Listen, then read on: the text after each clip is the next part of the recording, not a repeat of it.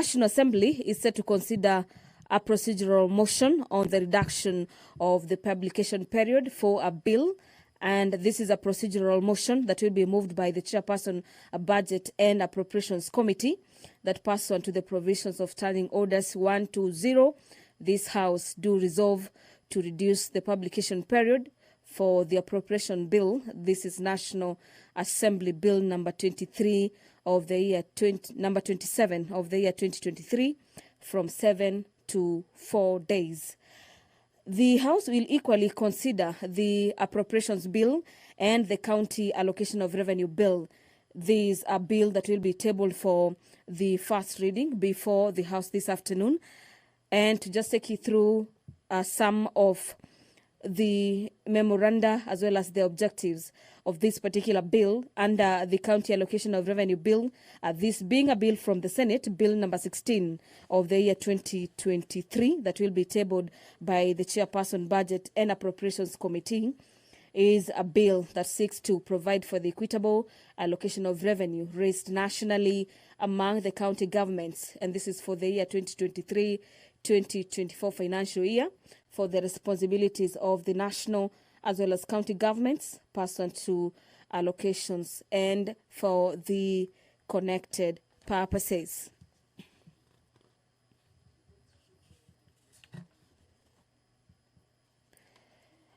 Another bill that is the third bill that will be tabled today for the first time before the floor of the House is the Equalization Funds Appropriations Bill. This is another bill from the Senate, bill number 3 of the year 2023. This particular bill will equally be tabled by the chairperson Budget and Appropriations Committee. The Equalization Funds Appropriations Bill number 2023 seeks to authorize the issue of sum of amount out of the Equalization Fund and its application towards the service of the year ending June 2023 to appropriate that sum for certain public basic services and for the connected purposes.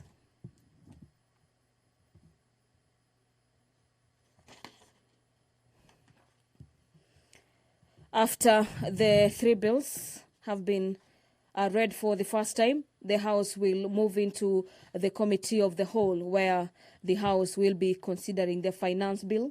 This is Bill number 14 of the year 2023. And this particular bill is being chaired and spearheaded by the chairperson, Departmental Committee on Finance and National Planning. What we expect at this particular stage is that various members of Parliament will be seeking to have amendments to the Finance Bill 2023, that members will be voting on various clauses in this particular bill. Remember, the Finance Bill 2023 has over 30 clauses, and members of Parliament will be considering amendments to this particular bill. The ratification of the amendment of Nairobi Convention and the Protocol for the Protection of Marine and Coastal Environment of the Western Indian Ocean from the land-based sources and activities is a motion by the chairperson, Departmental Committee on Matters Environment, Forestry and Matters Mining. Another motion before the National Assembly this afternoon is the ratification of the Kigali Amendments on the Montreal Protocol on the substances as well as the deplete of the ozone layer. This is a motion that will be moved by the chairperson, Departmental Committee on Matters Forestry, Environment and Mining. The Statute Laws Amendment Bill, National Assembly Bills number 60 of the year 2022, is a bill at the second stage, a bill by the leader of Majority Party, and we expect members of the National Assembly to make their input in regards to the amendment into this miscellaneous bill. The report of the United Nations Convention Against Corruption and Global Parliamentary Against Corruption meeting is a motion that by the leader of the delegation that we expect members of the National Assembly to consider this afternoon, and a report on this particular convention against matters corruption was laid on the table of the House on the 26th of April The year is 2023. The business of the National Assembly is just about to commence. And remember, you can follow up on this live broadcast on our YouTube channels. That is courtesy of Parliament of Kenya, as well as on KBC Channel 1. The Speaker of the National Assembly, Honorable Moses Wetangula, is in the chambers this afternoon. He will be presiding over the business of the National Assembly today. Allow me to hand over for the live proceedings and broadcasts of this National Assembly proceedings today. Enjoy your viewing and good afternoon.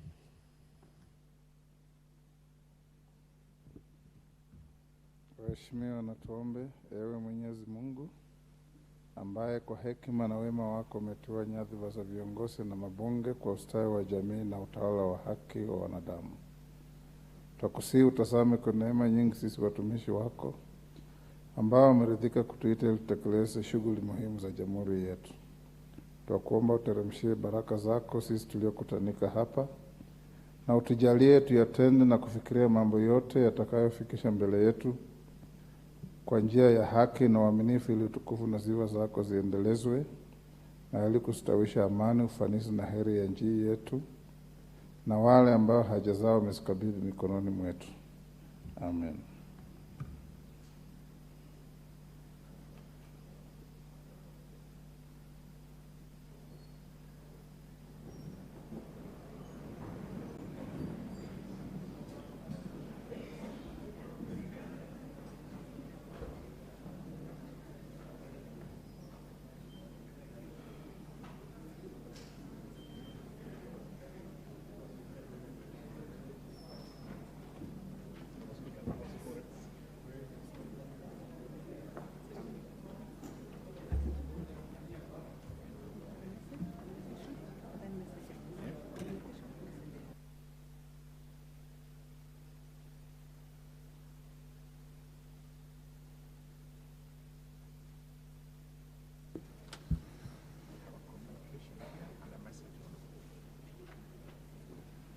Honorable members, we have quorum to transact business.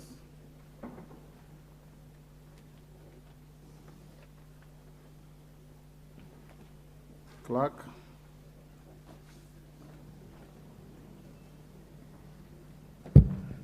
Order number 1, administration of oath.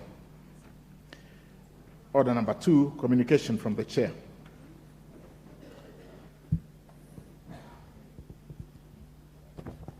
Honorable member, take your seat.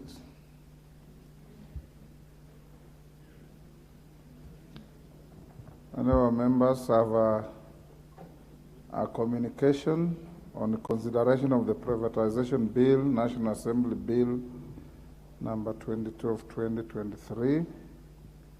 Honorable members, you recall that during the afternoon sitting of Tuesday, 13th June 2023, the Minority Whip, the Honorable Junet Mohammed CBS MP, rose on a point of order and sought the indulgence of the Chair on the manner in which the Privatization National Assembly Bill number 22 of 2023 should be considered by the committees of the House. The Honorable Minority Whip was of the view that the public participation to be conducted on the bill, which I refer to the Departmental Committee on Finance and National Planning, ought to be done jointly with the Public Debt and Privatization Committee. I did undertake to provide some direction on this. The Privatization Bill, National Assembly Bill number 22 of 2023, was published on 24th May 2023 and is sponsored by the leader of the majority party, the Honorable Kimani Ichung'wah MGH MP. The principal objective of the bill is to provide a revised regulatory framework for privatization of public entities to improve the efficiency and competitiveness of Kenya's productive resources. The bill further seeks to provide for the coordination and oversight of privatization matters. Standing Order 216 establishes the departmental committees of the House and assigns them specific functions. Paragraph 5C of the Standing Order expressly provides that a departmental committee shall study and review all legislation referred to it. Additionally, Standing Order 127.1 provides that a bill having been read a first time, shall stand committed to the relevant departmental committee. As such, Standing Order 127, as read together with Standing Order 216.5, requires the committal of a bill for scrutiny and conduct of public participation to a departmental committee by default. This is primarily informed by the sector-specific and subject matter mandate assigned to each departmental committee by Standing Order 216.5C and the second schedule to the standing orders. Nevertheless, honorable members, the House has established exceptions to this rule through precedent and practice.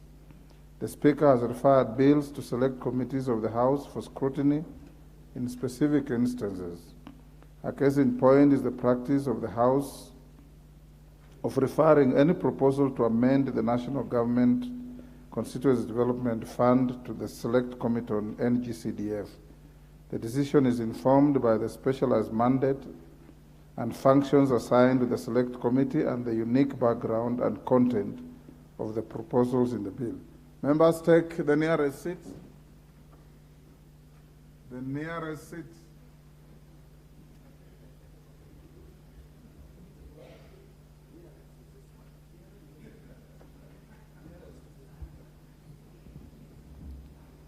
I think Honorable Mbande and I attended different English schools.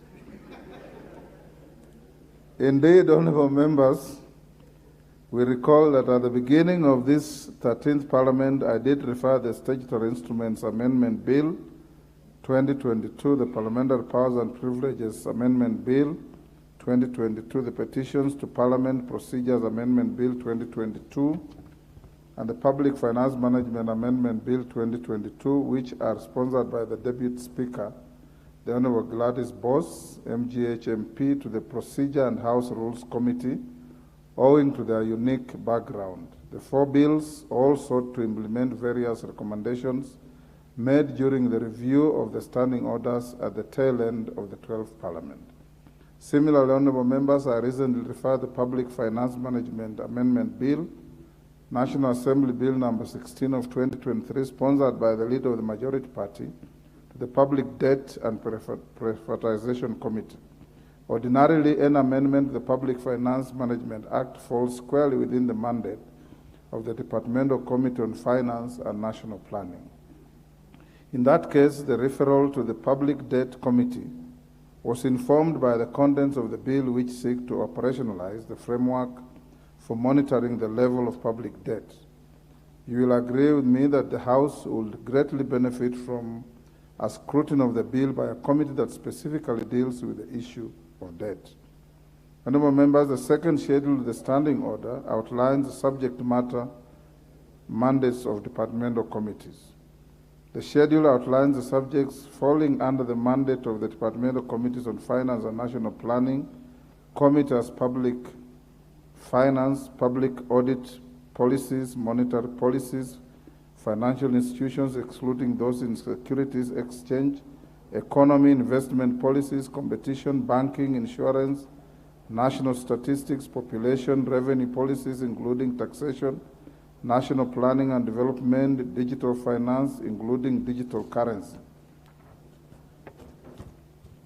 The mandate of the committee is sector-wide and allows it to exhaustively consider finance-related matters, including legislation. On the other hand, Standing Order 207A establishes and outlines the functions of the Public Debt and Privatization Committee. Paragraph 2F mandates the committee to oversight the privatization of national assets. The mandate of the Public Debt Committee with regard to the privatization is narrower when compared to the mandate of the Departmental Committee, whereas the Departmental Committee is mandated to consider all aspects relating to public investments. The Public Debt Committee is only mandated to oversight any proposed plan to privatize national assets. Pursuant to the provision of Standing Order 127.1 as read together with Standing Order 216.5C, I'm of the view that the consideration of the Privatization Bill, National Assembly Bill number 22 of 2023, and facilitation of public participation on the bill falls squarely and exclusively within the mandate of the Departmental Committee on Finance and National Planning. Standing Order 127.3 allows a committee to which a bill is referred to consult experts on technical subjects while facilitating public participation. I urge the Departmental Committee on Finance and National Planning to invoke this provision, extend an invitation to their counterparts, and consider their technical input as part of the public participation exercise.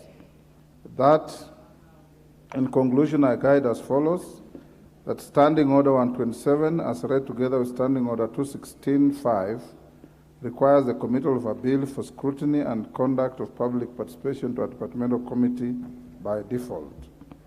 That, as an exception to the rule in one above, the House has referred certain bills to select committees on account of the specialized mandate and functions assigned to the select committee and the unique background and content of the proposals in the bill.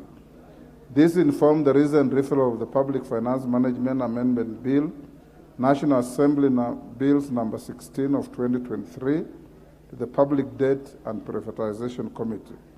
Pursuant to the provisions of Standing Order 127.1, as read together with Standing Order 216.5c, consideration of the Privatization Bill, National Assembly Bill number 22 of 2023, and the facilitation of public participation on the bill falls squarely and exclusively in the mandate of the Departmental Committee on Finance and National Planning.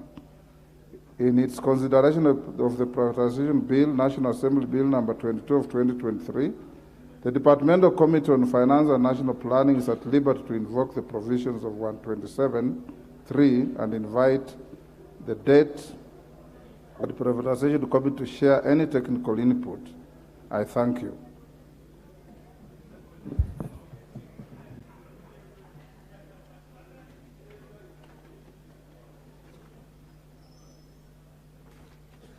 Next order. Order number 3, messages.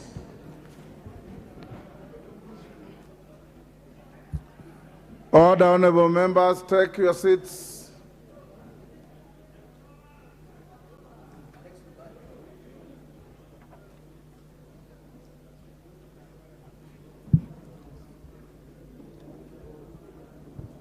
Take your seats. Honorable member, take your seats. Order, Honorable Koech. Honorable members, I have a message from the Senate. Honorable Koech and colleagues, take the nearest seats.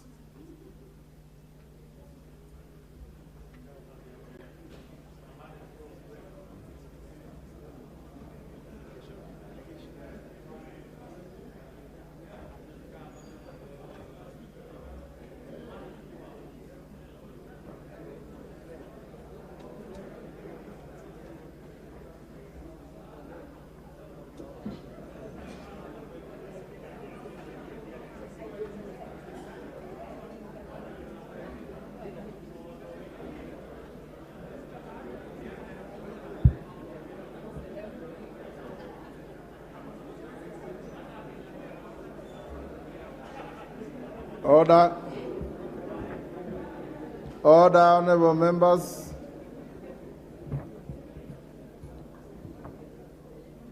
Honorable members, as a message from the Senate, the passage of 3 Senate bills. Honorable members, pursuant to Standing Order 41.1 of the National Assembly orders, I wish to report to the House that on 19th June 2023, I received 3 messages from the Senate regarding passage of the following Senate bills. 1, the Equalization Fund Appropriation Bill, Senate Bills number 3 of 2023. 2, the County Vocational Education and Training Bill, Senate Bills number 3 of 2022. Order, honorable members. Order. And 3, the County Allocation of Revenue Bill, Senate Bills number 16 of 2023. Honorable members, the first message relates to the passage of the Equalization Fund Appropriation Bill, Senate Bills number 3 of 2023, published via Kenya Gazette Supplement number 7 of 31st January 2023. The bill seeks to authorize the issuance of a sum of money out of the Equalization Fund and its application towards the service of the year ending 30th June 2023 and to appropriate the said sums for certain public basic services in marginalized zones. In the message, the Senate on Tuesday, 6th June 2023, considered and passed the Equalization Fund Appropriation Bill, Senate Bills number 3 of 2023 without amendments. Honorable members, the second message relates to the passage of the County Vocational Education and Training Bill, Senate Bills number 3 of 2022, published by the Kenya Gazette Supplement number 162 of 26 October 2023. The bill seeks to provide a framework for the establishment of systems for the administration of training in vocational education and training within the county. The message conveys that on Tuesday, 6th June 2023, the Senate considered and passed the County Vocational Education and Training Bill, Senate Bills number 3 of 2022 without amendments. The third message, honorable members, relates to the passage of the County Allocation of Revenue Bill, Senate Bills number 16 of 2023, published by Kenya Gazette Supplement number 52 of 27th April 2023. The County Allocation of Revenue Bill, Senate Bills number 16 of 2023, seeks to provide for the equitable allocation of revenue raised nationally among the county governments for the financial year 2023-24, as well as define the corresponding responsibilities of the national and county governments in connection to the said allocation. The message conveys that on Thursday, 15 June 2023, the Senate considered and passed the County Allocation of Revenue Bill, Senate Bills number 16 of 2023 with amendments. Honorable members, having considered and passed the three bills, the Senate now seeks the concurrence of the National Assembly on each of the bills, pursuant to Article 110 and 111 of the Constitution, and Standing Orders 46.1 and 116 of the Senate Standing Orders. The Standing Orders require the Speaker to cause a bill received from the Senate to be read a first time upon conveyance of its message. In this regard, you will notice that the two bills have been listed for first reading in the order paper for this particular sitting.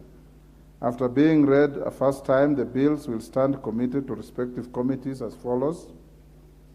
The County Allocation of Revenue Bill, Senate Bills number 16 of 2023, and the Equalization Fund Appropriation Bill, Senate Bills number 3 of 2023, will stand committed to the Budget and Appropriations Committee for consideration, and the County Vocational Education and Training Bill, Senate Bills number 3 of 2022, stands referred to the Departmental Committee on Education. You will agree with me that the two bills, the Equalization Fund Appropriation Bill, Senate Bills number 3 of 2023, and the County Allocation of Revenue Bill, Senate Bills number 16 of 2023, relate to the budget process. In this regard, they ought to be prioritized for consideration. Honorable members, you may therefore have noticed that the two bills have been listed for first reading in the order paper for this afternoon sitting. Owing to the urgency of the two bills, I urge the committee to prioritize the bill in its agenda and report to the House as soon as is practicable. The reports shall guide the House with respect to the next stages and prioritization of the two bills. The House is accordingly guided. I thank you. Members, take your seats. Yes, Jared, what is out of order? Really, nothing out of order. Everything is in order, Honorable Speaker. But Honorable Speaker, the Constitution did come up with the Equalization Fund. And if we read that Constitution properly, it was also time-bound. It has been 10 years since the advent of county governments, Honorable Speaker. And we also have 10 more years before the end of Equalization Fund, Mr. Speaker. What did happen, Honorable Speaker, are that there were two warring factions on who to implement issues of equalization fund, Honorable Speaker. The county governments thought that that was money which was meant to be sent to those respective counties that qualified for equalization fund. Yet again, through line ministries, the executive thought that that was money that was to be controlled by the executive through respective line ministries, Honorable Speaker. This matter did go to court, and I'm not sure whether determination has already been made by the court of law as to who should implement these funds, Honorable Speaker. Because again, the idea behind the Equalization Fund was to bring everybody at par in terms of development, Honorable Speaker. But if we have had an inordinate delay for 10 years, and the Equalization Fund was to last 20 years, so we only have 10 years to go if that constitutional dictate is anything to go by, Mr. Speaker. So I do not know whether the courts have already pronounced themselves on this subject, and if so, who will then be implementing all the projects under Equalization Fund, Honorable Speaker, and I thank you.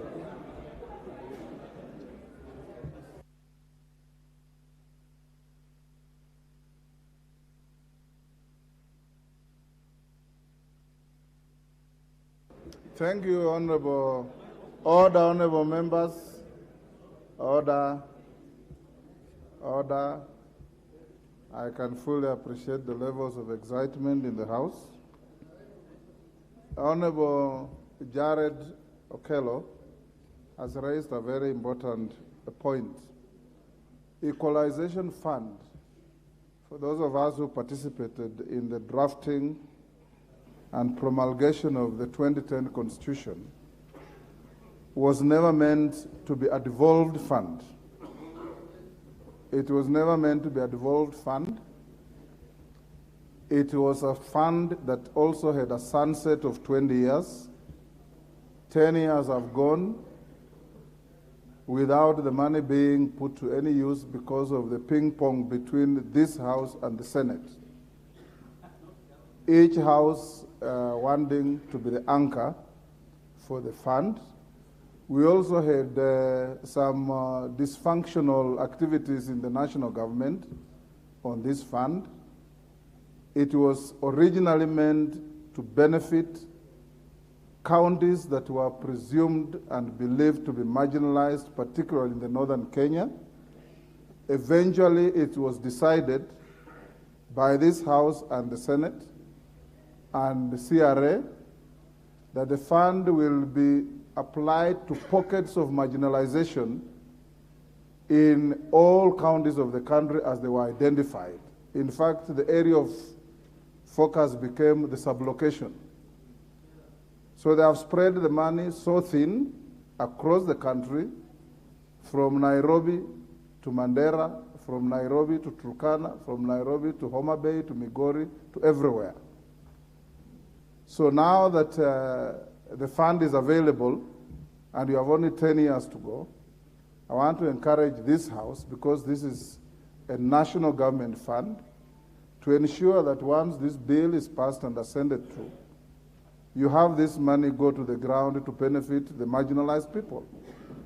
You also know that under the Constitution, and the senior Amolo can bear me in this, we defined which areas of intervention this fund was to go to. It was not to go to anything and everything. But I get the impression that it has now been twiddled down to go to anything and everything, which again, as a House, you have a duty to ensure that marginalization means marginalization, and the marginalized means the marginalized, and not everybody else. Thank you, Kello. On the same issue, yes, Unite?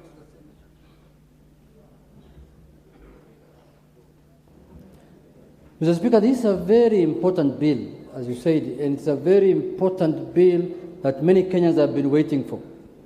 But Mr. Speaker, now that we are seized of the bill, I want to urge the House to look at this bill critically. Mr. Speaker, as you've just alluded to, the way they have crafted the manner in which the money is supposed to be shared, Mr. Speaker, is really shocking. I don't know whether it has come to your attention, whether you have seen. Even sublocations that will not receive rain for 2 months qualify to be marginalized, Mr. Speaker. Some of them are inside Nairobi here. I don't know how a sublocation in Nairobi can be marginalized, Mr. Speaker. It is really shocking. Those people who did that division, how to divide the money, Mr. Speaker, how can you be marginalized in Nairobi, Mr. Speaker, of all places? You can be hungry in Nairobi and you need food, stipend and such things. But in the sense of marginalization, you can't be marginalized in Nairobi. So, Mr. Speaker, there was a sinister motive. Actually, what caused the delay for the last 10 years, there were people who have refused to let go that money, Mr. Speaker. And they know themselves. I don't need to mention names on the floor of the House. They refused to let go. Mr. Speaker, when this country got the new constitution and went to the devolved system, Mr. Speaker, people realized that now that there is equitable revenue share, it was in the vision of the makers of the constitution that those people who will not get enough revenue in the equitable sharing, this equalization fund can be used to uplift their standards, Mr. Speaker. It was an intervention fund. It was not an entitled fund. Now people are turning it to a fund that is entitled to everyone. Mr. Speaker, I just want to put on record that the way it was being done was wrong, and the House must look at it this time fresh, Mr. Speaker. And then the people who deserve it must get it, Mr. Speaker. I'm told even Githunguri has been listed as a marginalized place. There's nothing like that. Order, honorable members. We rarely open a message from the other house for debate, and we'll leave it there. The bill is listed for first reading. It will come for second reading shortly. And those of you with strong views on the issue, be ready to debate the bill. But as I told you, the delay in the disbursement is because of the ping pong between many players, including this House. Honorable members, allow me to recognize a delegation from the National Assembly of the Republic of South Africa.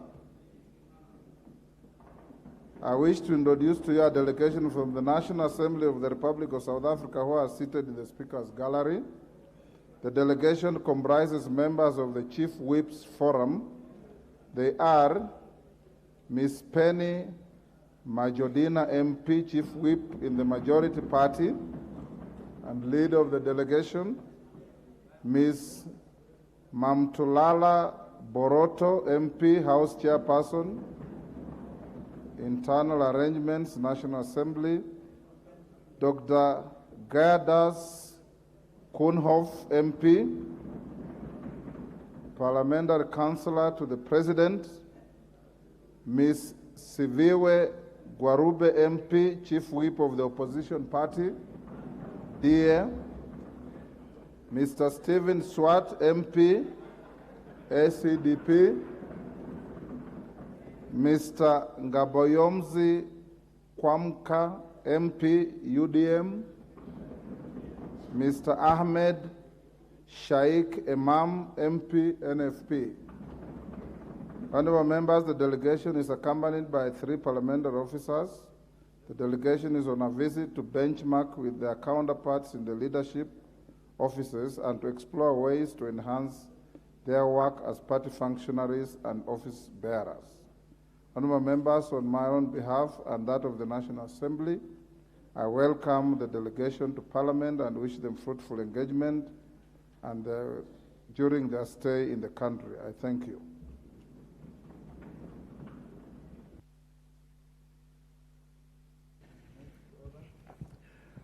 Order number 4, papers. Order number 4, petitions. Order number 5, papers. Majority Leader. Give me the mic. Thank you very much, Honorable Speaker. Honorable Speaker, I beg to lay the following papers on the table of the House today, Tuesday, 20th June 2023. 1. Legal notice number 75 of 2023 relating to the mining, gemstone identification and value addition fees regulation 2023 and the explanatory memorandum from the Ministry of Mining, Blue Economy and Maritime Affairs. 2. Reports of the Auditor General and financial statements for Kenya National Commission for UNESCO Mortgage Scheme for the year ended 30th June 2016, 2017, 2018, 2019, and 2020. 3. Report of the Auditor General and financial statements for African Organization of Public Accounts Committee, AFROPAC, for the year ended 31st December 2016, 2017, 2018, 2019, 2020, and 2021. Reports of the Auditor General Financial Statements for Kenya National Commission for UNESCO Mortgage and Car Loan Scheme for the year ended 30th June 2021 and 2022. 5. Annual reports and financial statements for Capital Markets Authority for the period from 1st July 2021 to 30th June 2022. 6. Reports of the Auditor General and financial statements in respect of the following institutions for the year ended 30th June 2022 and certificates therein. A.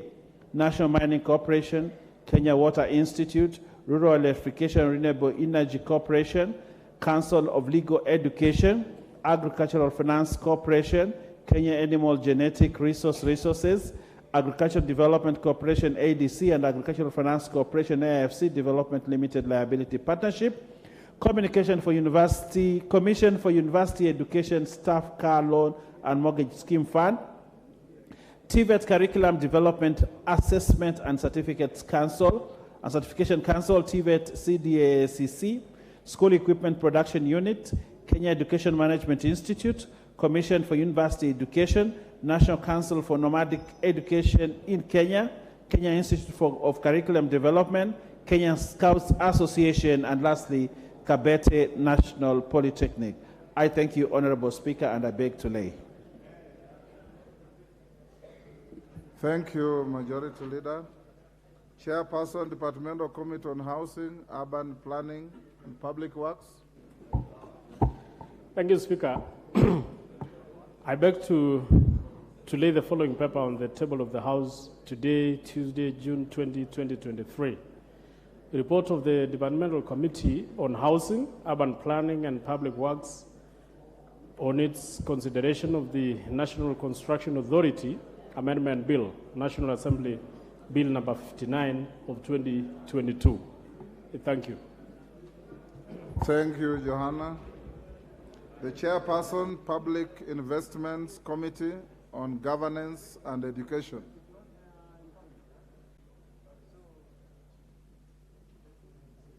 Give the honorable member. Thank you, Honorable Speaker. Honorable Speaker, I beg to lay the following papers on the table of the House today, Tuesday, the 20th June 2023. Number 1, first report of the Public Investments Committee on Governance and Education on its consideration of the report of the Auditor General on the financial statements of state corporations, regulatory and governance agencies for the financial years 2018-2019, 2019-2020, and 2020-2021, and 2, second report of the Public Investments Committee on Governance and Education on its consideration on the report of the Auditor General on the financial statements of state corporations, training colleges / institutions for the financial years 2018-2019, 2019-2020, and 2020-2021. I beg to lay, Honorable Chair. Thank you. Chairperson, Budget and Appropriations Committee. Bindi Nyoro. Yeah, thank you very much, Honorable Speaker. Honorable Speaker, I beg to lay the following paper on the table of the House today, Tuesday, 20th June, 2023. Report of the Budget and Appropriations Committee on its consideration of the second supplementary estimates for financial year 2022-2023. Thank you very much, Honorable Speaker. Next order. Order number 6, notices of motion. Chairperson, Public Investments Committee on Governance and Education. Thank you, Honorable Speaker. Honorable Speaker, I beg to give notice of the following motion that this House adopts the report of the Public Investment Committee on its consideration of the report of the Auditor General on the financial statements of state corporations, training colleges / institutions for the financial year 2018, 2019, 2019, 2020, and 2020, 2021, laid on the table of the House Tuesday, 20th June 2023. Thank you. Next, the Chairperson, Budget and Appropriations Committee. Thank you very much, Honorable Speaker. Honorable Speaker, I beg to move that pursuant to the provisions of Standing Order 120, that this House resolves to reduce the publication period of the Appropriations Bill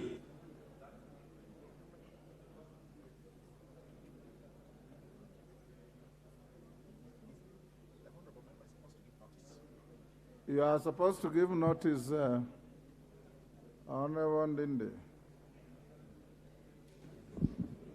Thank you very much, Honorable Speaker.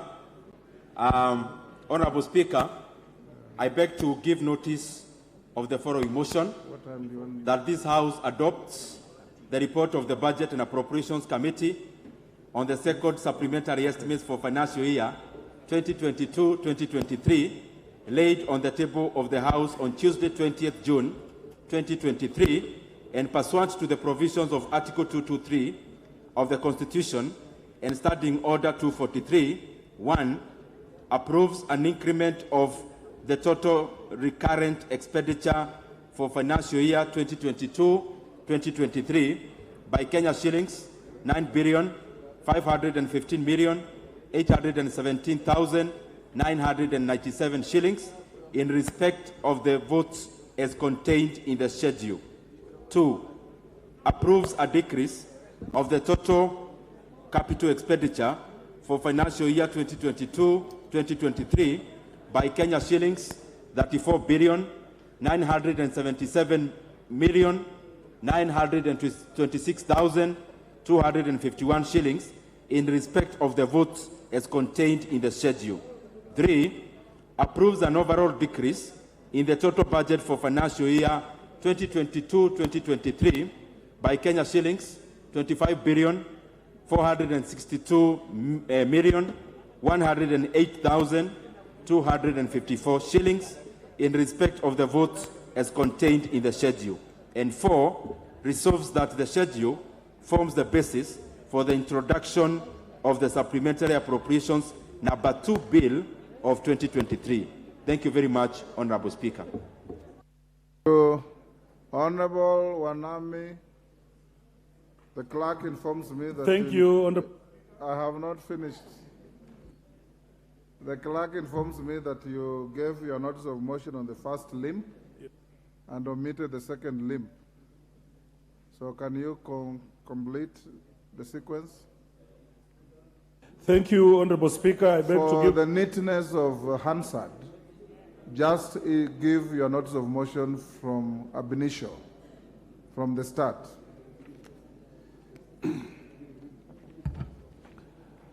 Honorable Speaker, I beg to give notice of the following motion, that this House adopts the report of the Public Investments Committee on its consideration of the report of the Auditor General on the financial statements of state corporations, regulatory and governance agencies for the financial year 2018-2019, 2019-2020, and 2020-2021, laid on the table of the House on this Tuesday, 20th June 2023. And the second motion, Honorable Speaker, I beg to give notice of the following motion, that this House adopts the report of the Public Investments Committee on its consideration of the report of the Auditor General on the financial statements of state corporations, training colleges, and institutions for the financial year 2018-2019, 2019-2020, and 2020-2021, laid on the table of the House on Tuesday, 20th, 2023. Thank you, Honorable Speaker. Thank you, Honorable Mboka. Honorable members, allow me to acknowledge in the speakers and public gallery the following schools: Chogoria Boys from Mara, Tharaka Nithi; Ndururumo Boys from Laikipia West, Laikipia; Materi Girls from Tharaka, Tharaka Nithi. On your behalf and on my own behalf, I welcome the students and their teachers to the House of Parliament. Next order. Order number 7, questions and statements. Order number 8, procedural motion, reduction of publication of period of a bill. Chairperson, Budget and Appropriations. Thank you very much, Honorable Speaker. Honorable Speaker, I beg to move a procedural motion that is on the reduction of publication period of a bill. Honorable Speaker, I beg to move that pursuant to the provisions of Standing Order 120, that this House resolves to reduce the publication period of the appropriations bill, that is National Assembly Bill number 27 of 2023, from 7 days to 4 days.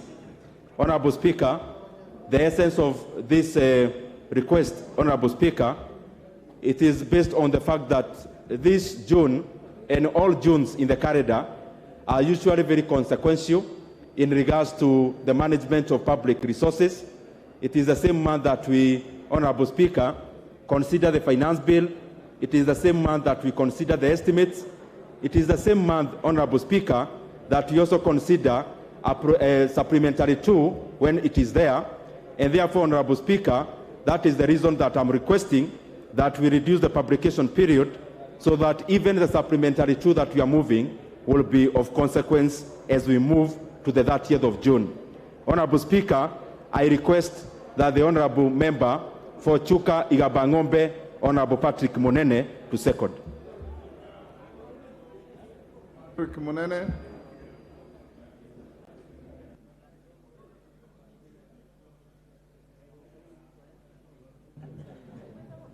Thank you, Mr. Speaker. Mr. Speaker, I stand to second the motion, second the mover, that we shorten the publication period for this bill.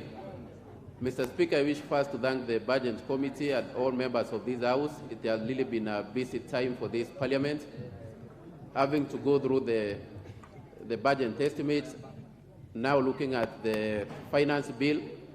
Mr. Speaker, as we come to the close of the financial year in June, there are so many things to be done, Mr. Speaker. There are so many things we need to address as a country.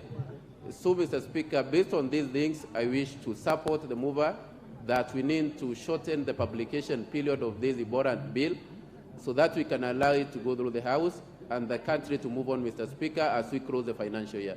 Finally, Mr. Speaker, on behalf of Tharaka Nithi County, I wish to welcome Chogoria girls and Materi girls in this House. Thank you, Mr. Speaker.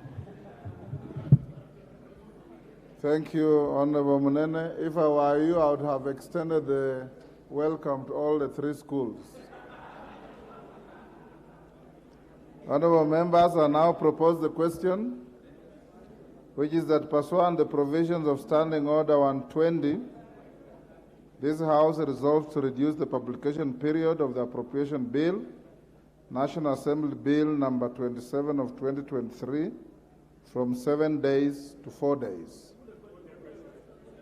Honorable members, I now put the question, which is that pursuant to the provisions of Standing Order 120, this House resolves to reduce the publication period of the Appropriation Bill, National Assembly Bill number 27 of 2023, from 7 days to 4 days. As members of that opinion say aye. Will those of the contrary opinion say nay? The ayes have it. Next order. Order number 9, the Appropriation Bill, National Assembly Bill number 27 of 2023, first reading. A bill for an act of Parliament to authorize the issuance of a sum of money out of the Consolidated Fund and its application towards the service of the year ending on the 30th June 2024, and to appropriate that sum and a sum voted on account of by the National Assembly for certain purposes, services and purposes, public services and purposes. Order number 10, the County Allocation of Revenue Bill, Senate Bill number 16 of 2023, first reading. A bill for an act of parliament to provide for the equitable allocation of revenue raised nationally and among the county governments for the 2023-2024 financial year, the responsibilities of the national and county governments pursuant to such allocation and for connected purposes. Next. Order number 11, the Equalization Fund Appropriation Bill, Senate Bills number 3 of 2023, first reading. A bill for an act of parliament to authorize the issue of a sum of money out of the Equalization Fund and its application towards the service of the year ending 30th June 2023 to appropriate that sum for certain public basic services and for connected purposes. Order number 12, the Appropriation Bill, National Assembly Bill number 27 of 2023, second reading. Yes, Honorable Ndindi Nyoro. How are you? Thank you very much, Honorable Speaker. Honorable Speaker, I beg to move that the Appropriations Bill, that is, I beg to move the Appropriations Bill, National Assembly Bill number 27 of 2023, Honorable Speaker. Be now read a second Be now read for a second time. Thank you very much. So go ahead. Thank you very much, Honorable Speaker. The essence of this bill that we are moving. Order, Honorable Ndindi. Honorable members, the bill being moved by the Chair of Budget will be allocated no more than 45 minutes. After he moves and is seconded, I'll give an opportunity to the minority and majority leaders, and if need be one or two more, then we move to order number 13.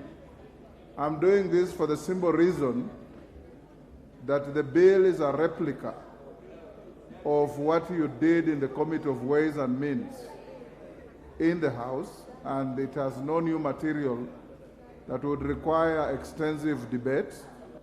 But I will see how it goes. I want you to go to Finance Committee latest by 4. Ndindi Nyoro, proceed. Thank you very much, Honorable Speaker, for that chance. And for the neatness of the answer, Honorable Speaker, allow me to do it again. That, Honorable Speaker, I beg to move that the Appropriations Bill, that is National Assembly Bill number 27 of 2023, be read for the second time. Honorable Speaker, the reason why we are introducing this bill, Honorable Speaker, is so that we align the government spending as we come to the close of the financial year, that is 2022-2023. And Honorable Speaker, I really want to thank the members of the Budget and Appropriations Committee and the relevant departmental chairs because they rose up to the occasion and we were able to consider the contents of this bill over the weekend, culminating, Honorable Speaker, to what we were doing even as early as this morning. Honorable Speaker, the bill is not far-reaching because we are just trying to align, as we come to the close of the financial year, to align what the government will actually be collecting as revenue, and we align the same with the expenditure side as we come to the close of the financial year. And Honorable Speaker, some of the issues that we have been able to consider is the absorption rate for various MDAs, because Honorable Speaker, many times we appropriate money but some of the MDAs may get a huge sizable amount of funds, which, Honorable Speaker, they may not be able to absorb. And as we come to the close of the financial year, we really had to consider those facts, that yes, as we come to the close, we have to put monies where they can be absorbed. And therefore, Honorable Speaker, it is more of realignment of the government physicals so that we close the financial year with a neat budget. Honorable Speaker, as I read previously, the amount we are considering in total, the sum total is shy of 30 billion Kenya shillings, and therefore, Honorable Speaker, in comparison to the size of the budget, it is basically just marginal. Honorable Speaker, some of the areas that we have considered for increment, and Honorable Speaker, I would beg, if it's possible, the members can consult in low tones.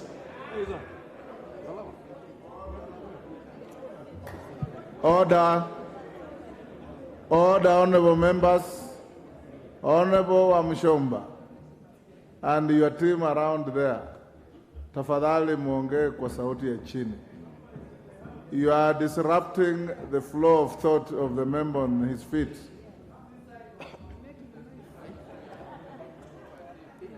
Go on. Yes. Thank you very much, Honorable Speaker. You know, when the Honorable Member for Kiaba whispers, it is by itself a loud conversation. He's very gifted in public speaking and also in whispers. Honorable Speaker, some of the areas that we considered for increment is, for example, in the sector of water, where one of the projects that have stored for a very long time, called the Dwake Dam, we were able to allocate Kenya shillings 5 billion because they have the absorption capacity as we come to the close of the financial year in June 30th.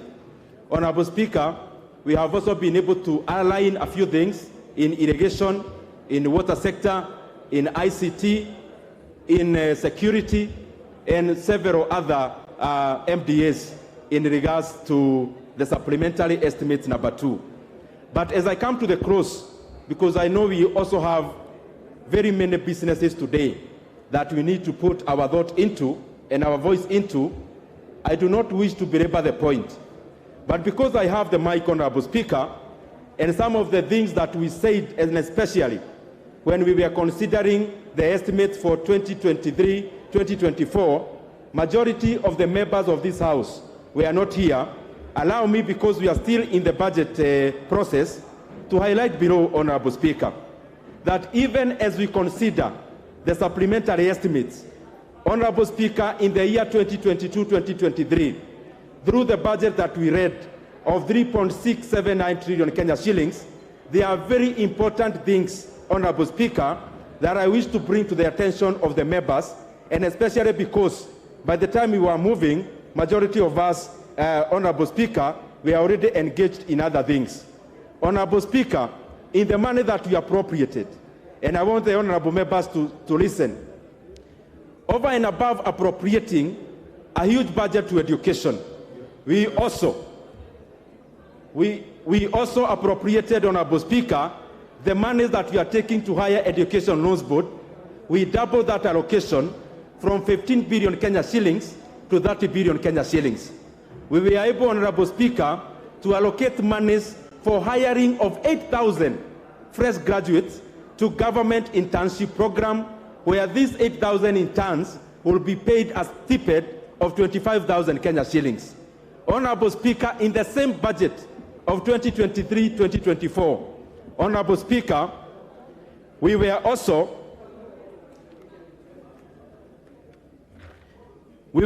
Honorable Speaker, able to allocate monies, Honorable Speaker, to NGCDF, Kenya shillings, 10 billion Kenya shillings, where every constituency here will be getting Kenya shillings 25 billion to Kenya shillings 25 million to Kenya shillings 40 million every financial year. Honorable Speaker, as we move the appropriations bill, which incorporates whatever we were discussing last week, Honorable Speaker, it is important for members to understand that. I only highlighted the issue of the supplementary because it will be coming along, but the bill we are moving, Honorable Speaker, is for the appropriations bill in regards to the debate that we had last week. Honorable Speaker, I wish to request that Honorable Tongoyo seconds this motion. Tongoyo.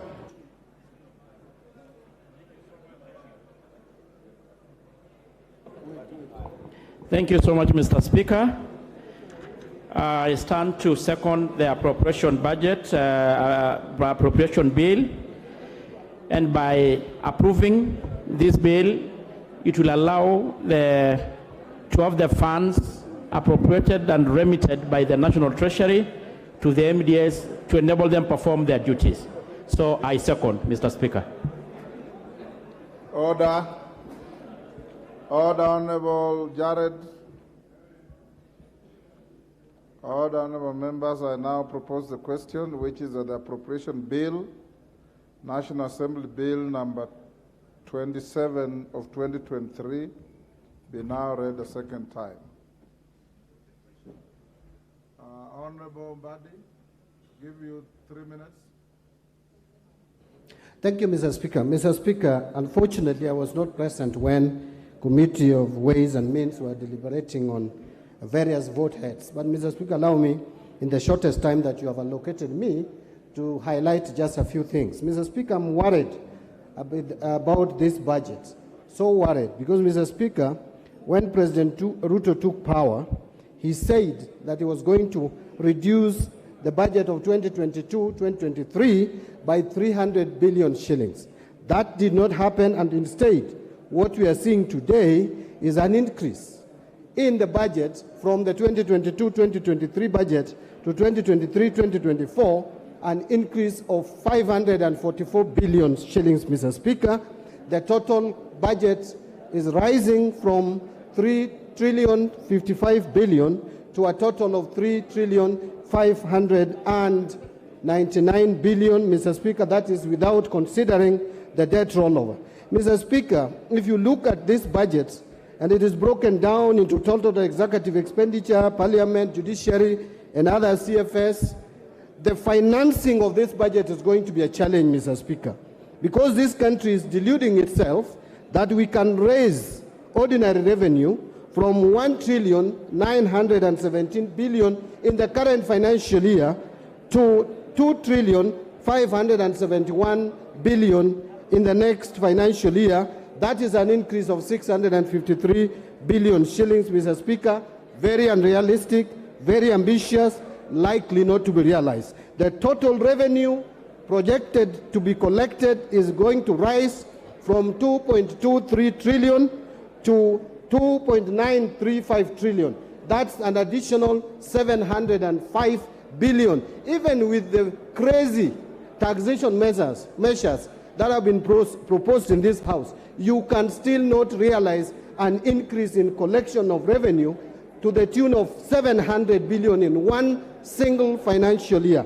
Mr. Speaker, I know that the average increase in revenue collection has been averaging around 300 billion.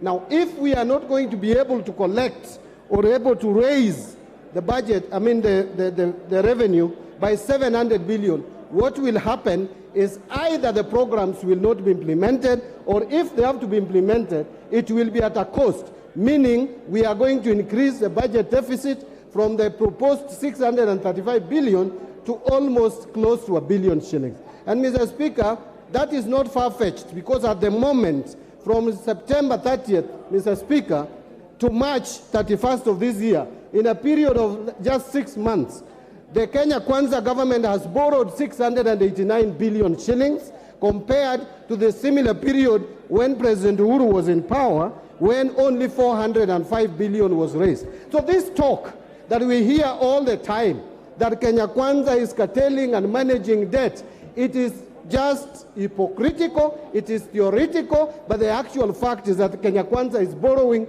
monies more than what President Kenyatta did borrow. And so we are headed into a situation where this country is going to face financial distress, Mr. Speaker. I want to stop there, Mr. Speaker, but my concern is that this budget is not likely to be financed from the revenue projections that we have. Thank you, Mr. Speaker. Minority Leader. Mr. Speaker, let me make a few comments on this bill. First and foremost, it's obvious that we are still being too optimistic as a country. And we seem to be doing the same things year in, year out, and expecting different results. Mr. Speaker, looking at the current budget for 2023-2024, what is going to happen is the usual things. One, we are going to start projects which we shall not be able to complete. Two, we are going, where we start projects, we are going to be able to incur further pending bills. And as you can see from the current budget, not much money has been allocated to service the pending bills. We are going to basically be digging a hole to seal another hole. Mr. Speaker, I have always said that the most prudent thing to do when you find yourselves in a situation in which we find ourselves currently is to cut our cloth according to our size. We have failed to do that. We still continue to increase our budget and hoping that we shall get revenues from elsewhere. Mr. Speaker, the other thing you need to do when you are in a similar situation is to basically stop starting new projects which are not emergency, which are not critical, and attempt to complete the old projects. That we are not seeing in this budget, because unless you deal with the pending bills, how will you ever complete the old projects, Mr. Speaker? Mr. Speaker, but I am more concerned, as I conclude. I am more concerned, and I've got all tremendous respect and confidence in the chairman and the committee budget. But there's a problem, Mr. Speaker, which we are beginning to see rearing its ugly head in this country. The type of mega corruption cases that we are beginning to see in this country, Mr. Speaker, is a cause for worry. In just mere 7 months or so, we have seen cases of corruption that should worry all of us, beginning with the mosquito nets corruption case. Mr. Speaker, some of us who come from malaria-prone areas do understand the sensitivity of this matter. That we can actually have people in government, some as high places as cabinet, conniving, Mr. Speaker, to siphon money meant to buy mosquito nets. Mr. Speaker, the second issue has been the matter of the condemned sugar. We did not know as yet what became of the matter of the sugar which was condemned and was stolen from our own warehouses. Mr. Speaker, this is a matter that should concern this House, if not anything else. Mr. Speaker, the third issue is now the latest scandal, the edible oils scandal, which is running into billions and billions of Kenyan shillings. Mr. Speaker, and there's only one thread running across these scandals: the involvement of people in high places, some in this House, but most of them in the cabinet. Mr. Speaker, this is an issue that this House must deal with head on if we were to save this country from sliding into an abyss. Mr. Speaker, I want to challenge our committees, especially those committees that do oversight, especially those committees that deal with accounting matters. Please take up these matters with the seriousness it deserves. Because otherwise, if we don't do something urgently and drastically, this term of Parliament may go down in history as a term that witnessed the highest number of mega scandals in this country, Mr. Speaker. And therefore, with those very few remarks, Mr. Speaker, I rest my case. Thank you. Thank you, Honourable Speaker, and I rise to support this appropriations bill. Honourable Speaker, I will restrain myself from speaking to the gallery and answering to the many things that the leader of minority has spoken to, because it is within his right as a leader of minority to play to the gallery and raise issues that may not necessarily be in this appropriations bill. But Honourable Speaker, allow me, because one of the things I've heard being mentioned is the question of monies being allocated in this appropriations bill. Yes, what's your point of order? Mr. Speaker, is it in order for the majority leader to term the discussions and the opinions of the minority leader as playing to the gallery? Is that in order? The minority leader himself is not protesting. Go on. Honorable Speaker, it's good to indulge that honorable member. He was simply seeking for attention, but I have the minority leader's attention. I don't need his attention.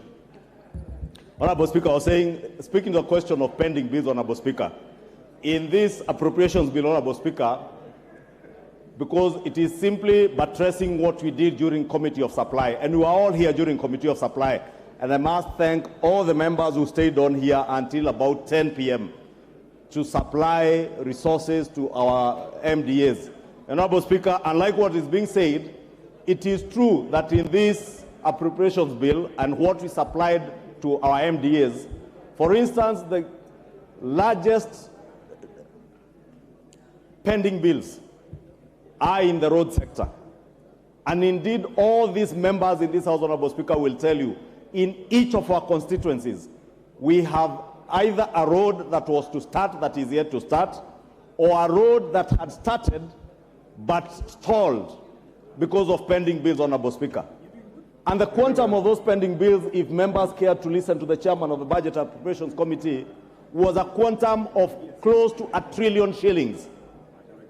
That means half of the resources we will generate in terms of ordinary revenue could only go towards settlement of pending bills in the road sector, Honorable Speaker. But amidst all the constraints that we have with our resources, Honorable Speaker, the Budget and Appropriations Committee and indeed the House last week in supplied a quantum of 250 billion shillings to the road sector to help start dealing with the question of pending bills in the road sector. And indeed, Honorable Speaker, you will see with time, as at when exchequer releases begin, hopefully after the month of July, Honorable Speaker, if we agree with the chair of the Finance Committee and finish with the finance bill third reading today or in the course of the day tomorrow, Honorable Speaker, and we are able to generate adequate revenues to be able to unlock the question that the leader of minority rightly says, that we have a huge problem of pending bills. That 250 billion shillings to the road sector is not enough.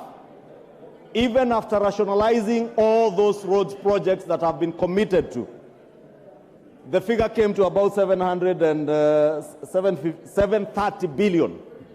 Therefore, it tells you, even if we were to allocate resources, not to deal with new projects, and I just want to inform the House and the leader of minority, that we are not dealing with new road projects, we are dealing with those already committed road projects. And it would take ordinarily, either we commit the entire of our development expenditure to the road sector without having to deal with anything else, or we do what the Budget and Appropriations Committee recommended, that we allocate 250 billion shillings this year. If we perform better in terms of revenue allocation, next year we can do another 300 to 400 billion shillings. And with time, by the third year of this administration, we should be able to have cleared all those pending bills and contracts that have already been committed to, and be able to begin to embark on new projects. Therefore, allow me to just inform the leader of minority that indeed there are no new road projects. We are committed to completing those that were committed contractually before the last regime. If you look at the education sector, Honorable Speaker, and members will remember when we begin this session in January, our children had just opened school, and there was a crisis on CBC, the junior secondary schools, capitation of junior secondary schools, capitation of those in CBC classes, Honorable Speaker, was a big problem. But in this appropriations bill, we are appropriating a whopping 630-something billion shillings going to the education sector to ensure that CBC is not just something we are talking about, but something that we are actualizing and committing resources to. And it's not just the junior secondary school, even capitation of our day secondary schools and our boarding schools, to ensure even our free primary education sector that resources are going to our schools, Honorable Speaker. Honorable Speaker, there is also money that has been appropriated to the social services sector. And you have seen in the press recently, Honorable Speaker, as much as our media houses have a quarrel to pick with us. And therefore, they go to great lengths to demonize what is not being done or what is supposed to be done. And they will eloquently carry out investigative series on how many octogenarians have not received their cash transfer schemes. But I never see them cover when they are receiving this money. But I want to tell them today, we are appropriating adequate resources to ensure that our elderly and vulnerable in society, Honorable Speaker, are able to access their money, their cash transfer, including orphans and PWDs in our communities that access money from government. We have allocated inadequate resources within the social services sector, Honorable Speaker, to ensure that all these people are able to access their money. Majority Leader. Yes, Honorable Jared. I know what Jared wants to say. Mr. Speaker, this new emerging character of disparaging the media that does nothing but to shine bright light in the dark corners of government, I think should stop, Honorable Speaker. What is We your point get of order? informed through the media, we get news through the media, and if somebody has a beef to pick with the media, they have professional bodies around the media houses. What is the point of order, Jared? My point of order is to ask the majority leader, together with his surrogates, to stop disparaging the media, Honorable Speaker. The media plays an important role to this country and to the world at large, Honorable Speaker, and I thank you. Ichungwa endelea. Honorable Speaker, allow me to ignore what only warrants to be ignored. Honorable Speaker, in this appropriations bill, in conclusion, Honorable Speaker, we have allocated immense resources to our own pet subject of CDF. And I know, Honorable Speaker, CDF is misconstrued out there to be money that belongs to these members of parliament. But CDF is money that belongs to our voters, the people who have sent us to this house, Honorable Speaker. And the resources that have been devoted to CDF this financial year, Honorable Speaker, will not only go to supplement what has been devoted through the Ministry of Education, that's 630 billion shillings going to the Ministry of Education, but also to supplement our bursary schemes, Honorable Speaker, in our constituencies, to ensure that the children who have been committed to schools, who are getting school capitation, that school capitation is not adequate and is not enough. Those children need school bursaries. Honorable Speaker, we are talking about digital hubs in our constituencies. I want to ask members of parliament, now that the government, and I am sure the ICT committee will be briefing members on this, is intent on establishing ICT innovation hubs in every ward in our constituencies, to at least in the next financial year, as we retreat for the short recess, which, Honorable Speaker, I know many of the members will retreat to do their proposals. As you engage with members of the public, it is good to inform members of the public that there are those innovation hubs in each of the wards, so that you also devote in your CDF proposals and budgets a bit of money for construction and equipping of those ICT hubs. Government has, through ICTA, the ICT authority, has adequate equipment in terms of the digital equipment, computers, and also ensuring that you have connectivity in those ICT hubs, so that we also help our children, our young men and women in our constituencies who have no jobs, to be trained under the Jitume program, to be able to access online jobs and be able to work from the ICT hubs, and also to work from home and access online jobs even outside the country, Honorable Speaker. Honorable Speaker, let me just conclude. I visited SOT Technical in Bomet County, and I don't know if the Member of Parliament is here for Bomet Central. And I was impressed, Honorable Speaker, with the kind of work where you find students, 21 to 24-year-olds, who are working online and earning their $20, $25 an hour, and they are working right from their own classroom in those ICT hubs. And therefore, even with the establishment of all our TVETs in the constituencies that have TVETs, those who are yet to start TVETs in their constituency, I also want to encourage you. And I have seen a number of members, I did here during contribution in the second reading of the budget and appropriations report, a number of members pointing out that they have no TVETs in their constituencies. Please, in your CDF allocations this year, allocate money, the 10 million shillings that is required from CDF, NGCDF, so that you get the counterpart funding from the Ministry of Education for those TVETs, and establish these ICT hubs, because they will go a long way into securing job opportunities for millions of our young people who are jobless, many who are well educated, many who are technically tech savvy, and would be able to access these online jobs, Honorable Speaker. And allow me to use this opportunity to inform the people, great people of Kikuyu, that indeed in the next few weeks, the ICT hub at Dogoto Chief's Camp, where I have fabricated a former chief's boardroom into such an ICT hub, Honorable Speaker, will be open. Kikuyu Town ICT hub will be open. Keno Village Polytechnic ICT hub will be open in the next few weeks, and so will be Nachu Technical TVET, Honorable Speaker. And the computers are already on the ground, Honorable Speaker. And as I encourage other members of Parliament to follow suit, because I want to lead by example, Honorable Speaker. That is why I'm speaking to these ICT hubs, because I appreciate that millions of our young people are jobless, and they can access jobs not just through the housing fund levy that we have set up to build houses, Honorable Speaker, that will create jobs, but we can also create jobs through online jobs, where people will be able to work right from their homes. Honorable Speaker, with those very many remarks, allow me to support this appropriations bill and urge the House to support it. And hopefully, at the conclusion of this debate, as we get into the finance bill, we shall all rise to the occasion, because what we have appropriated in this appropriations bill is what we shall be financing in the finance bill. And I do hope even the myriad of amendments that I see on the order paper will be towards the goal of helping government realize higher revenues, so that we also don't get deeper into the pit of borrowing, Honorable Speaker. And with those many remarks, I beg to support. Honorable members, allow me to invite the mover to reply.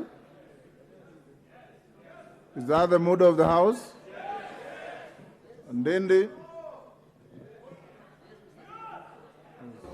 Thank you very much, Honorable Speaker. And I wish to thank every participant of the entire process since we started.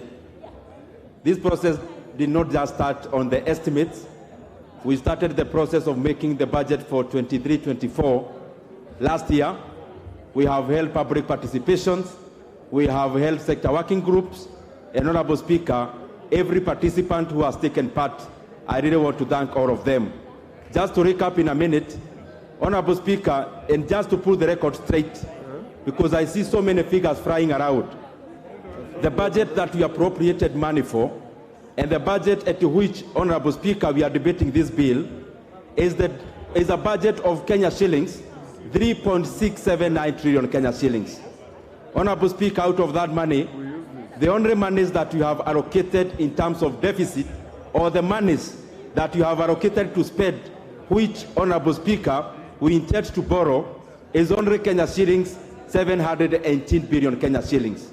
Honorable Speaker, this is a climb down from last financial year, when we had a deficit of 860 billion on the books, but upon assuming the positions that we are in now, and after peruse of government books, we realized 200 billion had been spent at a 223, and therefore the entire deficit was actually 1.1 trillion Kenya shillings.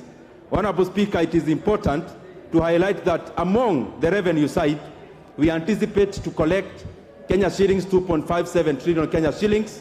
In terms of ordinary revenue, we anticipate to collect or to have or to receive 42 billion Kenya shillings in terms of grant.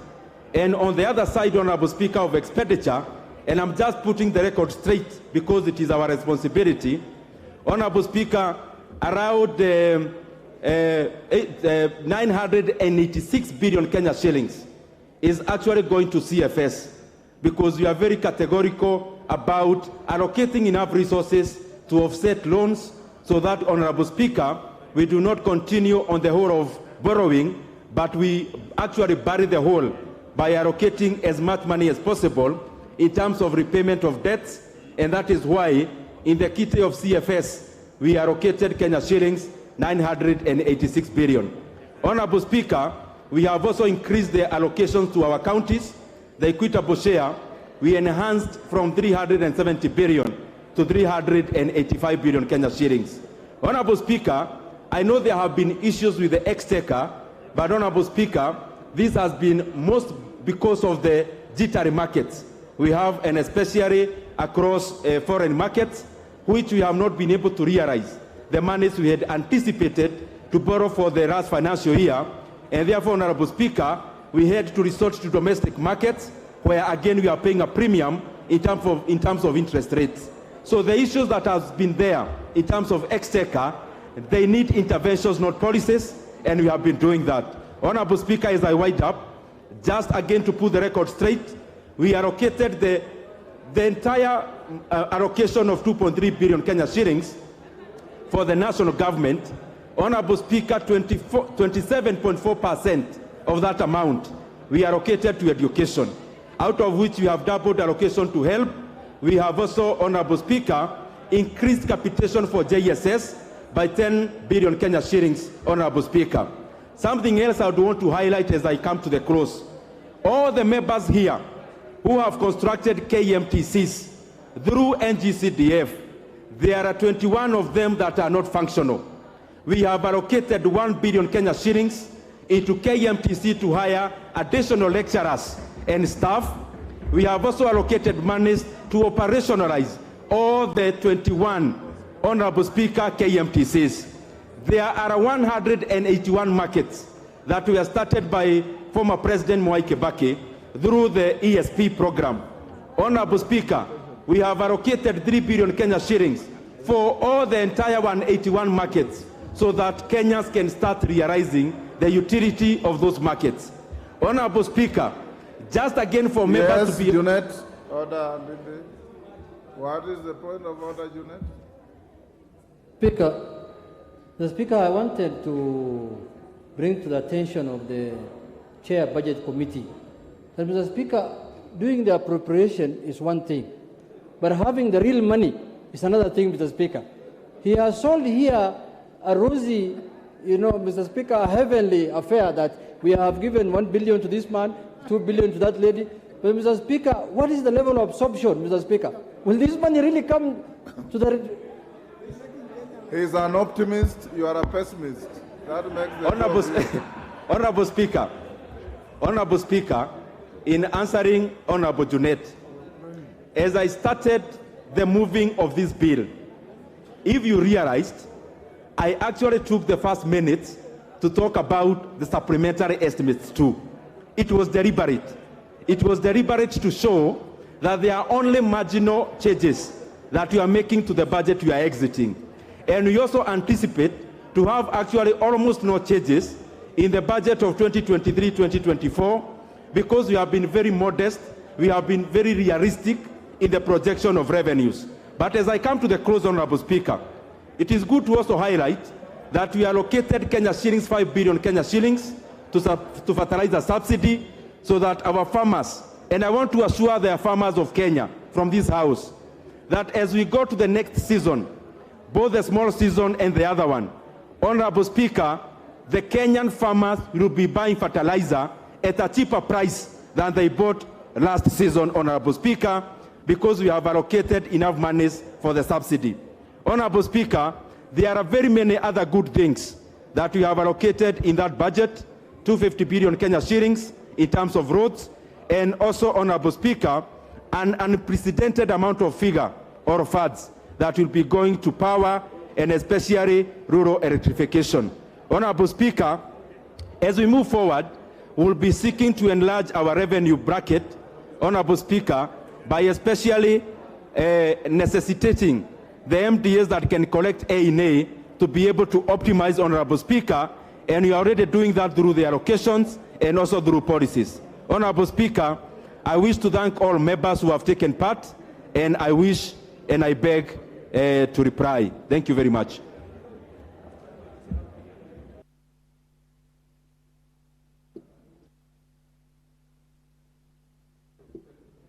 I now wish to put the question, which is the Appropriations Bill, National Assembly Bill number 27 of 2023, be now read the second time. As many as of that opinion say aye. Aye. Those of the contrary opinion say nay. The ayes have it. A bill for an act of parliament to authorize the issuance of a sum of money out of the consolidated fund and its application towards the service of the year ending on the 30th June 2024, and to appropriate the sum and a sum voted on account by the National Assembly for certain public services and purposes. Next order. Yes, Honorable Mbadi, what is the issue? Thank you, Mr. Speaker. Mr. Speaker, I realized that the second order in the order paper is going to be the Committee of the Whole House on the Finance Bill. We've not reached there yet. Mr. Speaker, I was raising it because I know once you call for the Committee of the House is supposed to adjourn. But I wanted to raise this point over there so that I get your ruling on this matter, Mr. Speaker, so that when we move to the Committee of the Whole House, then the matters will have been dispensed with. Mr. Speaker, if you allow me. Right. Yeah, Mr. Speaker, this House has set traditions before. The Speaker has ruled that matters of constitutionality, matters of legality, and matters of procedure, Mr. Speaker, can be raised at any time in the course of debating a bill. Mr. Speaker, Article 259 actually speaks to the interpretation of the Constitution, and that it should be done in a manner that would promote its purposes, values, principles, and advance the rule of law and contribute to good governance. Mr. Speaker, our standing order is actually a creation, or standing orders are a creation of our Constitution. Order, Honorable Mbadi. Order. Take your seat. The matter you are raising was actually raised by the distinguished member for Arieda on Thursday. I promised to give a response to it, and I have a ruling I want to deliver on it. So you're actually flogging a dead horse. It is a matter that is already on Hansard, and the Honorable Otienda Amolo prosecuted it very well. I can see you just headed the same direction, so I will stop you there and allow me to move on to give my response to what Honorable Otienda Amolo raised. Order, honorable members. First, I bring to your attention, honorable members, to the availability of a supplementary order paper that should be circulated. The reason I'm told, because we have members' amendments to the finance bill, some that were received late, out of time, but were accommodated, because they wanted to accommodate as many of you as we can. So you can look at the supplementary order paper, and from here we'll proceed on the basis of that. I have got two, a ruling and a communication to make. Thereafter, the majority leader will move a procedural motion to extend your sitting time. And given the enormity and the interest in the matter of the finance bill, House Business Committee today directed that where possible, today you'll sit up to the end of the day. Tomorrow morning we'll put aside, pardon? It is out of order to speak to the chair when the chair is making a communication. We will then tomorrow morning, if we will not have finished with the finance bill, put aside your private member's business to deal with it. If you will not have finished by the afternoon, again, we'll have a procedural motion for you to sit up to the end of the day. The end of the day means midnight. That's when the day ends. And if you do not finish, then you have Thursday. The House Business Committee has directed that if there is need A procedural motion will be moved for you to sit on Thursday morning up to 1 o'clock, and the afternoon, if possible, up to the end of the day. Should you not finish, then I'll give you further direction. Honorable members,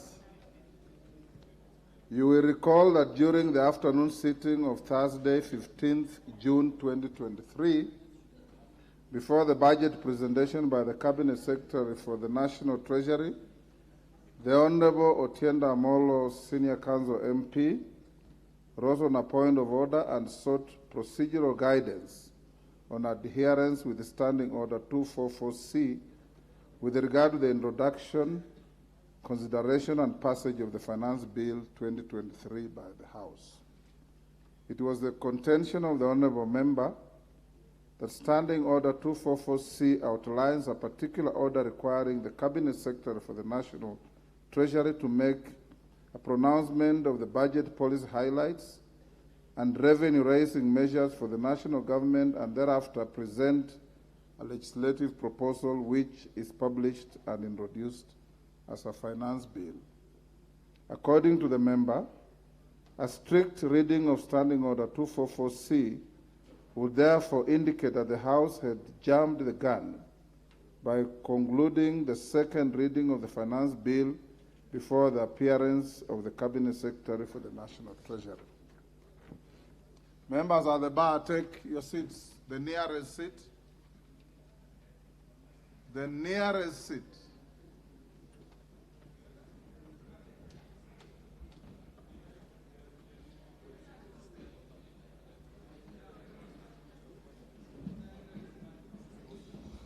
Honourable members, at the time I did indicate to the Honourable Otienda Amolo that Standing Order 244C had been rendered negatory by a court decision and offered to share the relevant judgment after the sitting.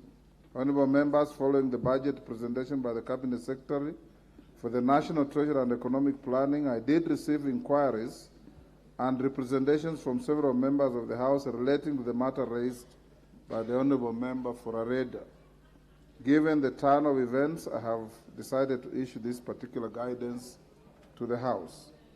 Honourable members, from the inquiries and representations received, I have isolated two issues in relation to the consideration of the finance bill that require clarification. These are: one, the effect of the court judgment alluded to in my response to the Honourable Otienda Amolo to the manner of considering and passing of a finance bill, the procedure applicable to the consideration of a finance bill in light of the provisions of Section 39A and 40 of the Public Finance Management Act 2012 and Standing Order 244C, and the effect of the presentation of the budget statement on the consideration of the finance bill, of a finance bill. With regard to the first issue, the court judgment that I alluded to relates to a matter filed by the Honourable Senator Okiya Omtata challenging the constitutionality of the Provisional Collection of Taxes and Duties Act. As per the practice obtaining in 2018, the Cabinet Secretary for the National Treasury would submit a finance bill after the passage of the budget estimates and on the same day that he or she made a budget speech in Parliament. Pursuant to the then Standing Order 245, the House was required to pass a finance bill within 90 days of the passage of an appropriation bill. In the interim, the House would consider and pass a motion operationalizing all the revenue-raising measures proposed in a finance bill for the period between its publication and its passage in line with the provisions, in line with the Provisional Collection of Taxes and Duties Act 1959. A point of order raised by the member for Waraka, the Honourable Tom Joseph Kajwang, MP, during the afternoon sitting of the House on 5th July 2018 may have precipitated the matter filed by the Honourable Senator Omtata. At the time, the Honourable Kajwang queried the propriety of operationalizing all the revenue-raising measures proposed in a finance bill in line with the Provisional Collection of Taxes and Duties Act 1959, in light of the provisions of the Constitution and the Public Finance Management Act 2012. The Hansard records that several current members of the House ventilated on the point raised by the Honorable Kajwang then, including the Majority Leader, the Honorable Kimani Ichung'wah, MGH MP, the Honorable John Mbadi, and the Honorable Makali Mulu MP. The High Court issued its judgment in Okiya Omtata Okoiti versus Cabinet Secretary, National Treasurer, and three others, 2018 KLR, Kenya Law Reports, on 19 September 2018, and gave the following orders, and I quote: a declaration that by presenting the Finance Bill 2018 to the National Assembly on 14th June 2018, while the financial calendar ends on 30th June 2018, the Cabinet Secretary violated Section 37 of the Public Finance Management Act 2018, which sets the 30th April deadline for the Cabinet Secretary to table the budget estimates and any other bills. Any other bills required to implement the national government budget for approval by the National Assembly. Order, Honorable Women Rep Kisi and your colleague. You are distracting the chair from delivering the ruling. A declaration that the Provisional Collection of Taxes and Duties Act number 44 of 1959, Chapter 415 of the Laws of Kenya is unconstitutional and therefore invalid, null, and void. A declaration that the Finance Bill 2018 or any parts or provisions thereof, including on taxation, cannot be implemented before the bill becomes the Finance Act and it goes through the parliamentary legislative process laid out in the Constitution for approval and adoption by Parliament and assent by the President. Arising from these orders of the Court and ostensibly informed by the debate that ensued on the point raised on the propriety of approving provisional collection of taxes and duties, the House subsequently amended the Public Finance Management Act in July 2019 through Statute Law Miscellaneous Amendment Act 2019 to introduce Section 39A in the Act. The section requires the Cabinet Secretary to submit the Finance Bill before 30th April every year and that it be passed before the end of the financial year on 30th June. The section clarified the manner in which a Finance Bill ought to be introduced, considered and passed by the House. It provides as follows, and I quote: the Cabinet Secretary shall submit to the National Assembly on or before 30th April the Finance Bill setting out the revenue-raising measures for the national government. 2. Following submission of the Finance Bill by the Cabinet Secretary, the relevant committee of the National Assembly shall introduce the bill in the National Assembly. 3. The National Assembly shall consider and pass the Finance Bill with or without amendments in time for it to be presented for assent by 30th June each year.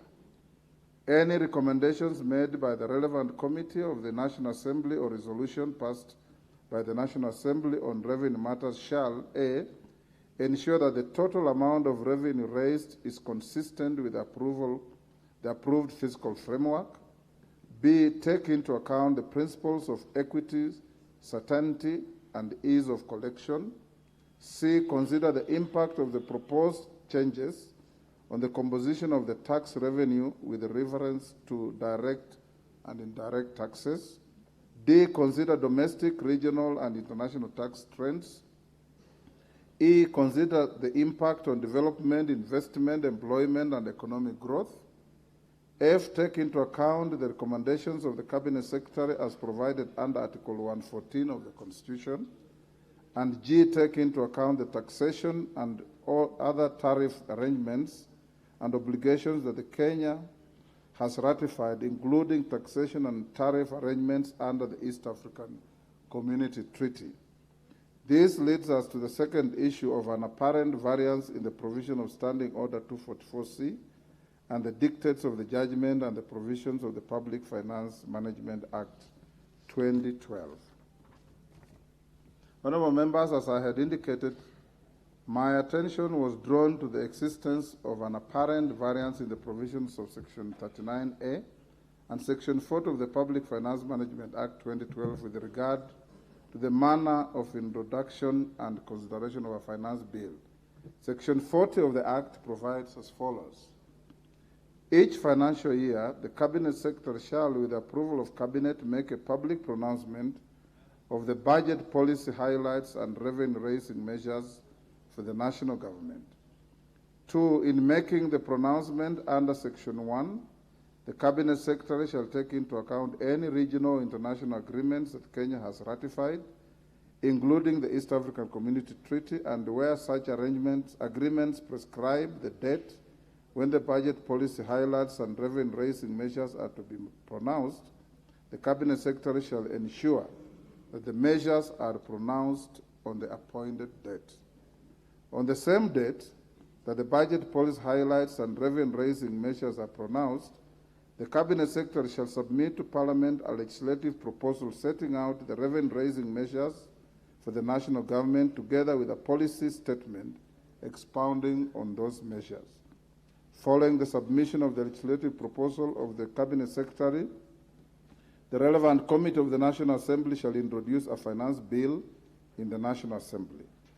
Any of the recommendations made by the relevant committee of the National Assembly or adopted by the National Assembly on revenue matters shall A. Ensure that the total amount of revenue raised is consistent with the approved fiscal framework and Division of Revenue Act, take into account the principles of equity and ease of collection, consider the impact of proposed changes on composition of the tax revenue with reference to the direct and indirect taxes, consider domestic, regional, and international tax trends, consider the impact on development, investment, employment, and domestic growth, take into account the recommendations of the Cabinet Secretary and Article 114 of the Constitution, and take into account the taxation and other tariff agreements and obligations that Kenya has ratified, including taxation and tariff agreements under the community.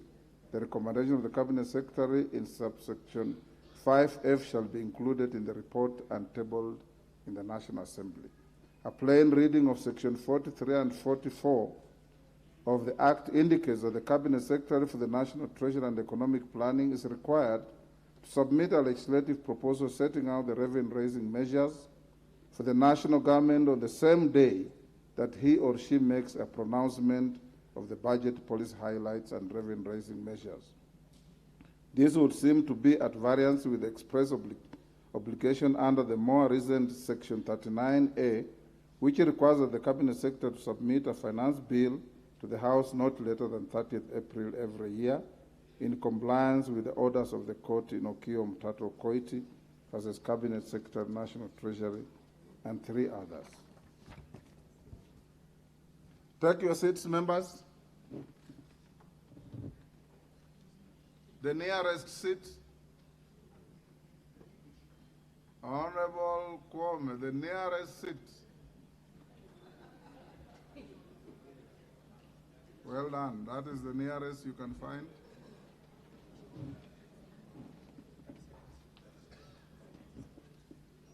Honorable members, in my view, a purposive interpretation to bridge the apparent conflict between the two provisions requires the application of established principles of statutory interpretation and reference to the practice, precedent, and conduct of the Cabinet Secretary and House since the court judgment was issued.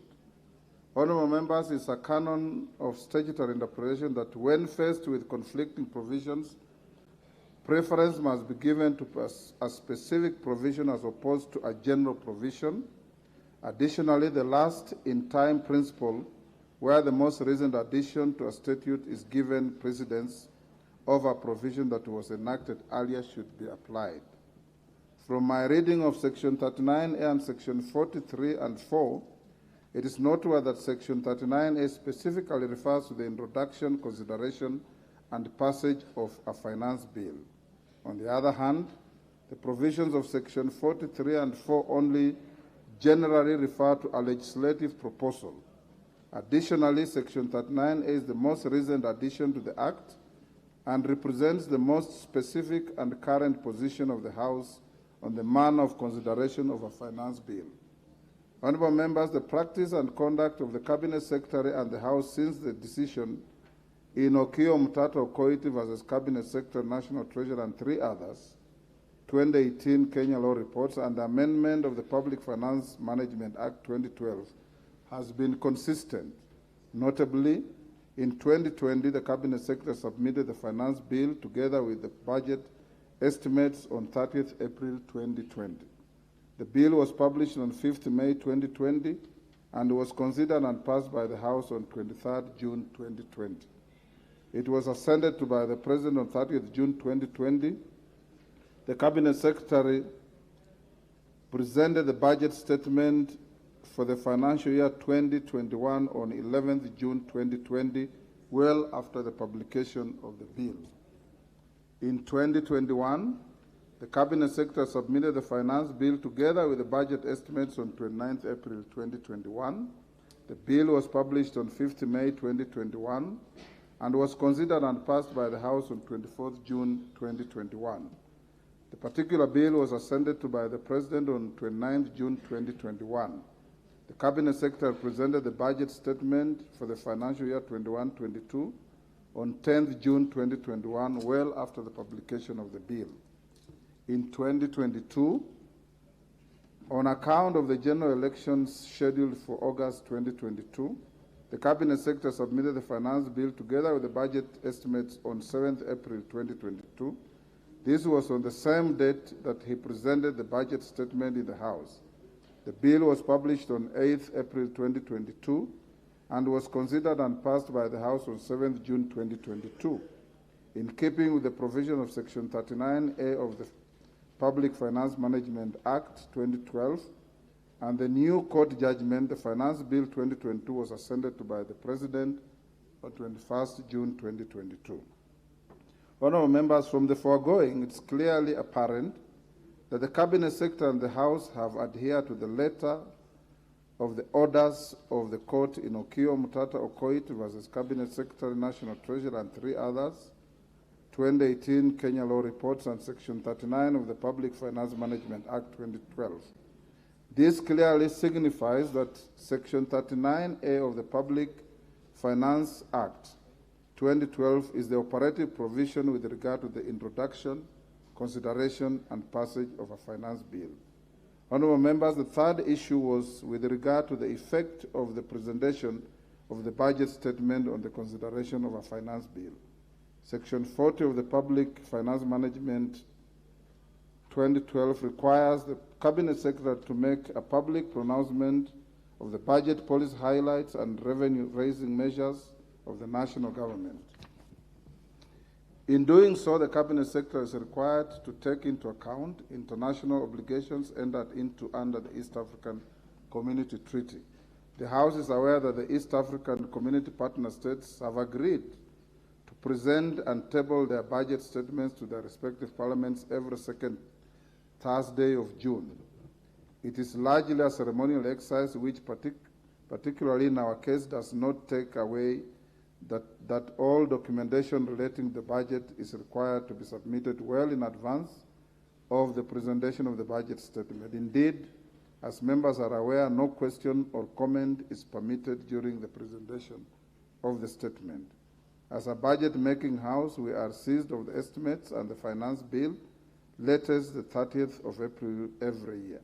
Save for compliance with the applicable statutory timelines, the House is left to its own devices on how to consider the budget documents submitted to it. The House is under an obligation to prioritize the consideration of a finance bill with a view of passing it before the lapse of the 30th June deadline imposed by Section 39A of the Public Finance Management Act 2012. It should not be lost to honourable members that the procedures of the House cannot be left to the whim of another arm of government.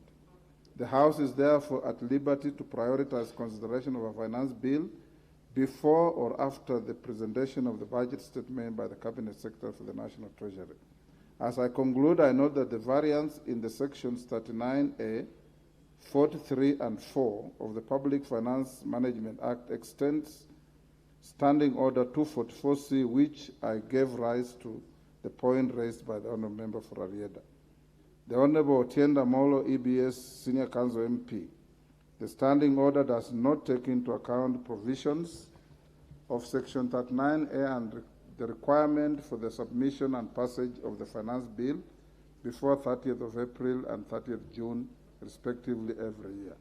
Honourable members, having guided that Section 39A is the operative provision with regard to the consideration of a finance bill, I direct the Procedure and Rules and House Rules Committee to note the variance and include the standing order in the items earmarked for review when it next proposes amendments to the standing orders.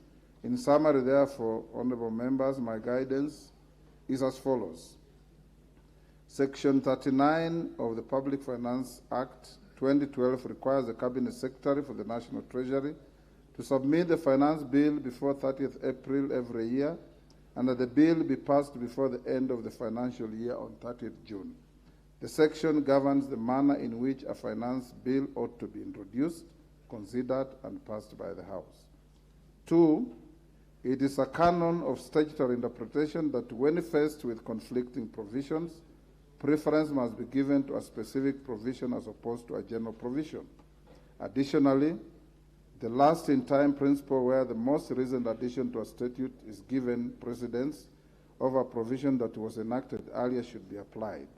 Section 39A of the Public Finance Management Act 2012 specifically refers to the introduction, consideration, and passage of a finance bill and represents the most specific and current position of the House on the manner of consideration of a finance bill.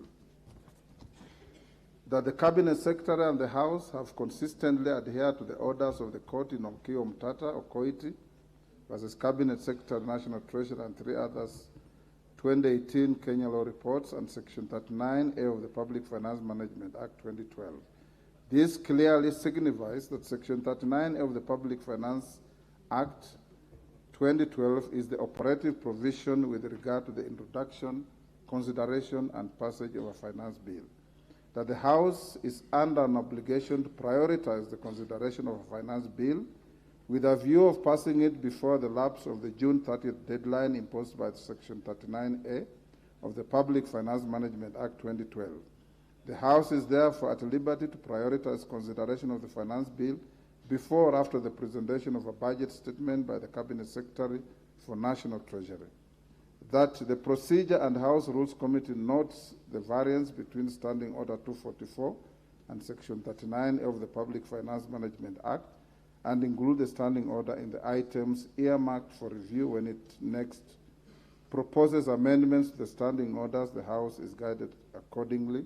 And allow me to thank the Honourable Otienda Molo for raising the issue so that we can give clarity on the matter going to the future. Thank you.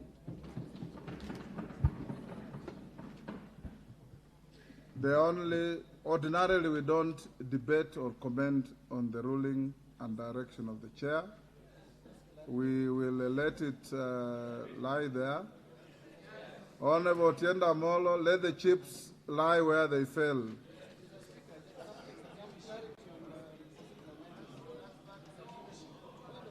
Otienda Molo. Thank you. Mr. Speaker, I actually just wanted to thank you. Okay. But in so doing, I wanted to let the majority leader know, because when we raised this matter, he threw words as he usually does, alleging that I was part of the case that you've actually alluded to. So I wanted him to know that I was not part of the case and I was not aware of it. But Mr. Speaker, secondly, I take your guidance, and I think the House Business Committee and the House Rules Committee should take your guidance very seriously. We have amended our standing order twice since that decision of the court, on 6th of June 2020 and 7th of June 2022. This should have been factored. But last, Mr. Speaker, because the Speaker is always right, Mr. Speaker, I urge that the House Rules Committee, in considering your guidance, do actually consider the fact that although the decision says that the matter must be published and introduced, it does not say it must be debated before the budget. I want to suggest that it would be in order to have the budget, then the contents of it are then debated in the finance bill. That is, not to bring the second reading before the budget, so that the budget is heard, then we have the second reading, which is the debate, then we move logically, Mr. Speaker. But lastly, Mr. Speaker, I do now have a point of order on the next business, which is order number 13. Order, Honorable Tiende. Order, Honorable Tiende. You are certainly taking unhelpful shortcuts. Honorable members, I will not allow you, Honorable Badi. I have given order, Honorable Badi. This matter was raised by Honorable Tiende. I've bent backwards to allow you to make a comment, and I have thanked him for raising a matter that goes to align the Act with our standing orders in the next review. You will present your views to the committee when it meets.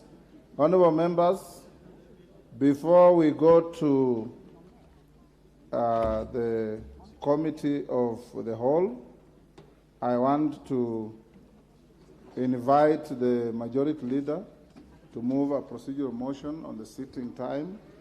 Thereafter, I'll give you some guidance on how to proceed in the committee of the whole before we go into the committee. Majority leader.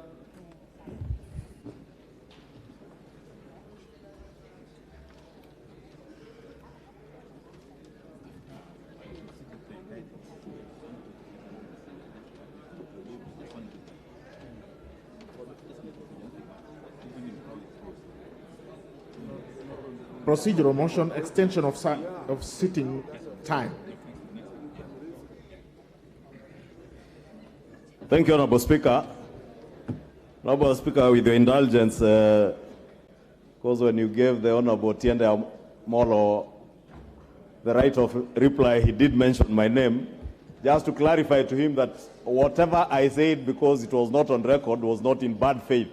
Because I hear you severally refer to the Honorable Tiende Molo as senior counsel, and I expected the senior counsel he would be privy to matters that are in the courts. And therefore, ordinarily, senior counsel will know what issues are in the court, especially in court weighty matters, like that issue of the Omtata case, petition 253 of 2018.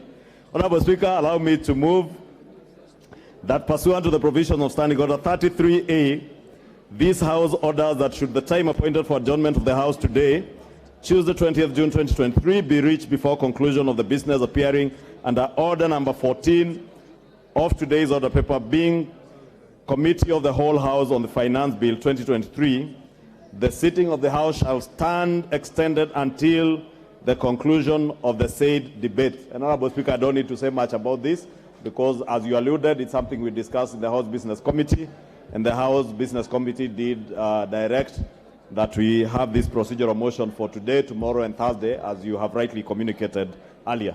Honorable Speaker, I beg to move. Let me ask the Honorable Junet Mohammed to second.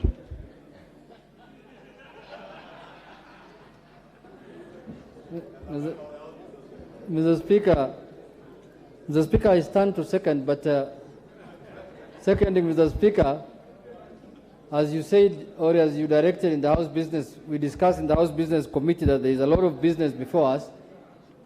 But Mr. Speaker, Kenyans must know that members of parliament are working. There are no other people in this country who sit up to midnight to do work other than members of parliament, Mr. Speaker.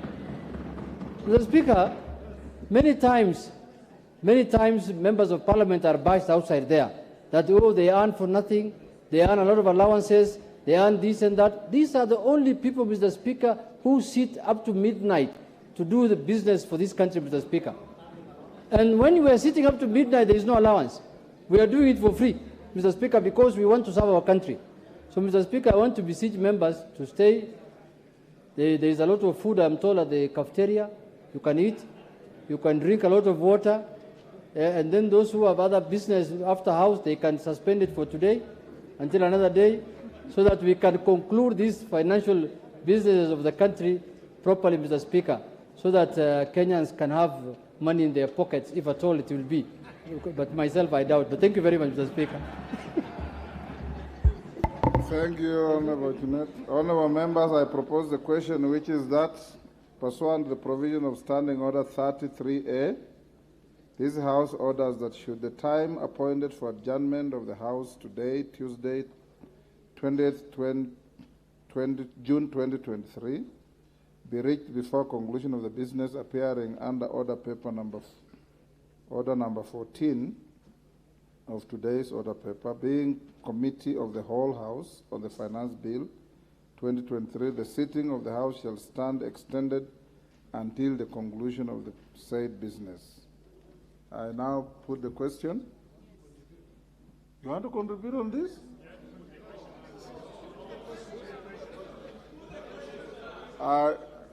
Is it the mood of the House that we put the question? And now put the question. You can respond without drama. That pursuant to the provision of Standing Order 33A, this House orders that should the time appointed for adjournment of the House today, Tuesday, 20th June 2023, be reached before conclusion of the business appearing under order number 14 of today's order paper, being Committee of the Whole House on the Finance Bill 2023, the sitting of the House shall stand extended until the conclusion of the said business. As members of that opinion say aye. Aye. Will those of the contrary opinion say nay? Nay. The ayes have it. Honorable members, before we get to the committee, allow me to give some guidance on consideration of proposed amendments to the Finance Bill, National Assembly Bill number 14 of 2023. Honorable members, this communication relates to the business appearing under Order 14 in today's supplementary order paper, Tuesday, 2023, being Committee of the Whole House on the Finance Bill, National Assembly Bill number 14 of 2023. Before the House proceeds with the Committee of the Whole House, I wish to provide guidance relating to the consideration of the proposed amendments at the Committee of the Whole House. Honorable members, you may recall that on Thursday, 15th June 2023, after conclusion of second reading of the said bill, I did notify the House that members desirous of proposing amendments to the Finance Bill 2023 were at liberty to submit the amendments to the clerk in the manner provided for in the standing orders. Honorable members, Standing Order 133, procedure in Committee of the Whole House on a bill provides as follows with respect to the submission of amendments on bills. No amendment shall be moved to any part of a bill by any member other than the member in charge of the bill, unless written notification of the amendment shall have been given to the clerk 24 hours before the commencement of the sitting, at which that part of the bill is to be considered in the committee. In this regard, honorable members, at the close of the timeline prescribed in Standing Order 133-2, the clerk had received several proposed amendments to the said bill, originating from the Departmental Committee on Finance and National Planning, other select committees, and individual members. Indeed, as you may have observed, the notices annexed to today's order paper contains several amendments that have been proposed to the said bill. For certainty, honorable members, other than the Departmental Committee on Finance and National Planning, the following chairpersons of committees and individual members have proposed amendments: the chairperson Select Committee on Delegated Legislation, the chairperson Departmental Committee on Blue Economy, Water and Irrigation, the chairperson Departmental Committee on Transport and Infrastructure, the Honorable Samuel Atandi, MP, the Honorable Ditmas Barasa, MP, the Honorable John Waluke, MP, the Honorable Dr. Undo Ojambo, MP, the Honorable Lesuda Naisula, MP, the Honorable Mohammed Daud, MP, the Honorable Jared Okello, MP, the Honorable Caleb Amis, MP, the Honorable Dr. James Nikal, MP, the Honorable Dr. Makali Mule, MP, the Honorable Anton Oluoch, MP, the Honorable Innocent Mugabe, MP, the Honorable Wanami Wamboka, MP, the Honorable Peter Kaluma, MP, the Honorable Majimbo Kalasinga, MP, the Honorable Robert Mbui, CBS, MP, the Honorable Caleb Mutiso MP, and the Honorable Geoffrey Ruku MP. Honorable members, as you may be aware, it is now an established practice under the Constitution that when considering any matter that has a financial implication on public funds, the House is bound by the provisions of Article 1142 of the Constitution. For clarity, Article 1142 of the Constitution provides, and I quote, if in the opinion of the Speaker and of the National Assembly, a motion makes provision for a matter listed in the definition of a money bill, the Assembly may proceed only in accordance with the recommendation of the relevant committee after taking into account the views of the Cabinet Secretary responsible for finance. Honourable members, under Clause 3 of Article 114, a money bill includes matters that contain provisions dealing with inter alia taxation, the imposition of charges on a public fund, the appropriation, receipt, custody, investment or issue of public money, and the raising and guaranteeing of any loan or its repayment.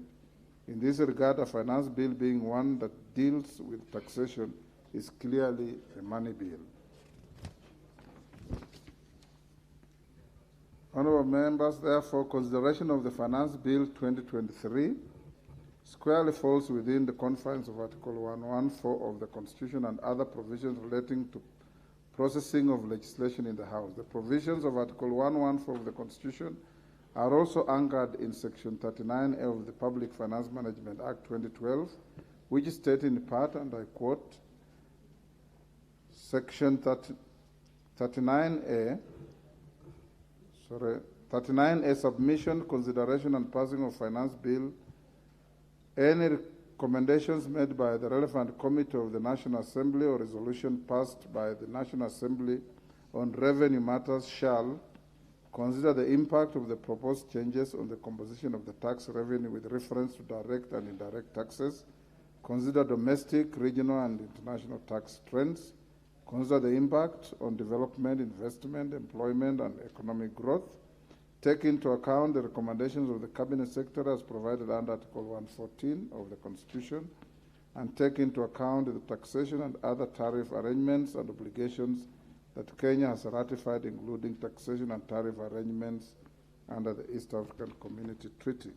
Additional honourable members, Standing Order 133.5 provides that no amendment shall be permitted to be moved if the amendment deals with a different subject or proposes to unreasonably or unduly expand the subject of the bill, or is not appropriate, or is not in logical sequence to the subject matter of the bill. In this regard, I have analyzed the amendments proposed to the Finance Bill 2023 and noted that some contain proposals touching on matters listed in the definition of a money bill, pursuant to the provisions of Article 114 of the Constitution. For the record, the amendments proposed by the Departmental Committee on Finance and National Planning are not part of those that I have isolated for guidance, as they were processed in the manner contemplated under Article 114 of the Constitution. Having applied my mind on various proposed amendments, I have determined that certain amendments are either similar to or they are fully accommodated by those proposed by the Departmental Committee on Finance and National Planning. In this regard, such amendments will be proceeded with in the Committee of the whole House.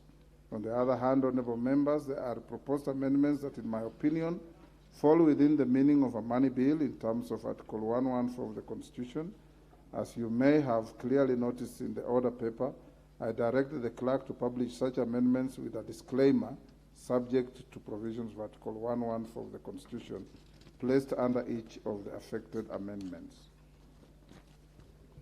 As stated earlier, honourable members, whenever a motion or a proposed amendment is subjected to Article 114 of the Constitution, it is expected that such proposal may only be proceeded with if there is concurrence of the National Treasury through the Departmental Committee on Finance and National Planning. In the absence of the evidence that the affected amendments were processed in the manner contemplated in Article 114 of the Constitution, the Speaker is left with no option but to direct that the Committee of the House shall not consider any of the amendments or parts of amendments that have been published in the order paper with a disclaimer. Consequently, members should note that a member seeking to delete a clause need not have an amendment proposing the deletion of a clause. This is because a member is only required to raise and oppose a clause as published in the bill.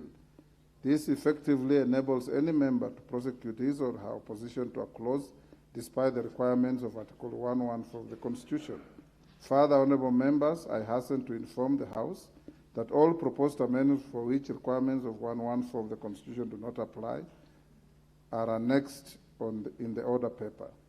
Honorable members, a number of proposed amendments have since been received from 3 members, namely the Honorable Joshua Kandia MP, the Honorable George Sunguya MP, and the Honorable Basil Ngui MP, outside the time provided for in the standing orders. For clarity, Standing Order 133 provides as follows: no amendment shall be moved to any part of a bill by any member other than the member in charge of the bill unless written notification of the amendment shall have been given to the clerk 24 hours before the commencement of the sitting at which that part of the bill is to be considered in committee. The House will therefore note that the proposed amendments are time-barred, those 3. However, I note that some of the amendments have been incorporated in the amendments proposed by the Committee on Finance. Honourable members, I give this direction with full consciousness that the intention of Article 114 of the Constitution is not to curtail the legislative mandate of the House. The article merely seeks to ensure that inasmuch as this House reserves the power to determine revenue-raising measures, it does not commit the executive without taking cognizance of the fiscal policy and considerations of the national government. The House is accordingly guided. I thank you. Minority Leader.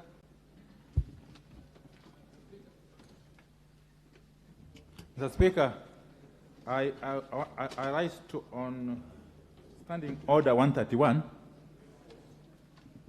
But before I go there, Mr. Speaker, I want to say that before I go there, Mr. Speaker, yes, I want to say that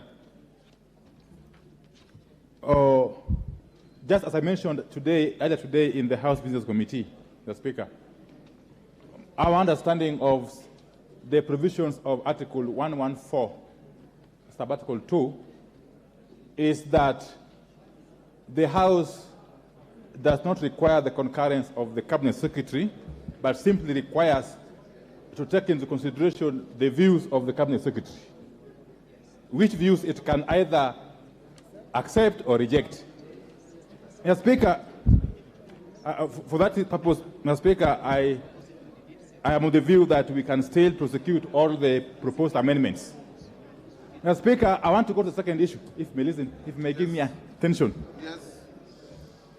If members could give me attention. Order, honourable members. You will listen to the Minority Leader in silence. Mr. Speaker, Standing Order 131, and I want to read it for the avoidance of doubt. And as I do so, Mr. Speaker, this notion that we are in a hurry should also be dispensed with, because I don't think we are in a hurry. We have all the time to deal with the issues. Yes. Yes, Mr. Speaker. No. Mr. Speaker, Standing Order 131.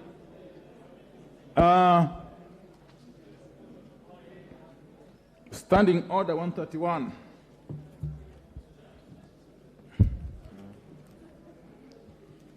Provides that where a bill has been read a second time and before commencement of the Committee of the Whole, as we are about to do, Mr. Speaker, amendments have been proposed to it, which in the opinion of the Speaker require harmonization. The Speaker may direct any member proposing an amendment to the bill to appear before the relevant departmental committee dealing with the subject matter of the bill to present his or her proposed amendments, and the committee shall submit a report to the House on the result of the exercise before the Committee of the Whole House is taken. Mr. Speaker, you will notice from the Standing Order 131 that the amendments that have been proposed go to the core of the bill. and some have got far-reaching ramifications. I just want to plead with you, because we haven't been told if at all a window was provided to the Committee on Finance, chaired ably by Honorable Kimani Kuria, to undertake this harmonization process. In fact, in parliamentary parlance, it is referred to as winnowing. That would then make the work of the whole House easier, Mr. Speaker. Mr. Speaker, there is much more to it, Mr. Speaker, because, Mr. Speaker, in the past, previous speakers, and in particular Speaker J.B. Muturi, has ruled when faced with similar situations where there have been very many amendment proposals to a bill. He has ruled that the winnowing exercise be undertaken before the Committee of the Whole can commence. But he has even gone further, Mr. Speaker. If you go to Article 118 of the Constitution, Article 118 of the Constitution, Mr. Speaker, imposes a duty on this House, without reading it, imposes a duty on this House to undertake proper public participation on any bill before it can be dispensed with or before it can be processed. Mr. Speaker, the upshot of this, and again this is buttressed by Standing Order 127.3, which I will read. 127.3, Mr. Speaker, and I seek members' indulgence. 127.3, the department committee to which a bill is committed shall facilitate public participation on the bill through an appropriate mechanism, including B, holding public hearings, and many other things. Mr. Speaker,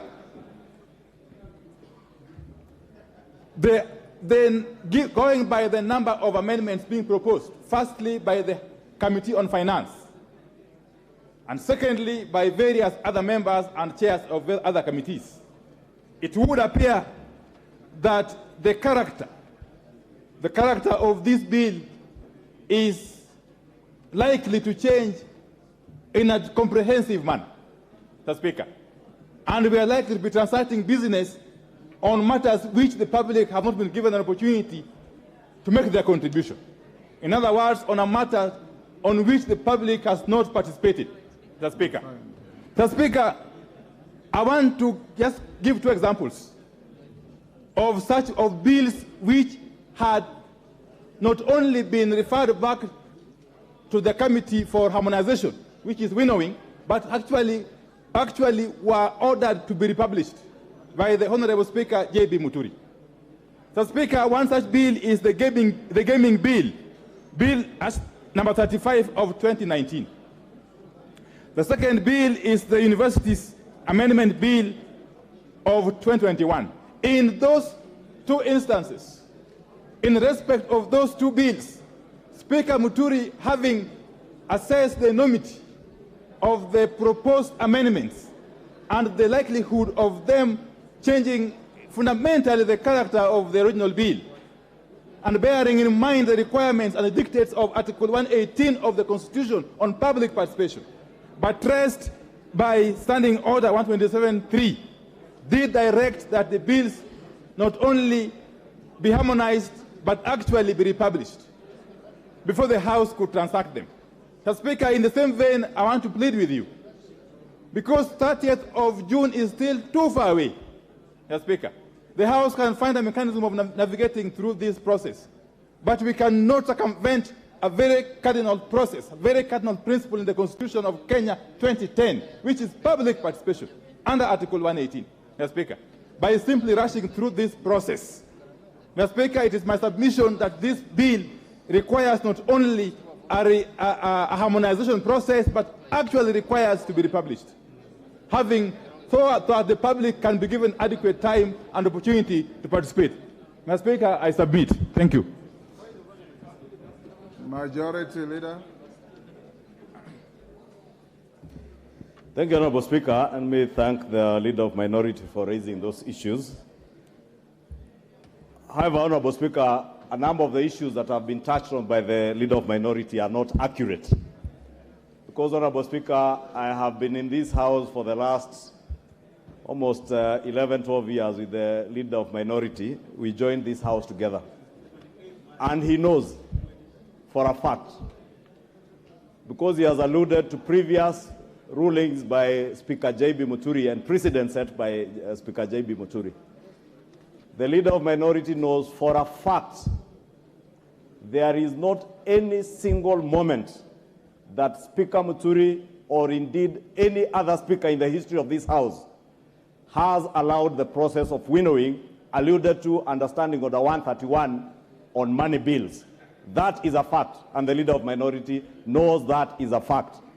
Winnowing has been done on other bills except money bills that are not subject to Article 114 of the Constitution, Honorable Speaker. Therefore, in view of that, Honorable Speaker, that's what I was saying, Honorable Speaker, it is not accurate what the Leader of Minority is saying. And indeed, if this was not a money bill, a winnowing process would help to enable the House to process the myriad of amendments that are similar in a faster way. But on money bills, the Leader of Minority, with all due respect, knows in the history of this House, it has never happened, because money bills are subject to the provisions of Article 114. Two, Honorable Speaker, this is not the first finance bill we are processing as a House. Neither is it the last. But filibustering is also not the first time we have seen it. And it's not the last time we have seen it, Honorable Speaker. Therefore, Honorable Speaker, I hear the Honorable Leader of Minority say that we don't need the concurrence of the National Treasury. And to an extent, I agree with him. We are not under the directions of the National Treasury at all. But I want to confirm that in line with the provisions of Article 114 of the Constitution, the Chair of the Finance Committee has been able to engage, and even after the House Business Committee this morning, Honorable Speaker, I was in a meeting with the Chair of the Finance Committee and a whole delegation from the National Treasury to consider all the amendments that have been proposed both by the committee, and indeed, I can tell you there were clauses, amendments that had been proposed by the committee, which on consultation with the National Treasury, some were dropped. There are amendments. If you go through the supplementary order paper, Honorable Speaker, you will see the amendments by the member for Homa Bay, the Honorable Kaluma, that have been allowed following that consultation. The amendments by the Honorable Oundo, Honorable Naisula, who is seated right at the back, Honorable Mbui, Honorable Aluoch, Honorable Mule. Therefore, there are myriad of many amendments that have been allowed following that consultation. And therefore, that's what I was saying, it may not necessarily be very accurate to say that there are those that have been condemned and had. Two, Honorable Speaker, or three, the question of public participation.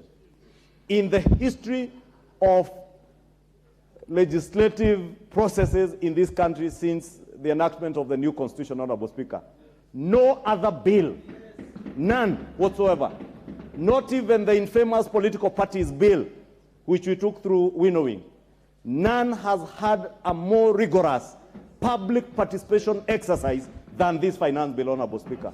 And I must commend the Chair and the Finance Committee and members who sit in the Finance Committee from both sides of the political divide, because I know there are diligent members of the Finance Committee in Azimio who sat through the public participation. There are many members within the Kenya Kwanza coalition who sat for long hours through public participation. For the first time, Honorable Speaker, I have seen members of Parliament, as Honorable Junet was saying, not just sitting up to midnight, sitting even on Sundays. At one point, Honorable Speaker, may the Lord forgive me, I was watching a public participation exercise when I was seated in church somewhere, Honorable Speaker, because these members of the Finance Committee devoted a lot of their time to this public participation. And therefore, the question of public participation, I think, is spent and is something that has been covered. Honorable Speaker, there are other amendments, and I'll draw reference to some amendments I've seen here by the Honorable Makali Mulu, some that seek to delete particular clauses, Honorable Speaker. I think, Honorable Speaker, other than being subjected to the provisions of Article 114, if you are seeking to delete a provision in a bill, the easier way is to vote against that particular provision in the bill. And therefore, you have been accorded the opportunity, since the provision is still the particular clause, for instance, those that the Honorable Makali Mulu sought to delete. The easier way is when we go to committee, the Honorable Makali Mulu will get an opportunity to prosecute his case as to why he seeks deletion and convince me and others that we should delete that particular clause. And if we agree with him, we vote in the negative and delete, basically defeat that particular provision, and it will not be there. Therefore, Honorable Speaker, let me in conclusion say that the process of winnowing in the history of this House, I think, is a fact that is known by those who have been here, that the process of winnowing has never been subjected to money bills. And unless we are trying to reinvent that, Honorable Speaker, and I do want, in conclusion, to beg that as much as we are not in a hurry, Honorable Speaker, as the leader of minority says, we have up to midnight. We are in no hurry. But we must also spend the time that we have devoted here up to midnight today, up to midnight tomorrow, up to midnight on Thursday, and hopefully even before 30th, any other day. But we must utilize our time properly. Let us not in any way utilize our time through filibustering and trying to spend time in not a very wise manner, Honorable Speaker. I beg to submit. Junet. Mr. Speaker, the cardinal responsibility of this House is to legislate, Mr. Speaker, in Article 95. And Mr. Speaker, we must stop anything that can impede legislation in this House, Mr. Speaker.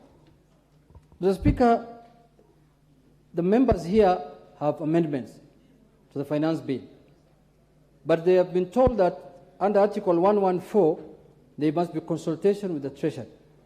But Mr. Speaker, the consultation with the Treasury is supposed to happen between the committee and the Treasury, and not necessarily with the members. And this impedes now members from doing their legislation work, Mr. Speaker. Mr. Speaker, I remember in 2018, in this House, and it's on record, it is in the hands of Mr. Speaker, I brought an amendment to the finance bill, and which was a money bill. And we were amending a clause that was putting, VAT, 16% VAT on fuel, the same thing we are doing today. And Mr. Speaker, at the beginning I was told that this is supposed to be under 114. But the Speaker then was seated on the same chair, you are seated today, made a ruling in the afternoon here, and said that let the matter be decided by the members themselves in a voting. And in the end, we agreed that let us come up from 0, we go to 8, and the executive comes from 16, they come to 8, and that's why today we have 8% of VAT on the fuel, Mr. Speaker. Mr. Speaker, there was no memorandum. There was nothing. We agreed here, and the Speaker ruled that he's exempting that amendment from what Article 114. Why? Because even the Constitution, that 114 says, in the opinion of the Speaker has an opinion. The Speaker has a serious opinion, because he's the one who runs the House.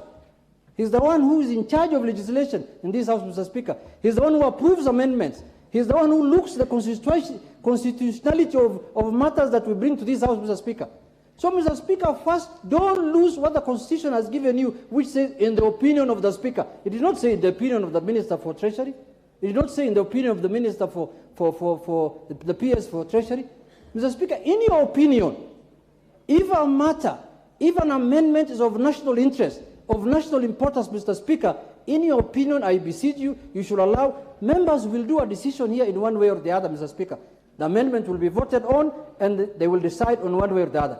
But in conclusion, Mr. Speaker, let me also add a pick from where the majority leader said, like what Honorable Makali has proposed in terms of deletion. Mr. Speaker, I don't think voting against an amendment is the same as proposing an amendment of deletion, Mr. Speaker. Those are two different things. They are not the same. They are not the same, Mr. Speaker, according to the way I understand it. Deletion means getting rid of that thing in totality, completely out of the bill. But no means it can go either way, Mr. Speaker. So, Mr. Speaker, Mr. Speaker, even deleting you have to, that is why exactly you vote on the amendment and you also vote for the deletion, Mr. Speaker. And Mr. Speaker, deletion of clauses have been a tradition in this House, Mr. Speaker. The clerk here, before he became the clerk, he was the director of legislation and this other thing, what's called what? Legislation and procedure. And Mr. Speaker has been approving deletions for the last 15 years I've been here, or 10 years I've been here. Delete this, delete that. Why is deletion becoming an issue today? If you don't like that deletion, vote against it also. The way you are saying we vote against the amendment. Mr. Speaker, let us have here free, under the Article 95, freedom of debate and freedom of legislation. Let anybody bring any amendments they want, let it be put on a vote, and if the vote carries, whichever side carries the vote, we agree with it and we move forward. Mr. Speaker, let us not hide ourselves under Article 114. That article is so ambiguous. It's like the one that the executive uses to guard Parliament when we normally pass bills here. They go for assent, they return it with a memorandum, Mr. Speaker, and then you are told to undo that. You have to get 2/3, Article 115. That's another one that has been abused for the last 10 years, Mr. Speaker. It was abused in the last 10 years. Okay, Mr. Speaker, order, you see. There's a point of order from Chipkonga.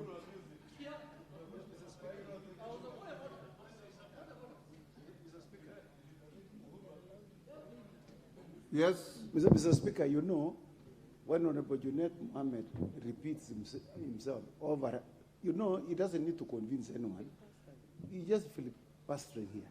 What he just needs is to stay to be relevant to what he's saying. But, he looks at the majority leader, then he repeats the same thing he had just said 30 seconds. Mr. Speaker, you should rule him out of order. There's a standing order which is very clear, not being repetitive. And two, Mr. Speaker, he doesn't need to convince us too much. We know where he stands. Just he speak for 1 minute, and then he sits down, and then we will deal with the rest, Mr. Speaker. Junet, finish, Junet. Mr. Speaker, Honorable Chepkonga is my friend, Mr. Speaker. But these 5 years of absence from Parliament, Mr. Speaker, something must be done. But anyway, something must be done, Mr. Speaker. We must do something about it, I think.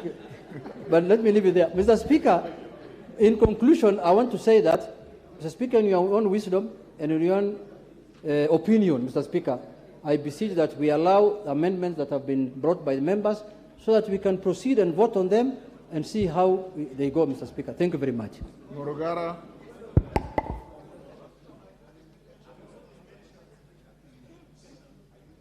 Just take your seat, I'll give you. Murugara. Thank you. Thank you very much, Mr. Speaker.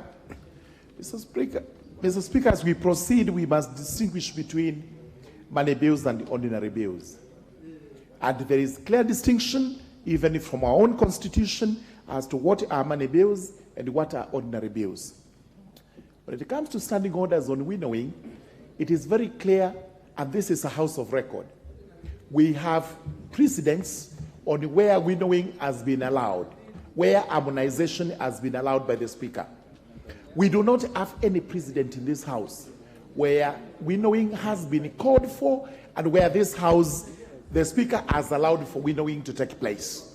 The reason being, money bills are actually special forms of bills which are contemplated during the budget-making process. This is where this House is appropriating money so that the government has revenue for its use.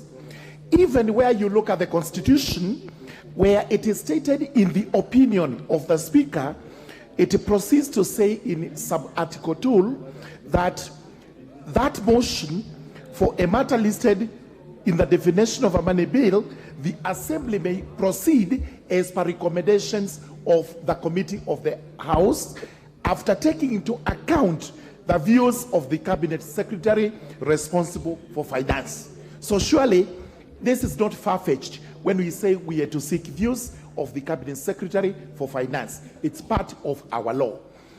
Most important, it's important to say that in the last parliament in which I sat, We did winnowing in the political parties amendment laws, which was in order. We also did it in the security laws, which was in order, but we have never done it in a finance bill.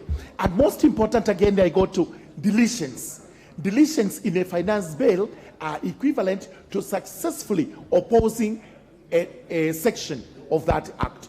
Once you oppose successfully, that section is deleted in entirety. This is why we are saying there is no point in having these deletions in the order paper. We simply take it to vote. It carries the day, the deletion succeeds. It fails, the section remains. Therefore, we believe we should be proceeding without these deletions, and most important, the winnowing bit is not relevant to what we have before the House today.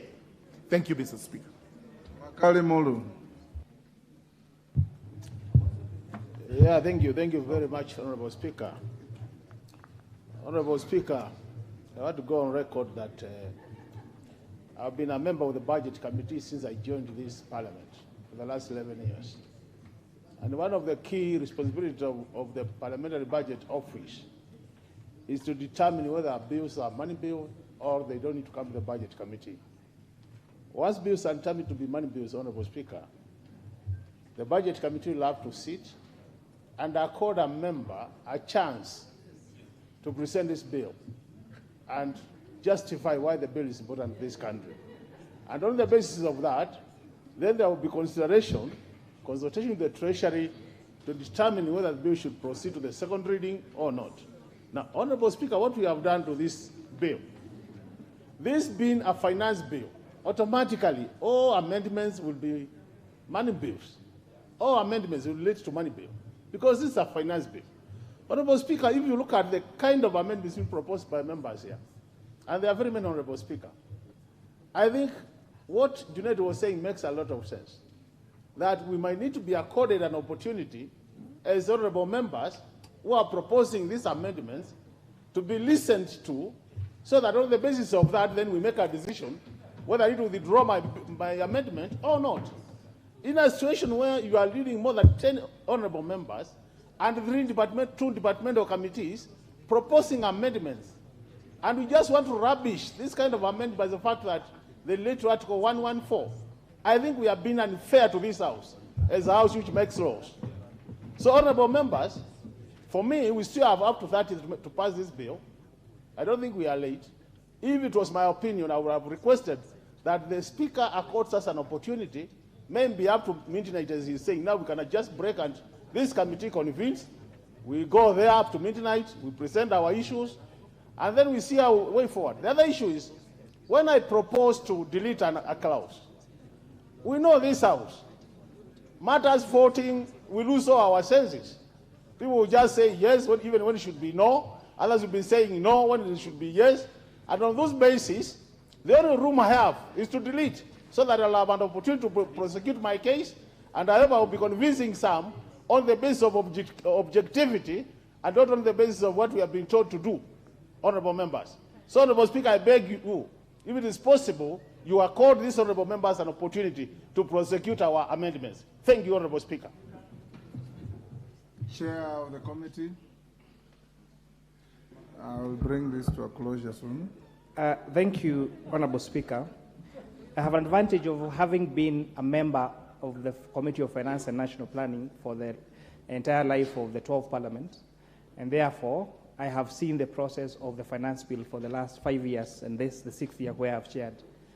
Honorable Speaker, on 2 occasions, I actually did not agree with the committee, and I wrote, and it was actually on the order paper, that I move amendment on the finance bill.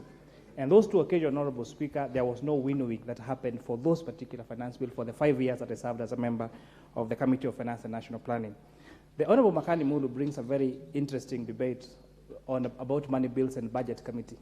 So, and now that makes it even a little more complicated then. Should therefore those amendments have been sent to the Committee of Budget and Appropriations and not then the Committee of Finance and National Planning? Lastly, Honorable Speaker, most of the amendments that honorable members were bringing, we actually did have a sitting with the committee, and we actually looked at them.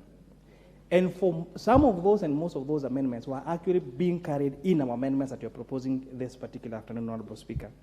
And lastly, every clause, and I would like members to really understand this, that every clause in this particular bill has a financial implication. Last week, we did pass in the Committee of Supply, the appropriations of various categories. I did not see, Honorable Speaker, apart from the allocation for private universities, I did not see any amendment proposing to do a cut in any of the budget proposals that was passed by the Chair of the Budget and Appropriations Committee. Therefore, to expect, therefore, that the committee would accept particular clauses, or amendment of particular clauses, without consultation on the financial implication, would be committing a budget suicide, if we call it that, Honorable Speaker, because we have a responsibility. And unfortunately, that responsibility is being carried by the Committee of Finance and National Planning to find resources for projects, for votes that this particular House has agreed on. So I really urge this House, when you come to debate on the revenue measures to finance the budget you members of Parliament have already passed, which I do not see any of the members of Parliament on the other side of this House amending any vote to reduce our expenditures, to come and now reduce how we are going to finance this. We have tried to achieve a deficit of only 718 billion. Therefore, any amendment without consultation on any clause is therefore going to affect our debt and our... 114. I think, Honorable Speaker, I have made my point. Thank you very much.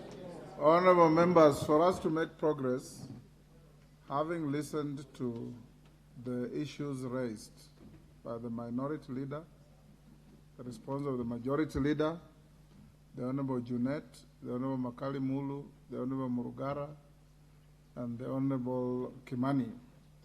First, the issue of Article 114 should be protected and be held as sacrosanct. However, in the opinion of the Speaker, and this is not in any way President setting against 114, having looked at the amendments listed and the clauses in the bill that have attracted the highest proposals for amendments, and these are the following clauses: Clause 2, Clause 24, Clause 33, Clause 34, Clause 36, Clause 43, Clause 76, Clause 78. I will allow proposed amendments on those clauses to proceed regardless. The rest, order. Those of you who have filed amendments, you know the clauses you are amending. In my view, and in consultation with my clerks at the table, the clauses that have attracted the highest proposals for amendment, and it will not be good to lock them out. I want those who have proposed to prosecute them, are clauses 2, 24, 33, 34, 36, 43, 76, 78. I'll allow, regardless of my views on 114, and I want to repeat, this is not a precedent setting. It is a unique situation that I'll allow the House, in the interest of fairness and in the interest of arriving at a consensual bill that takes our country forward. You will be allowed to prosecute your amendments, and Honorable Kimani and Honorable Majority Leader and the rest be available to prosecute this in committee stage. As we go into the committee of the whole, I want to say the following.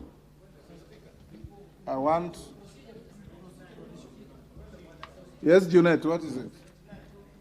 Speaker, in accordance with your ruling, Mr. Speaker, now that has changed the dynamics of our engagement, I'm requesting, Mr. Speaker, that we adjourn for 10 minutes so that we appraise our members on those clauses that you have given. Then we sit down again, Mr. Speaker. Order. Yes, Ruku. Honorable Ruku. 10 minutes. Thank you, Mr. Speaker, sir. It is true, the Crowd 71, Mr. Speaker, sir, has ensured that this country has missed royalties from the year 2020 to now, from the year 2020 July to the moment. And if we are not going to... Are you speaking to my direction? Yes. If you are not going to allow this House, Mr. Speaker, to also look at the amendment... No, he has not mentioned Clause 71. I beseech you, Mr. Speaker, to also allow Clause 71 of the Finance Bill to be looked at, regardless whether it is a money bill or it's affecting Article 114 of the Constitution or not. Because if it does not get the amendment, Mr. Speaker, this country will continue losing royalties, and we are here seeking to see how we can finance the deficit of 719 billion as it Honorable has been... Rook, you seem to have a mistaken belief that the amendment will go through. It will be put to a vote. Yes, please, Mr. Speaker, I beg you to allow we put that clause into the... You know, if I now start deleting and including, we will not make progress. I've given you a reasoned direction, and I believe it's a sound direction. Let me now call the House.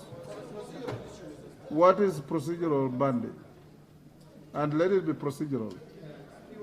Procedural. Mr. Speaker, I want to first of all thank you for your ruling and the indulgence on this matter of allowing members who had proposed amendments to be considered. But Mr. Speaker, as a matter of procedure, from the debate here, Mr. Speaker, it is clear that we need to do something about our standing orders and to make amendments. Mr. Speaker, I want to just suggest, because tomorrow we will have another speaker who may not indulge its members. We need to be clear that if this provision in the Constitution talks about Assembly may proceed only in accordance with the recommendation of the relevant committee of the Assembly, there should be a report from the committee on each and every proposed amendment so that members proposing amendments, Mr. Speaker, are not disadvantaged. It should not be left at the whim of the clerk or even the Speaker, Mr. Speaker. Mr. Speaker, by the way, you only have the authority, in your opinion, to determine whether it is a money bill. But as to whether the House should proceed, that is now supposed to come from the committee. And that should be in the form of a report, Mr. Speaker. So what I expected, Mr. Speaker... Mbadi, yes. You are actually pursuing a defeatist argument. No, Mr. Speaker, I am just asking that we fine-tune our standing orders.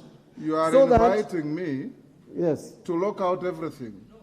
Because, Honorable Mbadi, you know you are talking to a speaker who is also a very senior lawyer in this country and who understands legal issues very clearly.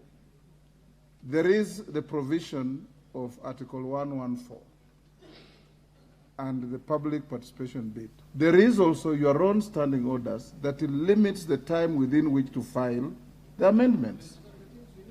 So if you want to open that argument and we go back to the status quo ante, then we lock out everybody.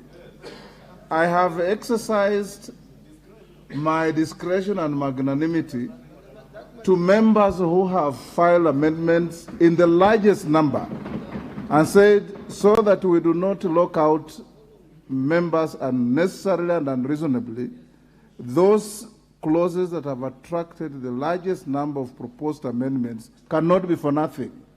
Let them be dealt with in the committee of the whole. You will argue your case for amendment. The chair of the committee or any other member will respond. The chair of the committee of the whole will put the question, and the matter will proceed. Number two, going forward, because I have told you already, honorable members, and directed that you'll sit up to the end of the day, today, tomorrow, Thursday. But it's also in your interest to prosecute the matter and finish it within reasonable time. So the manner of voting, I will direct the chair of the committee that where he or she finds it necessary to call for an electronic vote, to do so. Where it is necessary to go for a voice vote, I always call it a noise vote, If you want to have a noise vote, the chair will determine. Where you want to have an electronic vote, the chair will determine, so that you can make reasonable progress. So I now ask you to be upstanding. We go into the Committee of the Whole. Order number 14, Committee of the Whole House.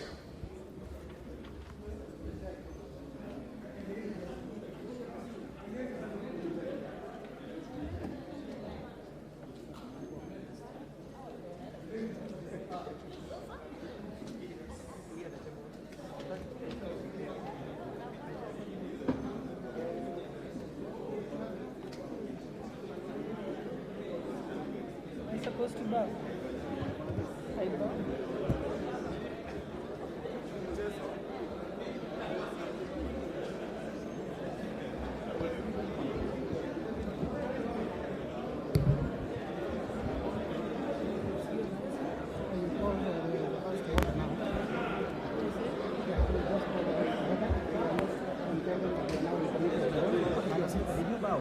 Yes, I did.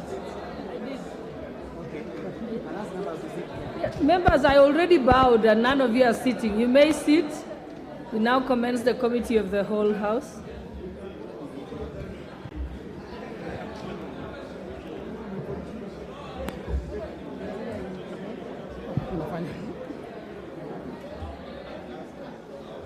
Two.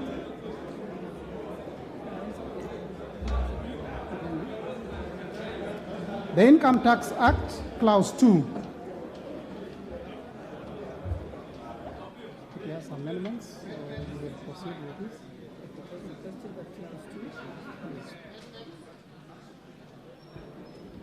I now propose the question that Clause 2 be part of the bill.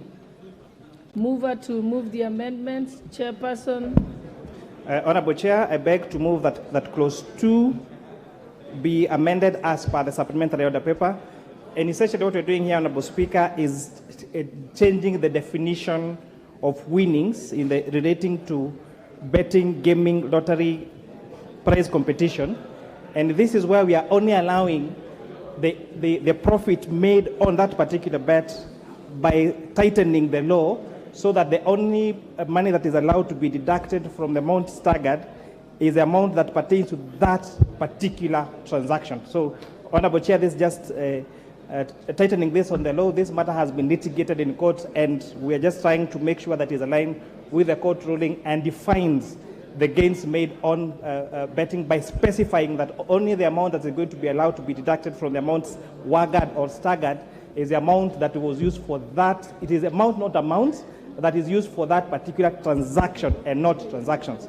And Honorable Chair, this also helps because there was a view that this could be abused, where if, for example, you place a bet of 1,000 shillings thrice and win after the fourth time, then what will be deducted will be the stakes that you've put the 3 times you've bet before. But Honorable Speaker, now this tightens up that particular law so that it's only the amount that is wagered or staked for that particular transaction. With that, I beg to move, Honorable Chair. Honorable Peter Kaluma. Yeah. I now propose the question that Clause 2 be amended as proposed. Okay, yes. Honorable Kaluma. Thank you, Chair. Chair, I beg to move that Clause 2 be amended in paragraph A by deleting the proposed new definition of person. Honorable members, Are we mixing the two amendments? Are we mixing the two amendments? No, I'm giving Honorable Kaluma an opportunity to contribute to that because he had a similar amendment. So his was similar. Yeah, Honorable Chair, is the amendment proposed on person? Because I heard the Chair, Honorable Chair, to speak about a different matter. If it is on person, I can contribute, Chair. Yes, Honorable Kaluma, you had a similar amendment, yes. I thank you, Honorable Chair. Honorable Chair, I would agree with the committee to delete the definition of person for the reason, Honorable Speaker, that the definition proposed states that in the case of an individual, a reference to a relative, a person includes a reference to a relative as defined in Section 26, subsection 5, and on that Section 26, subsection 5 is a provision of the Income Tax Act.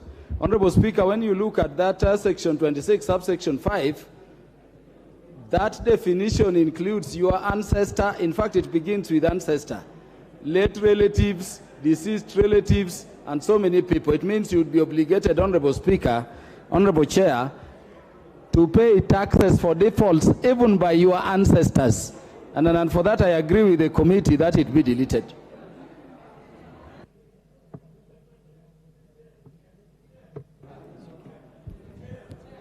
Yes, with the question.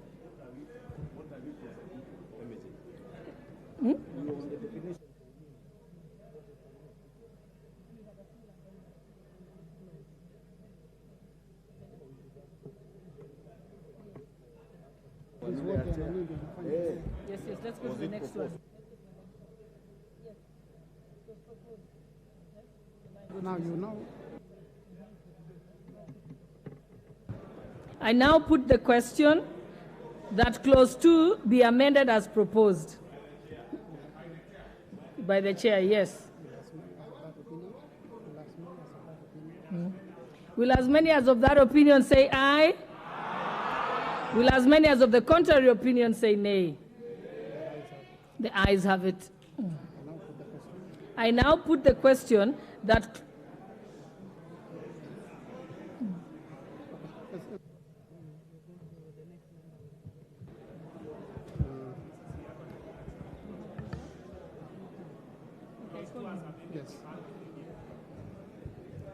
Honorable Nikal.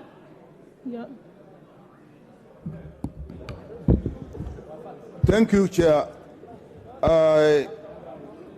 My amendment in clause 2 is actually clause 2B, and my amendment is that clause 2B should be deleted.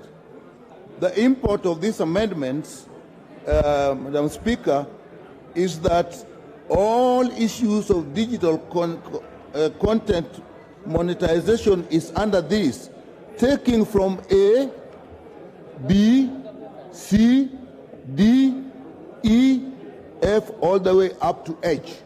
So, Madam Speaker, that means that all these activities that are now being subjected to tax, it is my view, and we have been saying here, that when young people are actually trying to use content to actually raise some money, we do not go ahead again and tax them. Therefore, my amendment is that B be deleted. That is my proposal, Madam Chair.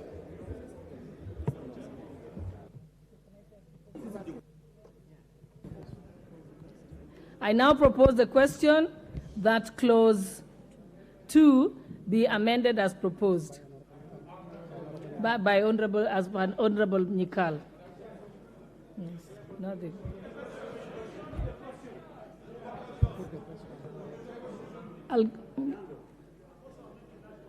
No, it's Honorable Badi. Yeah, Honorable Badi. It's on. No, he has put his name there. Yeah, Madam Chair, I would not have a problem in supporting this amendment, in so long as. But the problem is the moment we now remove the digital content, then we must make sure that the provision in law that is taxing them, withholding tax, will also fall.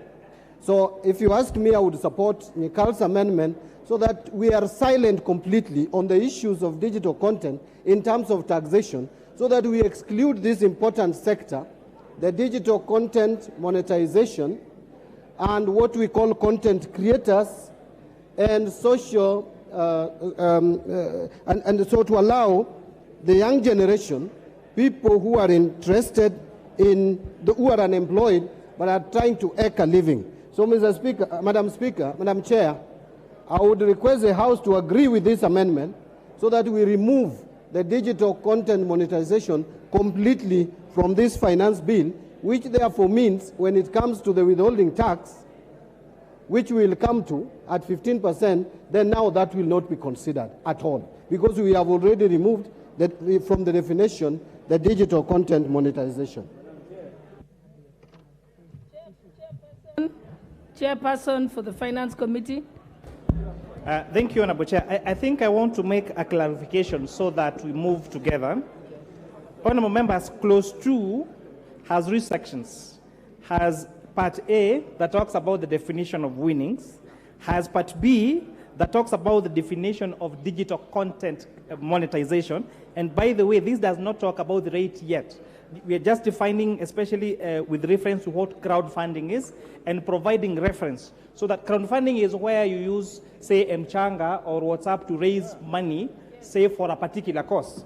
So this amendment is not seeking to tax the amount of money raised in that particular crowdfunding, but the fees that are going to be collected as an income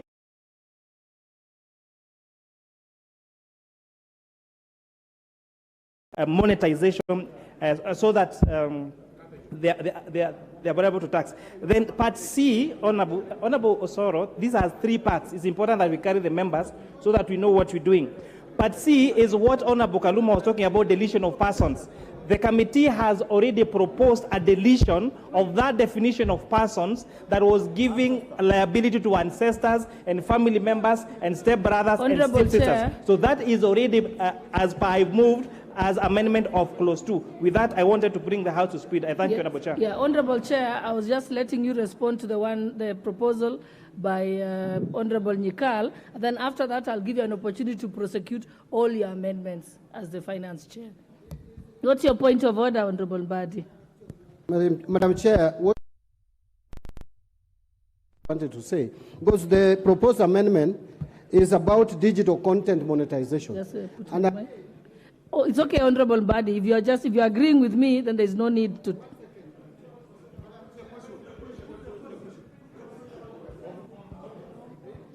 Just let him finish. You have a minute. You say put the question and you don't even know what people are discussing. You're out of order, Honorable Mbadi. Just finish. I've given you a minute.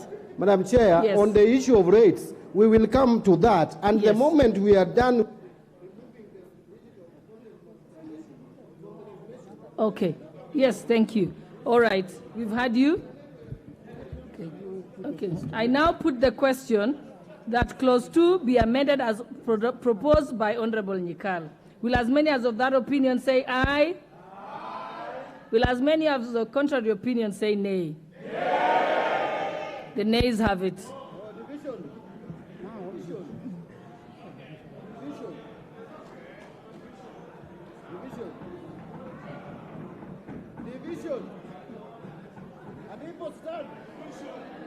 Do we allow the division? Yeah.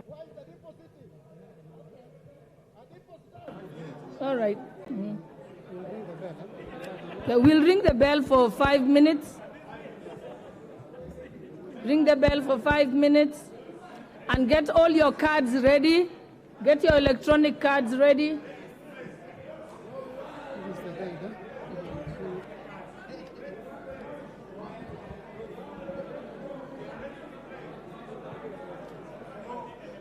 Honorable members. Yeah, I want to read.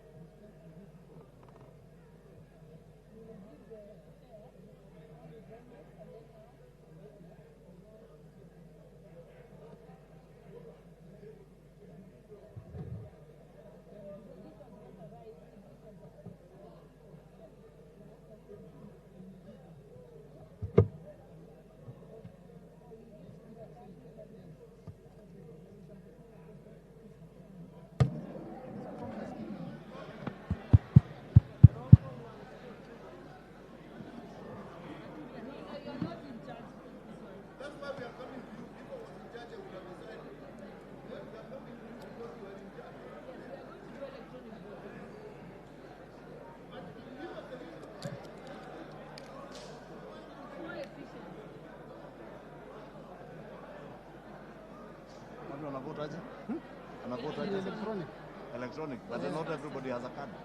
No, they spare cards. And the clerk had actually sent a message. There's 100 there. People have been told to bring their cards, and there are some spare cards which they can bring for you. I sent one. You sent for one, eh? Sijui kama unipe hiyo mtu kadi yangu. Wapi kadi yangu? Hello.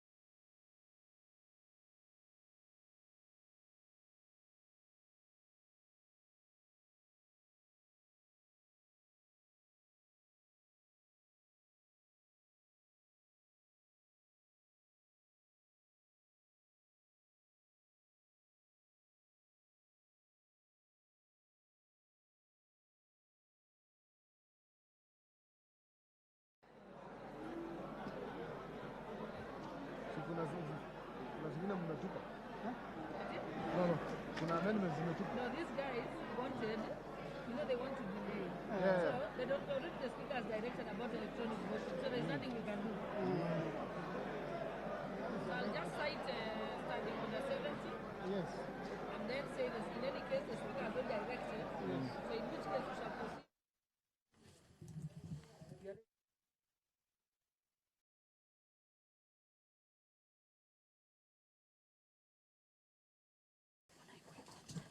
The division bell is currently on at the National Assembly, and members of the National Assembly are being rallied from the presence of Parliament to make their way into the chamber to allow for consideration of clauses in the Finance Bill 2023. The Finance Bill currently, the members of the National Assembly are considering the clause 2 of the bill, where we've had members of the ruling party as well as the opposition being on divergent positions over this particular clause. And to just take you through the clause in the bill is that it is about the digital content monetization.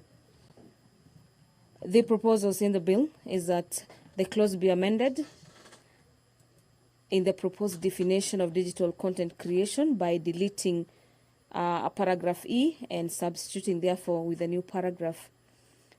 This particular clause further offers for use of a logo, brand and catchphrase associated with content creator merchandises, sales, ebooks, as well as course or software. There is further proposals to delete paragraph H and substituting therefore with another paragraph H, A,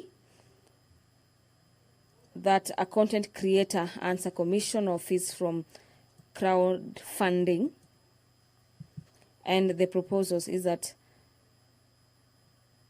there is a deletion of the proposed definition of a person.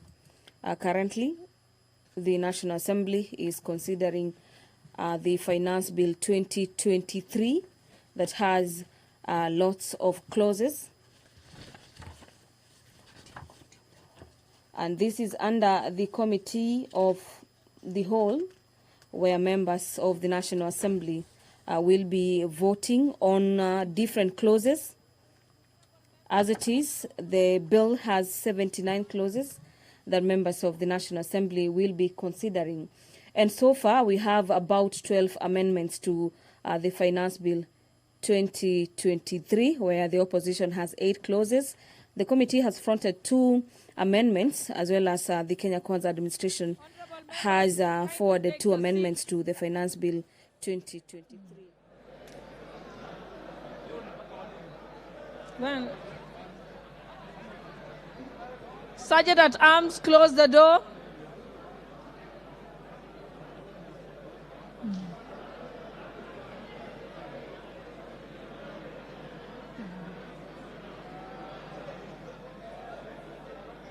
Honorable members, I wish to bring to your attention Standing Order number 70, as other members had raised the reason why we should undertake electronic voting. Standing Order number 70 says, unless the Speaker, for the convenience of the House, otherwise directs, voting on a division in the House shall be by electronic voting. And already the Speaker, when he was here, had already directed that voting will be by electronic voting.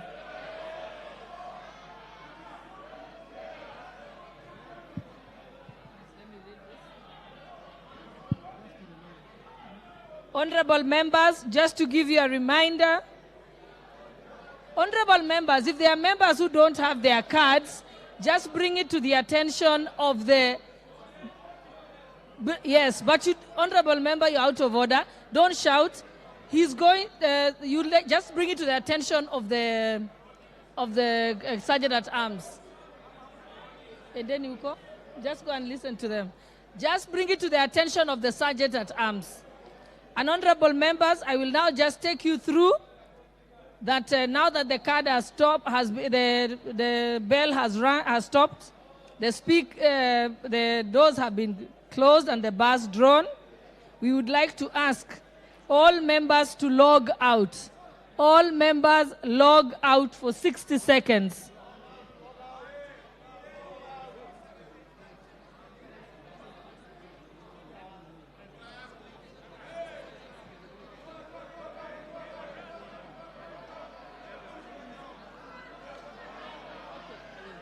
Okay, 60 seconds. Let's wait for 60 seconds.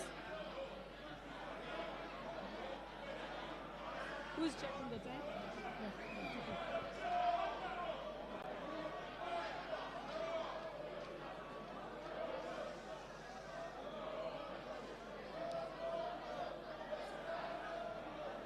Honorable Junet, I already heard you and we have agreed.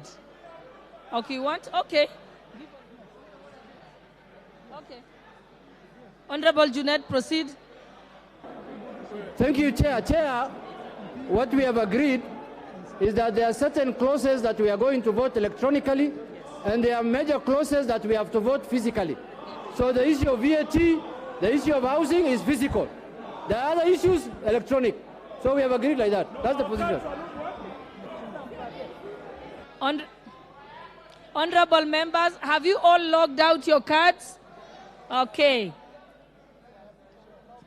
I can still see Betty Minor, Honorable from Muranga County. Honorable Lisa Chelule, remove your card. Honorable James Wandai, Leader of Minority, kindly pull out your card. Robert Basil of Yatta, pull out your card. Honorable Ibrahim, Wajir North, also remove your card. Pull your card. Eh? Order, honorable members. Order, honorable members. Remove your cards. Log out. I still have a number of people here. Honorable Robert Basil, Honorable Babu Awino, Honorable Francis Masara, Honorable Abdikadir Muhammad. Oh, good. Thank you. Thank you. Let's wait for 30 seconds.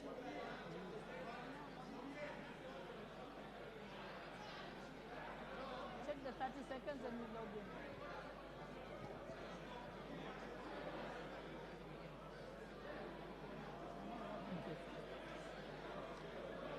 Okay, honorable members, you may now log in.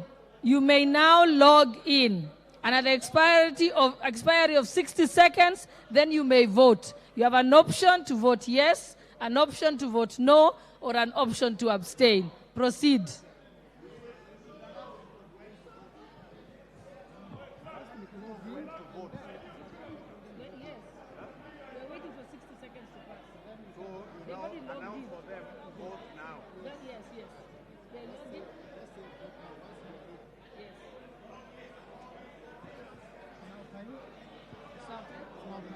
Okay, honorable members, it is now time. You may now vote. You may now vote. Go and listen to them. Just ignore them.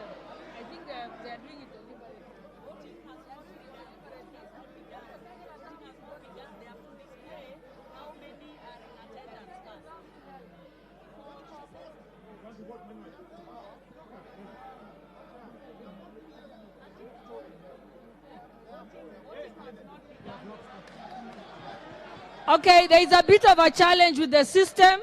Just hold on for a few minutes. It's being addressed. It's being addressed.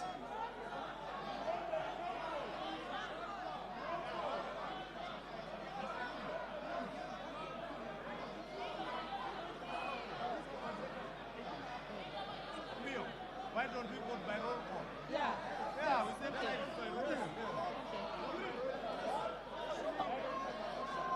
Order members, order members. The IT team is looking at it. There is no need to get animated about it. No, there's no point to be animated about it. It's okay. We are going to do it. You know, we have to try first because... Okay, it didn't work, eh? It didn't work. Okay, honorable members, we shall start roll call voting now because the system isn't working.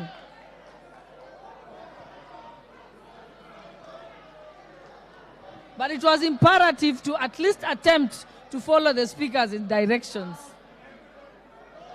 Have a seat, sit down. Take your seats, tell your team to take their seats. Honorable Wandai. Honorable Wandai, your team are the only ones standing. If you could kindly ask them to sit. Honorable Fatuma Migori, kindly take your seat.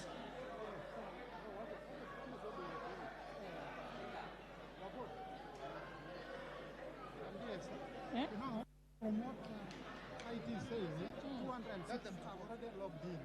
There are 206 are already logged in. Yes. The results have come.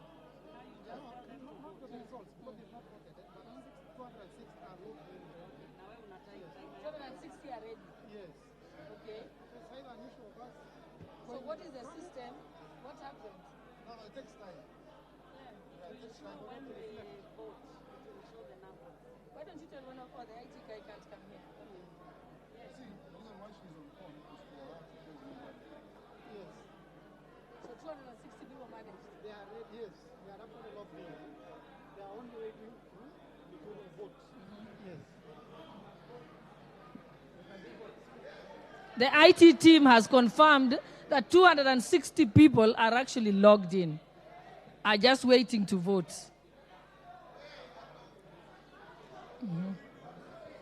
Just hold on, they're trying to make sure that everybody's on it.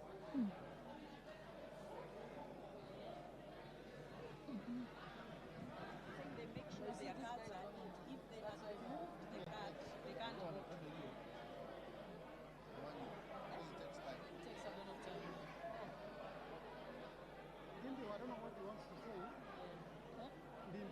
Okay.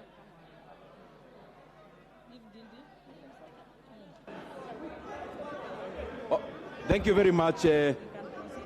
Thank you very much, Honorable Speaker.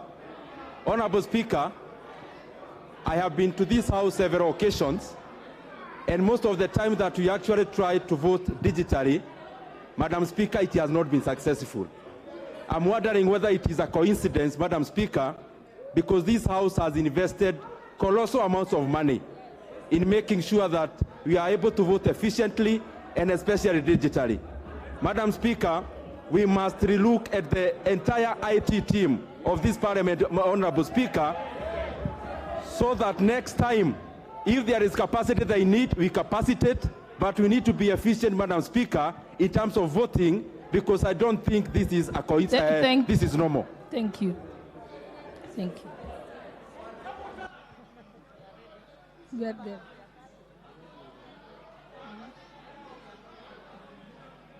Okay, this is what will happen. Because we already have over 270 people who are logged in.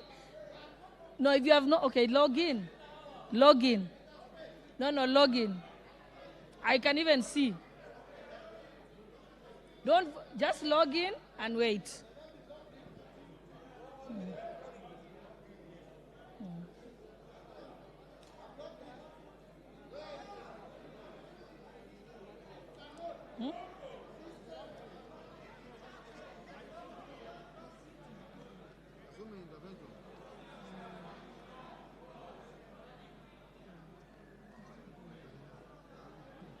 Honorable Badi, I can see your name. I can see your name, or you can move to another table.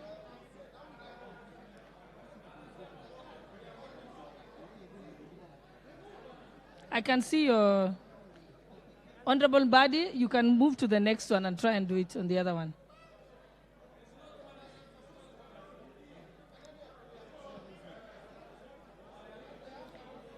Honorable Badi, I know that trick. You're trying to make sure that we can go and do manual. Okay. Clerk will do that.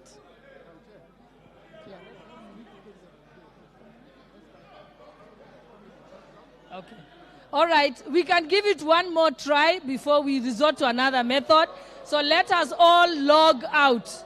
Let us all log out. Let us all log out. Honorable Wandai, let us all log out. And then, has everyone logged out? Okay, let's wait for a few seconds. Yusuf Muhammad, Wajir West, pull out. Okay, all right. Now we can start again. Amos Mwango of Starehe, kindly remove your card. Don't log in until I tell you. Log out. Stay away until I tell you. I will tell you. You can ask for a spare. You can easily ask for a spare card.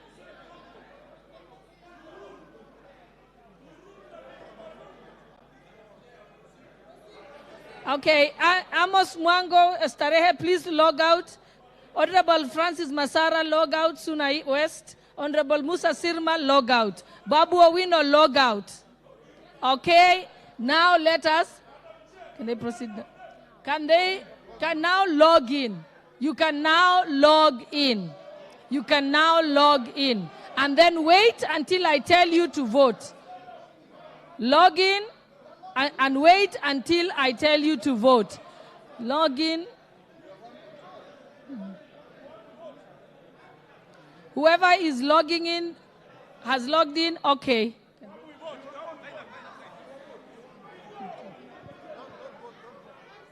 Yeah, do not vote yet. Just stay logged in. Do not vote yet.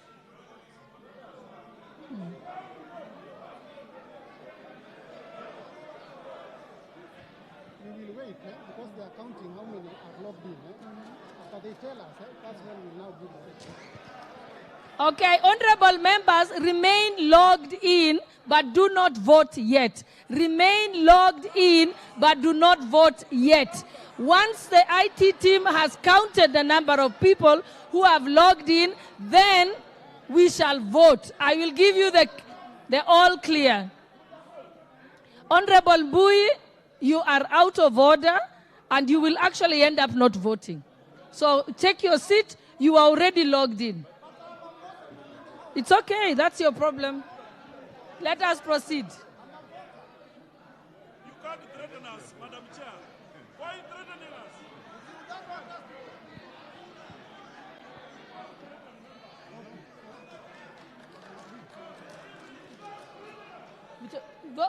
We'll vote. We are going to proceed to vote, but wait. We are just waiting for the go-ahead from IT, and then we'll tell you to vote. We shall proceed.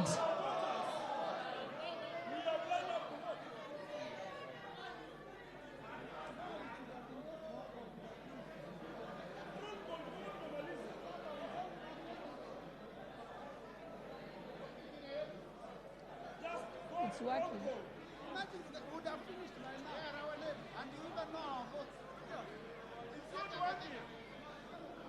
Honorable Badi, if you just be a little patient, we are waiting for the all clear if the logging is working. If it's not, of course we will default to the other system. So let's just be patient. Let us be patient.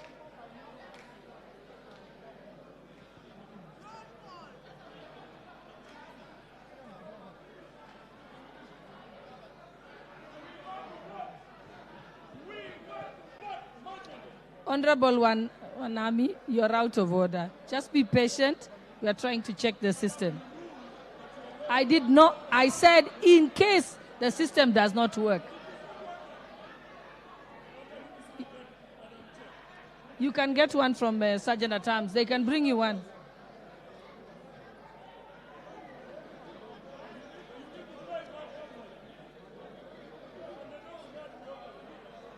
But you've read article, Standing Order 70. You know Standing Order 70. I read Order 70 very clearly. Unless the Speaker directs, of course you don't want to vote.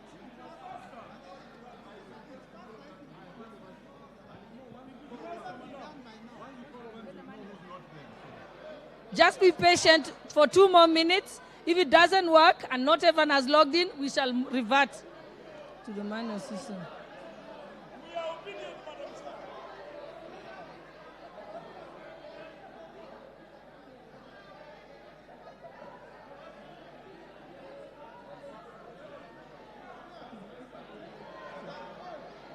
Let's wait.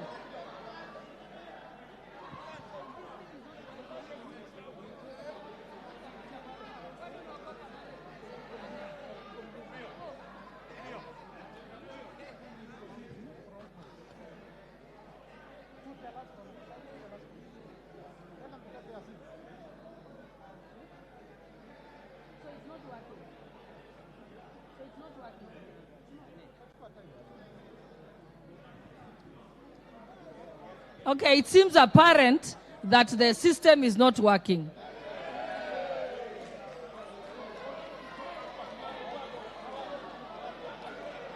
Then take your seats that we can begin. Take your seats and we can begin.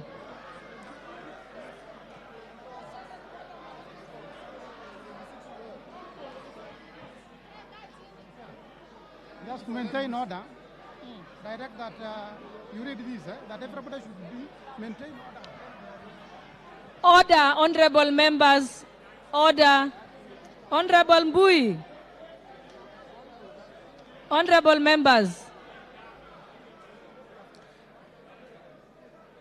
Honorable members, I wish to bring to your attention order number 76, standing order number 76. During division, members shall maintain order in the House and shall be in their designated seats and must remain seated until the result is announced. So, honorable members, let us obey our own standing orders.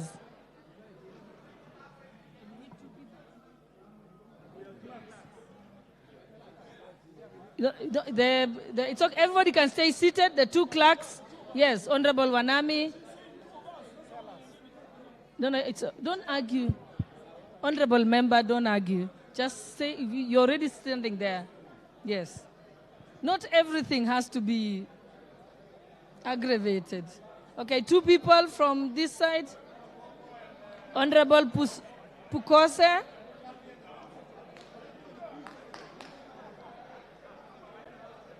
Honorable Doya, take your seat. Okay.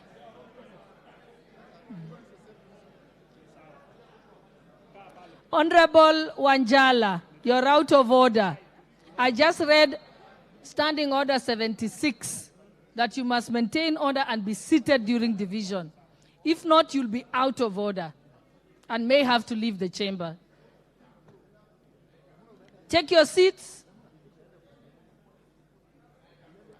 Honorable Owino, take your seat. Member for Karachu on your seat. Oh, Mumias, I can't see him.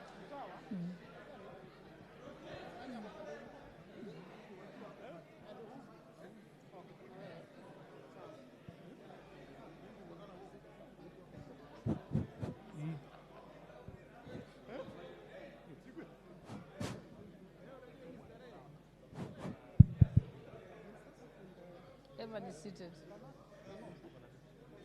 Okay, sound. Okay.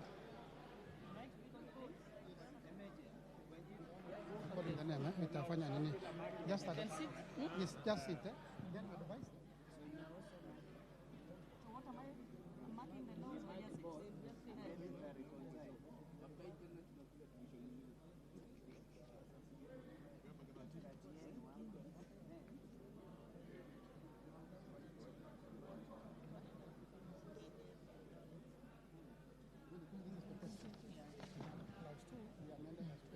Honorable members, as we begin the voting process, I wish to remind you of the question. I now put the question that Clause 2 be amended as proposed by Honorable Nyikal.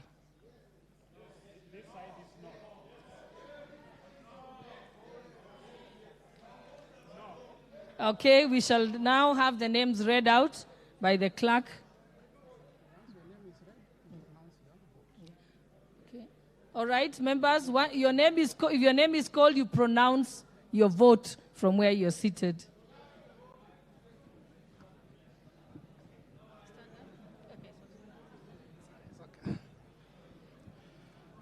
Chepkonga Kiprono Samuel. Chepkonga. The votes no. You mark.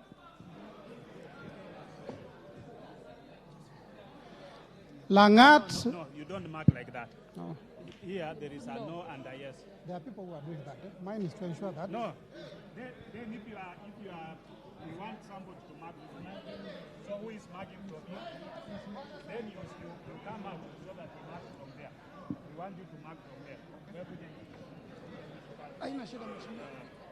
Where Kajin will mark from there so that we can see. Gina. Langat Benjamin Kipkirui. So you is voting no. Langat Benjamin Kipkirui is voted no. Yes. No.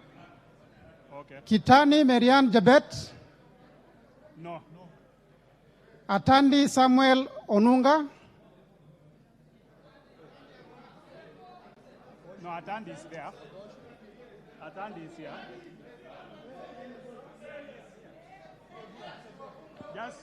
Just say no. Owino John Walter. Absent. No, absent. Owino is absent. Mrembo Irene Njoki. Irene Njoki has voted no. Shurie Abdi Omar.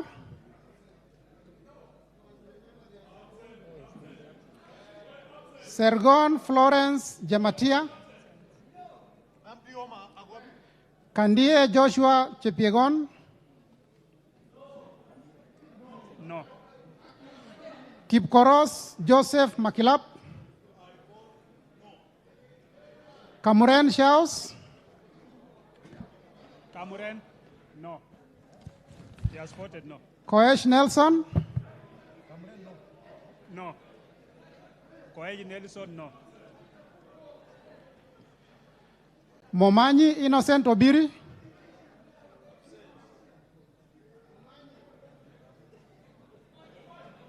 Momanyi Innocent Obiri. Absent. Barongo Nolfason Obadia. Borongo is there? Yes. Votes yes. Alpha Miruka Ondieki. He's voted no. Lynette Chepkorir. No. Kilel Richard Cheruiyot. No. Yegon Richard Kipkemoy. No. Mamwasha Onchoke Charles. Onchoke? Onchoke Charles. Ogola Gideon Ochanda. No. Osero Patrick Kibagendi.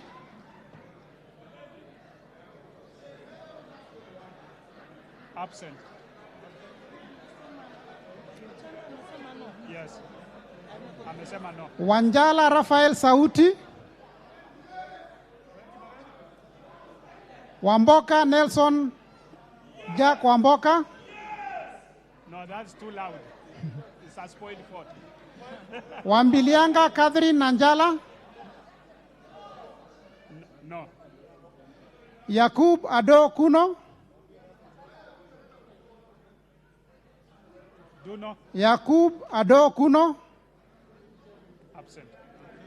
Komingoi Kibet Kirui. Komingoi Kibet Kirui. Komingoi. Kirui. Omanyo Catherine Nakabi. Absent. Absent. Mwale Nicholas Tindi.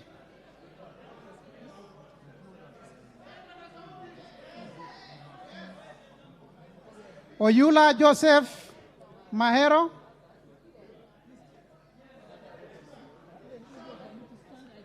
Mwiridhania Rindikiri Mogambi. Kirima Moses Ngushine. We are Meford, no. No. Rindigiri. Kirima Moses Ngushine. Meford, no. Okay, okay. So.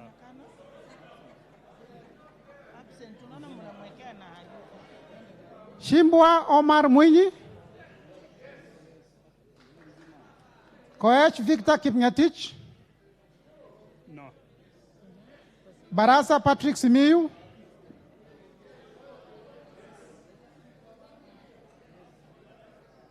Barasa Patrick Simiyu. Joula Meford, yes. Diego Paul Kibichi. No. Ntwiga Patrick Munene. No. Joula Meford, no. Honorable members, you have to rise up so I see you physically. Everyone should sit down because I have to see each person who's voting physically. That's why I'm standing up. Be silent.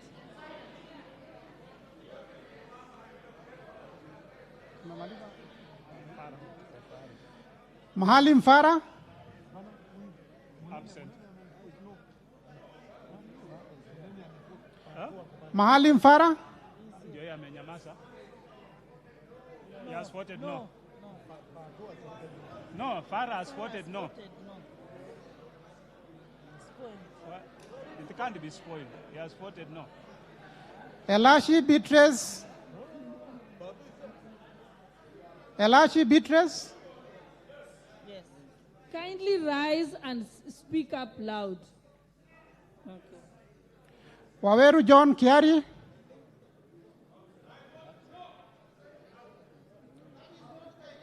Sirma Musa Cherutich. Welie Adan Kenan. Caroline Jepto Ngelechei.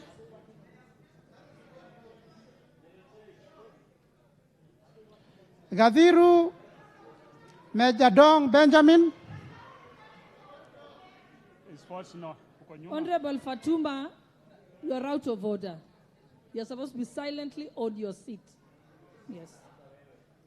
And that's the second warning, by the way. Yeah. Ongili Babu Owino.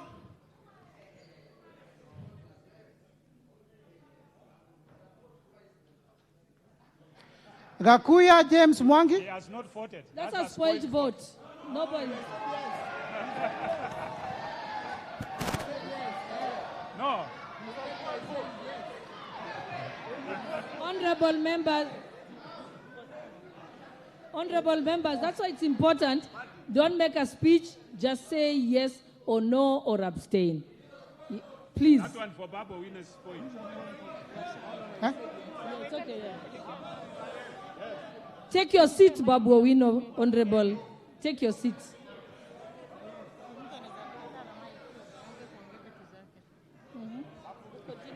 Gakuya James Mwangi. Gakuya James Mwangi. Absent. Mawathe Julius Musili. Mwenje Mark Samuel. Daboen Pamela Njoki Njeru. Lelmengit Joses Kipto Kosgei. Omboko Milemba Jeremiah. Kipiegon Johanna Ngeno. Ukose Robert, Doctor. No. Yakub Farah Sala. Yakub Farah Sala. Proceed.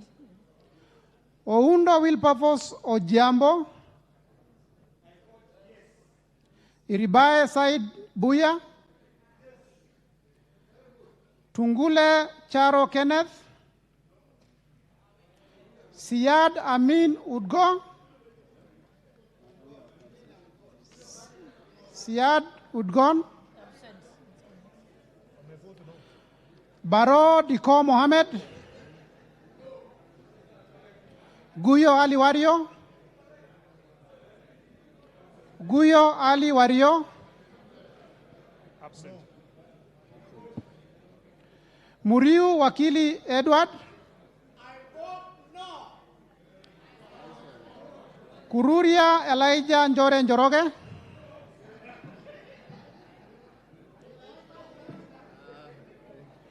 Kagombe Gabriel Gaduka,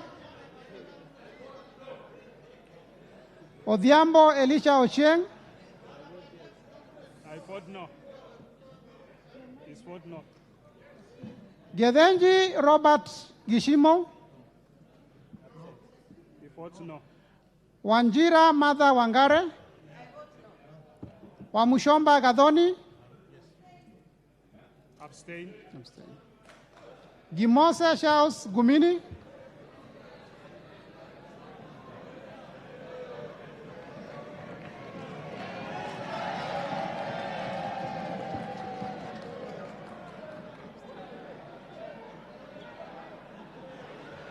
Gimose Charles Gumini, Timose, absent.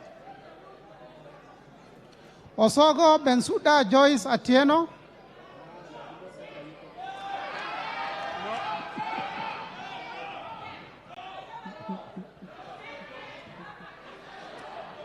Kaluma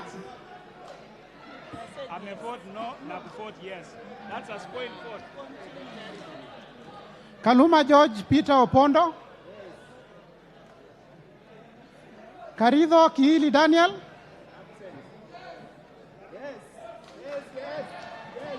No. No. He has voted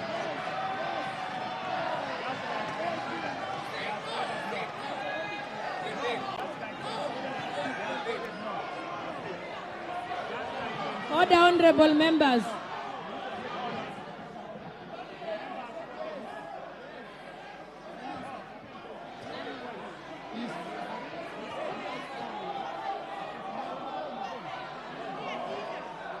Honorable Daniel, sit down. I will call your name again.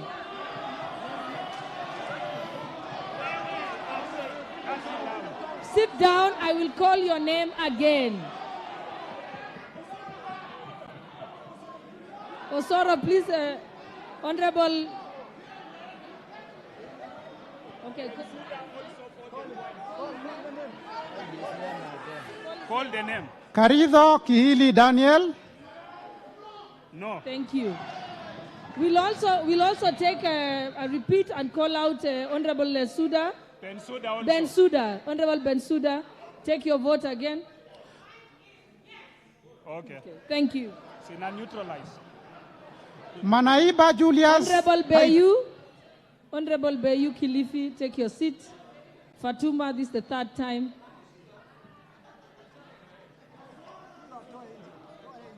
Proceed. Julius Taitumu, Mwirigi John Paul, Abdi Ali, Mwirigi is no. Even Kaitumu ni no. Amesema no. Abdi Ali, No. Shinali Bernard Masaka, Shinali. Bernard Masaka,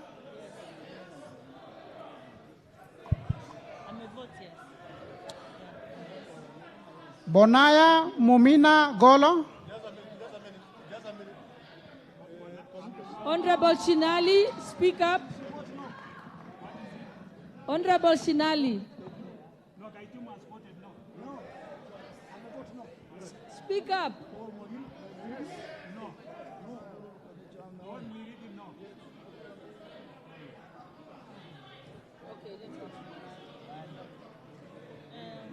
Mumina has voted no.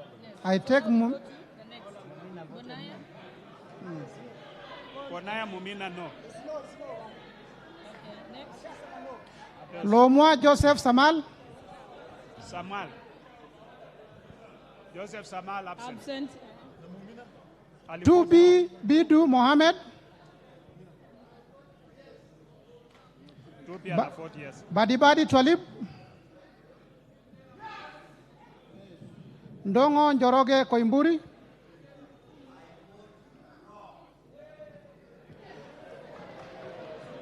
Wamashukuru James Kamau. No. Obara If Akinyi. Kalasinga Joseph. I vote yes.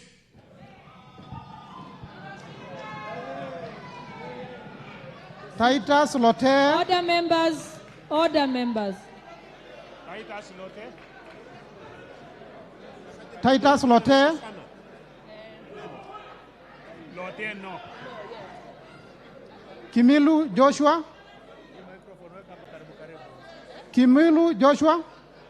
Yes. Sankaire Lea Sopiato. Honorable Wandai, honorable member for minority leader, Tafadhali, ask them to keep the voices down so we can hear everyone. Sankaire Lea. Okay. Kanchori Elijah Memusi. Amisi Kakuta. Nguro Onesmus Ngogoyo. Sakimba Parashina. Absent. Risa Sunkuya George.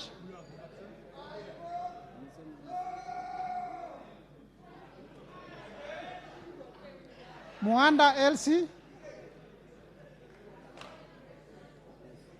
Katana Paul Kahindi.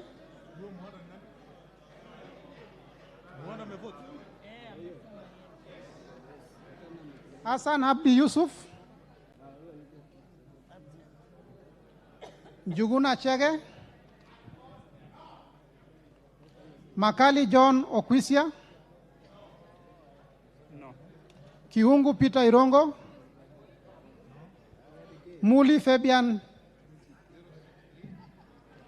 He votes no. Shumel Samuel Moroto. No. Sudi Oscar.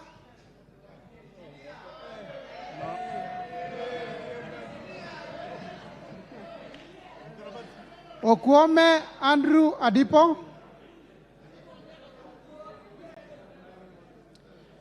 Karauri Ronald Kamuiko.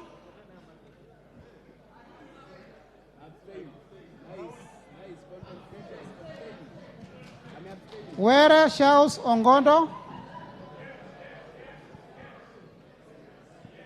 Were Shaus Ongondo.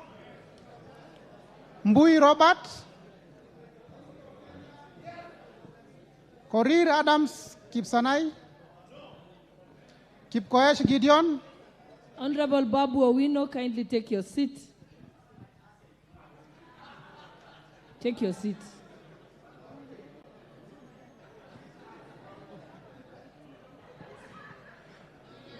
Kipkoech Gideon Kimayo. Kemei Beatrice Chepngeno.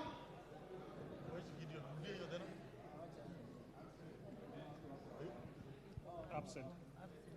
Kemei Beatrice. Ruto Julius Kipleting. Wangaya Christopher Aseka.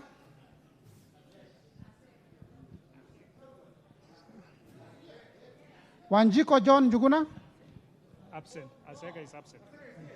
Where? Where? Where? We are not seeing it.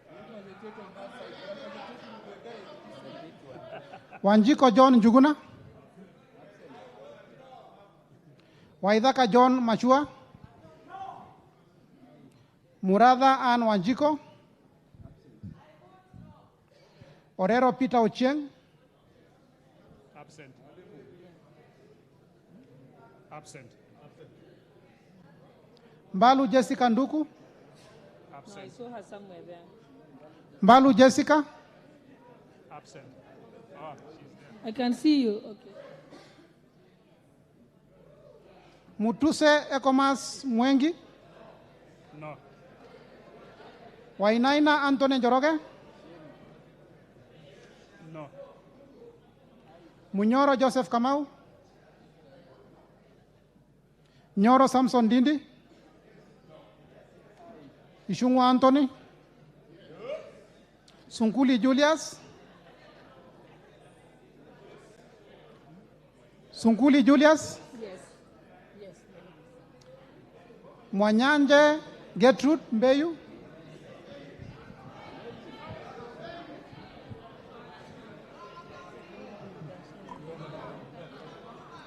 I vote yes to the amendment. Thank you. Baya Owen. Kitty Richard Ken Chonga. Absent. Zambia Thaddeus Kidhua. Mutua Didmas Barasa.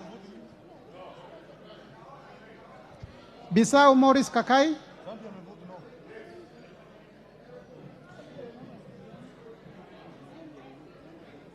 Umekapcha huyo? Okay. Rai Samuel Gonzi. Kwenya Dhuku Zakare. No.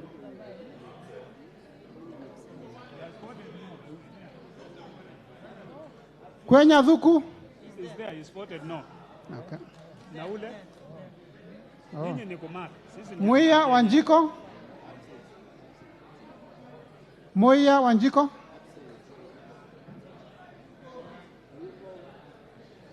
Cherorot Joseph Kimutai. Cherorot? Cherorot Joseph Kimutai. Cherorot is saying no.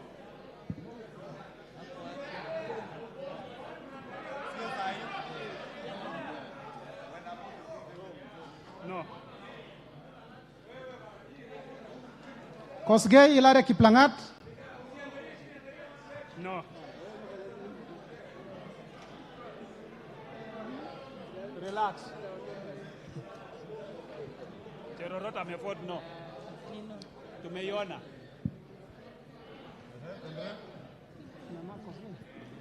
Koskei? Maina Jane Jerry. No. Gitari Joseph Gashoki. No. Uko nyuma. Bedzimba Rashid Juma. Aburi Donye Doris. Yes. Ruth Adhiambo Odinga. Oron Joshua Odongo.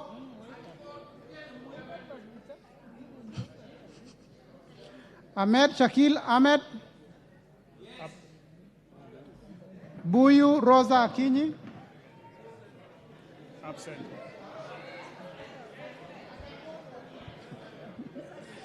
Kasalu Irene Mudhoni. Mulu Makali Benson.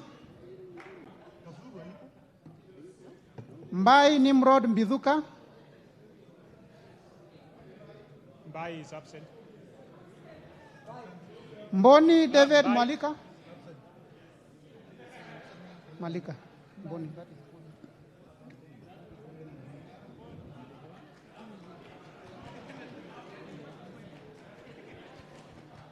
Nyamai Resho Kaki. Nyenze Edith. Nyamai has voted no. No. Nyense Edith. Nyenze Edith. Absent. Mokaya Nyakundi Japheth. I vote no. Kibagendi Anthony. Kibagendi Anthony has voted twice, ama? Gisairo Cliff Ombane.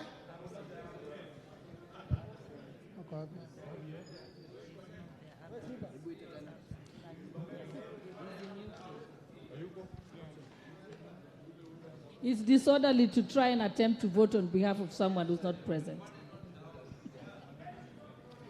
Yegon Brighton Leonard.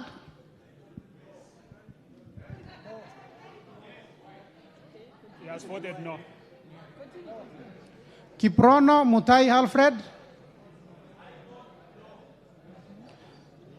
Tonui Joseph Kipkosgei. Kamero Maisori Marwa Kitayama. Robi Mathias Nyamabe. Masito Fatuma Amisi. Wanyonyi Ferdinand Kevin. Abdirahman Mohamed Abdi.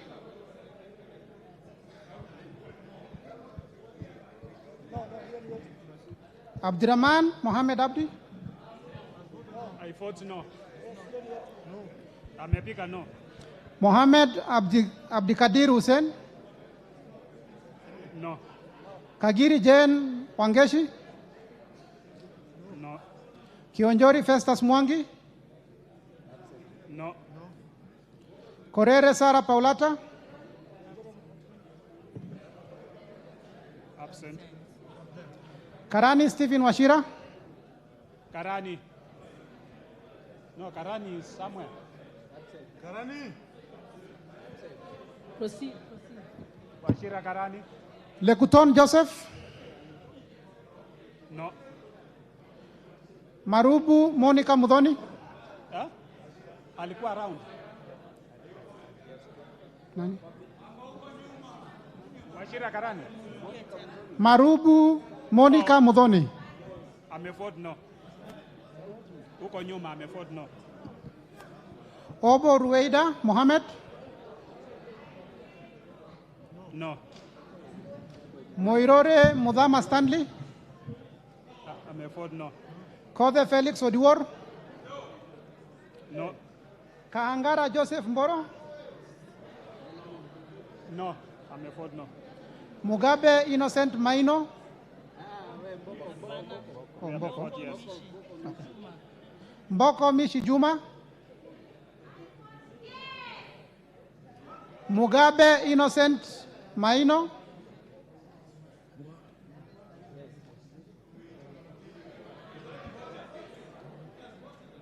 Amevote yes. Hapo ametikiwa. Hawezi rudiwa. Shege John Kirago. No. Akuja Protasewesit. No. Oyugi Dick Maungu. Nabii Nabwera Daraja. Shiforomondo Mangale Munga. No. Mukwana Titus Kamala. Mbiuki Jafeth Miriti Kareke. Kamene Joyce.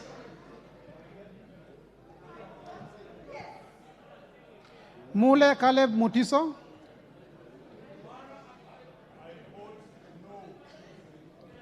Kombe Addison Garama. Omwera George Aladwa. Kiamba Susan Dunge.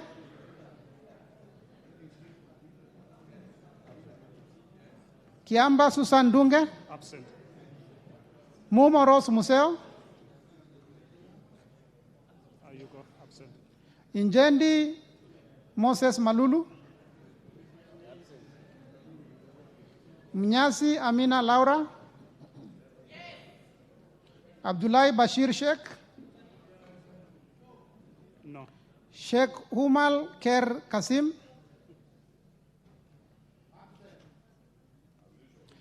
Abdirahman Mohammed. Haro Abdul Ibrahim. No. Yusuf Adan Haji.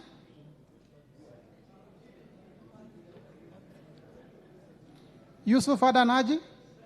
Absent. Mukunji John Gitonga. Mugunji. Mugunji. Mukunji John Gitonga, Njoroge Mere wa Maua, Bowen David Kangogo, No. Toroitish Timothy Kipchumba, Wako Naomi Jilo,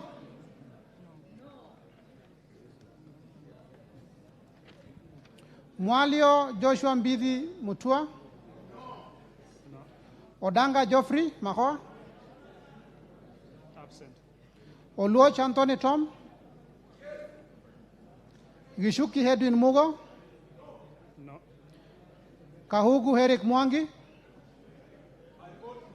No. Tandaza Kasim Sawa, No. Nabulindo Peter Oscar, Absent. Yes. Nabulindo? Oh, yes. Yes. Mule Stephen Mutinda, Ayuko. Wapi Mule? Wapi Mule? Mule, where is he? No, Mule is not there. Mule Stephen Mutinda, He's not there. Absent. You can't give him he's absent. Kingola Patrick Makau, Absent. Ruku Geoffrey Karioki, Yes, yes. No. You vote no. Yes. You vote no.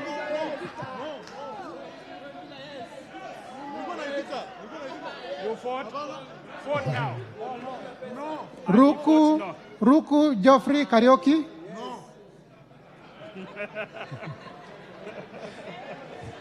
Where's the vote? Nebat Bernard Morioki, Marioke, no. No. Nzioka Erastus Kivazu, Msiokani, yes. Kailemia Elizabeth Karambu, But ule mwingine ni no. Murioki ni no.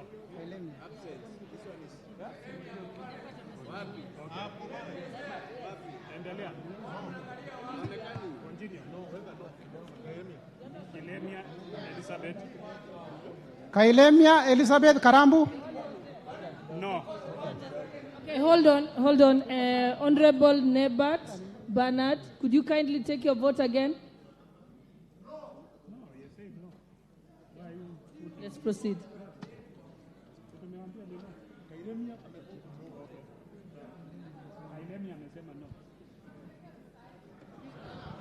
Mohamed Fatuma Zinabu,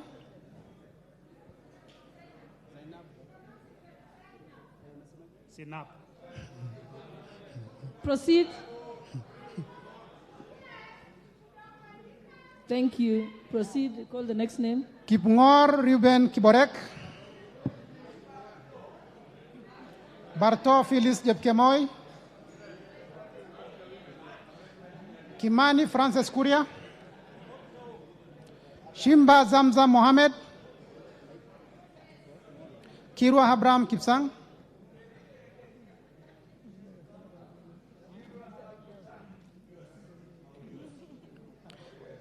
Jaldesa Guyo Wako, Absent. Jaldesa Guyo, Absent. Bader Salim Faisal, No. Chesebe Fred Kapondi, Oyo James Onyango,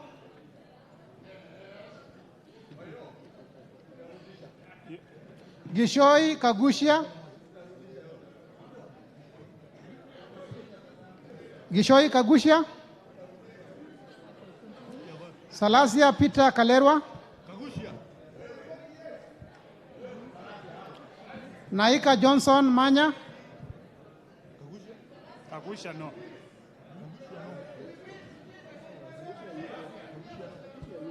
Honorable Kagusha. Honorable, rise to your feet. Absent.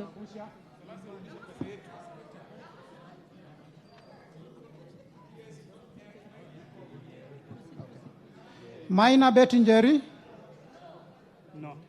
Mashele Mohamed Sud, Musau Vincent Musyoka. No. Shake Peter Mbogo.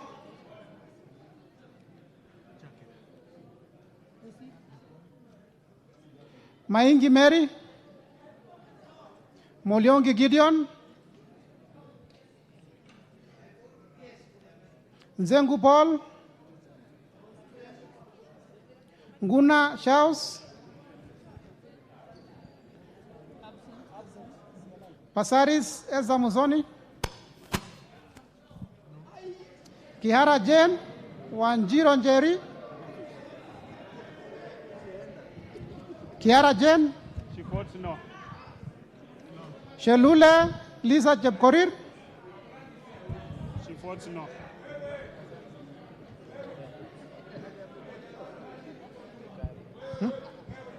Gikaria David.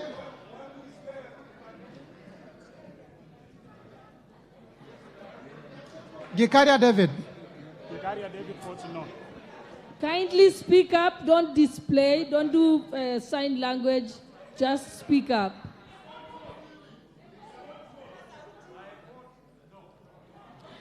Arama Samuel.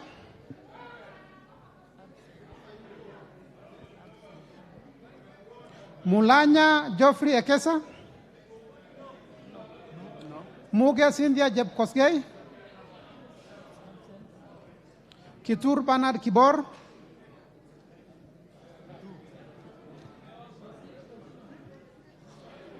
Tonkei Rebecca. No. Aramat Lemanken. No. Pareyo Agnes Mantane.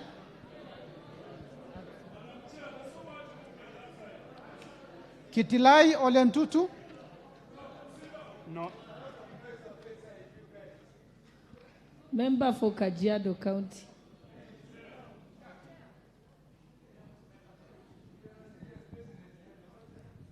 Yes, and also Oscar Sudi and Honorable Kaluma, take your seats. Tongoyo Gabriel. Wangwe Emmanuel. Gashagua George. Owino Martin Peters. Ashakwa George is no. GK Masharia Karaoke. No. Chepkon Charete Kadambi.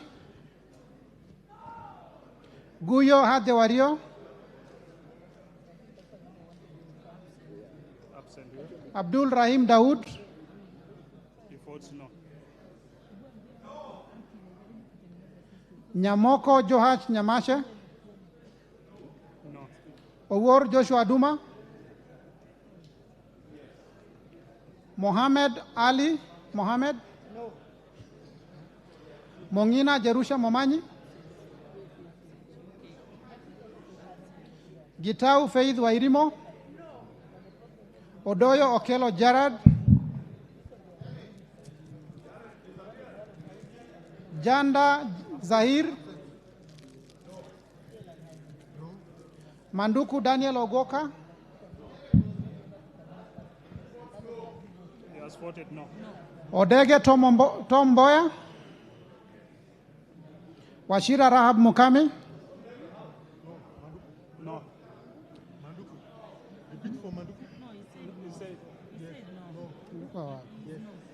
Madenge Duncan Maina. No. Maina, no. Mushira Maiko Mwangi. No. Kiarao David Nduguna. No. Wainaina Maiko Wambogo. No. Kosing David Losiakou.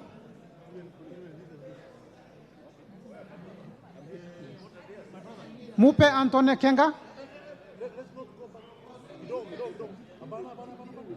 No, what is the problem? The problem is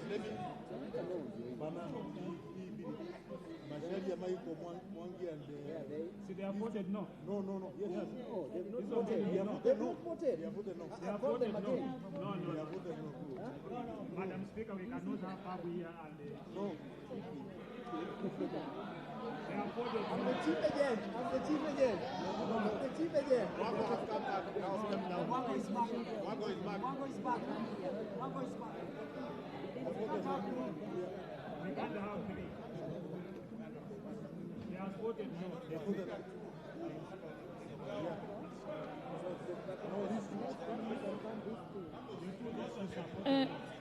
Which one?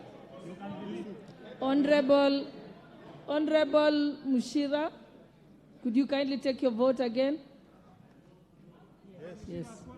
Yeah. And then Honorable David Njuguna Kiarambo. Thank you. Okay. Honorable Kosin.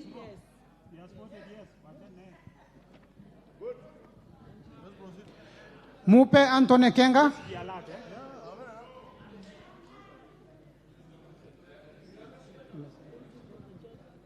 Mupe Antone Kenga. Amefort no. Ndio ule uko mwisho. Gogo Liliana Cheng. Absent. Oh, where? That's a spoiled vote. Can you say yes or no?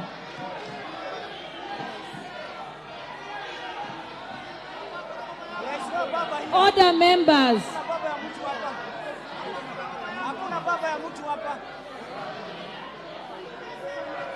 Order, honorable members. Honorable, just repeat take your vote again. There is no Baba.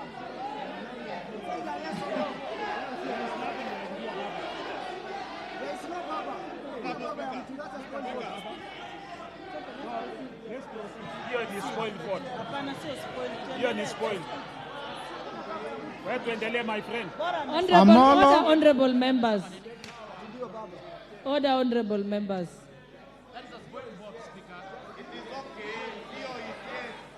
I perfectly understand that. It's the next sentence that was confusing. But she has clarified. You may take your seat, Honorable Gogo.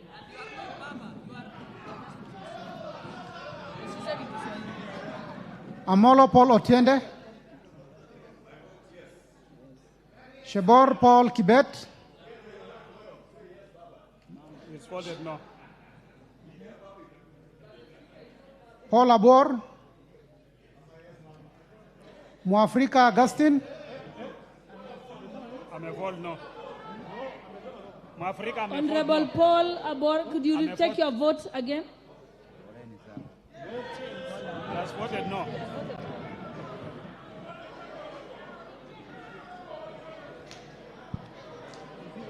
Mwafrika Augustine. Amepika no. Mwafrika amepika no. Honorable Mwafrika. He has voted no. Francis Kajwang. Absent. Kingara Simon Nganga. No. Karemba Eric Mushangi. No. Longova Sloya Clement. No.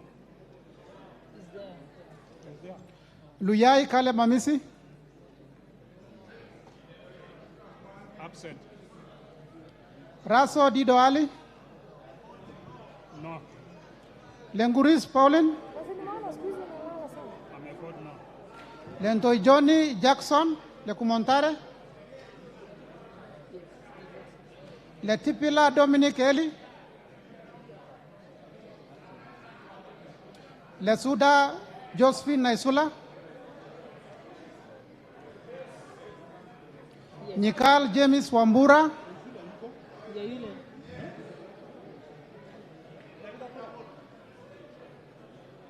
Ikana Frederick Lusuli. I vote no. Odor Christine Ombaka. Lusuli amefort no. Okay, sawa. Amefort no. Okay. Lochakapong Peter. Amefort no. Kemei Justice Kipsang. Amefort no. John Waluke.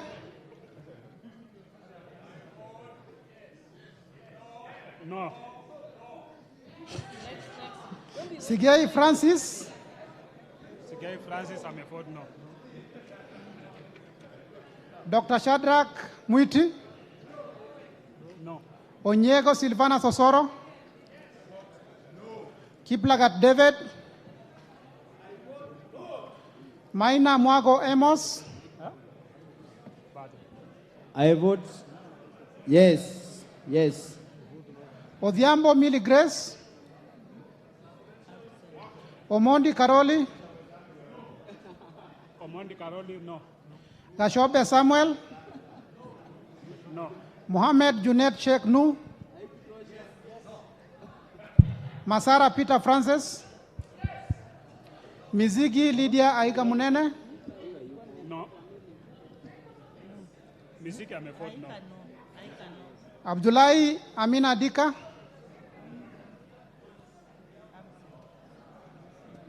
Bare Hussein Abdi. No. Buire John Okano. No, where is he? Buire John Okano. He's not, no, he's absent. Oku Edward Kaunya. Absent. Oh. Yeah. Yes. Honorable. Aika Meheka, no.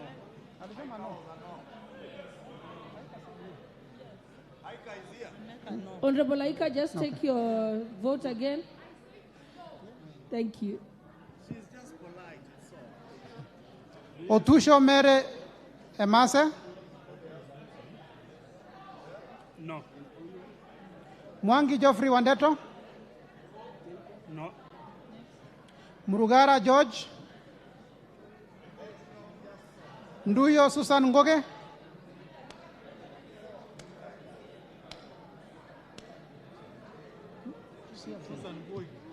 Nganga Alice Wamboi. No. Nduyo Susan Ngugu. Ako. Susan Ako Ngui. We were Tarakanidi. Susan Gugi. Honorable Susan Gugi Taraka. Okay, proceed. Nganga Alice Wamboi. Ameford, no. Kasait William Kamket. No. No. Aburi Lawrence Mpuri. Mburi Aburi. Mutunga John Kanyuithia. No. Kibiwot Julius Meli. Chikati John Murumba. Sioi Lilian Chebet. No. Sitienei Janet. Nyitit Cecilia Asinyen. No. Emade Joseph Namwar. No. Ngolong Nicholas. Absent. Nabuin Paul. Absent. Namoit John Ariko. Daniel Nanoko Epuyo. No. Boss Gladys Jebkosgei.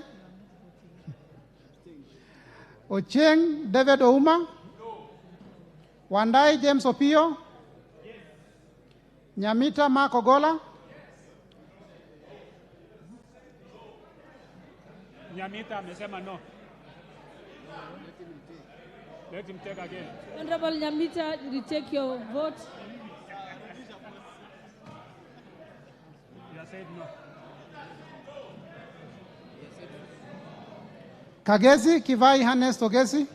No. Adagala Beatrice Kahai. No. Abdi Kamis Chome. Absent. Okay. Jeho Fatuma Abdi. Absent. Mohammed Aden Naudi. Sane Ibrahim Abdi. No. Ado Mohammed Aden.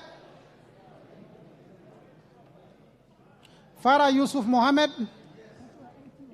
Wanyonyi Martin Pepela. No. Sitati Daniel Wanyama. No. Mogaka Stephen, No. Kasiwai Rael Chepkemoi, No.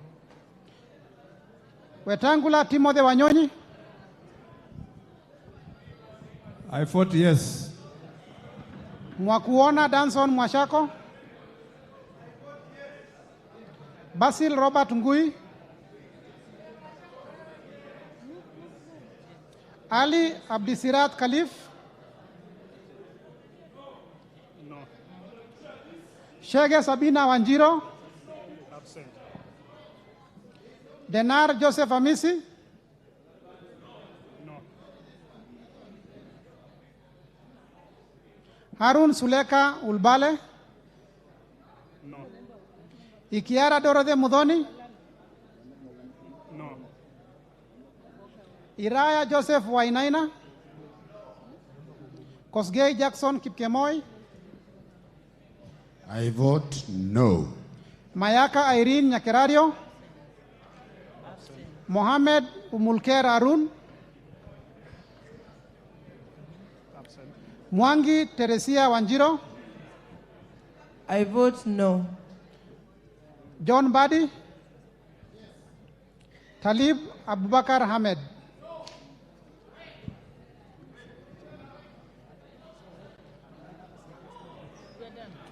We can now count.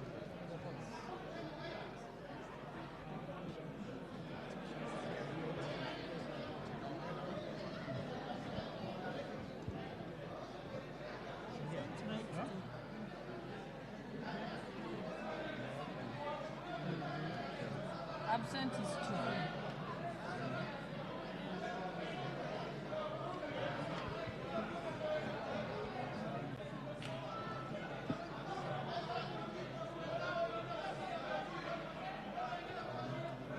Order, honorable members.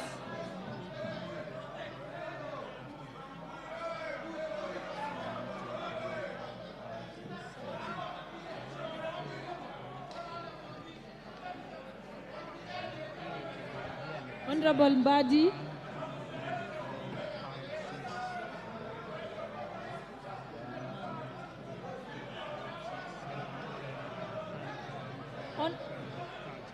Order, honorable members.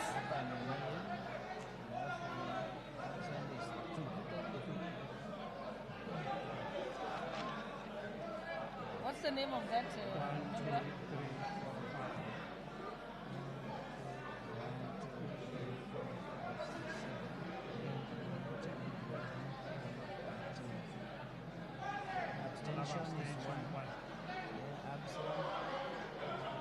Honorable members, Honorable Waluke.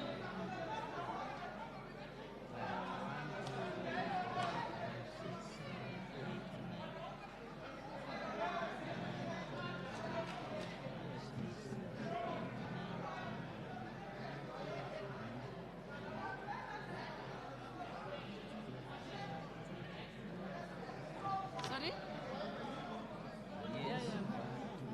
Honorable members, I will again for the last time bring to your attention Standing Order 76, which says that during the division, members shall be maintain order in their house, and shall be in their designated seats and must remain seated until the result is announced. So after this, I will declare you out of order and you will leave the chambers.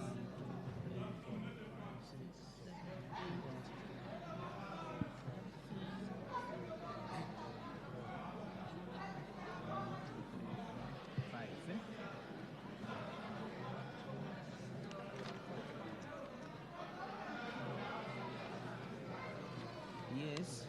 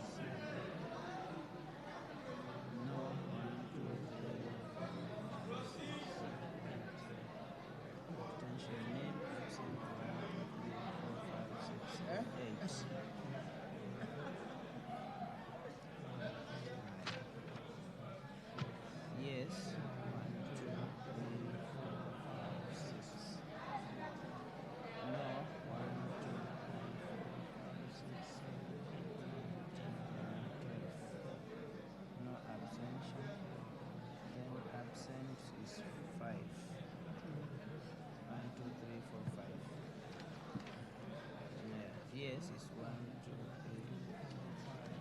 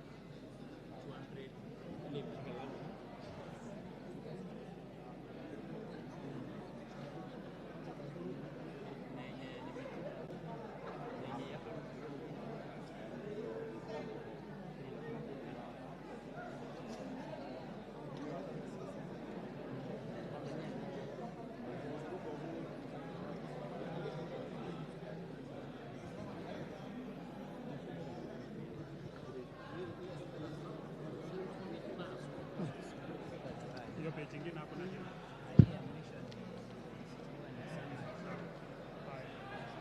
Now let's totalize.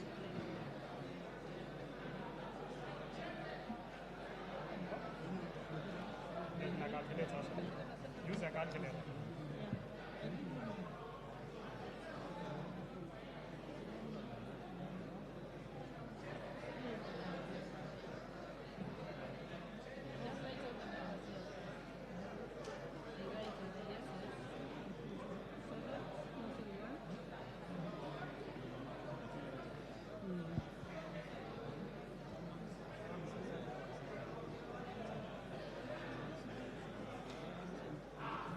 Yeah, I'm gonna get absent. No, no, it's good. Okay. And abstain. Abstain plus.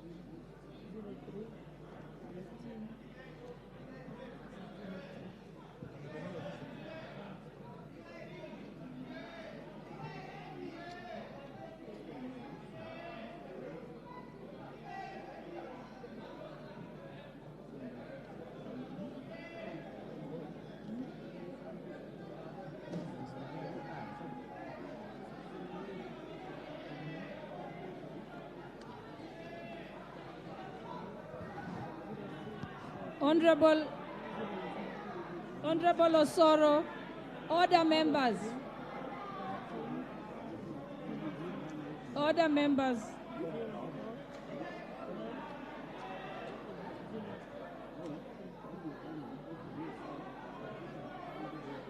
Chair, sasa calculator iko wapi?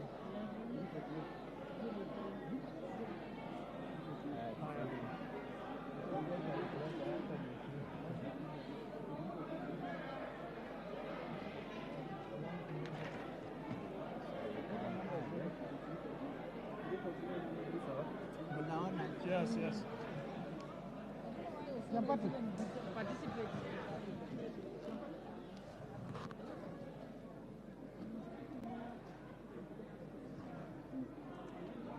Yes, she can vote.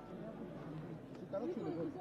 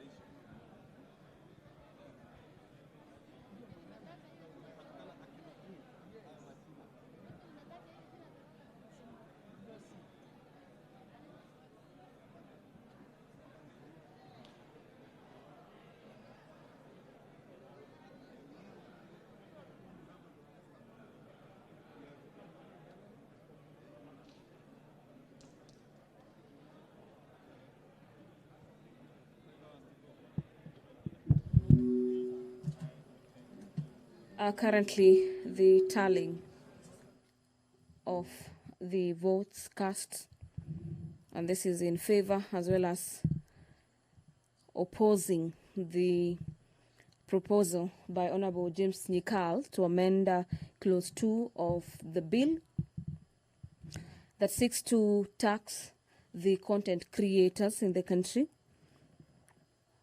Is a clause that is currently having its tally of votes tallied, and immediately after that particular tally is complete, the Speaker, the Deputy Speaker of the National Assembly, who is currently the Chair under the Committee of the Whole, will be announcing the results to members of the National Assembly in regards to how that particular clause performed, or the fate of that particular clause. Remember, this is a clause by Honorable James Nyikal from the opposition side that seeks to scrap the digitization of content creators under the Finance Bill 2023. We've been having members of the National Assembly vote in favor of the bill and against the bill. And just you remember also, this particular roll call was occasioned by the mere fact that the electronic voting system of the National Assembly failed temporarily, forcing the House to go through its standing orders number 72 on roll call, where members of the National Assembly were called each by name and required to sort of make their stand known in regards to the proposals in this particular bill. And this is clause number 2 in the Finance Bill 2023 that has a total of 79 clauses. So far, we have 12 amendments to this bill. We have 8 amendments from the opposition side. The Kenya Kwanza, that is the ruling party, is proposing 2 amendments to the Finance Bill 2023, as well as the committee led by the Honourable Member for Molo, Honourable Kuria Kimani, has also presented 2 further amendments to this particular bill. And to just take you through the provisions of the standing orders in regards to how the House votes. And under this category where the House voted under the roll call, I see the Chair is ready to make the announcement in regards to how that particular vote went. Allow me to hand you over so we can follow up. Honourable members, order. Outcome. I will now proceed to announce the results of voting. Division on the clause on clause 2 as amended by Honourable Nyikal. The manual vote count was the ayes 87, the nays 189, and abstentions were 3. Thank you.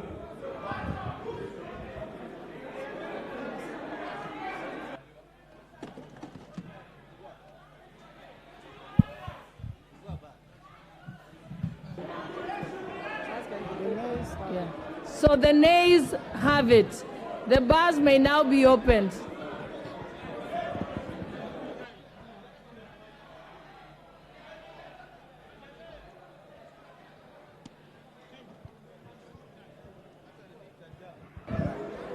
I now call upon the chairperson of the Finance Committee to move all the amendments under clause 2.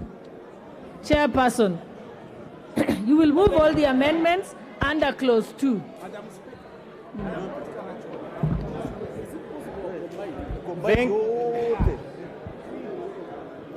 Thank you, Honourable Chair. I beg to move the amendments on clause 2A.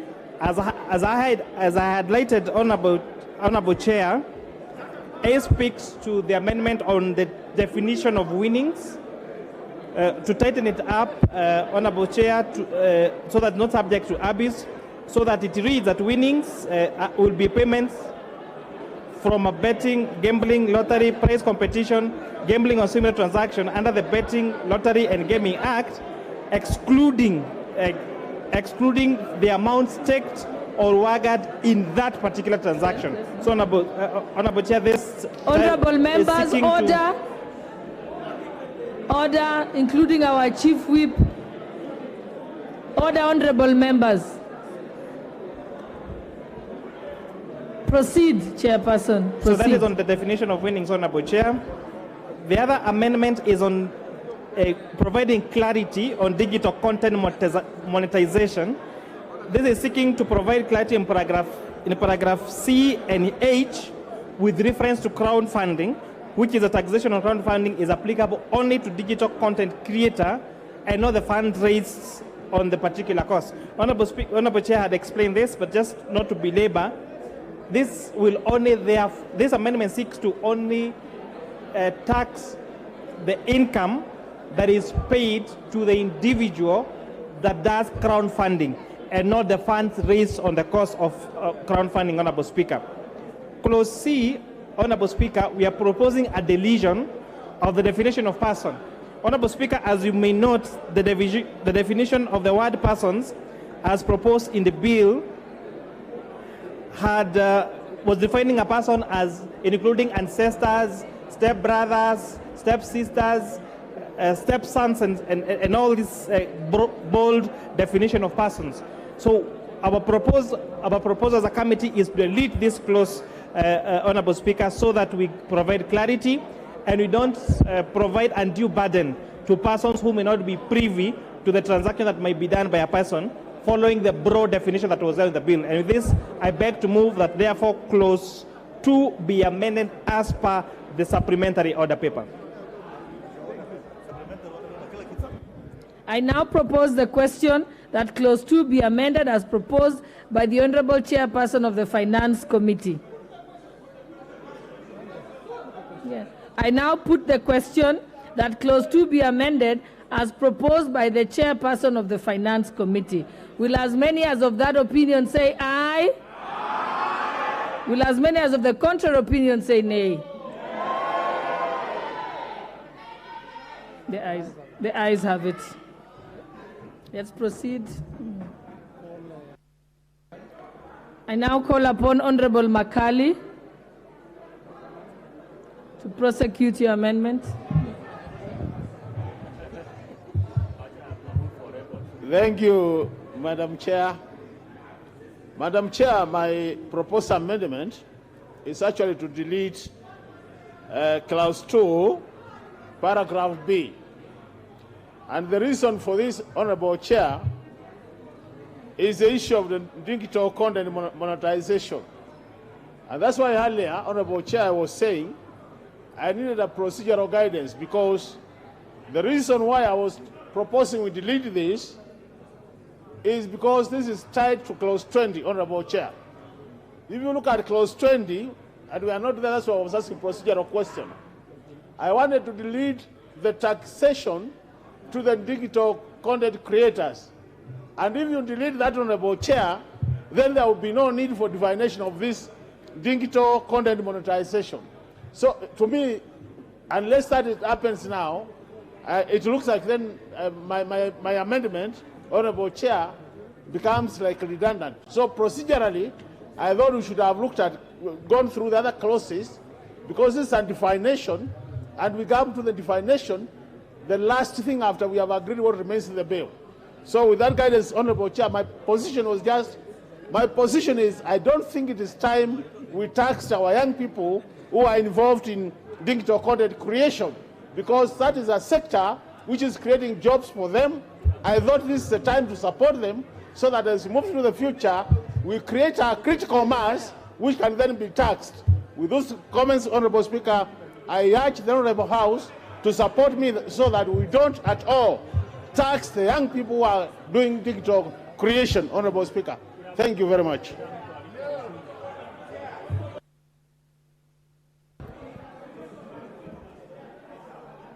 Yeah, this one is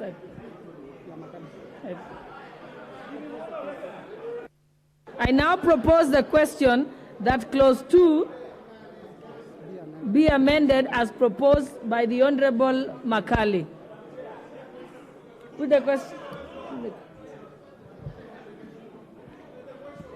I now put the question that clause 2 be amended. Sorry, I now put the question that clause 2 be amended as proposed by Honorable Nyikal. Will as many as of that opinion say aye? Makali, sorry. Yes, as proposed by Honorable Makali. Will as many as of that opinion say aye? Will as many as of that opinion, the contrary opinion say nay? Nay. The nays have it. Honorable. Really? Yes. Okay. Honorable Kaluma? Yes. Honorable Kaluma? Honorable Kaluma, are you prosecuting your amendment?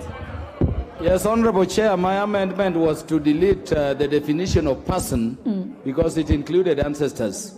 It has been carried in the amendment by the committee. And so it is already carried, and I thank the committee.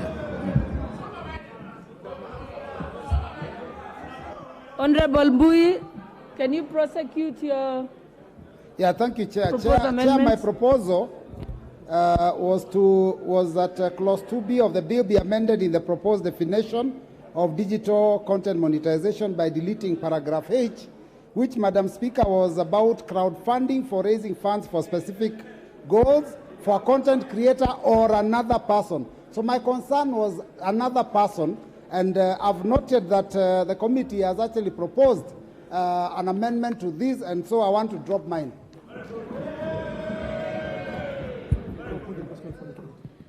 I now propose the question that clause 2 be amended as proposed by Honorable Mbui. And he has dropped his amendment.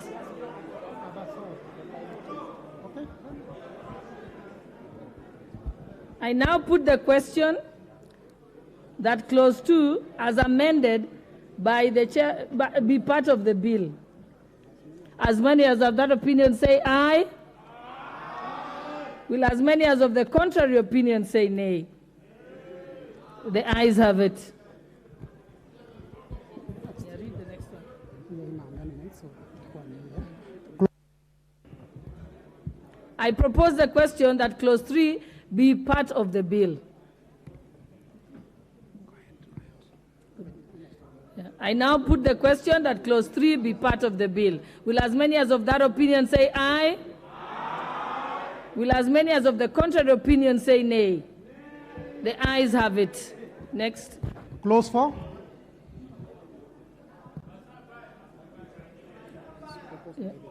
Yes.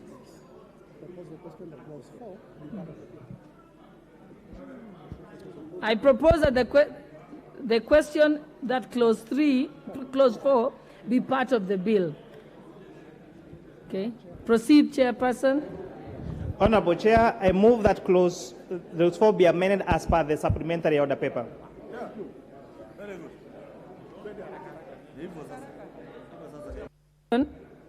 That clause 4 be amended as proposed by the Honorable Chair of the Finance Committee. I now put the question that clause 4 be amended as proposed by the Honorable Chairperson of the Finance Committee. Will as many as of that opinion say aye? Will as many as of the contrary opinion say nay? The ayes have it. I now put the question that clause 4, as amended, be part of the bill. Will as many as of that opinion say aye? Will as many as of the contrary opinion say nay? The ayes have it. Next. Clause 5.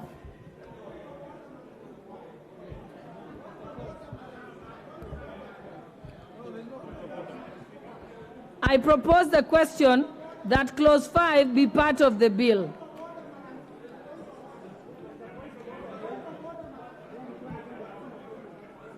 Proceed, Honorable Bui. What's your point of order? Hold on, Chairperson. Yeah, thank you, Madam Speaker. Madam Speaker, Madam Chair, please. When the chair of the committee is proposing amendments, It is only fair, Madam Speaker, for the sake of the people that are watching what is happening in this House, that he clarifies his proposed amendment. Because when he says as contained in the order paper, and then members here just shout aye, we look like we don't know what we are doing. I propose that he makes it clear what it is amending. That is how the House should run. That is how the House should run. Honorable Let us Bui, be fair. Let us. Honorable Bui, I've heard you. It's noted, but we have already progressed to number 5. So let us proceed to clause 5. I propose. I will, thank you very much, Honorable Chair. I will endeavor to take less than 10 seconds to explain what that clause is about. Honorable Chair, I move that clause 5 be amended as per the order paper. And Honorable Chair, this particular clause was proposing a double taxation on subscriptions made to institutions like clubs, where there was an application of a double taxation where the employer makes that contribution to those institutions they were taxed, and when and that particular benefit was also being taxed to the employee. With that, I support Honorable Chair.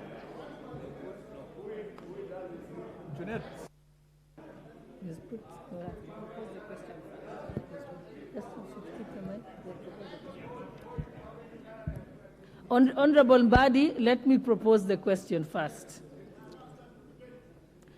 I now propose the question that clause 5 be amended as proposed by the Chairperson, Finance Committee. I will give you the opportunity. Honorable Mbadi, you may proceed to. Yeah, actually, Madam Chair, I'm supporting this amendment, but more particularly the one that is deleting paragraph B, because this would have subjected per diems that is paid to public officers to taxation, yet those paid to private sector employees are not subjected. It would have been unfair treatment to the public officers. Thank you. And I support.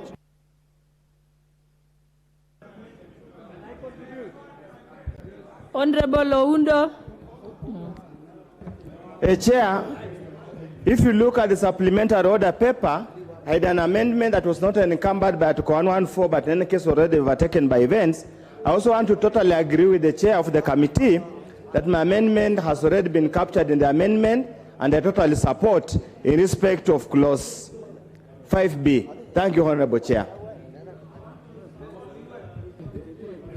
Yeah, give me the mic. I now put the question that clause 5 be amended as proposed by the Chairperson of the Finance Committee. Will as many as of that opinion say aye? Aye. Will as many as of the contrary opinion say nay? The ayes have it. I now put the question that clause 5 be as amended be part of the bill. Will as many as of that opinion say aye? Aye. Will as many as of the contrary opinion say nay? The ayes have it. Next. Clauses 6, 7, and 8. 6, 7, and 8. Yes. 6, 7, 8. I now propose the question that clauses 6, 7, and 8 be part of the bill. I now put the question that clauses 6, 7, and 8 be part of the bill. Will as many as of that opinion say aye? Aye. Will as many as of the contrary opinion say nay? The ayes have it. Clause 9.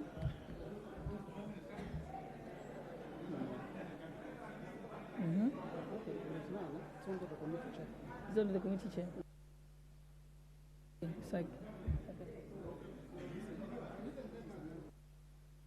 I now propose the question that clause 9 be part of the bill. Chairperson. Honorable Chair, I propose that clause 9 be amended as per the supplementary order paper. So this is where we have the turnover tax. The bill had proposed that the minimum threshold be 500,000 shillings, and we're increasing now the minimum threshold to 1 million shillings up to 25 million shillings. And with that, I support Honorable Chair.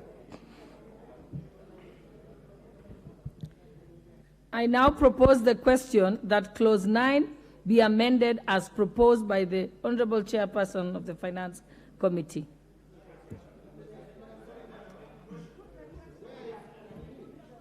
Proceed. I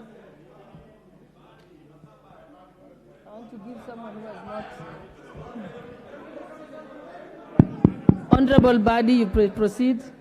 I can see there are only two members who are interested. Madam Chair, yes. Proceed. Madam Chair, what the chairman is saying is not in the amendment by the chair. The chair is talking about raising the threshold to a minimum, unless I have a different order paper, to a minimum of 1 million. But what I'm seeing here is does not exceed or is not expected to exceed 50 million shillings, and substituting therefore the words does not exceed 25 million. So it is the upper limit that is being amended. I'm not seeing anywhere for the minimum, the 1 million that is talking about, unless I have a different order paper. Give the chairperson an opportunity to... Honorable Body, if you just take your seat so you give him a chance to respond. Yes, class. Honorable Body, you have made a very good point if you just allow the chair. Oh, yes. Actually, Honorable CPA Bandi, you are actually correct. What is proposed on the bill has the minimum threshold of 500,000 shillings. What is on the order paper only captures the lower limit, which is in error. So it is actually also capture the minimum, which would be 1 million shillings. So let me move my amendment again. So I therefore move that the clause 9 be amended to include a minimum threshold of for turnover tax to 1 million shillings to 25 million shillings. I thank you, Honorable Chair.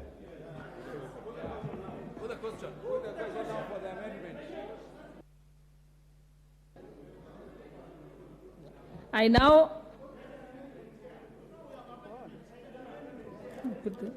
put the question, yeah? I now put the question that clause 9 be amended as proposed by the Honorable Chairperson of the Finance Committee. Will as many as of that opinion say aye? Aye. Will as many as of the contrary opinion say nay? The ayes have it. I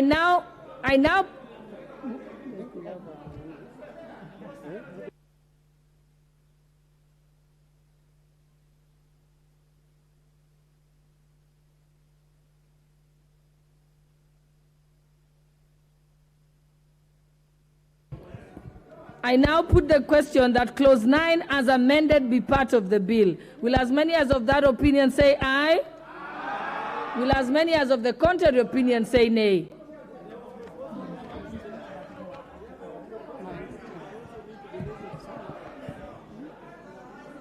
Madam Speaker, Madam Chair.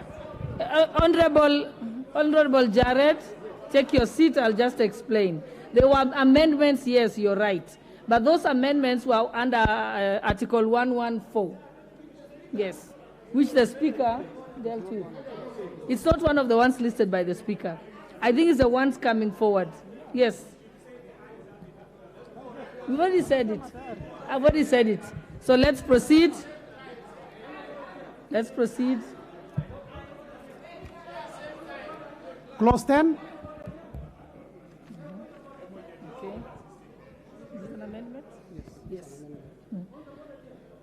I now propose the question that clause 10 be part of the bill. Chairperson, Finance Committee. Yes, thank you, Honorable Chair. I beg to move that clause 10 be amended as per the supplementary order paper. And what we are doing here, Honorable Chair, there was a requirement that was proposed in the bill that taxes collected, especially Honorable Junet, you will have an opportunity. You will have an opportunity as soon as the chair has finished moving.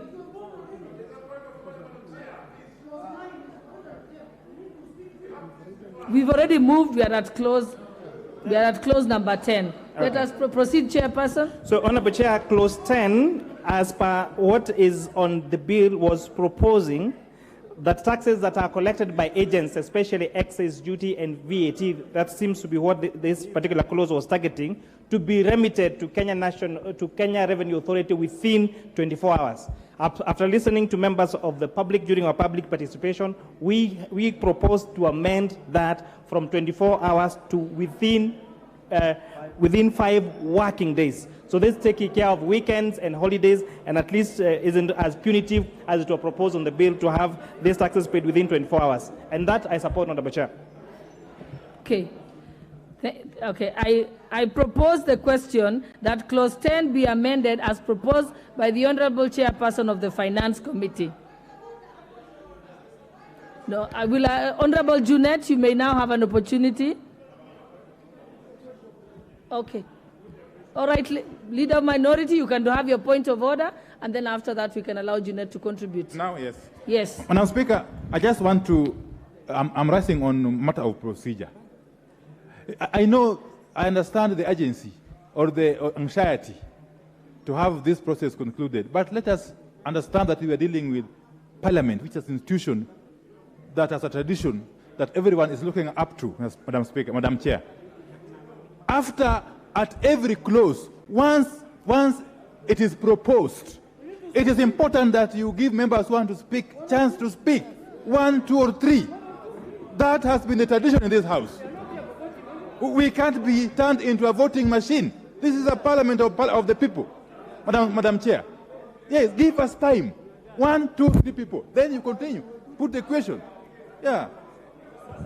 On the Leader of Minority, I agree with you that it's important to give members a chance to debate it, except in those previous ones, there was no one who showed interest.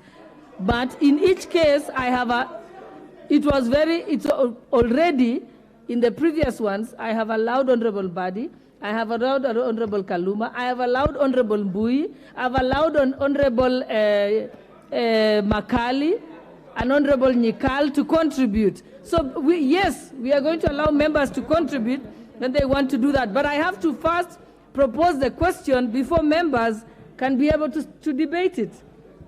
So let us move now.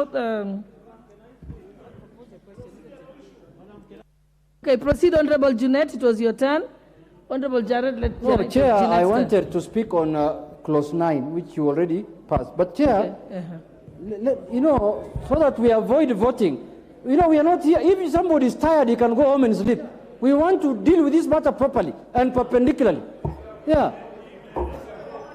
Okay, Honorable Jared. Madam Chair, it is true that... Order members, please allow him to prosecute his argument. Proceed. I thank you, Madam Chair. It is true that the Speaker did give a ruling touching on certain clauses that were either exempted or allowed to proceed in light of Article 114 of our Constitution. Honorable Speaker, in areas where you will skip while reflecting the decision of the Speaker, I think it is important to let those who proposed amendments to know that that is not forming part of the Speaker's decision. But again, most importantly, Honorable Speaker, we have up to 30th of June to have this concluded. And the Speaker did give a very comprehensive ruling on the times allocated for this debate, Honorable Speaker. And therefore, I would ask, humbly so, that those who have issues to raise on every clause in this thing be given time to do so. Just as my colleagues have said, this is a house of debate, and we have to subject this house to debate because the whole country is watching this. Because they want to know who is with them and who is not with them. I thank you, Madam Chair. Thank you, Honorable Member. But if I'll just bring to your attention the exact communication from the Speaker was that the clauses that the Speaker allowed to proceed, even when marked as under Article 114 of the Constitution, are the following clauses. Clause 2, Clause 24, Clause 33, Clause 34, Clause 36, Clause 43, Clause 76, and Clause 78. And I've just asked the clerk's desk to be able to give you a copy now so that you can stand guided. So we haven't breached that at all. Thank you. Okay, let's proceed.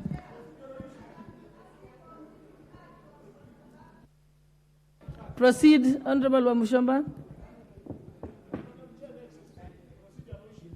I hope you're contributing on clause 10. No, Madam Chair, I just want to raise a concern, and this is a concern that is on procedure. Point of order.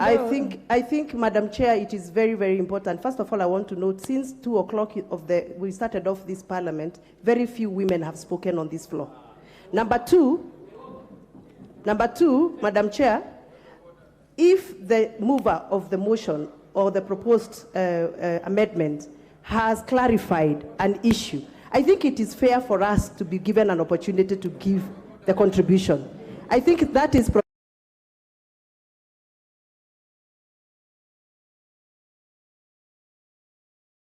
I want to raise my dissatisfaction on clause 9.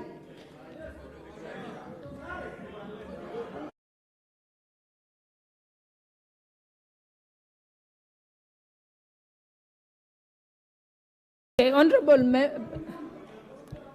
Honorable Wamushomba, the opportunities will be given for members after the mover and has moved the motion, and then has also, after we have spoken, we have proposed the question, then you will have an opportunity. So you just have to put in your name there. Let's proceed, Chairperson. Let's allow the Chairperson to proceed, and then you can be able to respond to it. Okay, let's listen to your point of order, Honorable. Thank you, Madam Chair. You know, Madam Chair, from what Honorable Mbandi said, the chair of this committee amended his proposal, clause 9. I think procedurally, he should have read the words as they are after the amendment. He just explained. And I think procedurally, he should have read now the new content of the new amendment. He didn't. He just explained. You had got. Honorable Makali, I think the finance chairperson said that you referred to as set as in the order paper. Yes. So after that, he clarified that in the order paper it is accurate. It was when you were speaking that the inaccuracy came, and he actually agreed with Honorable Mbadi. He agreed with Honorable Mbadi, and he went back and read how it is in the order paper, and he was fine with it. But if that is the case, you can always repeat it. Chairperson. Okay, hello? Not clause 9. We already sorted that one out. So move to the next one. Yes. Thank you. Honorable Chair, I move that clause 11 be amended as per the supplementary order paper. And essentially here what you're doing, Honorable Speaker, is providing that a housing levy be a tax deductible expense. Order, Chair, I think we are on clause 10. You are still...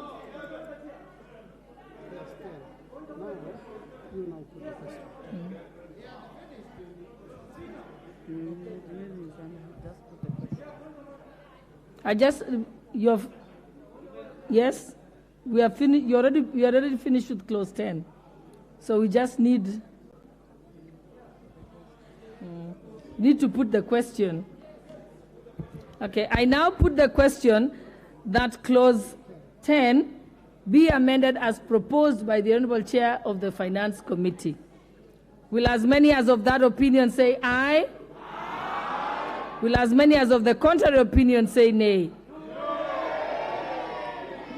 The ayes have it. I now put the question that clause 10. Okay.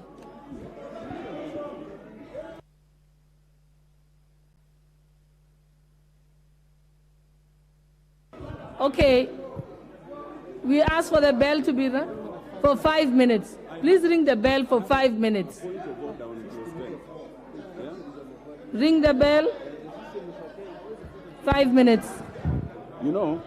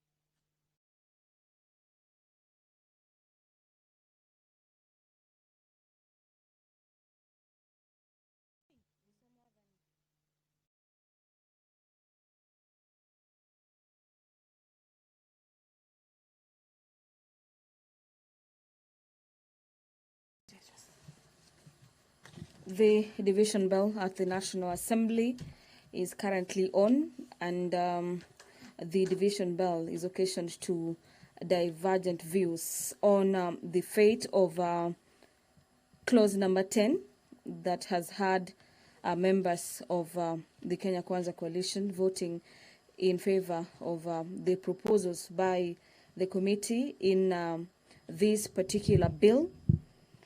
The amendment by Honorable Member for Kitui Central, Honorable Makali Mulu, is the elephant in the room, and members of the National Assembly will now be having a roll call or electronic voting in the event that the electronic gadgets are up and working to determine the fate of this particular clause. In this particular clause, the Honorable Member for Kitui Central is seeking to amend subsection 4 of clause number 10, where a person is required to deduct the digital asset tax within 24 hours after making the deduction, also remit the amount so deducted to the commissioner together with the return of the amount of the payment as well as the amount of tax deducted and such other information as the commissioner may require. This is a clause that has divided the House over what the fate of this particular clause is. The committee is proposing 24 hours for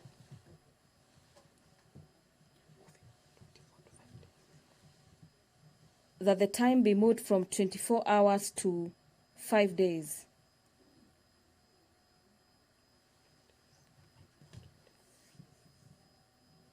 The members of Kenya Kwanza Coalition have voted objecting to the amendment by Honorable Makali Mulu, where members of the opposition have voted in favor of that particular bill. The contestation that has led to the division bell being called, and members of the National Assembly are currently walking into the chamber, those who had probably left before, and immediately the lapse of the 5 minutes directed by the chair, who is Gladys Honorable Boss, has lapsed. The doors will be closed and the bars will be drawn, a clear indication that the voting of this particular amendment will be taking place.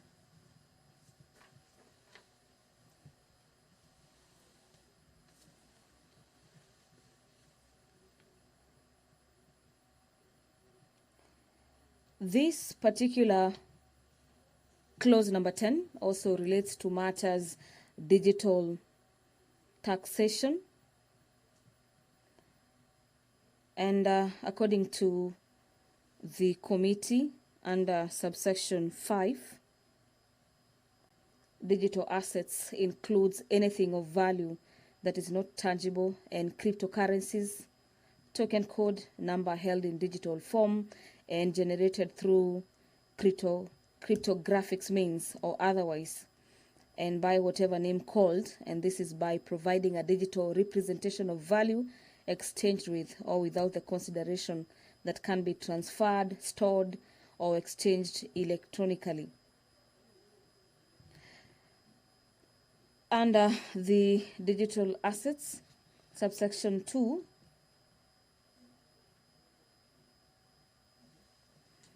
the income may be derived from a transfer or exchange of digital assets. That is supposed to mean the gross fair market value consideration received or receivable at the point of exchange or transfer of a digital asset. These are some of the definition by the committee on what a digital assets under the law will be considered to be.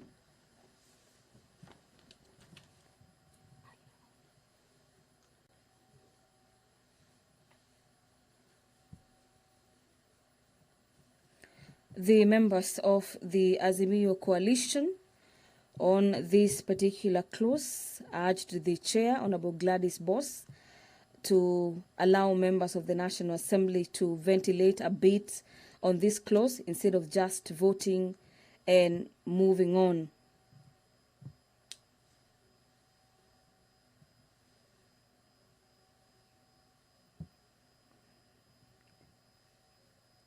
So far, we have had the House consider clause number 1 to 10, and what we are having is that the mover, who happens to be the chair of the Finance Committee, has to tell members what amendment he is moving and what would be the impact of that particular amendment before the members vote on the amendments. And this is members who are lamenting that the House cannot just vote yes or no without being brought to being updated on what the amendments are about and what would be the ripple effect of amending various clauses in this particular bill.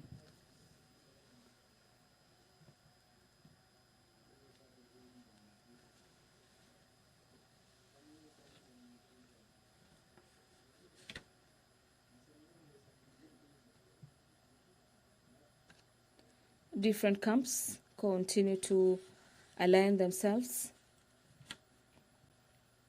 to ensure that when this particular vote is taken, either electronically or by roll call, they get to have the day in regards to each wing winning on various amendments, either voting for them or rejecting them in totality.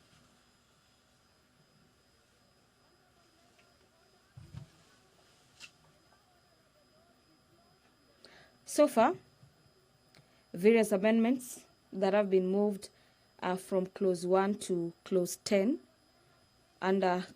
Before clause 10, we had clause 2, where Honorable Member James Nikal was seeking to move further amendments to clause number 2, and that particular amendment was, so to speak, rejected by the House. This particular clause was about digital content monetization, where the Kenya Kwanza wing carried the day,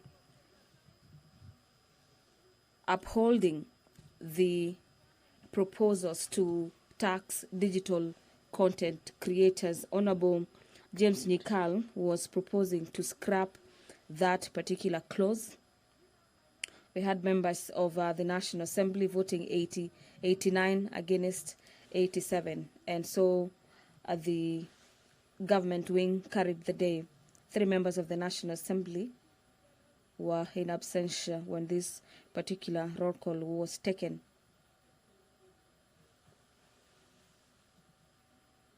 Other members of the National Assembly are Honorable David Makali Mulu, as well as Honorable Member for Homa Bay Town, Honorable Peter Kaluma, who sought to delete definitions of persons under this category of digital monetization. Honorable Robert Mbui withdrew his amendment to this particular clause number 2. This will be the second roll call on clause number 10 after the House conducted a roll call on clause number 2. And so we await to see the fate of this particular vote, on what side will carry the day, and the ripple effect of the passage of these particular clauses. Currently, members of each wing. We have two sides, two clerks, so to speak, who will be taking the numbers in regards to how members of the National Assembly will be voting either in support or against this particular bill. This is clause number 10. Currently, at any time, the National Assembly will be proceeding on division to determine what side this particular clause will take.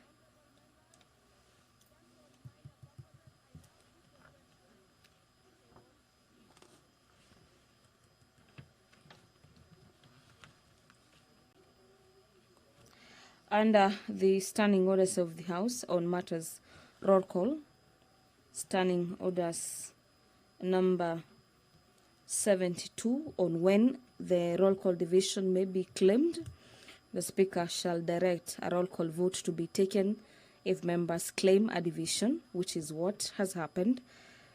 This is occasioned by the mere fact that each wing, the wing calling for the division, in this case the opposition wing, was somehow not contented with the results of that particular clause. This is clause number 10 that seeks to move the period of taxation from 24 hours to 5 working days. There was further amendment to that particular clause by Honorable Makali Mulu, and after the opposition by the way of yes and no seemingly heard the Speaker saying the ayes have it, asked for a division to put this matter to rest. The chair of this particular session, Honorable Gladys Boss, considered that there was a reasonable doubt as to announce the outcome of the vote in question, and therefore directed a division to be taken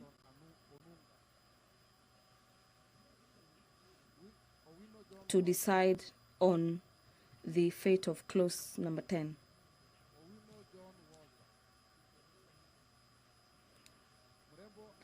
She has further given directives that the division bell may be rung for 5 minutes, and this is to allow for members of the National Assembly who are probably within the lobby or within the presence of Parliament to make their way into the chamber this evening, to allow for the House to have the numbers to vote on that particular bill.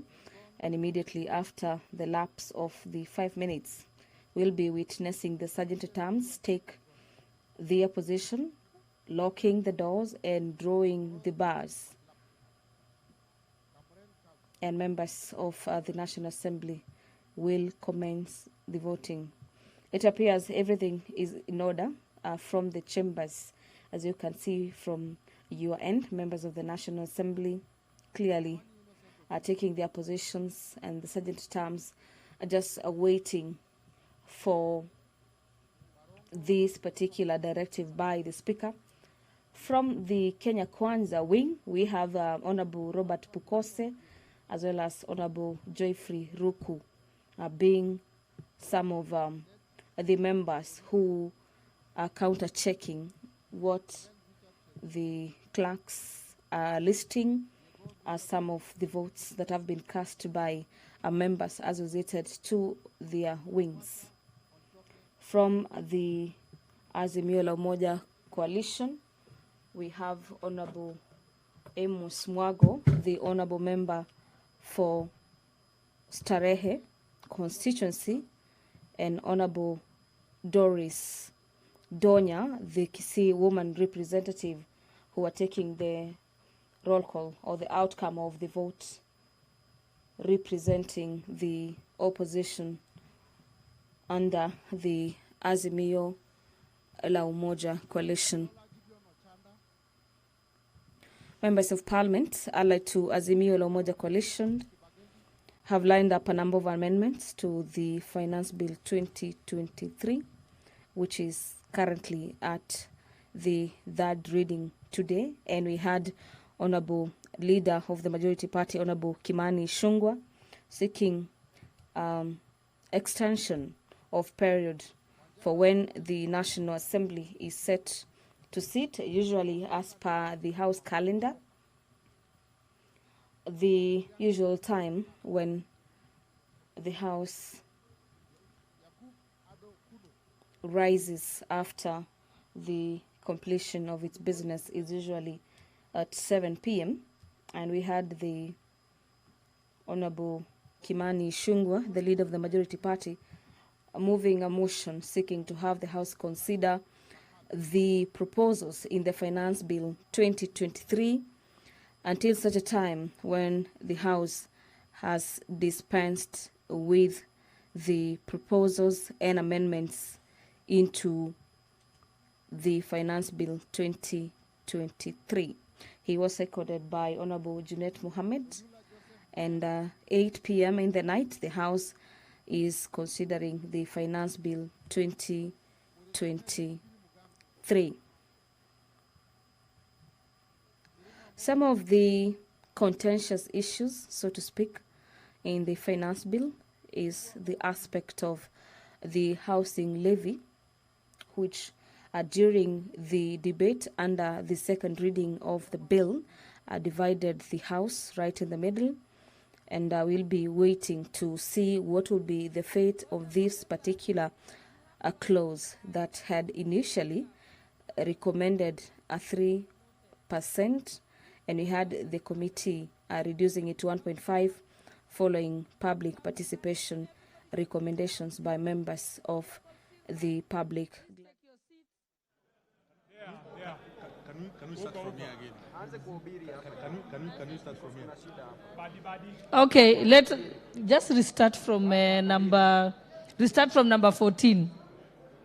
Restart from number 14. No, she has the wrong ones here. Okay, proceed, just proceed. Honorable members at the back there. Order, honorable members. Sergeant at arms, just make them go back to their seats.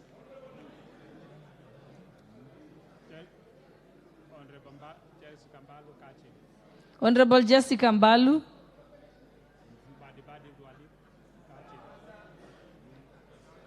Who is that? The member for Mumias. Okay. Proceed.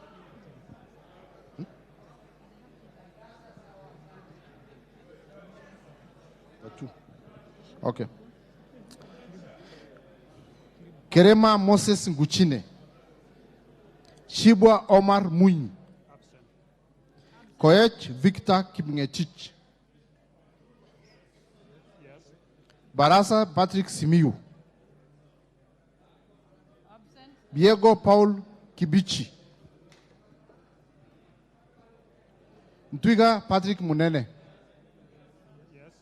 Marim Fala. Elachi Beatrice. Waweru John Kiarie. Sirma Musa. Waweru Kiarie. Musa Sirma, yes. Sirma Musa Cherotich. Welie Adan Kenan. Caroline Jepto Ngelechei. Gadiru Mejadok Benjamin. Yes. Ongili Babu Owino Paul.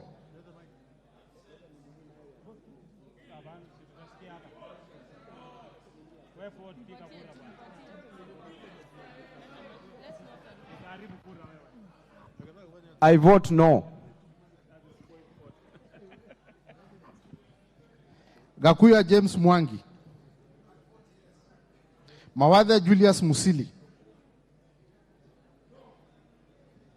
Mwenje Mark Samuel Murevi.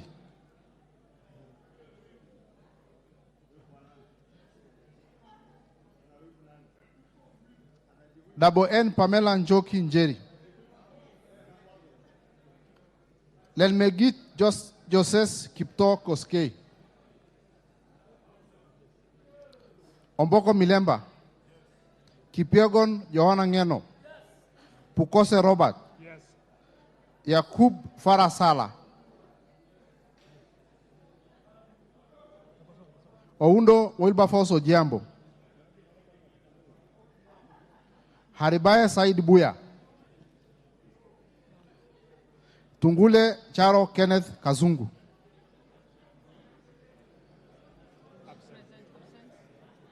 Siad Amina Udgud,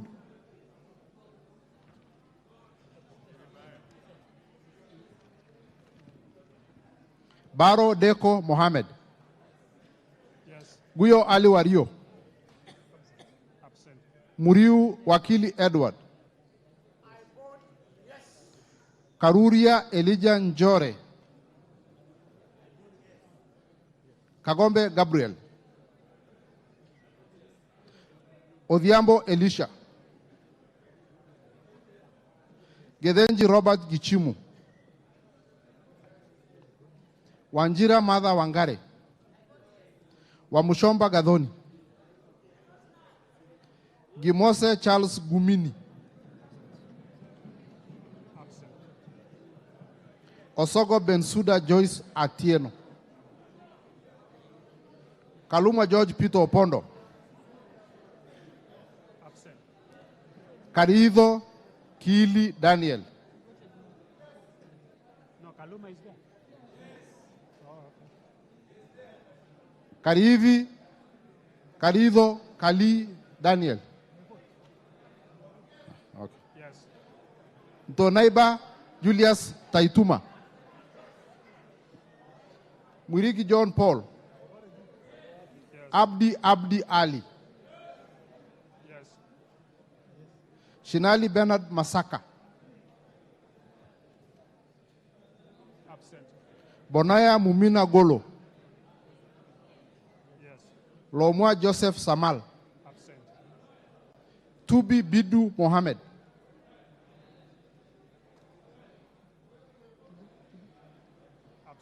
Tubi Bidu Mohammed, Badi Twalib, Ndongo George Koimburi, Wamashukuru James Gidhua, Yes. Obara Eve Akin, Kalasinga Joseph Simiu, Titus Lote, Yes. Kimilu Joshua Kivimda, Sankaire Lea Sopiato, Yes. Kanchori Elijah Memusi, Hamisi Kakuta Maimai,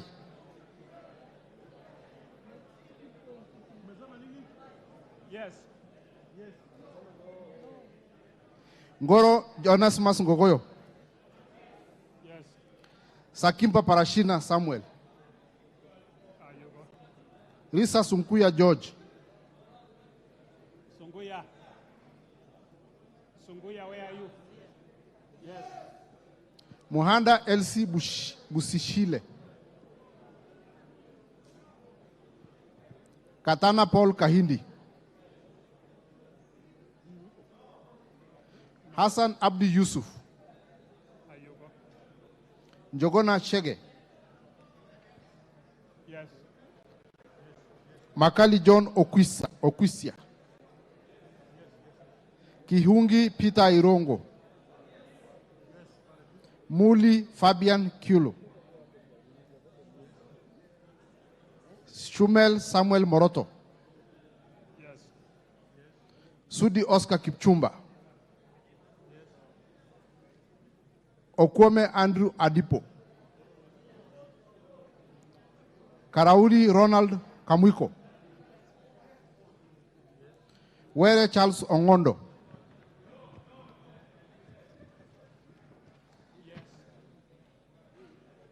Mbui Robert,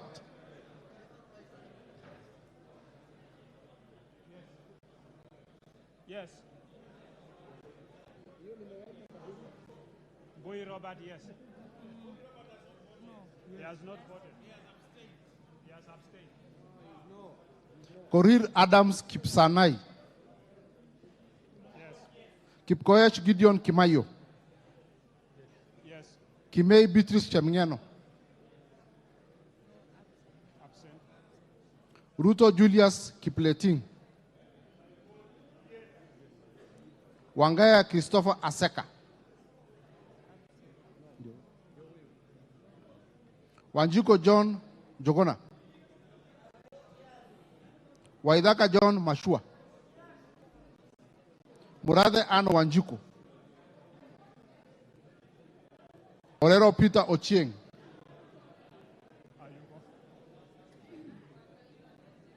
Mbalu Jessica Nduku Kiko. Bado. Sio huyo. Huyo ni David Ochieng. Very relax. Jessica is no, she's out. Call her again. Jessica Bado.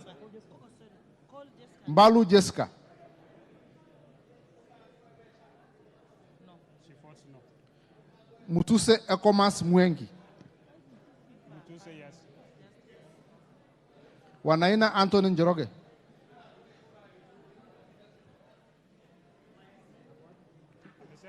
Amesema yes. Munyoro Joseph Kamau. Yes. Nyoro Samson Dende. Yes.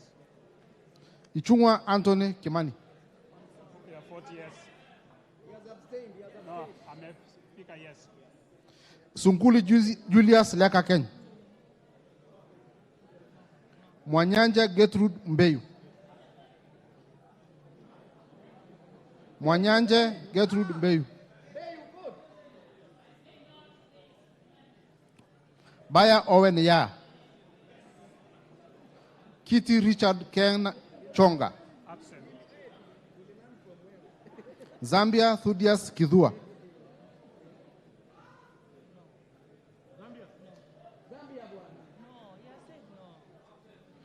Mutua Didimas Wekesa Barasa. Bisau Morris Kakai. Bisau Morris Kakai. Rai Samuel Gonzi. Kwenya Dhuku Zakari. Kwenya Dhuku Zakari. Kwenya Dhuku. Muhia Wanjiko. Absent. Sherorot Joseph Kimutai. Kosgei Hilary Kiplagat. Maina Jane Njeri. Gitari Joseph Gashoki. Yes. Benziba Rashid Juma. Aburi Donya Doris. Busia Ruth Adhiambo Odinga. Oron Joseph Odongo.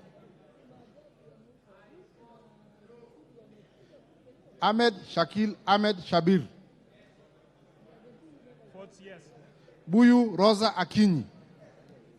Kasalu Irene Mudhoni. Mulu Makali Benson. Mbai Nimrod Mbithuka. Mboni David Mwalika. Nyamai Resho Kaki. Yes. Nyenze Edith Vethi. Absent. Mokaya Nyakundi Japheth. Yes. Kibagendi Anthony. Gisairo Clive Ombani.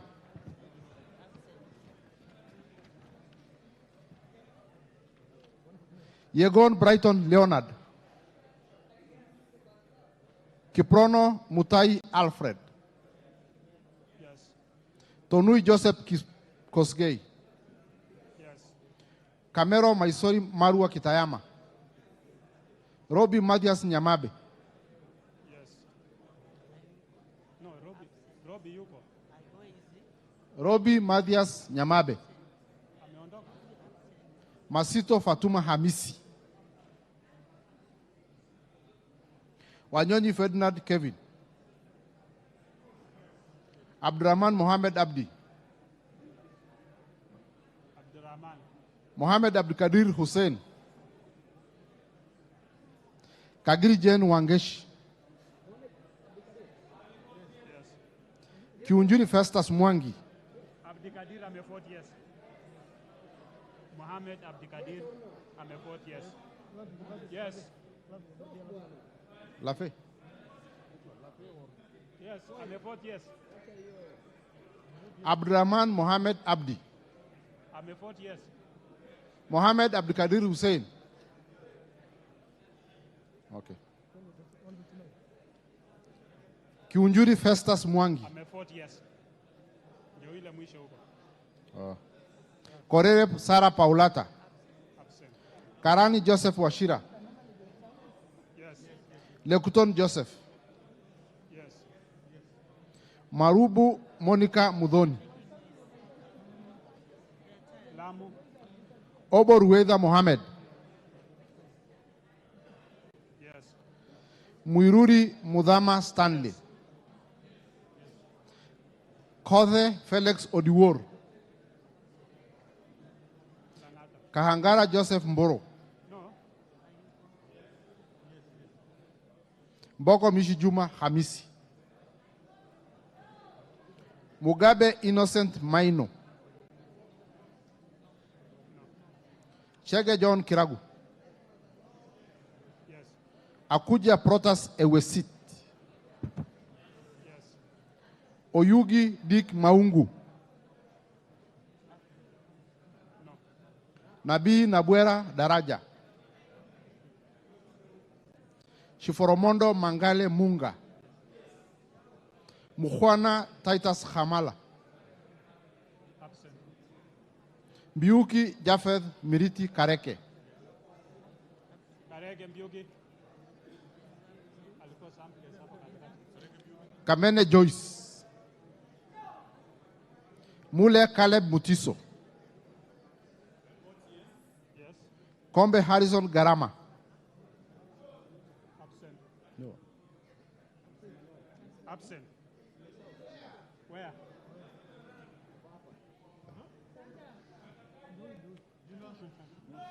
Omwera George Aladwa. Kiamba Susan Ndunge. Absent. Mumo Rose Museo. Ijendi Moses Malulu. Mnyasi Amina Lora. Abdullahi Bashir Sheikh. Yes. Sheikh Umulker Hasim. Abdurrahman Husewetan Mohammed. Haro Abdul Ibrahim. Yes. Yusuf Adan Haji. Mukunji John Gitonga. Njoroge Mere wa Maua. David Kangogo Bowen. Toroitich Timothy Kipchumba. Yes. Wago Naomi Jilo. Yes. Mwalio Joshua Mbivi. Odanga Geoffrey Makoha. Absent. Oluoch Anthony Tom.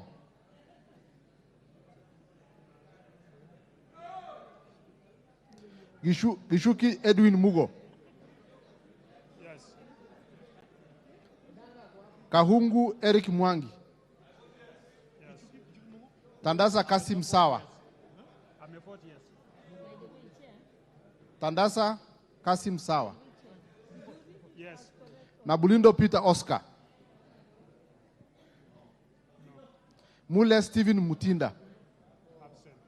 Kingola Patrick Makau. Absent. Rocco Geoffrey Karioki. Rogo. Yes. Nabat Bernard Murioki. Yes. Nzioka Erastus Kivasu. Kailemia Elizabeth Karambu. Mohamed Fatuma Sainab.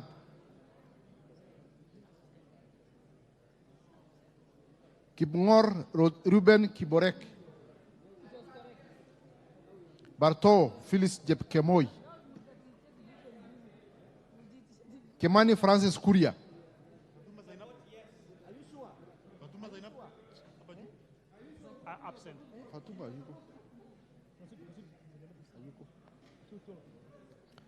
Chimba Zamzam Mohammed. Kirwa Abraham Kipsang. Jaldesa Guyo Waku. Bader Salim Faisal.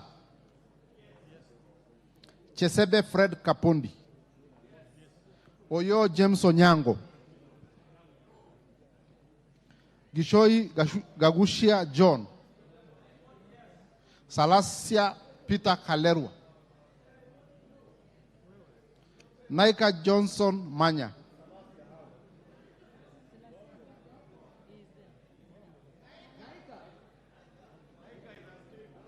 Maina Betty Njeri. Mashale Mohammed Sud. Musao Vincent Musioka. Sheikh Peter Mbogo. Shake Peter Mbogo. Maingi Mere. Muliungi Gideon Mutemi. Zengu Paul Musimi. Nguna Charles Ngusia. Pasaris Esther Mudoni. Kihara Jane Wanjiro.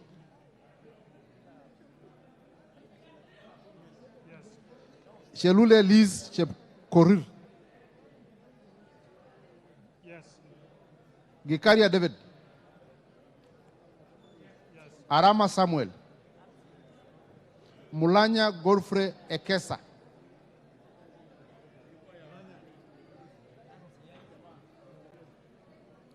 Munge Cynthia Jepkoskei. Kitur Bernard Kibor. Tonkei Rebecca Nonaishi. Aramat Lemanken. Pareyo Agnes Mantaine. Kitilai Olentutu.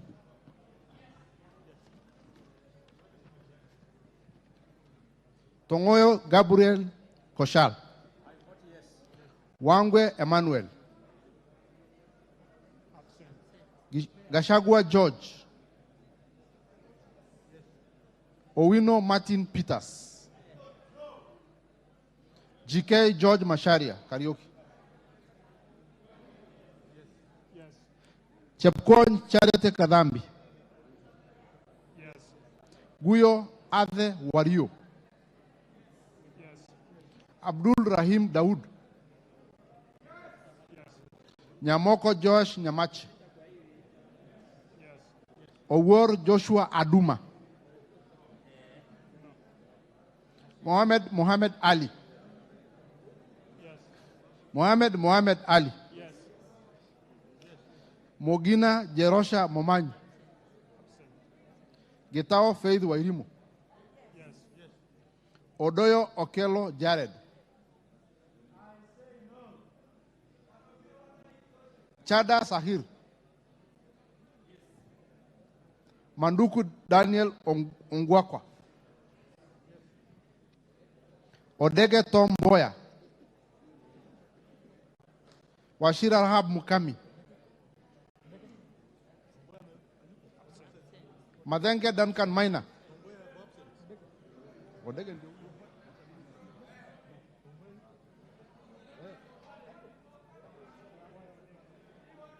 Narudia tu. Washira Rahab Mukami. Yes.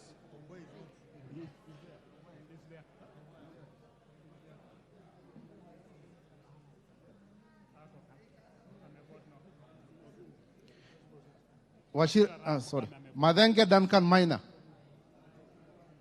Yes. Mushira Michael Mwangi. Kiaraho David Njogona.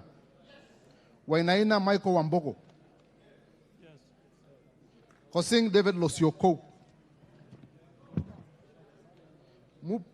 Mupe Anthony Kenga. Gogo Lilian Achieng.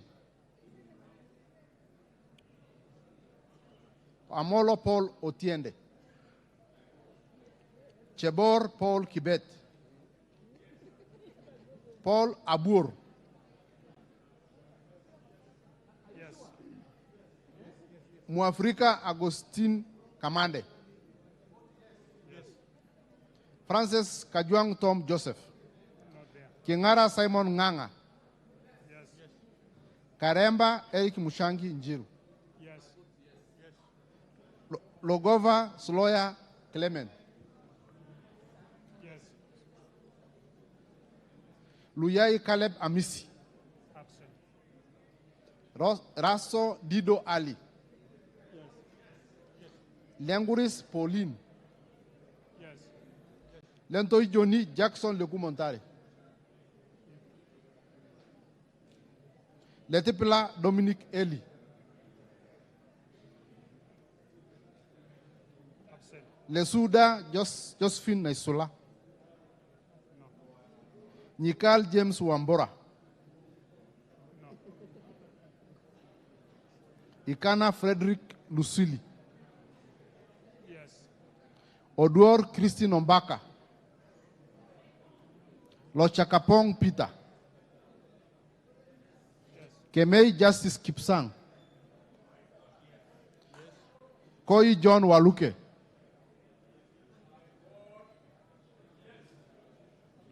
Sigei Francis Kipiegon.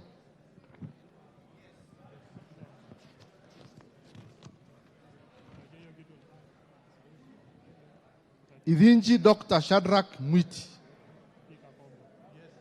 Anyengo Silvana Sosoro. Kiplagat David. Maina Mwango Amos. Odhiambo Millie Grace Akoth. Omondi Karoli. Gashobe Samuel Kenodia. Mohamed Junet Sheikh Nu. Masara Peter Francis. Misigi Lydia Haika Mnene. Yes. Abdullahi Amina Lika. Absent.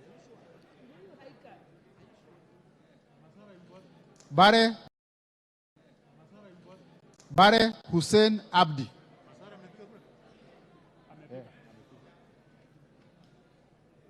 Bare Hussein Abdi. Yes. Buire John Okano. Oku Edward Kaunya.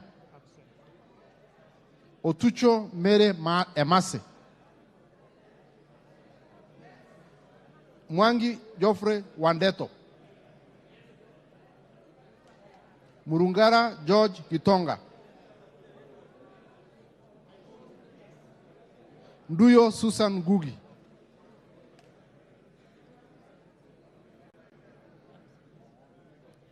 Nganga Alice Wamboi. Yes. Kasait William Kamket. Yes. Aburi Lawrence Mburu. Mutunga John Kanyuithia. Kibiwot Julius Meli. Shikati John Murumba. Sioi Lilian Chebet. Sitienei Janet Kemboi. Sitienei Janet.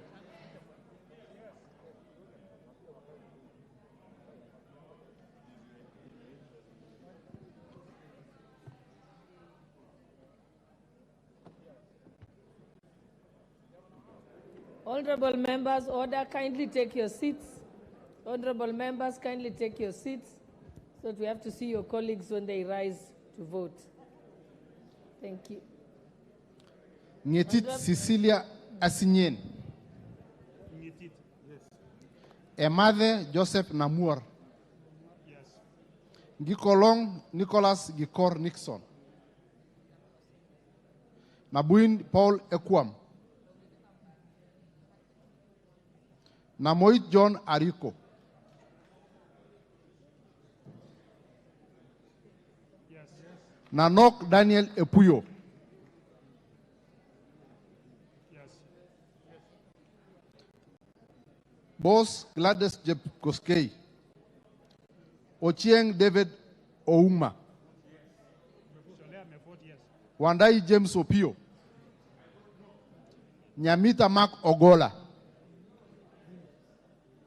Kagesi Kivai Ogesi. Yes. Adagala Beatrice Kahai. Abdi Hamis Shome. Jeho Fatuma Abdi. Mohammed Aden Daoudi. Sane Ibrahim Abdi. Ado Mohammed Aden. Farah Yusuf Mohammed.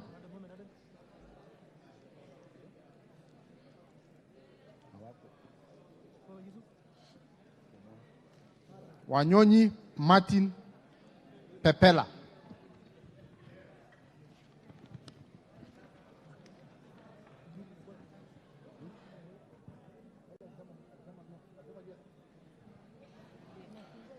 Sitati Daniel Wanyama. Yes. Mogaka Stephen. Yes. Yes. Kasiwai Rael Chepkemoi.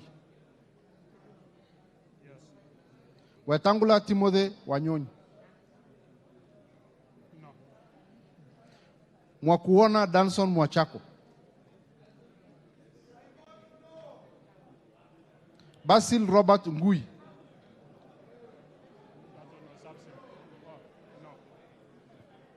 Ali Abdulsarat Khalif. Shege Sabina Wanjiro.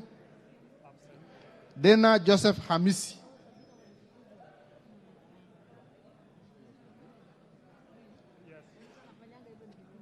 Harun Suleha Hulbale. Ikiara Dorode Mudoni. Iraya Joseph Wanaina.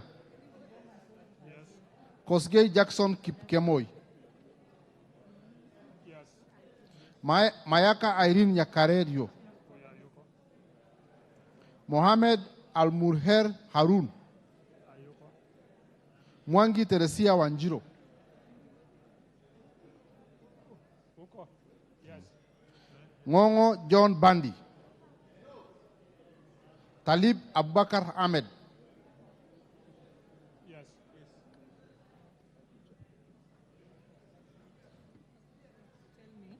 On clause 2, who should speak clause 3?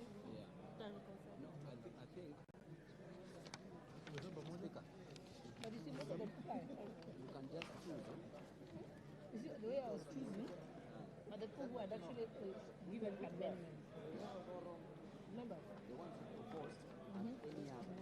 Yeah, you see, like on this one, the first one, I gave Mikal, Makali, Kaluma, and Bui, because they had expressed interest by actually proposing their own amendment. That's why I gave them.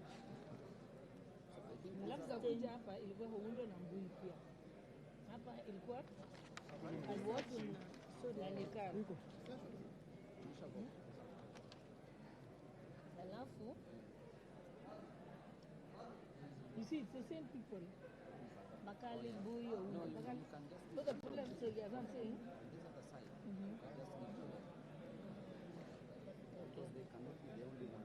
that's what I'm saying. They seem to be. That's what the problem is, that they seem to be alone. So now we have to give other people. But then they, yes.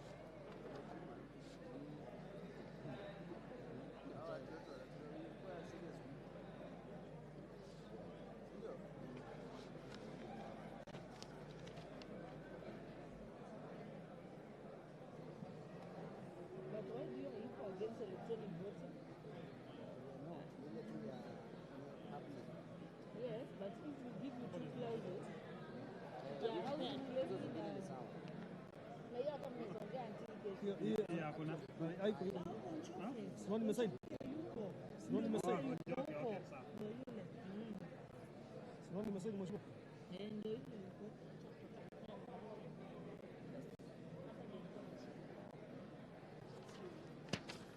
Number 14.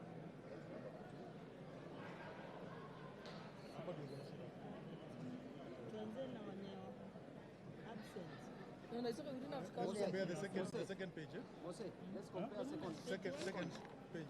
Second page. Start from page 1. 9 and 1. Sorry? Page 1. Compare. 9 and 1 is okay. 9 and 5. 9 and 5. Hapo ndio kuna shida hapo. Hapo ndio kuna No, shida. we. Yours is okay. Yours is okay. Hapa ndio tulikuwa na shida hapo. So just write them what you wrote. 9 and 5. 9 and 5. Then 14 and 5. 14, 5. Kuna abstain moja. 14 and 5. 13. One absent and one. Enter to the next page so that we compare 14 and 5 page 10. Abstaining nini? Abstain moja. 14 and 5 that's abstain moja. Abstain one. Go to the next page. 13 and 4. 13 and 4. Correct. 12 of 9. 13 and 6. This is 14 and 6. Oh, what 14? Kuangalia. Adam's Korir. Bitri Seguno? Bitri Seguno? She didn't vote. She's not there. Unit 13. Unit 13. Let's start from the bottom. There is a Didymus Wekesa. Yeah? Simkuli? Simkuli alivote no.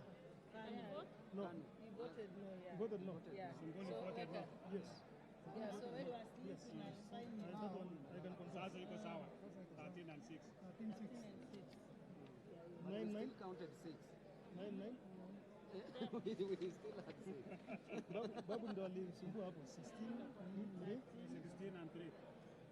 This is 16 and 6. 13 6. No, 13 and 6. Page 8. Oh, page 6. Page 8. Page 6. Page 6, eh? You've corrected page 6. Page 6. Page 6 tuko sawa 13 and 6.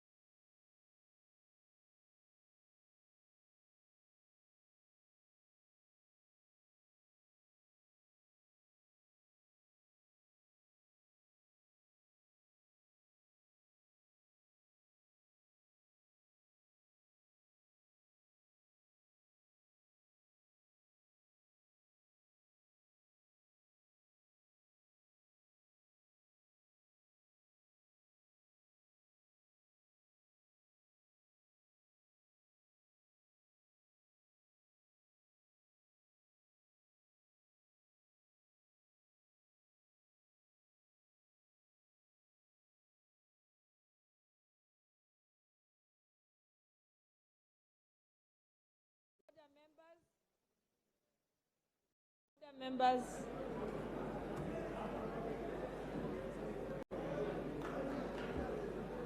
Order, members, please be seated. I now wish to announce the results of voting. Division on clause number 10 to be amended as proposed by the chairperson of the Finance Committee.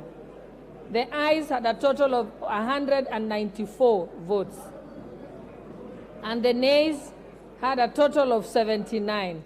Therefore, the ayes have it.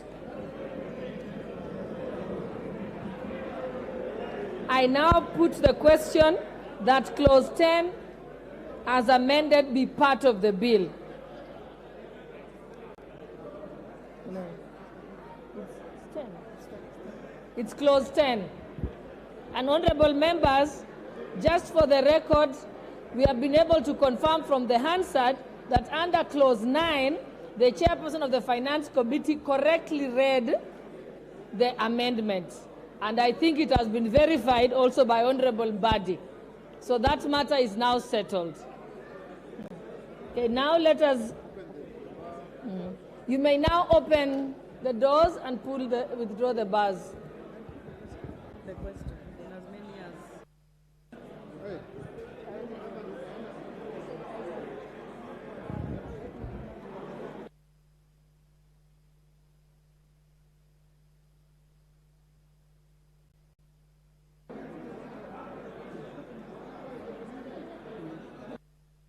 Okay.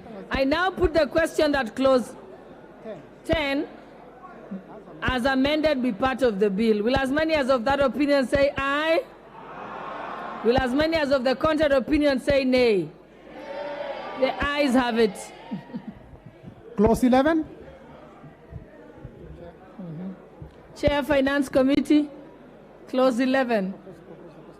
I propose, hold on, Chair. I propose the question that clause 11 be part of the bill. Proceed, Chairperson. So, Honorable Chair, I propose that an addition of clause 11 as proposed in the supplementary order paper. Honorable Chair, this clause we are adding is to allow that contribution made by employer to the housing levy be a tax deductible expense to the employer when calculating the corporation tax of the employer. With that, I move, Honorable Chair.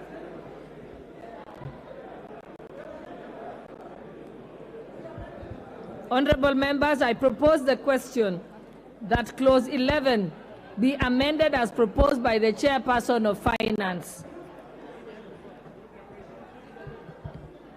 Any on the members who wanted to contribute?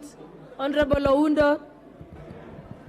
Chair, as it might sound correct and nice, we are now preempting debate, hoping that clause 76 will be won or will be carried. I would imagine probably, Chair, I do not know how to proceed because it's predicated on clause 76 going through. What happens if it fails? We need guidance so that we do things in a neatly and orderly manner, as we have always done in the past. You cannot preempt debate. Thank you, Honorable Chair. Honorable Member, I think let's not anticipate or speculate what will happen. Let us proceed on this one and consider it. Any other contributions? I would give two people to at least contribute, but seeing that there is no one who is interested, okay, I'll give one more person, and that's Honorable Jared Okello. Madam Chair, I align myself with the fears expressed by my friend Honorable Oundo that this is referencing clause 76, and therefore one is premedicated upon each other. And if we deal with this in a particular fashion, it may have adverse effects on clause 76. And therefore, your direction on this will be very key so that we also run away from any confusion that may emanate out of this clause 11. Because again, It is a direct reflection of what is contained in Clause 76, Madam Speaker. And this has generated a lot of debate amongst the Kenyan people. The housing levy. You know it, I know the committee has already proposed to move it from 3% to 1.5%, and additionally moved it from a levy to a tax without capping, Madam Speaker. So we really need a lot of direction on this so that we do not fall into the trap of the proponents of this clause, Madam Speaker. Honorable Member, when we do get to Clause 76, then at that stage, if necessary, it can be recommitted again. Yes, or else now we'll be acting on speculation. Yeah, it has not occurred yet. Yeah, okay. I'll just give lastly, Honorable Owino.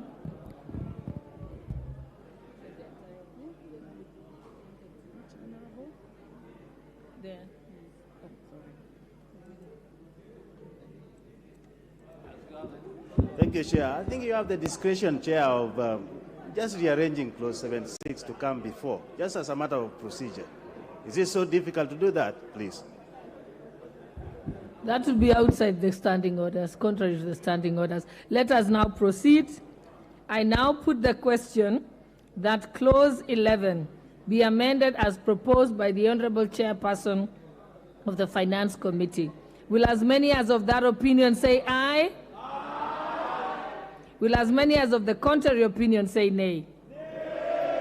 The ayes have it.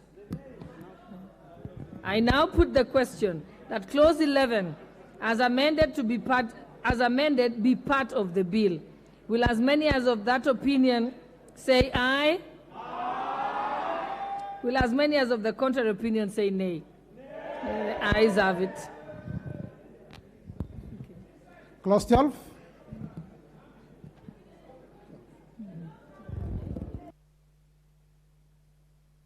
I propose the question that Clause 12 be part of the bill. Chairperson for Finance, you may move the amendment. Honorable Chair, this particular amendment is just a cleanup because it seeks to correct the reference of the proviso to submit to subsection 2J, which is being amended by the bill. So this is more of a cleanup for the bill. With that, I move, Honorable Chair.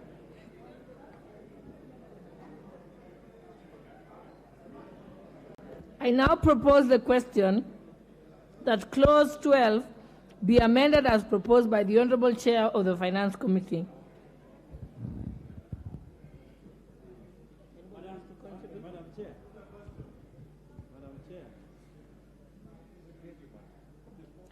Honorable Jared Okello, let me see if there's somebody else who wants to contribute so that it doesn't seem unfair that you're the only person talking.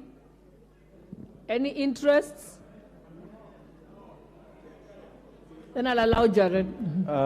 Madam Chair, allow me for the first time to align myself with the deliberation as expressed by the Chair of Finance, that this is just meant to make it look tidy.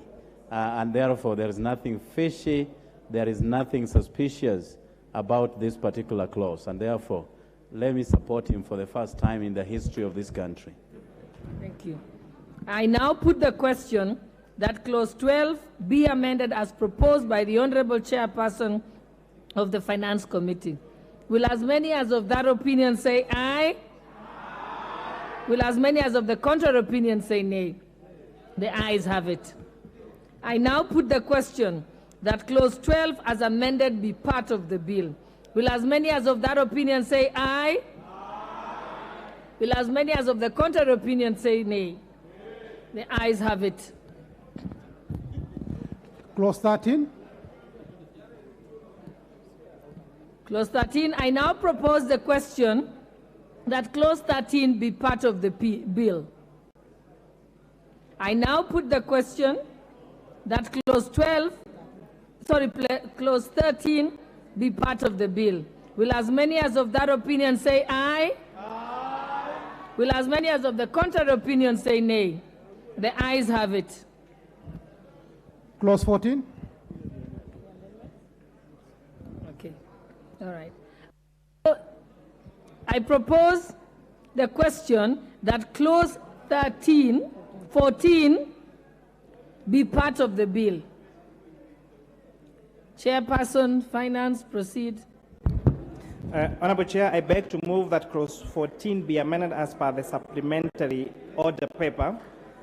And Honorable Chair, again, this is more or less a cleanup because the proposal of Amendment 6 to correct the reference to the correct subsection which is being introduced. The subsection being introduced under Section 18A of the Income Tax Act is subsection 3 and not subsection 4. And subsequently, Chair, again now on Part B, the proposed Amendment 6 to correct the reference to the correct subsection which is being introduced. The subsection again being introduced under Section 18A of the Income Tax Act is subsection 3 and not subsection 4. Again, Honorable Chair, this is cleanup, and that I support. I propose the question that clause 14 be amended as proposed by the Honorable Chair of the Finance Committee. Put the question? Okay. I now put the question that clause 14 be amended as proposed by the Honorable Chair of the Finance Committee. Will as many as of that opinion say aye? Aye. Will as many as of the contrary opinion say nay? Nay. The ayes have it. I now put the question that clause 14 as amended be part of the bill. Will as many as of that opinion say aye? Aye. Will as many as of the contrary opinion say nay? Okay, the ayes have it. Clauses 15 and 16. I propose the question that clause 15 and 16 be part of the bill. I now put the question that clause 15 and 16 be part of the bill. Will as many as of that opinion say aye? Aye? Will as many as of the contrary opinion say nay? Nay. The ayes have it. Clauses 17, 18, and 19. I propose the question that clauses 17, 18, and 19 be part of the bill. I now put the question that clause 17, 18, and 19 be part of the bill. Will as many... There's a point of honor, Chairperson.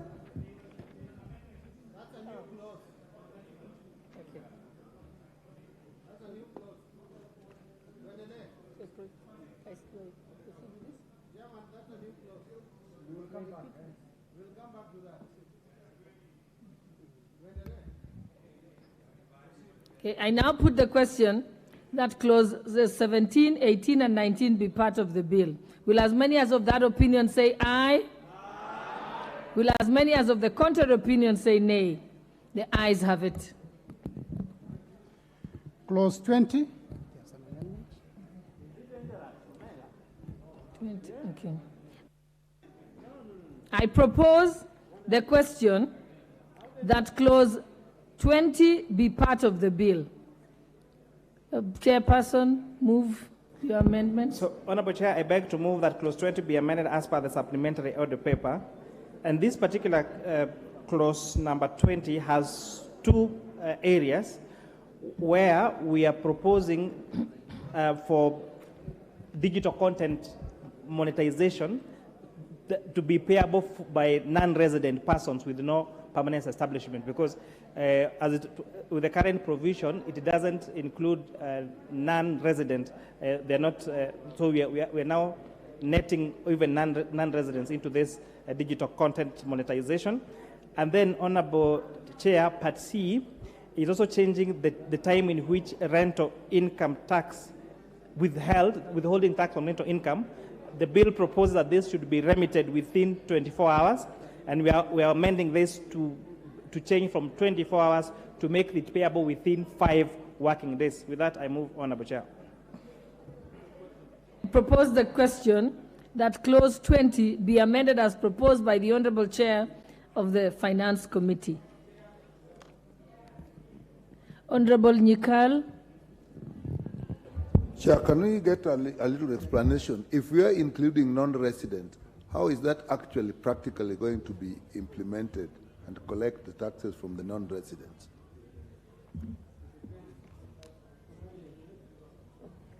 I'll allow Honorable Badi before I let the chairperson or another person answer that. Yes, Honorable Badi, I'll come to you, Honorable Oundo. My understanding is that the non-resident persons would be taxed when they are in Kenya. I think we need to understand the definition of residency. It does not mean that you have to be permanently resident. There are a number of days in a year that if you stay in Kenya, then you are considered a resident person. So if you have not stayed in Kenya for those number of days, then you are a non-resident, even when you carry out business activities in Kenya. So during that period that you are in Kenya and you are not a resident, then you become taxable. I guess that is what the committee wanted to. I think, Chairperson, you can say thank you to Honorable Badi because he has eloquently explained it on your behalf. Honorable Chairperson, you wanted to respond? Thank you, CPA Bandi, for that information, and that is correct. That is the intention of the committee.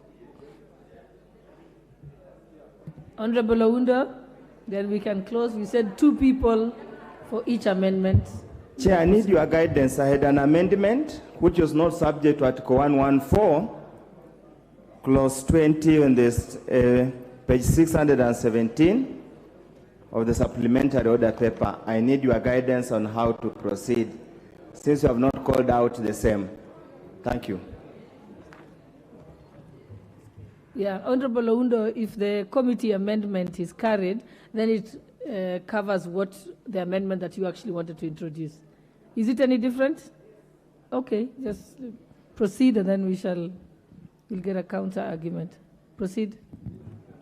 Chair, my amendment is carried into 2. I totally agree with you. The second part about the days of remittance, I would withdraw my amendment because I had proposed 3 days. I proposed 5 working days.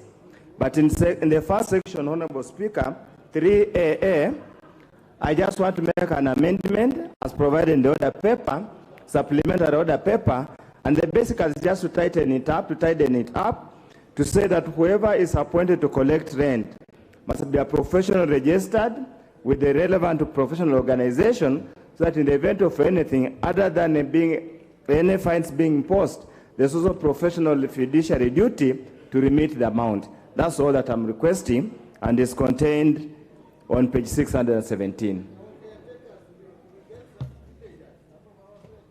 So how will they be? Honorable Chairperson. So, Honorable Chair, although the amendment as proposed by the Honorable Oundo would be a good provision and actually would lead to more collection, but remember you also have a challenge of many landlords who do not necessarily appoint agents. So we have landlords who decide, I do not want an agent for my property, and actually rent becomes payable to them directly. In that case, therefore, this provision actually puts the landlords themselves as the withholding agents. And then secondly, Honorable Chair, this would also really distort the market of agencies, because we have got very many agencies across the country that are mandated to collect rent and are not necessarily members of a particular professional body as proposed. However, this could be done through an amendment to the Parent Act that then, for example, what the roles that are given, for example, to ISPAC or the Law Society of Kenya, that amendment I think would fit more there than amending the finance bill to require that these landlords actually get to appoint professionals. Let them continue using the agents that they use for the collection of their rent. It is within their rights to do so. With that, I thank you, Chair. Honorable Oundo, are you satisfied with the explanation from the Chair? Obviously, if you are, then you can withdraw your obviously amendment. not, Chair. And I want to take the Chair to the specific provision in the original bill. And it reads, a person who receives rental income on behalf of the owner of the premises shall deduct taxes thereof, provided that only a person appointed by the commission in writing. Here we are not talking about the landlord. We are talking about an agent appointed by the commissioner. He's not asking for so much that whoever is appointed must be legally certified to do the job he's appointed to do. Honorable Speaker, the Estate Agent Act Cap 533 is explicitly clear, and the courts have regularly held that any person who earns a fuel purports to work, and I can refer to the case referring involving Kenya Railways, is an illegal entity and has no force of law. So in the event where we are a country guided by the rule of law, why do we flout the law simply because for expedient? Here, the chair must understand, is a person appointed, we're not talking about the landlord. It's a person now where in the event, the commissioner feels probably the landlord will not remit the rent in good time, appoints an agent. How do you appoint an agent? Thank you, Honorable Chair. But the matter belongs to the House now to decide. The Honorable Member Kangombe. Madam Speaker, this is a very emotive issue of landlords. And actually, you know, there's been a lot of misinformation and disinformation, and some of it has been deliberate so that we vilify this bill. I feel that the sentiments of the people out there, they feel that they're being coerced to appoint agents, and that is not the point of the committee. The committee is saying that if you choose to have an agent collecting your rent on your behalf, then they remit the tax at that point. But also, Madam Chair, we cannot force these people to belong to a certain body, because as it is, there is a desired position where they will be members of a certain body. But the actual fact on the ground is that there is no group or body that embodies them together. So I think it will be in very bad faith to institute such amendments to this bill, because we'll be sinking these people to a situation where we will lose jobs that people already have.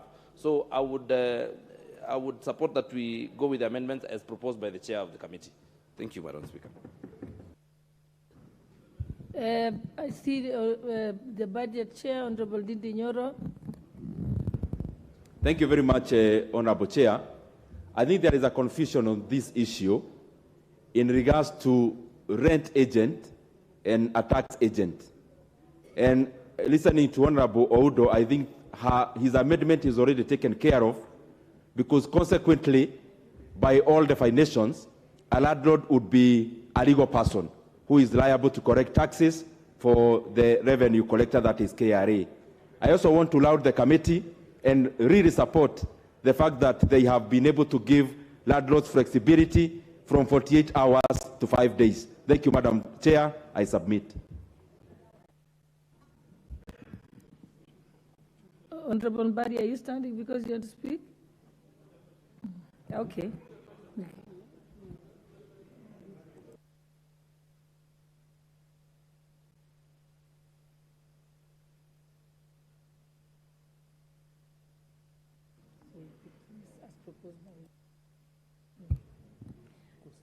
Okay, I think I can now propose the question that clause 20 be amended as proposed by Honorable Oundo. And then I now put the question. Then we can get to the point of... I now put the question that the clause 20 be amended as proposed by Honorable Oundo. Will as many as of that opinion say aye? Aye. Will as many as of the contrary opinion say nay? Nay. The nays have it.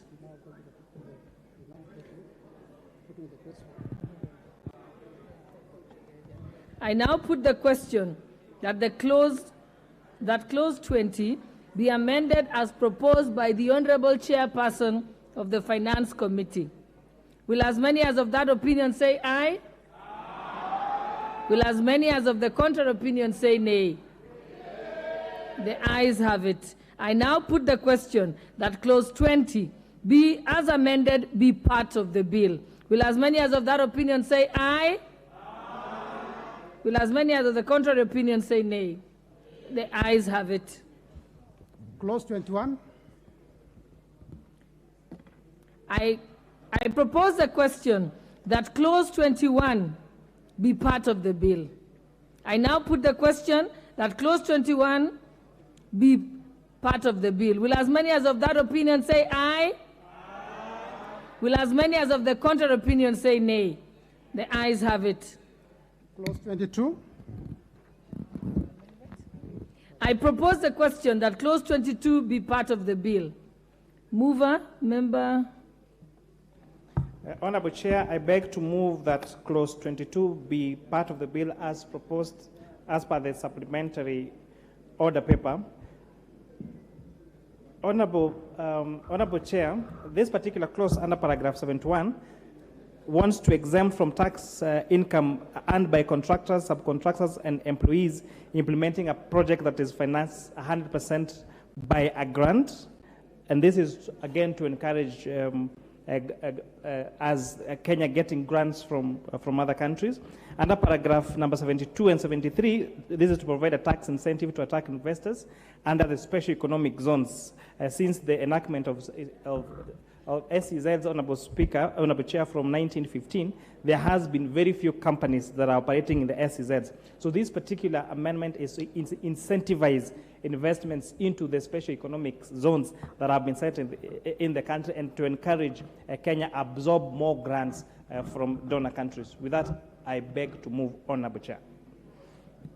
I now propose the question that clause 22 be amended as proposed by the Honorable Chair of the Finance Committee. Can put the question, since there's no contributions.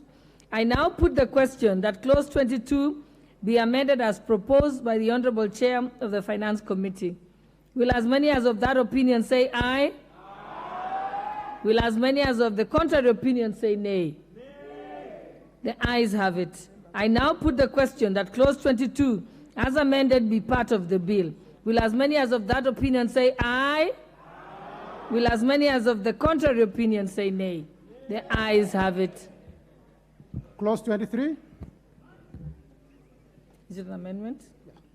I propose the question that clause 23 be part of the bill. The mover, Chairperson, Finance. So, Honorable Chair, I beg to move that clause 23 be as proposed in the supplementary order paper. This particular clause 23 has two sections, Honorable Chair. The first one is to incentivize the area of manufacturing to include the word refining, so that those particular sectors that are dealing in refining of pharmaceuticals within the manufacturing sector get to benefit from this tax incentive.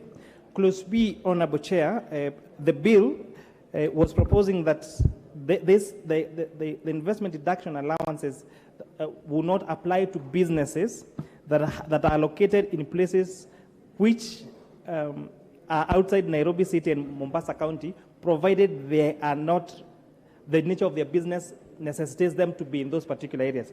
So we are now deleting that to allow any huge investments from any particular part of this country to enjoy this particular tax incentive without discriminating whether they are allowed to be there or not. So that if a company wants to go and invest in Kisii and do processing of bananas because bananas are found there, or because potatoes are found in Molo, then they don't get to lose out on this particular incentive. With that, I beg to move, Honorable Chair.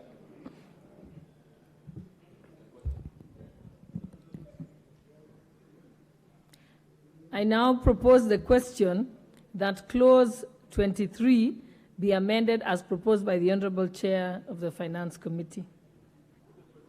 I put the question. You can see that's the mood of the House. I now put the question that clause 23 be amended as proposed by the Honorable Chair of the Finance Committee. We will as many as of that opinion say aye. Will as many as of the contrary opinion say nay? The ayes have it. I now put the question that clause 23 as amended be part of the bill. Will as many as of that opinion say aye? Will as many as of the contrary opinion say nay? The ayes have it. Clause 24.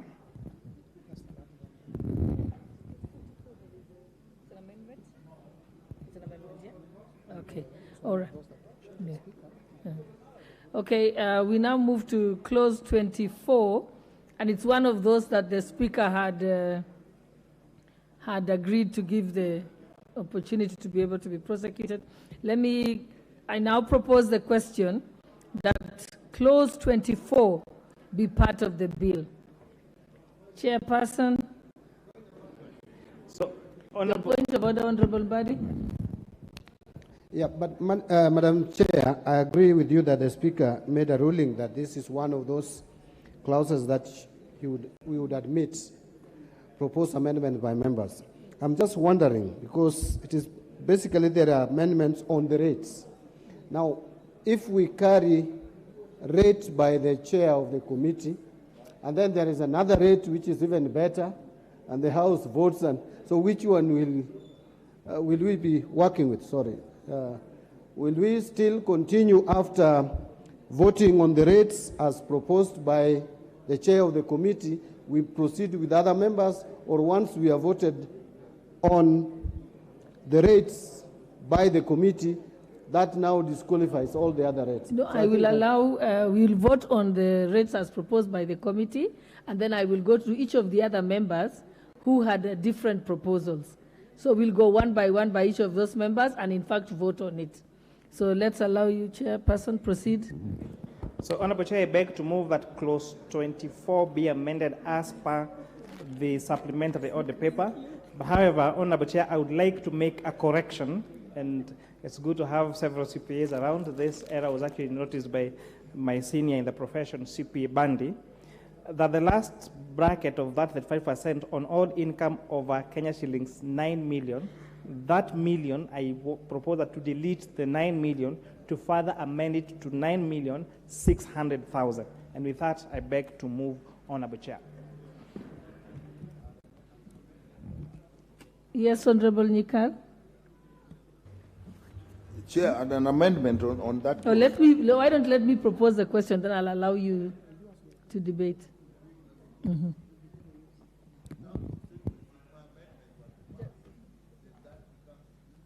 Honorable Nikal, I can't hear you. Just put on your mic and then repeat what you said so it can go on record.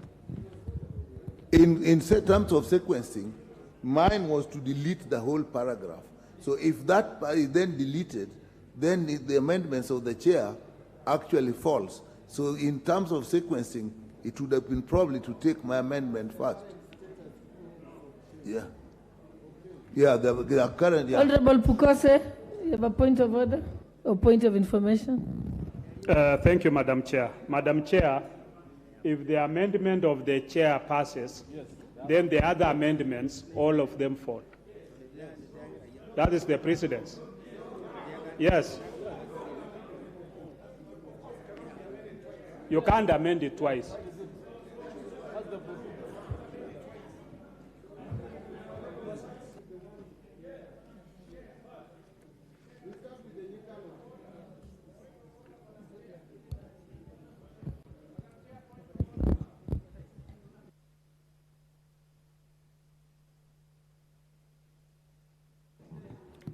Honorable.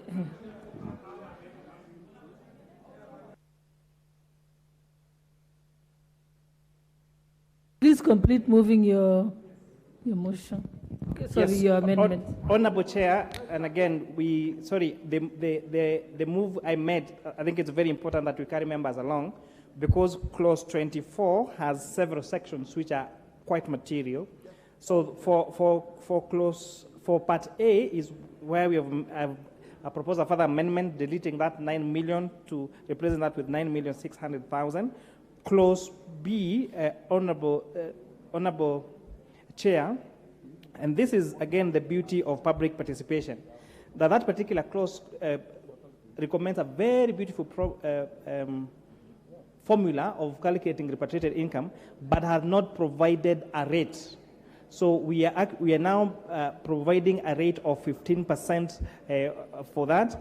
And again, the same thing that we did earlier, then we are proposing a rate of 20% for digital content monetization for non-resident.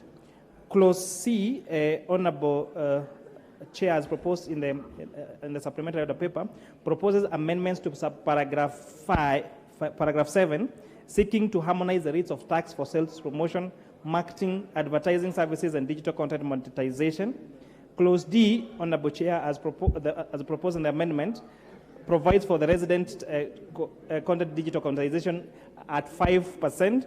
And lastly, Part E, Honorable Chair, wants to amend the advance tax that is paid on trucks, pickups, movers, trailers to 2,500, down from the proposed on the bill 3,000. So I think it's important the 5 amendments on clause 5B on the handset. With that, I move, Honorable Chair. Okay, and so Honorable Nyikal, I will also allow you to move. I will allow Honorable Atandi. I'll also allow Honorable Mbui and Honorable Waluke, Honorable Amisi, Honorable Alwoch. I think all of them have the rest. But your point of order? Masara. Honorable Masara? Yes, point of order? Thank you, Madam Chair. Madam Chair, now that this particular clause had a lot of contentions, I was suggesting that instead of leaving the chairman to move his amendment first, why don't we go through all other amendments so that in areas where there is concurrence with other members, we agree as a House. Where there is different opinion, we can vote on the same. That is my proposal, because instead of the chair went through so many other avenues and the members have not been given opportunity to participate in the House, let us give them first the opportunity to prosecute their case, then we come and agree as a House. Thank you, Chair. Honorable Masara, those are not the rules. I think let's allow the members to move their amendments. Yeah, because that's not true. That sounds like a logical way of doing it, but unfortunately it's contrary to the standing orders. So what we'll do, let the members move their amendments, but we'll have to vote on each of their amendments. So I think let's proceed, Honorable Nyikal. I think we'll start with you because yours was the biggest chunk.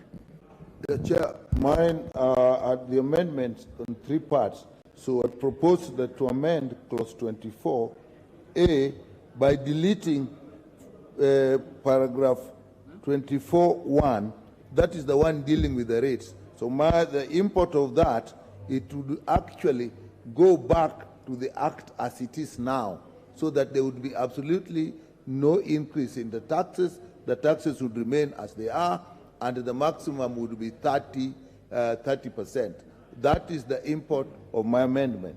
In paragraph B, that actually now falls. I actually withdrew it because it was based on monetization, which actually had passed. Had that failed, then it would have been necessary to delete that to harmonize. The same goes for C. So in my case, we go by A, which says that we delete that whole one, all those rates, and leave it as it was before. Chair, that is my amendment.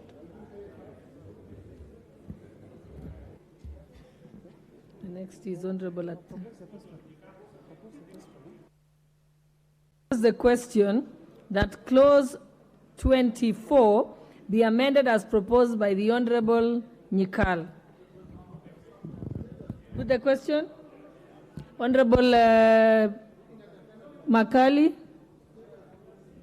Let Honorable Makali have his chance. Yeah, thank you, Madam Chair. Madam Chair, I was also proposing to have the same clause 24, part 7, paragraph 7. I'd propose we delete M, and then B to delete Roman 10. The thinking behind this, Honorable Chair, was the issue of taxing digital content creators. While I have no problem with the taxation of those who are from outside this country, or the foreigners, Honorable Chair, my proposal was that for the locals, who are Kenyans, and where the Chair is proposing that we tax them at 5%, my proposal was actually to have no tax for this category of Kenyans. The thinking behind this, Honorable Chair, was basically what I was saying earlier, that this particular sector has created a lot of jobs for our young people. And my thinking is, this is the time to encourage them so that we build a critical mass, and maybe to the future, then we can tax them and collect a lot of money. That was my thinking, Honorable Chair. So that was my proposed amendment. Thank you. Yes, the Honorable Chairperson. Okay. Thank you, Honorable Chair. And just to give additional information, the proposed withholding tax on digital coin monetization as per the bill was proposed at 15%. The committee actually reduced that from 15% to 5%. And why 5%? All professional fees, whether it is management fee, legal fees, accounting fees, all of them are charged at a withholding tax of 5%. However, there is nothing that stops these digital content creators from paying tax as per the Income Tax Act. Because at the end of the year, when they are filing their returns, they just need to declare the amount of money that was withheld as withholding tax, and that becomes allowable because it's now treated as an advance tax. So it's 5% because to get in line with all management fees, and it's like a prepayment so that at the end of the year, they can just calculate their income tax as per the tax bands, as per the Income Tax Act. Yes, Honorable Member of the Honorable Didi Nyoro, Chairperson Budget. Thank you very much, Honorable Chair. And mine is more procedural. Since the Honorable Chair, we have several amendments on the clause. My proposal would be that we hear all the other amendments as we are doing, but then when we get to voting, when we start with the Chair's amendments and we vote for them, then there is no consequence in actually continuing to vote for the rest, Honorable Chair. Because then automatically the rest falls and we uphold the Chair's amendments.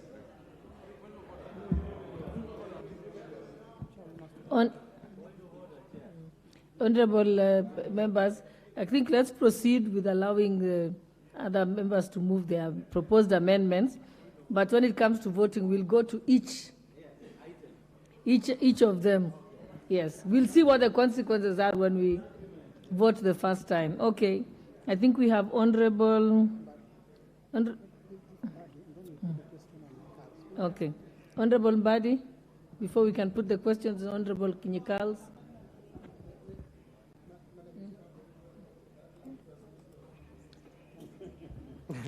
Madam Chair, I'm a bit disturbed with the reasoning by the chair of the Finance Committee when it tells us that we should just leave the withholding tax on digital content monetization. And actually, are you proposing even to make it at 20%? And then you are telling us that at the end of the year, then they will file returns and maybe refund it. Why would we owe them money? Why do you want to keep someone's money for the whole year? These are strugglers. These are the hustlers. Imagine. These are the real hustlers, not the ones you are pretending to be hustlers. These chair are the real hustlers. These people who are involved in digital content. So don't keep their money. My view is we must lower this withholding tax to 5%. Yes. But where is that in the bill? I'm not seeing. Yeah, what I'm seeing here is totally different. Maybe Chair should... Let me give the Chair a chance to respond to that before I let Honorable Oundo speak. So, Honorable Chair, for starters, what is proposed in the bill is withholding tax of 15%. After listening to these digital content creators, they actually said, why are you charging us 15% like we are not like the other professionals? Like lawyers, accountants, all these management fees, the withholding tax to them is 5%. So we have made them at par at 5%. However, and I want to explain now the bit about now when it comes to the end of the year. For example, you might have earned an income through digital content monetization that is below the taxable threshold of 24,000 as per the income tax.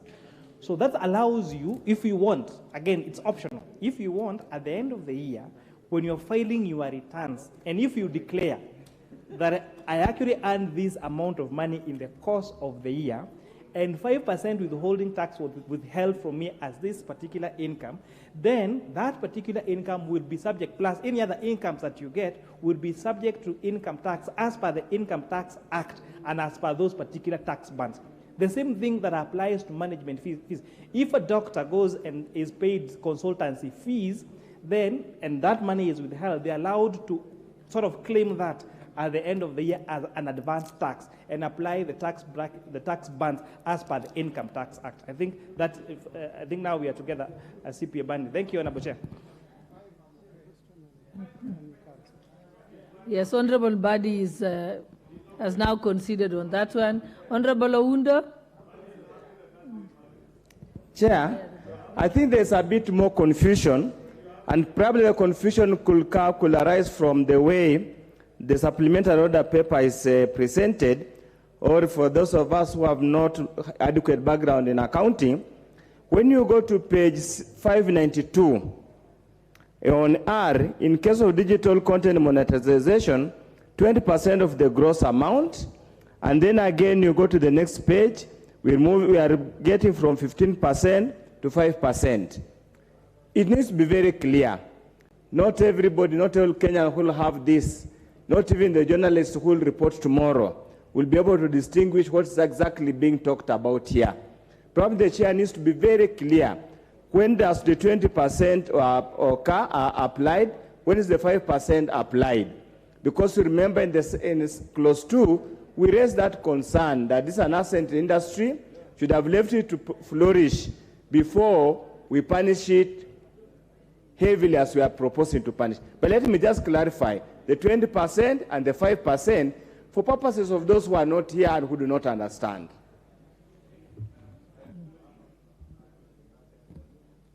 Honorable Chair, do you want me to give two people, then you can respond once? Okay. Honorable Chair, if an Honorable Odo, through the Honorable Chair, if you check page 593 of the order paper, that clause D, and I read verbatim, in subparagraph 7, in the proposed paragraph M, by deleting the word 15 and substituting, therefore, the word 5. So we are substituting 15% with 5%.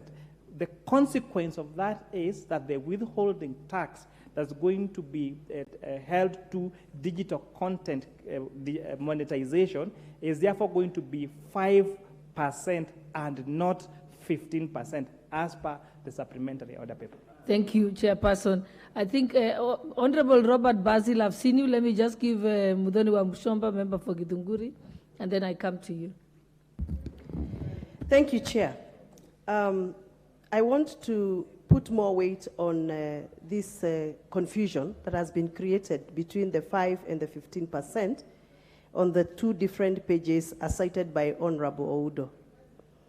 While I put more weight on that confusion, which I think needs to be clarified, Honorable Chair, I honestly feel that the people who are heavily involved in digital monetization are the young people. And these are people, most of them who play within the age of below 35 years. This is the AGPO group, the group that we call affirmative group, the AGPO. So dealing with this category of Kenyans as any other body of professionals and charging them or imposing on them the 15% down to 5%, I still feel we are not being very fair to this category of digital monetizers.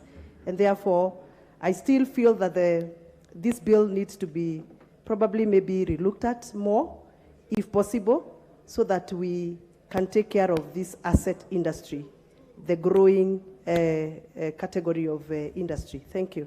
Madam Chair. The Honorable Robert Basil, member for Yatta. I'll come to you. Thank you, Chair. I'm actually looking at the individual rate taxes.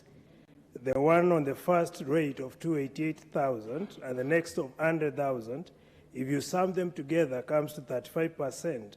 Now, if you go down, the 199.6, you are taxing 35%. So I find to be is ironical, and I would appreciate clarity from the chair, because why would you overburden the middle income, the upcoming one? Those who are earning a lot of money, we peg it at that 5%. So it doesn't make sense at all. So it would be appreciated if the chair could actually explain. My proposal on the same, if we could make the one earning 288 to about 5%, the next 100 to around another 5%. So the two could come to 10%, and that would make more sense and will support upcoming middle income. Thank you. Yeah. Madam Chair, on this one, I'd like to just go on record that this is one of those clauses that has been extensively prosecuted, not only in the committee, but also with practitioners in this industry. Madam Speaker, cohort upon cohort of digital content creators have been engaged on this matter, and if there is one thing that each and every one of them agreed to, is that there is reasonable purpose for them to be equalized just like any other profession. In fact, their biggest argument was that it should be reduced from the 15% that had been initially proposed to what is now appearing on the clause as 5%, and anyone who feels that they had paid beyond what they want after their declaration at the end of the year, they can actually reclaim. So in essence, the withholding digital tax on content creators is actually the 5% that we see on the clause, and that should be the informing principle to this debate. And Madam Chair, I support. Okay. No, now we want to put the question on Honorable Nikal's, so that we can move to the next move of the amendment. We all agree that we do just three people on every amendment. You'll have an...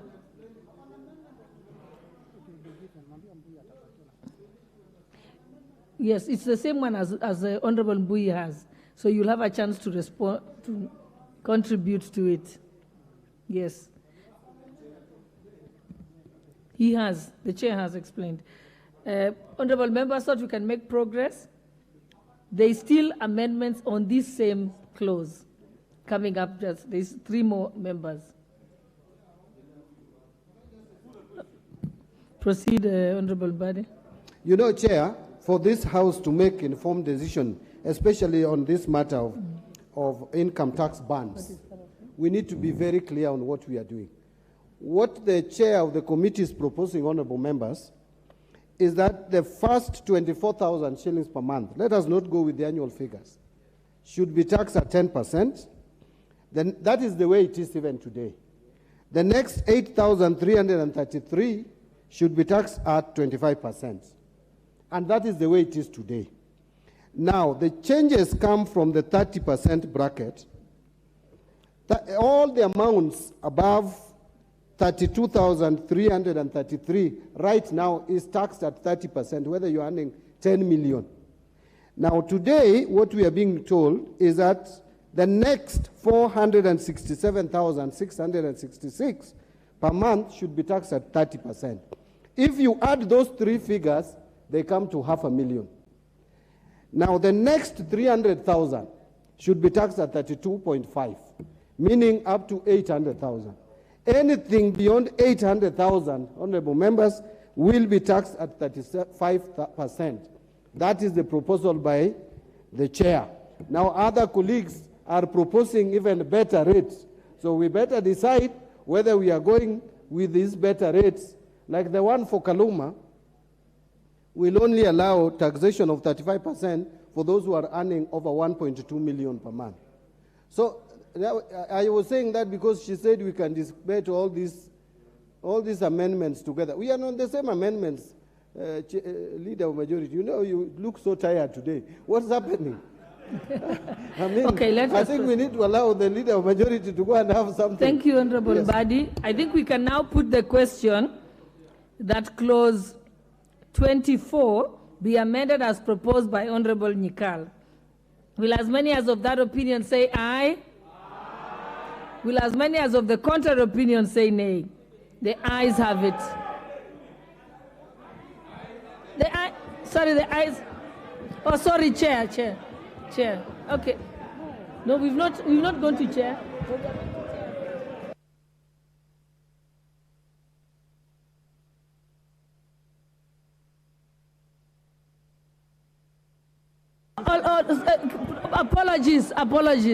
Apologies. I said Honorable Nikal instead of Honorable Chairperson. Yes, so the slip of the tongue. Okay, let me now put the question again. Chair.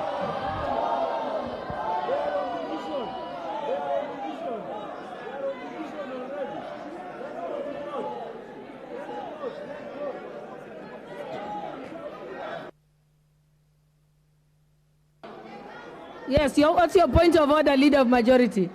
Chair, thank you, Honorable. Your point of order, Leader of Majority? Honorable Chair, if you Order, members, let's listen to the point of order.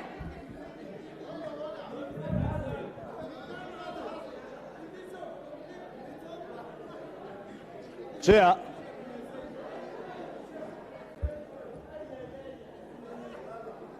Members, I think what wasn't clear is that we were voting on Honorable... Chair, that is what I want to point out with all due respect, that it is important, Chair, as you propose, you inform the House on which particular amendment members are voting for.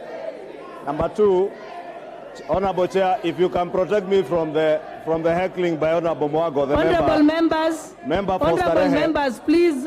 You know, the member for Starehe is too excited to heckle.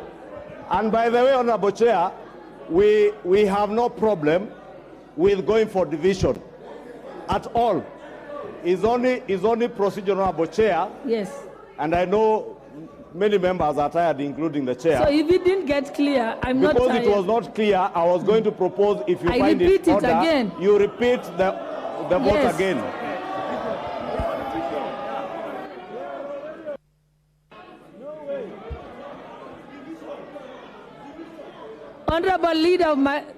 Honorable members, we can repeat it because the members did not hear.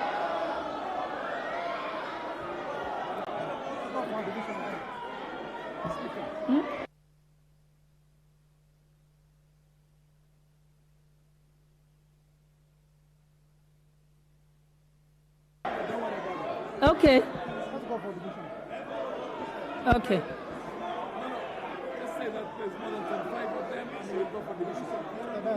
Yeah, okay. We have enough numbers to call for a division. Ring the bell for 5 minutes. You ring the bell for 5 minutes and close the...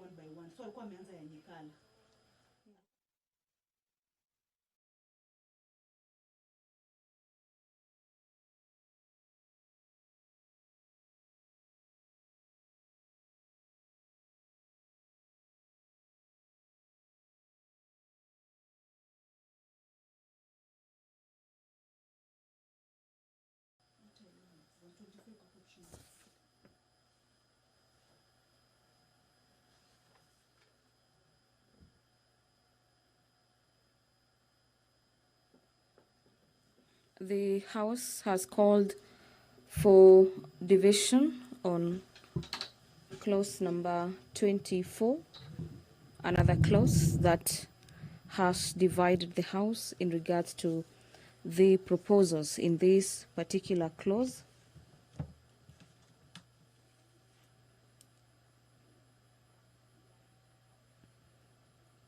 This clause number 24 is again about the digitization content and monetization of the same, whereby the committee is proposing that the withholding tax on digital content be now at 5% instead of 15%, as has earlier been proposed by the committee.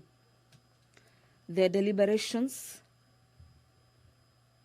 in the House this evening is whether members should consider amendments proposed by other members, such as Honourable Member for Homa Bay Town, Honourable Peter Kaluma, that is proposing a taxation of 35% of earnings above 1.5 million shillings.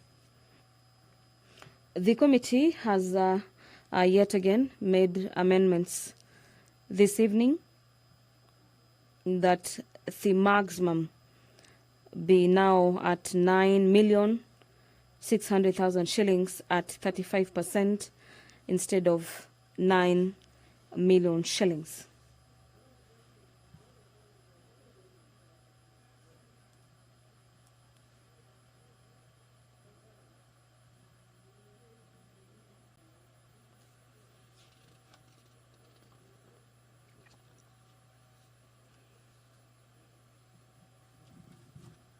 There appears to be some sort of high level of engagements in the chamber.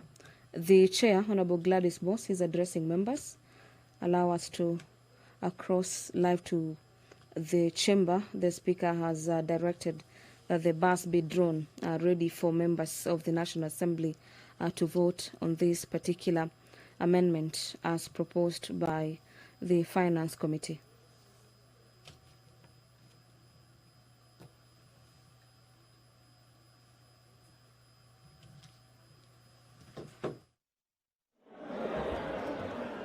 Honorable members, take your seats. Take your seats.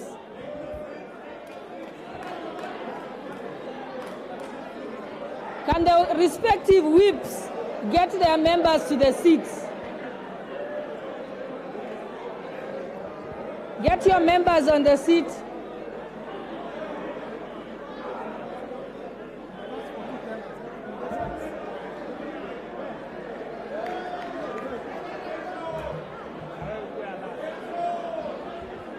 Honorable Mbadi, get your members to take their seats. Honorable Wandai, Sergeant at Arms who's talking to Wandai, the Sergeant at Arms is also in disorder. You're engaging with members instead of... Yes, that is true, and that is why we are having a division. That's how we are going to vote.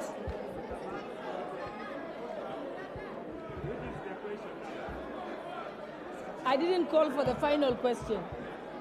Let's proceed. We did not.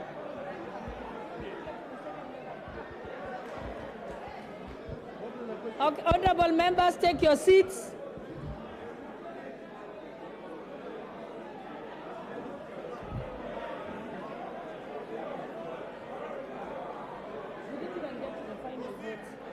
Yes, let us proceed. Can we have two people from each side? They're here. Okay, the tellers are already here. Let us proceed. Call the names.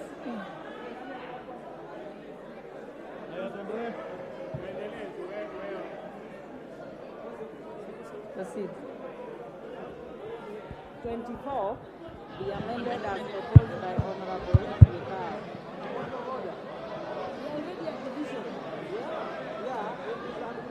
But you can't debate in the middle of the division. No, they already sat down. The division is over. The division is over. Chepkonga Kiprono Samuel. Chepkonga, which is the question part? You need to tell members on what they are voting. Yes.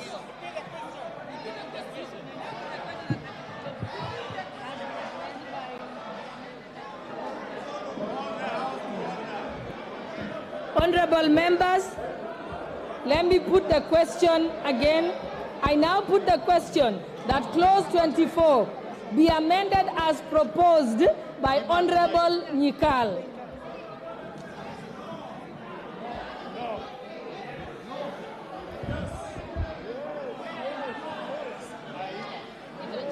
Chepkongo Kiprono Samuel. No. Langat Benjamin. No. Keitani Marian. No. Atandi Samuel. Owino John.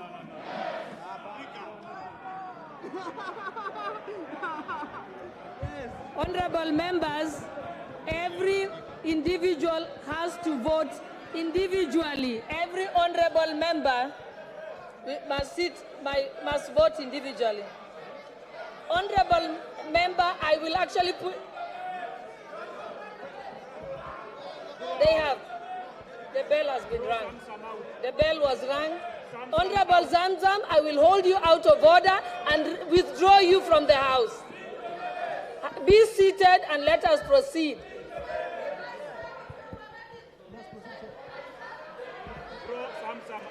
Honorable Zamzam, you're out of order. Let us proceed with the voting. And each person, we cannot chorus the voting. Each person must announce itself. Okay.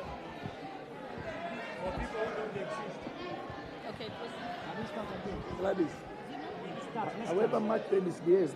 I will start again. Yes. I'll start again. Chepkonga Kiprono. No.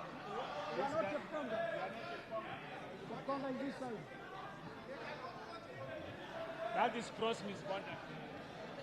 Just name a few and throw them out. Keep the microphone. Proceed. Honorable members, let us begin again. Okay, I now put the question that clause 24 be amended as proposed by Honorable Nyikal. So now let us proceed. Start with the first. Chepkonga Kiprono.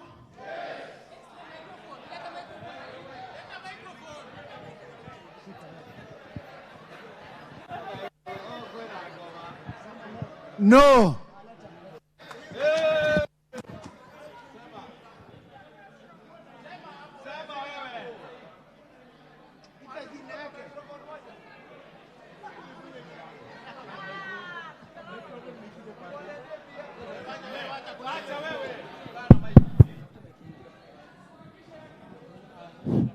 Benjamin Langat. No.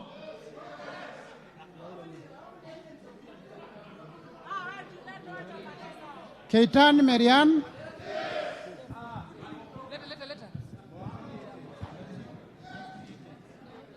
No.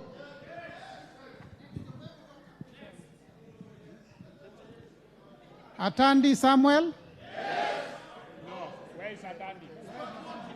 Where is Atandi? Where is Atandi? If it's a chorus, then it will be a spoiled vote. So let us allow the person to vote themselves. Proceed. Call again. Atandi is there. Yes. Atandi Samuel. Yes. Owino John Walter. No. He's absent. Owino John Walter is absent. He's absent. Are you gone? No, he's not in there. He's in the...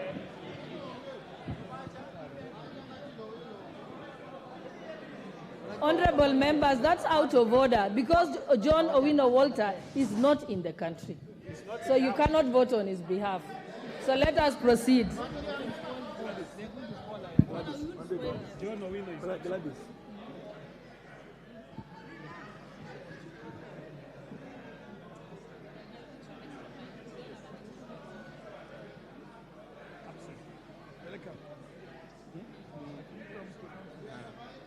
Just handicap absent.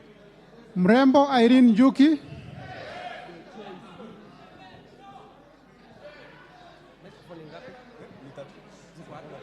Irene Juki has voted no. Okay, could the sergeant at arms get more mics and you take them to the person when their name is called? I have said no.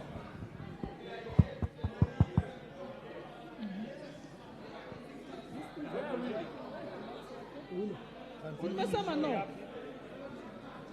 Shuria Abdi is absent. Shurie Abdi Omar. Absent. Sergon Florence Jematia. Sergon Florence. Where is he? Absent. Absent. Kandie Joshua. Kandie Joshua is there. Kandie Joshua. No. I vote no. Kipkoros Joseph. Kipkoros Joseph is there. Mike. Is here. Who is you? No. Cameron Charles. Yes. Cameron Charles is there. Cameron Charles is there. Give him the mic. Cameron Charles. No, I'm saying Cameron Charles, no. Don't say something that I have not said.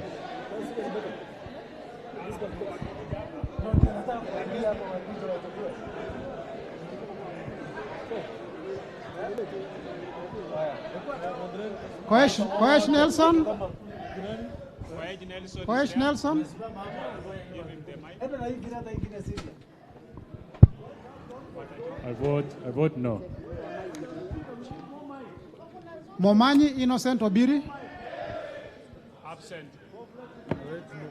Barongo Nolfaso Nobadia. Absent. Absent. Oh, Barongo is there. Barongo no. Give him the mic.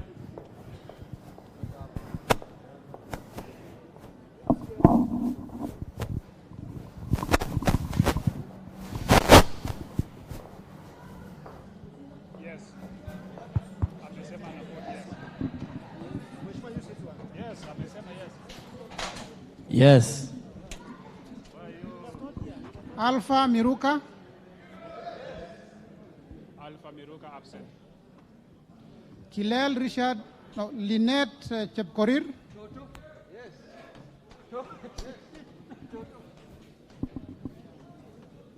I vote no. Kilel Richard Cheruyot.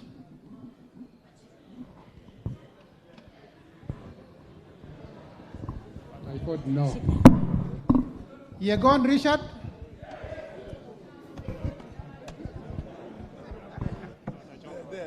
I vote no. Mamwacha Onchoke Charles.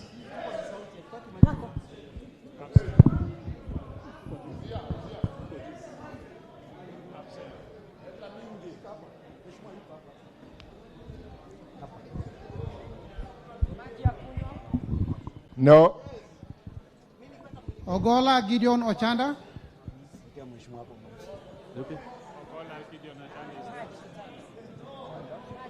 No. Osero Patrick Kibagendi. Absent.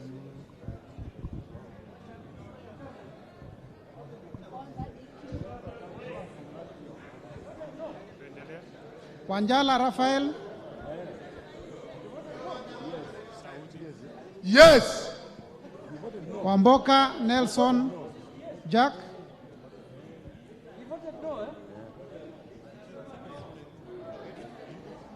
Madam Chair, look at what is happening here. I'm being harassed by the Honorable Didymus Baraza. You need to protect me, Madam Chair.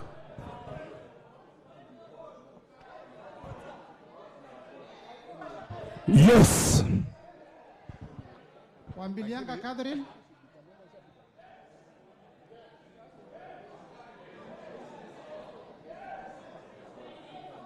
No. Yakub Ado. Absent. Komingoi Kibet Kirui.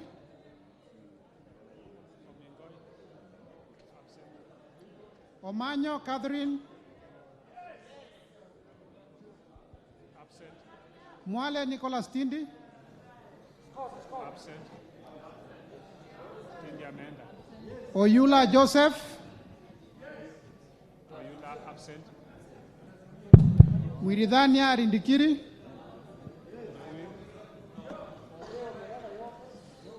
Kirima Moses. Absent. Chimbwa Omar Mwinyi. Koech Victor Kimngetich.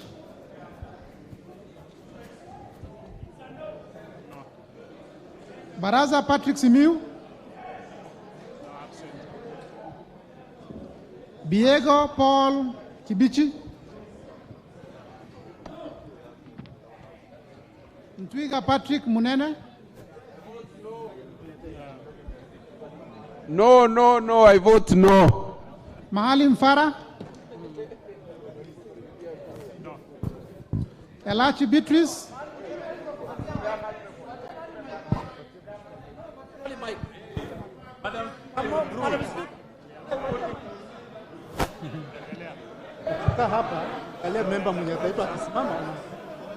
Waweru John Kiarie. Sirma Musa.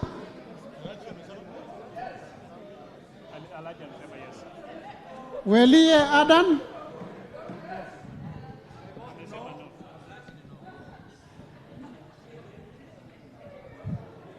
Welie Adan.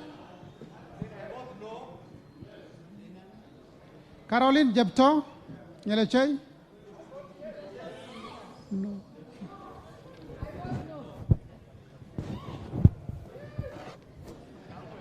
Gadhiru Mejadong. Ongili Babu Owino. Yes. I vote yes. Gakuya James Mwangi. Mawade Julius.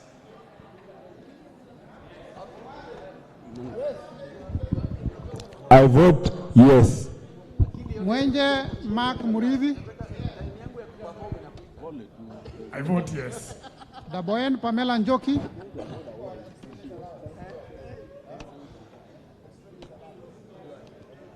I vote no. Lelmengit Kipto Kosgei.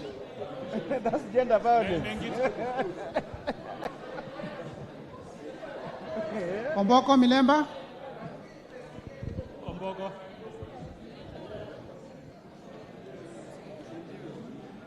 Absent, Amanda. Kipiegon Johanna Ngeno. Ukose Robert. No. Yakub Farah.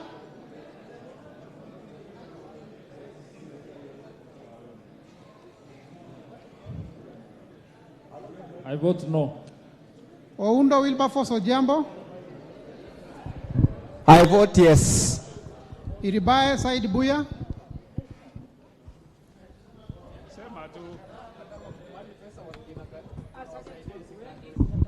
I vote yes. Tungule Sharo Kenneth.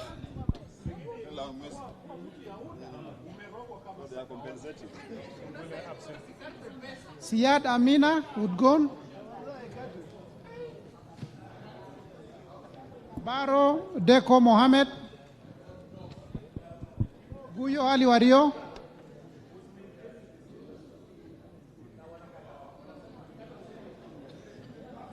Absent. Muriu Wakili Edward. Sema tu. Yeah. Na si ulikuwa naongea ile maneno ingine I vote no. Kururia Elijah Njore. Njoroge.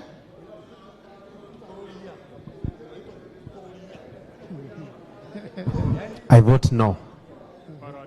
Kagombe Gabriel Gaduka. I vote no. Odhiambo Elisha.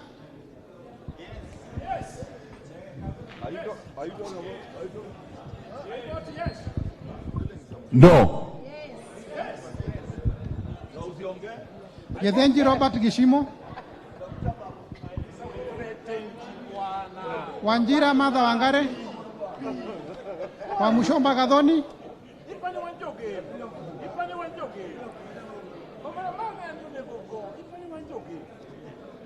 I vote no. Gimose Shaus. Osogo Bensuda.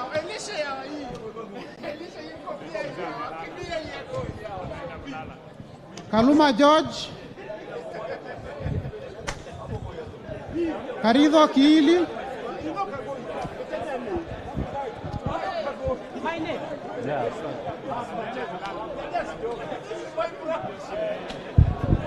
Yes.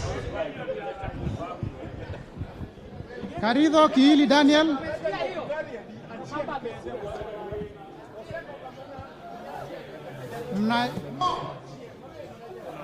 Manaiba Julius Taitimu. Murigi John Paul.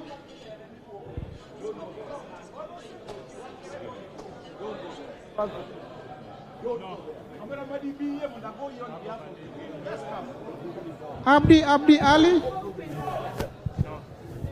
Shinali Banat.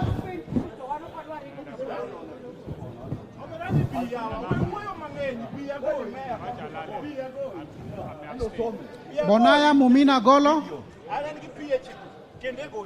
Lomwa Joseph Samal.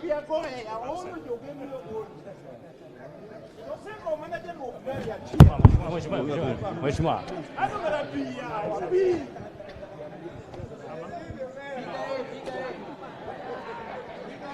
Tubi Bidu Mohammed.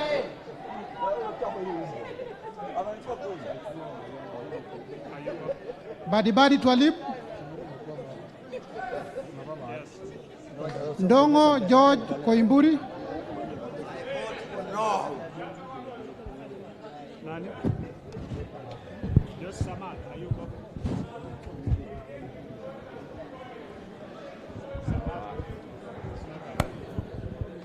Ndongo George Koimburi.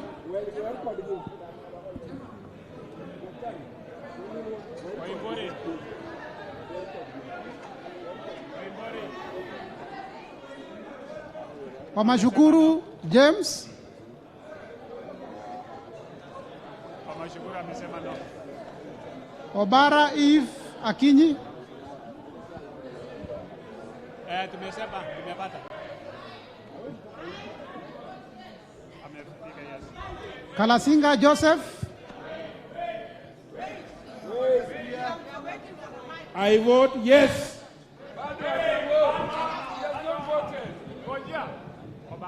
I vote yes. Obara Eve. Asante.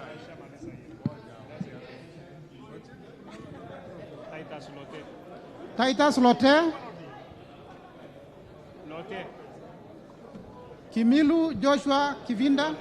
You've not taken my vote. I vote no.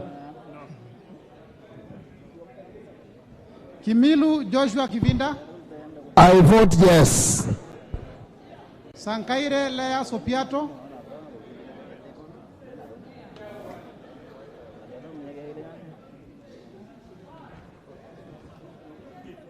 I vote no. Kanchore Elijah.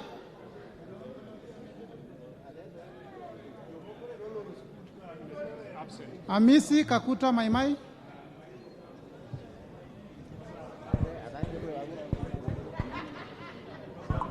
I vote yes.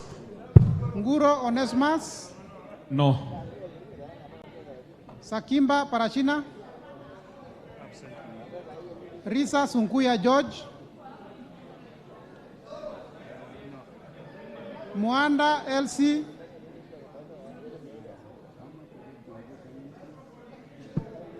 Katana Paul Kaindi.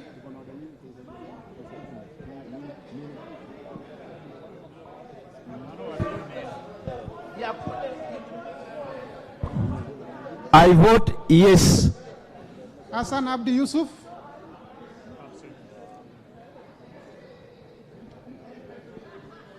Juguna Shege.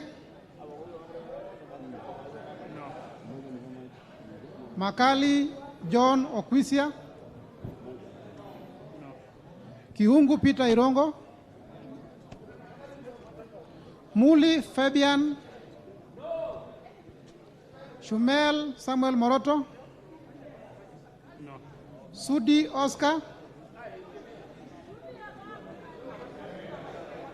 Okwome Andrew. Okwome we can hear you. Karauri Ronald. No. I vote no. Were Shaus Ongondo.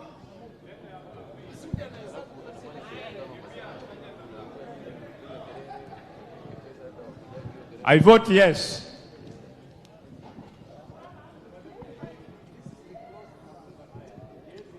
Mbui Robert, Korir Adams, I vote no. Kipkoech Gideon, Kemei Beatrice, Ruto Julius Kipleting, Wangaya Christopher Seka, Wanjiko John Njuguna, I vote no. Waithaka John, I vote no. Muratha Ann Wanjiko, I vote no. Orero Peter Ochieng, Mbalu Jessica, Mutuse Ekomas,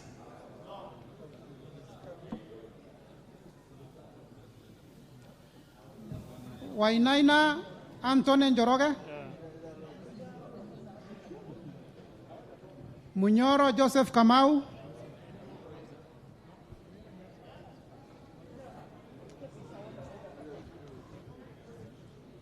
Nyoro Samson Dindi, Ishungwa Anthony, Sunkuli Julius, Mwanyanje Gertrude Mbeyu, Oh, yes. Mwanyanje Gertrude Mbeyu,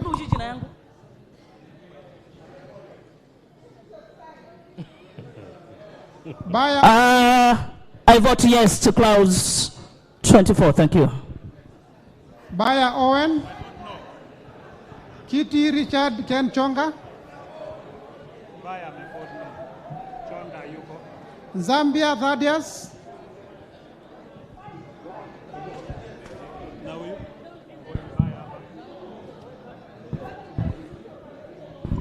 Yes. Mutua Didmas Wekesa,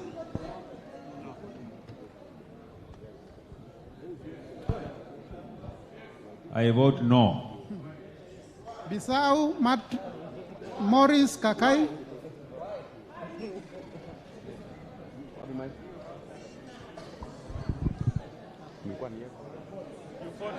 Yes. Rai Samuel Gonzi, I vote no. Kwenya Dhuku, Moya Wanjiko, Cherorot Joseph Kimutai, I vote no. Kosgei Hilary Kiplangat, Maina Jane Jerry,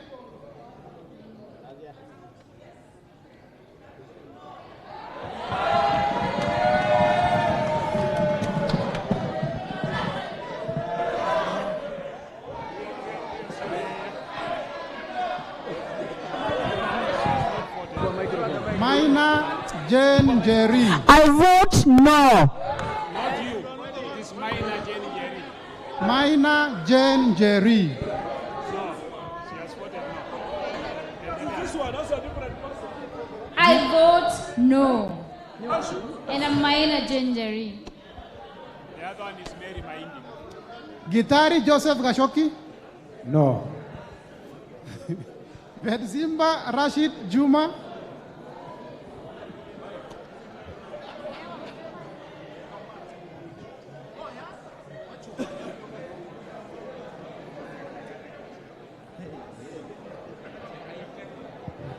I vote yes. Aburi Donya Doris,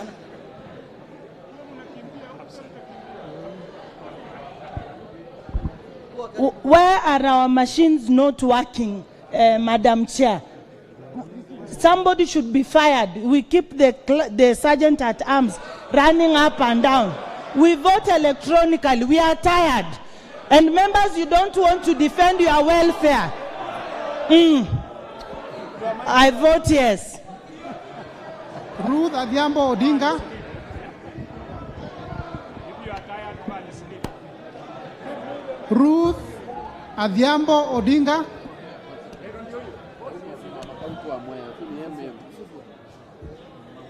I vote yes. Oron Joshua Odongo. I vote yes. Ahmed Shakil Ahmed Shabir. Buyu Rosa Akinyi. Kasalu Irene Mudhoni. Mulu Makali Benson.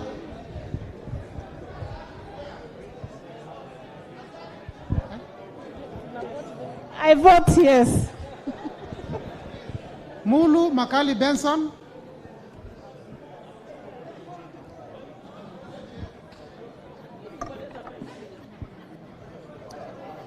Mbai Nimrod Mbizuka. I vote no. Mboni Rashid Mwalika. You can't have a point of order in between voting. Just ignore it. It's rigging.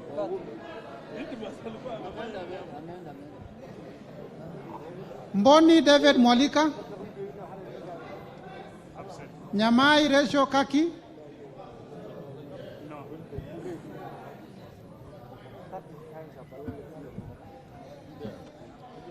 Nyenze Edith Mokaya Nyakundi. Kibagendi Anthony. Gisairo Cliff Ombane.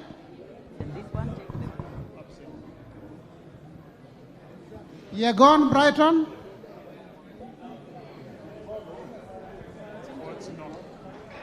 Kiprono Mutai Alfred. I vote no. No. Tonui Joseph Kipkosgei. Enjoy your mic, Apo. No. No. Camero Maisori Kietayama.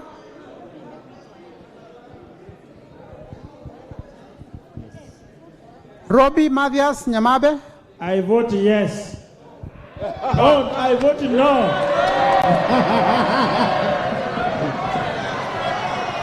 Robbie Matthias, I vote no.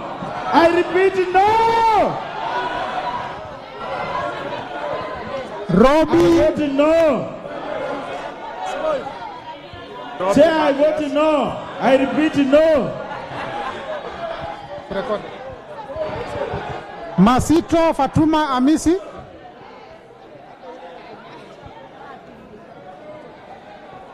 Masito Fatuma Amisi. Masito is not there. Fatuma Amisi hayuko. Absent. Wanyonyi Ferdinand.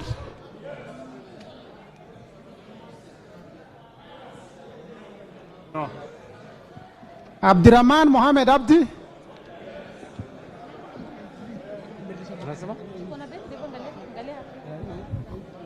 Hayuko.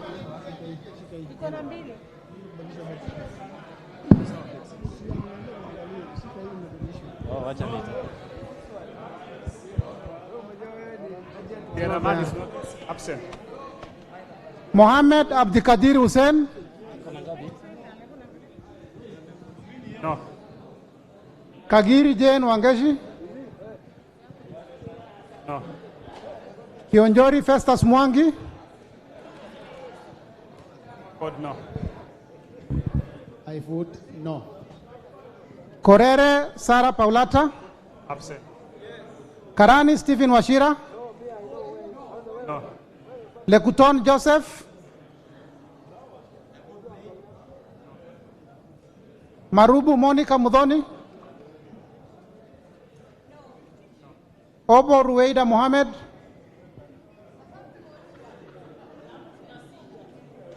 Moirori Mudhama Stanley. Kothe Felix Odiwor. Kaangara Joseph Mboro. I vote no. Mboko Mishi Juma. I vote yes. Mugabe Innocent. I vote yes. Chege John Kirago. I vote no. Akuja Protasevesi. I vote no. Oyugi Dick Maungu.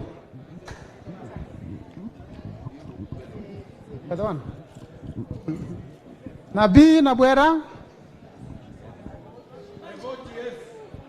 Kiforomondo Mangale. Mukwana Titus. Mbiuki Jafet Kareke. Absent. Kamene Joyce. I vote yes. Mule Caleb Mutiso. Kombe Harrison Garama.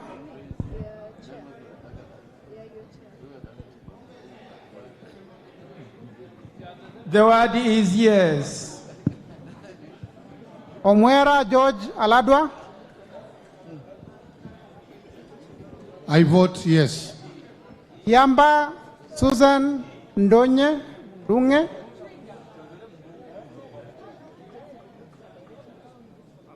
Mumo Rose Museo. Injendi Moses Malulu. Mnyazi Amina Laura. Yes. Abdullahi Bashir Sheikh.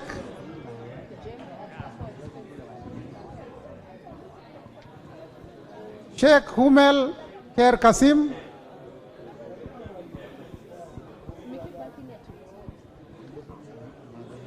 Abdirahman Asenwetan Mohammed. Haro Abdul Ibrahim. It's a no. Yusuf Hadan Haji. Mukunji John Gitonga. Bowen David Kangogo. I vote no. Njoroge Mary Wamaua.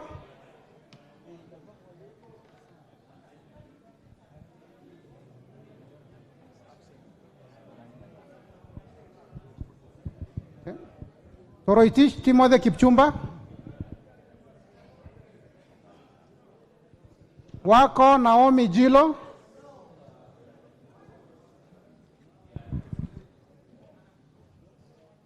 Walio Joshua Mbithi Mutua. Odanga Geoffrey Makoa. Oluoch Anthony Tom.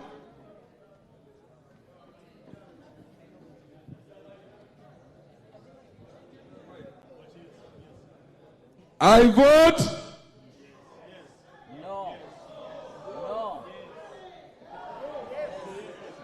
yes.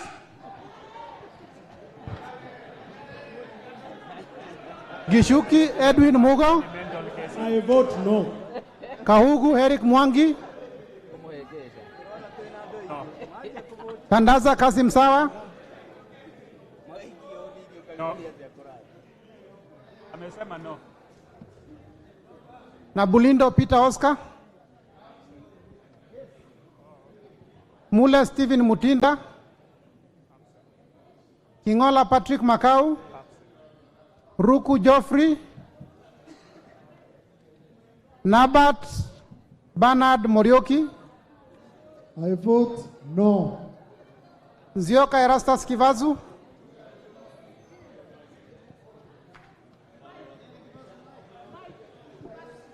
I vote yes. Kailemia Elizabeth Karambu. Mohamed Fatuma Zainabu.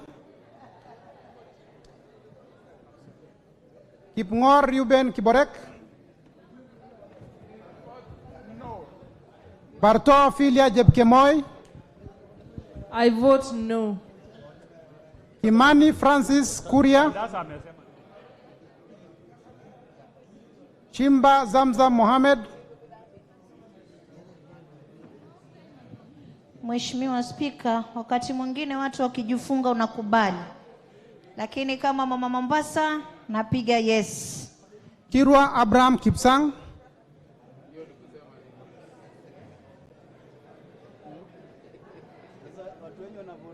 Jaldesa Guyo Wako, Bader Salim Faisal, Kesebe Fred Kapondi, No. Oyo James Onyango,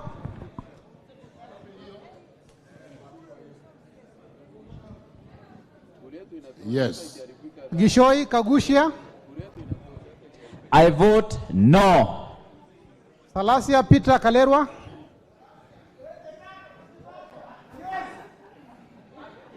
Naika Johnson,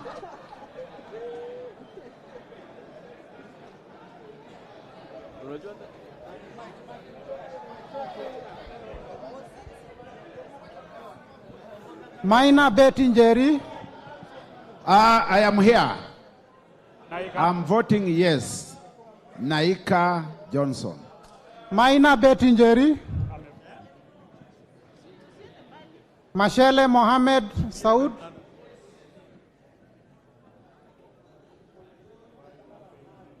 Musau Vincent Musioka. Correct.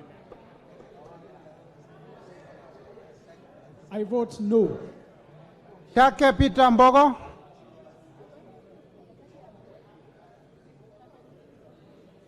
I vote no. Peter. Michelle? Mashele Mohamed Sud. Yes. Shake Peter Mbogo.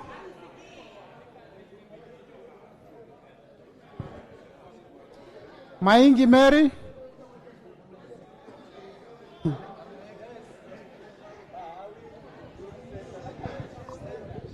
Molyongi Gideon Mutemi.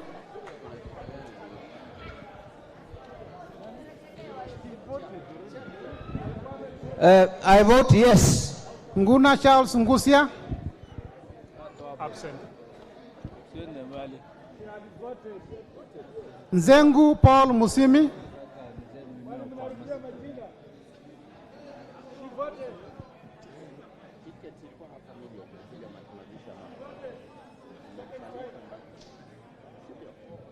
I vote yes. Pasari Sesta Mudhoni.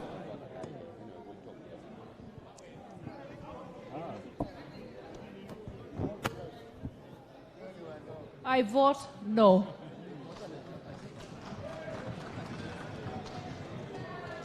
Nguna Charles Ngusia. Absent. Kiara Jane Wanjiro.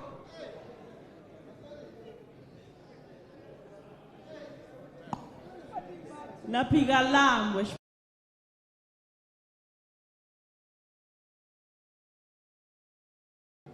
Mugia Cynthia Jebkoskei. Absent. Kitur Bernard Kibor.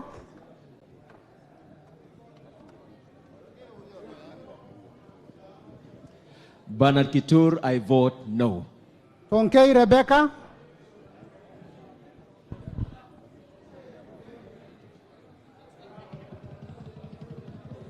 I vote no.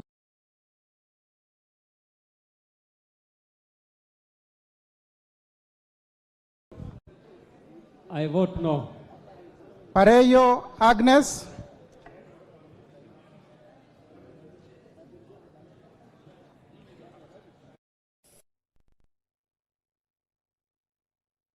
I vote no.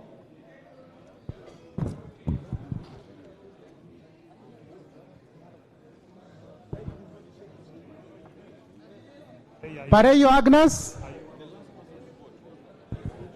Tongoyo Gabriel. Wangwe Emmanuel. Gashagwa George N. Owino Martins. Owino World Chief votes yes. George Masharia Karaoke. Chepkon Charity. Guyo Ave Wario. Abdul Rahim Daud. I vote no. Nyamoko Joash,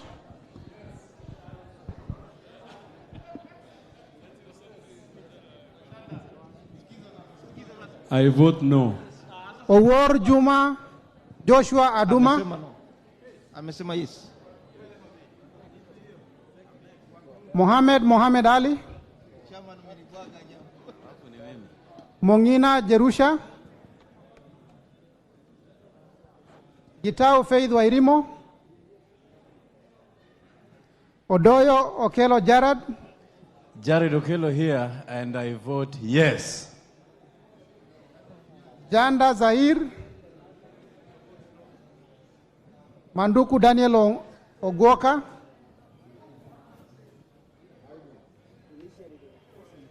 Odege Tom Mboya, Washira Rahab Mukami, Udege Tom Mboya, yes. Washira Rahab Mukami,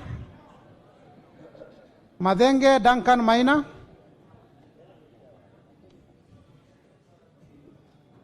I vote no.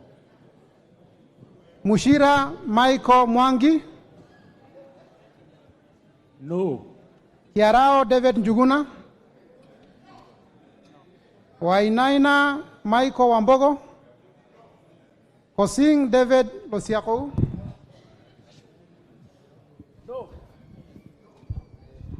I vote yes. Mupe Anthony Kenga,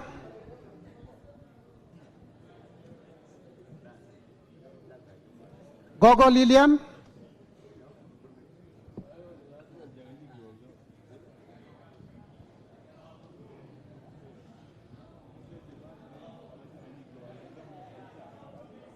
Gogo Lilian. Dio Baba. Amolo Paul Otiende,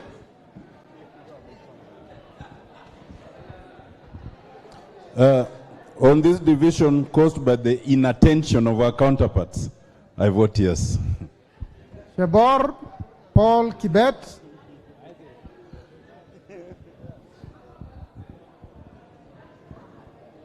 Paul Abor,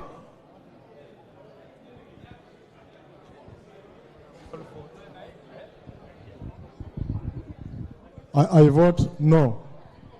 Muafrika Augustine, Francis Kajwang, Absent. Kingara Simon Nganga, Karemba Eric Mushangi, No. Logova Sloya Clement, Luyai Caleb Amisi,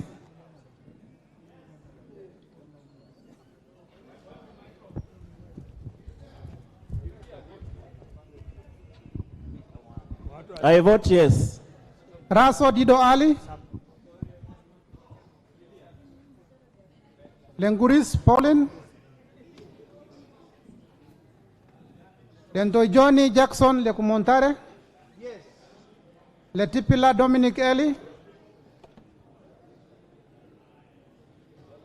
Lesuda Josephine Isula,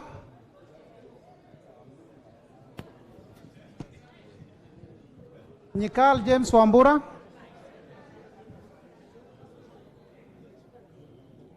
Ikana Frederick Lusuli,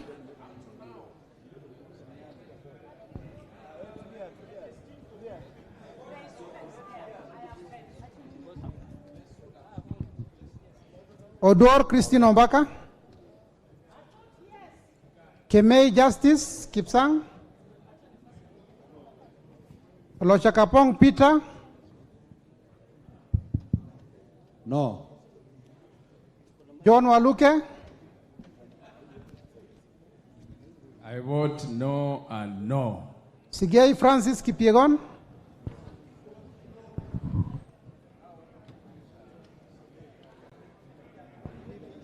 Dr. Shadrach Muiti, Onyego Silvana Sosoro, Kiplagat David, I vote no. Maina Mwago Amos, On behalf of the suffering majority, I vote yes. Odhiambo Mili, Omondi Karoli, Gashobe Samuel, I vote no. Mohammed Junet, Masara Peter Francis, I vote yes. Mizigi Lydia Aika, Abdullahi Amina Dika,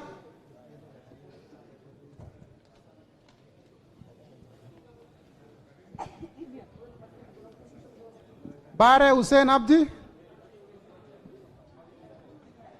Arbach. No. Yes. Arbach. Buire John Okano,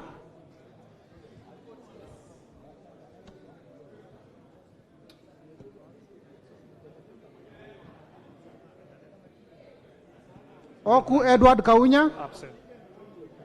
Otusho Mere Emase,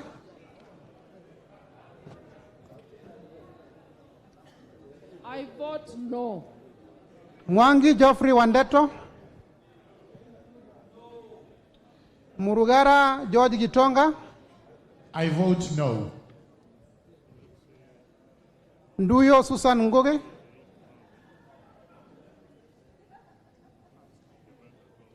Nganga Alice Wamboi, Kasait William Kamket,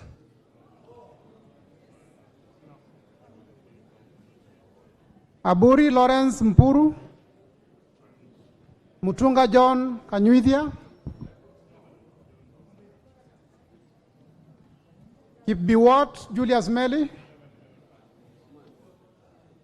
Shikati John Murumba, Sioi Lilian Chebet,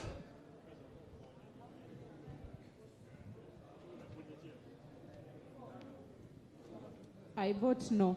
Sitienei Janet,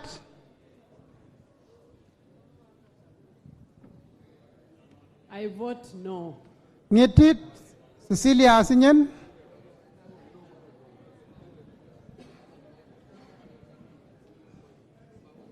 Emade Joseph Namwar, No. Nkolong Nicholas, Nabuin Paul Ekuom, Absent. Namoit John Ariko, Daniel Nanoko Puyo, No. Boss Gladys Jeb Kosgei,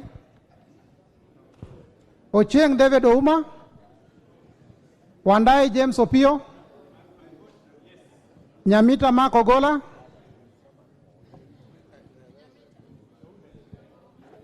I vote no. Kagesi Kivai Hannes Togesi, Adagala Beatrice Kahai, Abdi Kamis Shome, I vote yes. Jeho Fatuma Abdi,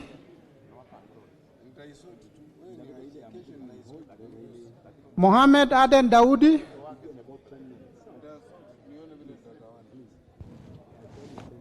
Sane Ibrahim Abdi, I vote no. Ado Mohammed Aden,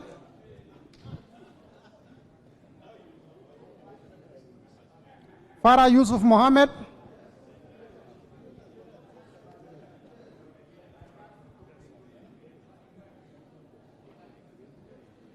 Wanyonyi Martin Pepela,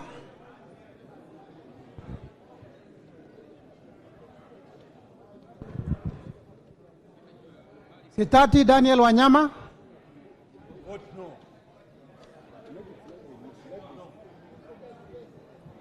Mogaka Stephen,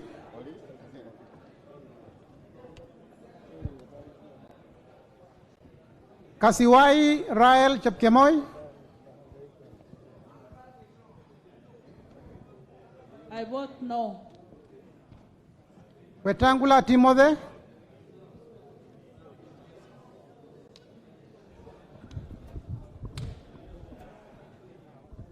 I vote yes. Mwakuona Danson Mwashako.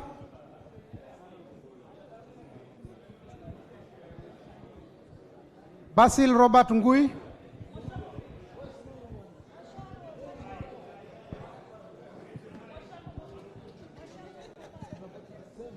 I vote yes. Basil Robert Ngui.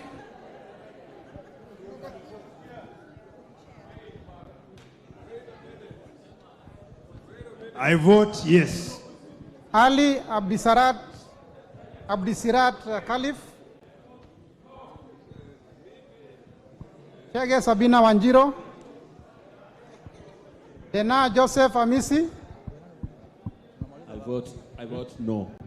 Aaron Suleka Ulbale. Ikiara Dorothy Mudhoni. Iraya Joseph Wainaina. I vote no. Kosgei Jackson Kipkemoi.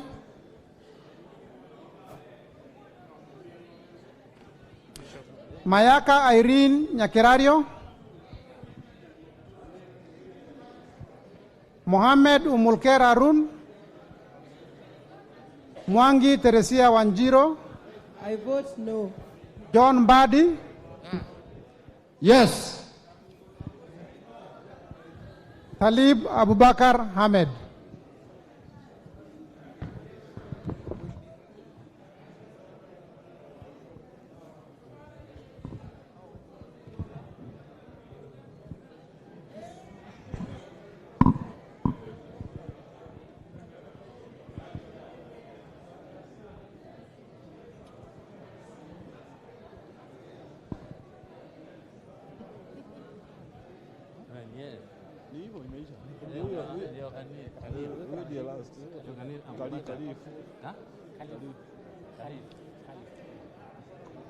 Alipewa na waipa.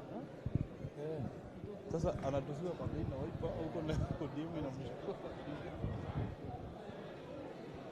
Amekuwa nominated na chama gani? Waipa. Ni yule mnyang'anyi wa sasa. Sasa anasema Mombasa. Kile kama wewe mtumia.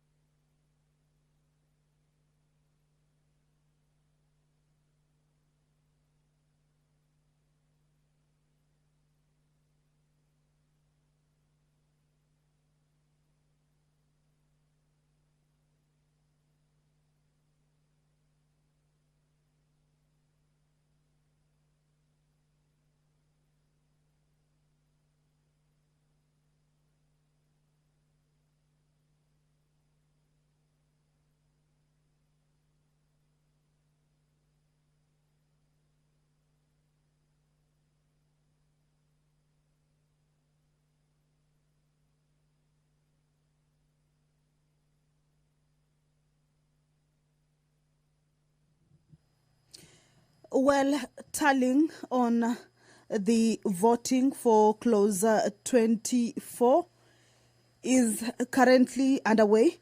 The members just finished taking their votes on this particular clause, specifically on the amendments that had been proposed, or on the amendments that have been proposed by Honorable Member James Nyikal on clause 24A. A number of issues there have been highlighted, and members have been given an opportunity to vote on those amendments. Remember, clause 24 is one that has seen or has attracted a number of amendments from the members of the National Assembly. Clause that is touching on a number of issues, especially on the taxations, the income tax bans, the 5% withholding tax on digital content monetization, that the chair, Honorable Kuria Kimani, has expounded or clarified that it will not be 15%, but has so far been, or rather, has been so far amended by the committee to 5%. Issues also coming up on the tax bans, where members raised a concern on the 30%, with a number of them indicating that the 35% should be over for the over 1 million earners. But there are still many other amendments that members have expressed amendments on, or rather there's a number of proposals that members have expressed to give in the amendments. Honorable Atandi is among the members who earlier on, the chair, Honorable Gladys Boss, had called out their names. There is Honorable Mbui, Honorable Waluke, Honorable Olwoch, who earlier on had indicated that they would be having amendments on this bill. Of course, depending on what part of this particular bill. But currently, the tallying on this vote is on the amendment that has been proposed by the Honorable Member James Nyikal. On the tax rates, the member had indicated that the committee, or rather the proposal, we go back to the Act as that has not proposed any increase, or rather that the tax remains at 30%, and that there should be no increase. That is part of the amendments that the honourable member had indicated on that particular clause. But bear in mind that this clause has up to paragraph, there is articles, clause A, article A, there is B, there is C, there is D, and there is E, where members will be fronting their different amendments with regards to what part of this clause they want amended. For instance, we could look at clause 24A that proposes the deletion of subparagraph 1 and substituting thereof the following new subparagraph, that by deleting paragraph 1 and substituting therefore the new following paragraph, that the individual rates of tax shall be from 288,000 10%, from 100,000 25%, from 5 million 612 be 30%, and from 3,600 from 3,632,500. But this evening we got yet another amendment from the chair that has introduced the taxation at 35% to be from 9,600,000 on all income over 9,600 to be taxed at 35%. So there are a number of amendments on each of these paragraphs, or on each of these articles in clause 24, and members will have time. Remember, this is one of the clauses that the speaker earlier on had indicated that members could have or rather could have proposals being given out. Clause 24 was one of those clauses, and this is what is currently going on: proposals or amendments being given out by members, and the House will be voting on each member's amendments. Remember, the bill has the amendments or the proposals by the committee, and whether the amendments by the committee will override the amendments by the individual members is yet to be seen, but they will all be given a chance to be voted on, just as we have seen on the amendment by Honorable James Nicol. So if you're just joining us, is that the tallying on the voting for clause 24 as proposed by James Nicol, Honorable Member James Nicol, is underway. And once the tallying is completed, then the chair will read out the voting outcome. But what is happening is that members have been considering the clauses in this bill from clause number 2 all the way to clause number 24 now. Just to take you back, is that clause number 2 is one of the clauses that saw the House go into division and voted through a roll call with the those or rather with those who voted yes getting a total number of 189, and those who were opposing getting or rather those who were opposing getting 189, and those who were for it getting a total number of 87, and had 3 absentions. Then we also had clause 10, which also saw the House go into division, and the votes outcome was that those who voted yes were 194, and those who voted no were 79.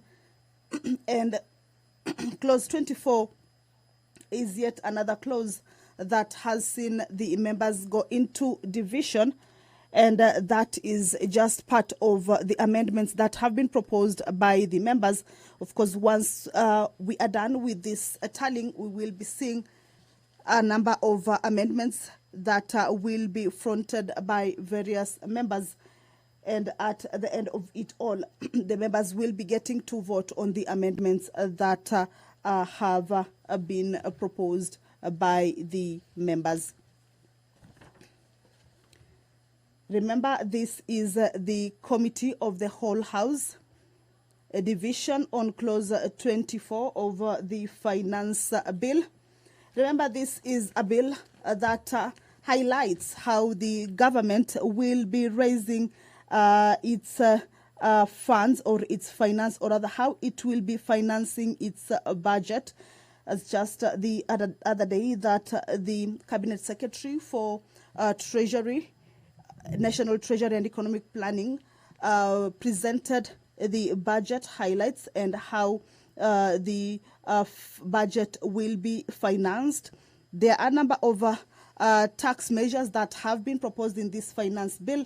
And this evening is that the day on considering, or rather basically the sitting is where members are considering each and every clause of the bill, trying to pick out on what they think should be amended or what they think should be considered in one way or the other.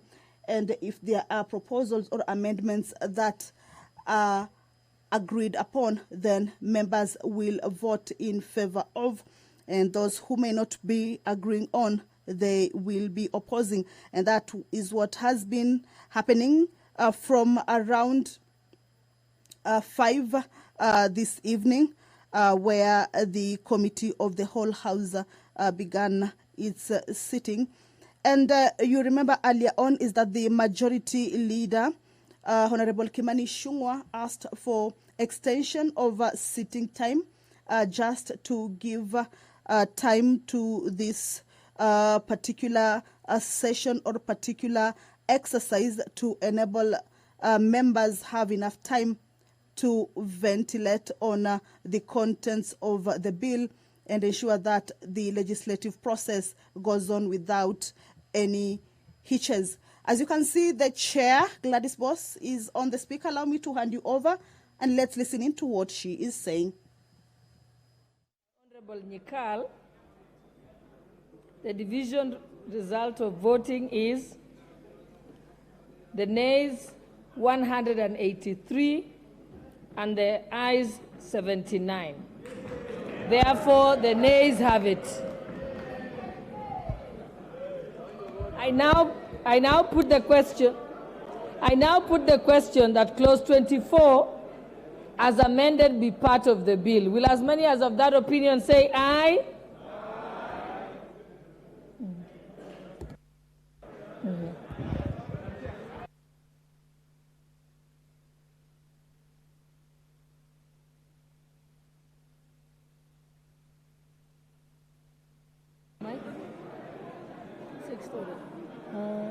We are still on the 24, eh?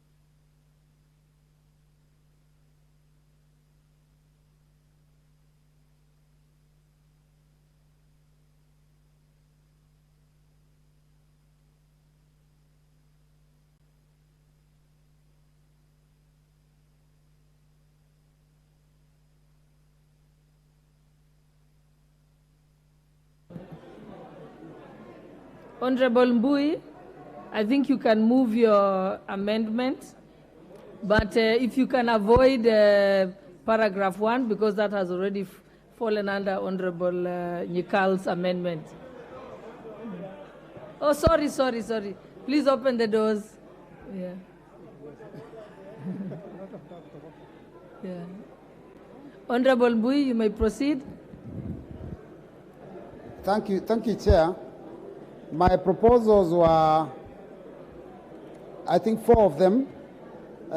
First one was deleting subparagraph 1, which is the one that you've alluded to of the pay-as-you-earn tax rates.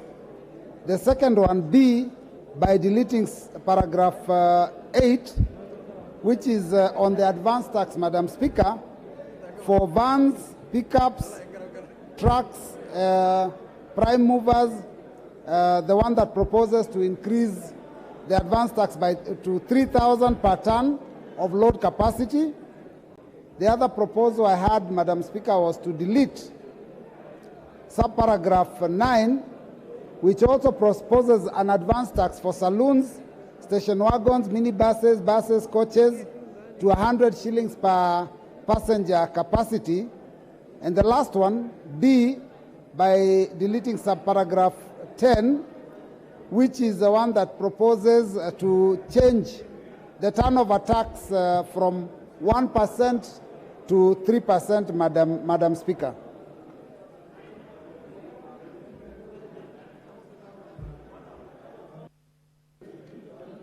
The Leader of Minority.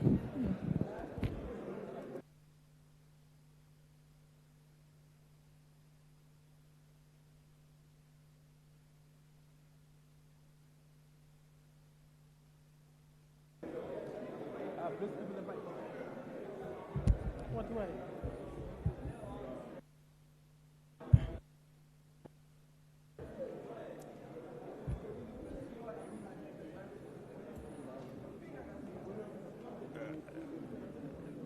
Do I proceed?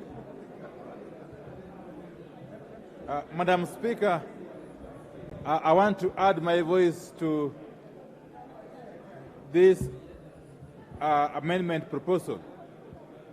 Madam Speaker, the reason why I support this amendment by the Honorable Robert Mbui is that if we fail to delete this clause and remove these taxes, we shall have succeeded as a House in actually condemning those young entrepreneurs who have chosen to invest in commercial vehicles, Madam Speaker, by actually having them punished for choosing to be risk takers and investing their hard-earned cash in commercial vehicles, Madam Speaker. And I therefore want to urge my colleague members that the only recourse we have to right this wrong is by supporting Honorable Robert Mbui's proposed amendments.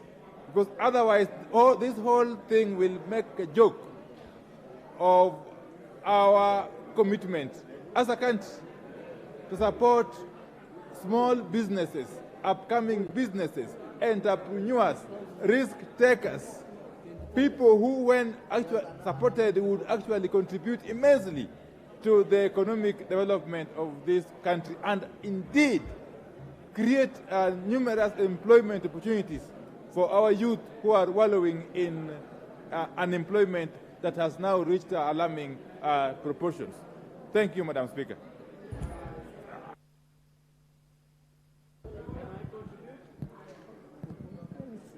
Trying to see if there's someone else who hasn't contributed.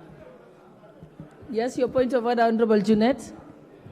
No, Chair, this taxation measure is going to be very punitive.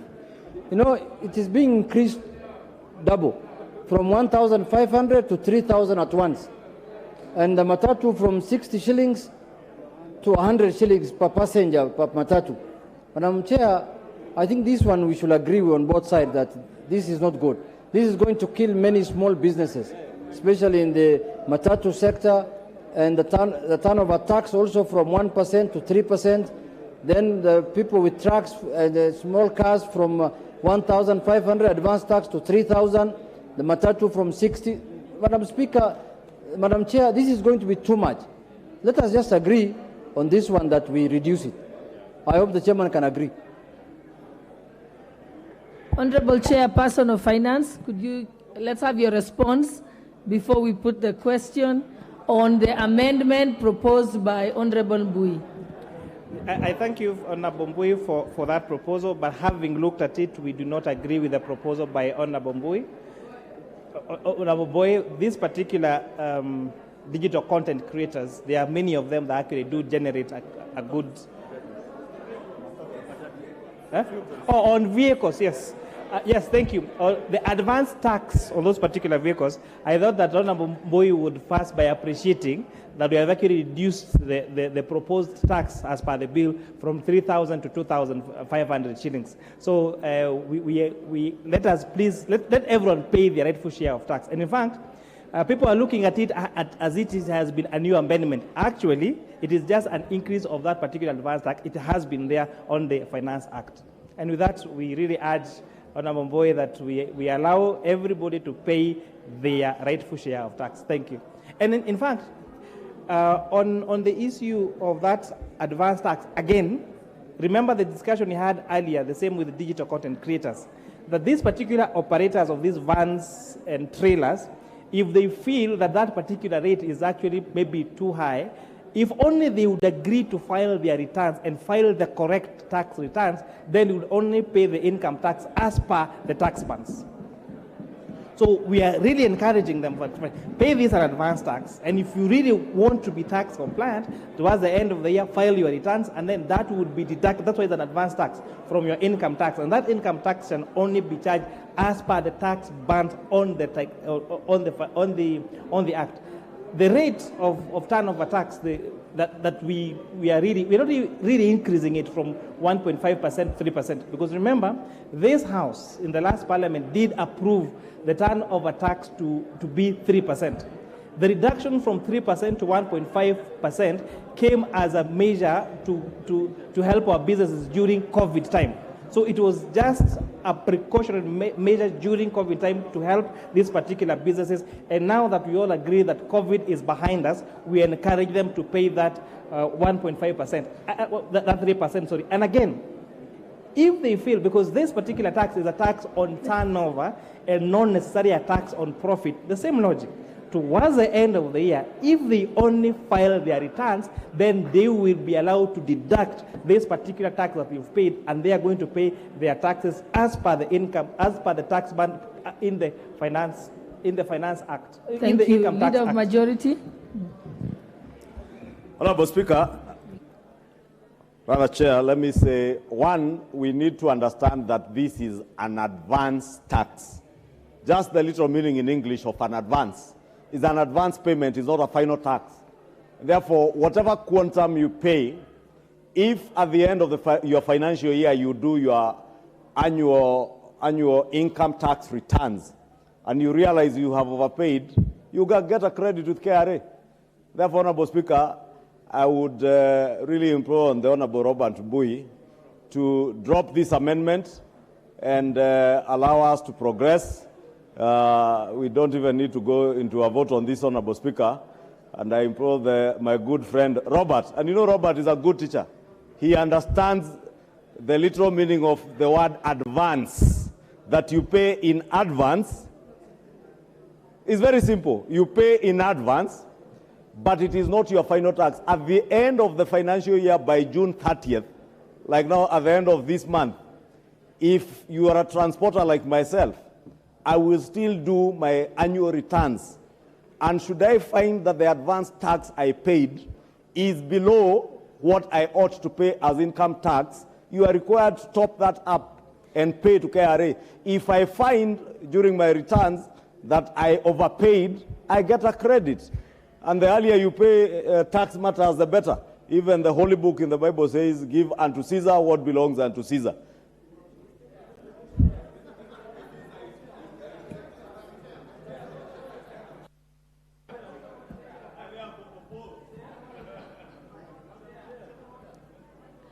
Order members, we can only pick one person at a time. Honorable Badi, your hand was raised first. And we had said just for each amendment, just 2 people. Yeah, okay, let me just say something. Madam Chair, first of all, this... Jared Okello, you will be disciplined. This is the chairman. Honorable Okello, if you have continued shouting... The national chairman of his party is on his feet. Madam members, Chair, please allow Honorable Badi Madam Chair, to proceed. I want to say the following. One, this notion that advance tax is okay to taxpayer is very wrong. There is no reason why you should borrow money as a government from people who are very poor. Let these people wait until the end of the year and they file their tax. And they should pay tax progressively. This idea of asking people to pay tax in advance, someone has bought his truck on loan and you still want them to pay tax in advance. What for? Finally, Madam Chair, the issue that Chair of the committee raised is very fundamental. First, is wrong on the percentages. It's not 1.5, it is 1%. It's not 1.5. And again, we are talking about who? Mama Mboga to go and file returns? To wait?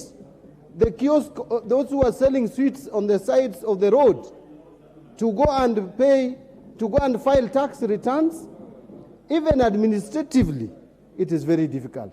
Madam Chair, if this House can be considerate to the downtrodden, if we can make amendments to at least exclude some of our payments like per diem, which we have successfully done here, and Mama Mboga out there, the hustler, the ones you are addressing in our public rallies, I hope hustlers are watching how they were deceived, how they were duped by Kenya Kwanza. No one cares about them.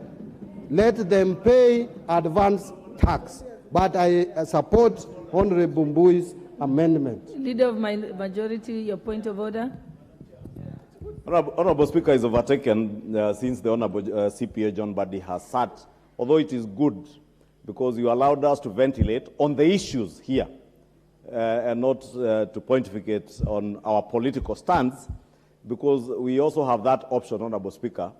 But it's also good to inform the Honorable John Buddy, and he's an accountant, though a junior accountant in terms of professional qualification.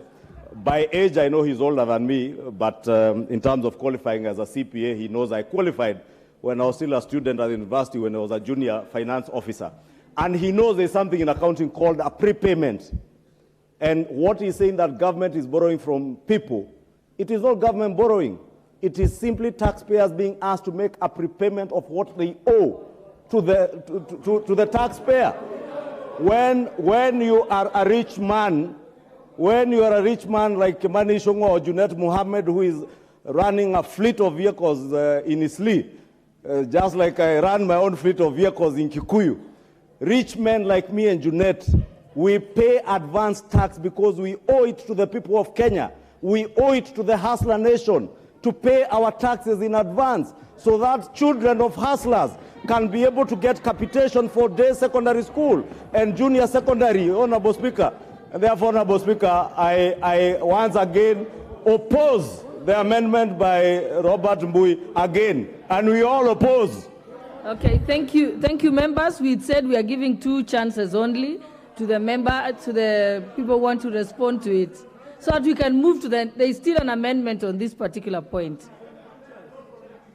We are going to move to Honorable Olwatch, and you will have a chance to ventilate again on this issue. Honorable Junet, you're the only one I'm giving a chance, and we can move to put the question. Madam Chair, you see, when we are legislating here, we are legislating here for all Kenyans, whether you are rich, whether you are poor, whether you are middle level, whether you are downtrodden, whatever you are. Madam Chair, you can only be sure of how much tax you need to pay after you do an assessment on your books. Madam Chair, what Honorable Mbadi is saying is true. This is a borrowing from the people. Government is telling you, pay us in advance, then later when you assess your taxes and you are supposed to pay this much, then you can deduct from your books. You can say, oh, I had already advanced you this much. But Madam Chair, what we are opposed to, and why we are supporting Honorable Mbui's amendment is that the rate is very high. It was just 1,500 shillings. He increased it to 3,000, but now reduced it to 2,500. Why can't it just remain at 1,500? Because what has changed in the Kenyan pockets? Kenyans are as poor as they were when COVID was there. Kenyans are as poor as 2021. Madam Chair, let us be considerate to Kenyans, Madam Chair. And we are fighting for the hustlers, the people who brought you to power. We are not fighting for our people. We are fighting for your people. We are fighting for these hustlers who gave you power. Yeah, thank you, members. I think we ventilated sufficiently on this particular point. It's coming again under Honorable Olwatch. So now let's put the question. It's clause 24, yeah? Yeah, I now put the question that clause 24 be amended as proposed by Honorable Mbui. Will as many as of that opinion say aye? Aye. Will as many as of that opinion say, will as many as of the contrary opinion say nay? Nay. The nays have it. Honorable Olwatch. Honorable Olwatch, you may move your amendment. Thank you, Madam Chair. Thank you, Madam Chair, and I stand to move amendments on page 623 on the clause 28, in particular, subparagraph B, 24, in particular, subparagraph B, and seeking to amend clause 7, and the justification for this, Madam Speaker, is that this tax, which is put at 5% and which was dropped from 15%, literally targets the very people whom we are calling the hustlers. Madam Speaker, the content creators, the ones that we seek to remove or ask to pay the 5%, are not the sort of persons that my good friend, Honorable KJ, refers to as professionals. It takes quite some time to develop content. And content creation, even after you have been able to develop, takes time before you get to the next content, and to take away 5% from you, from this hustler, from that person whom we have set digital corners and ICT hubs in Mathare and everywhere, to take away 5% from them.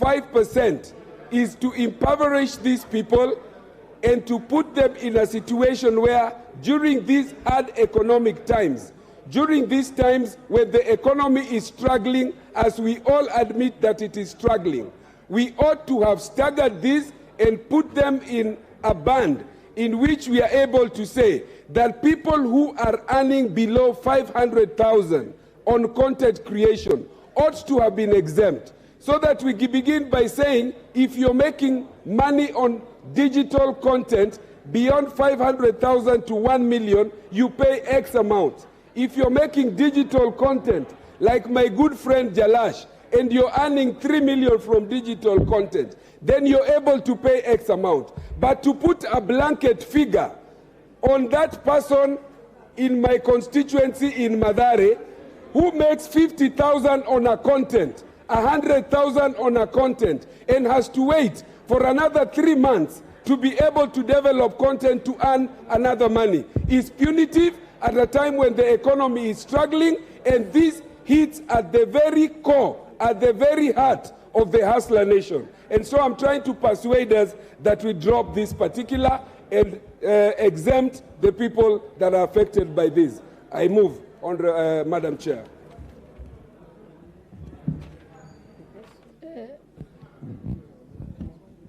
I now propose the question that clause 24 be amended as proposed by Honorable Olwach. I will give a chance to leader of minority, and then I'll come to you, Babula. We have to go to order of seniority. Let your leader go first. Now, Madam Chair, I just want to support this proposed amendment by Honorable Olwach for the simple reason that we have got no justification whatsoever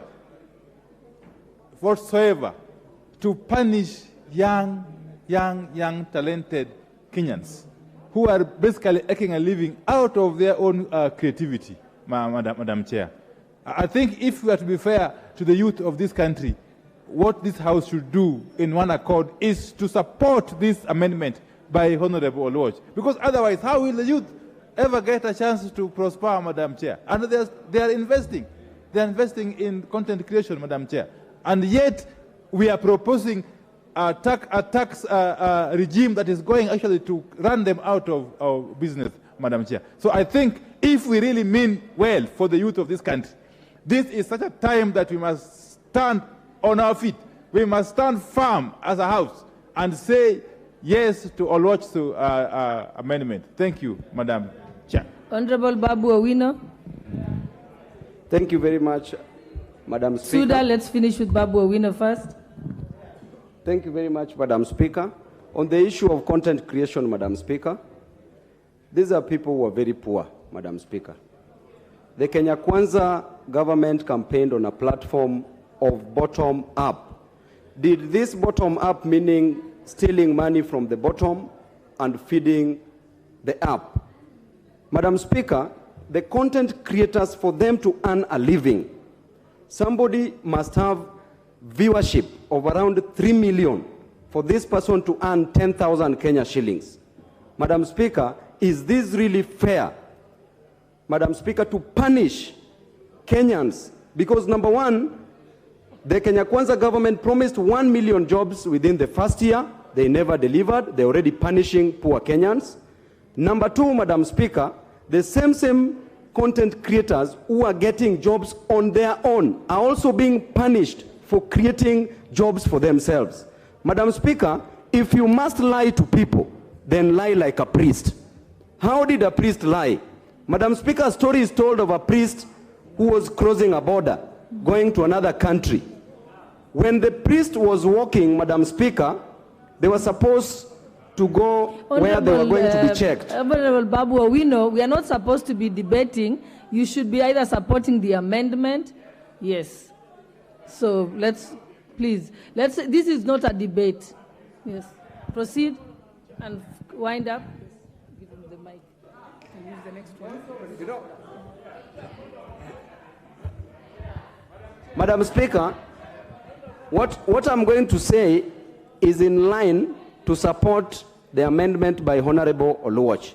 That is why I'm bringing it from far. I know some of us here might not understand what I'm trying to say.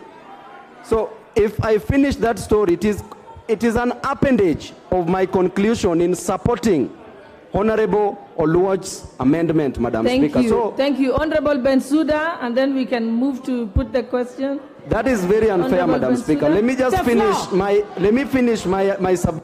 Okay. I thought you had finished, Honorable Babu. Madam Speaker, it is very unfair because I'm the only member that you are trying to cut short, Madam Speaker. Let me just finish it in support of the amendment.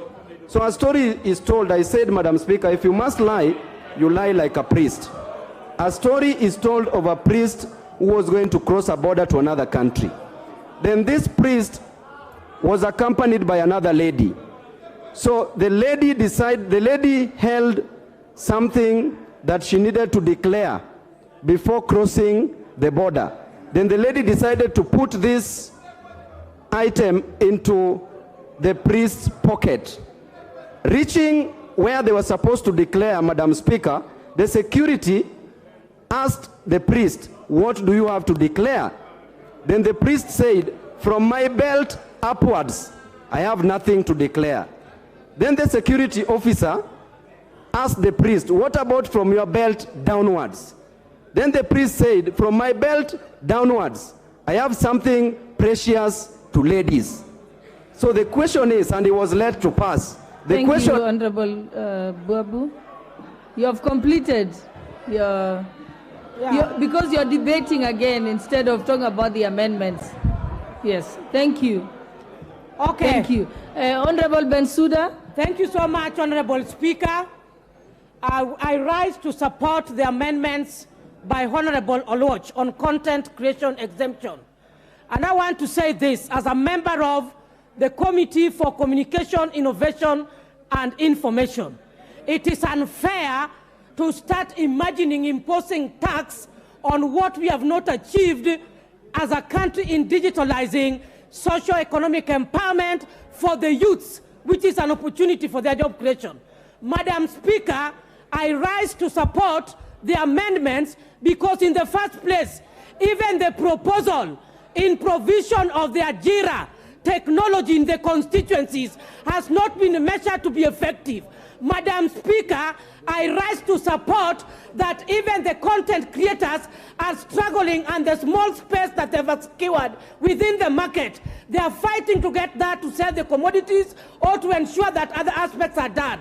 The same government has not laid out the framework to ascertain the level of achievement and success in digitalizing and providing for the AJIRA. Some of them are struggling with bundles and internet. Madam Speaker, I support the content creators must not be subjected to this tax.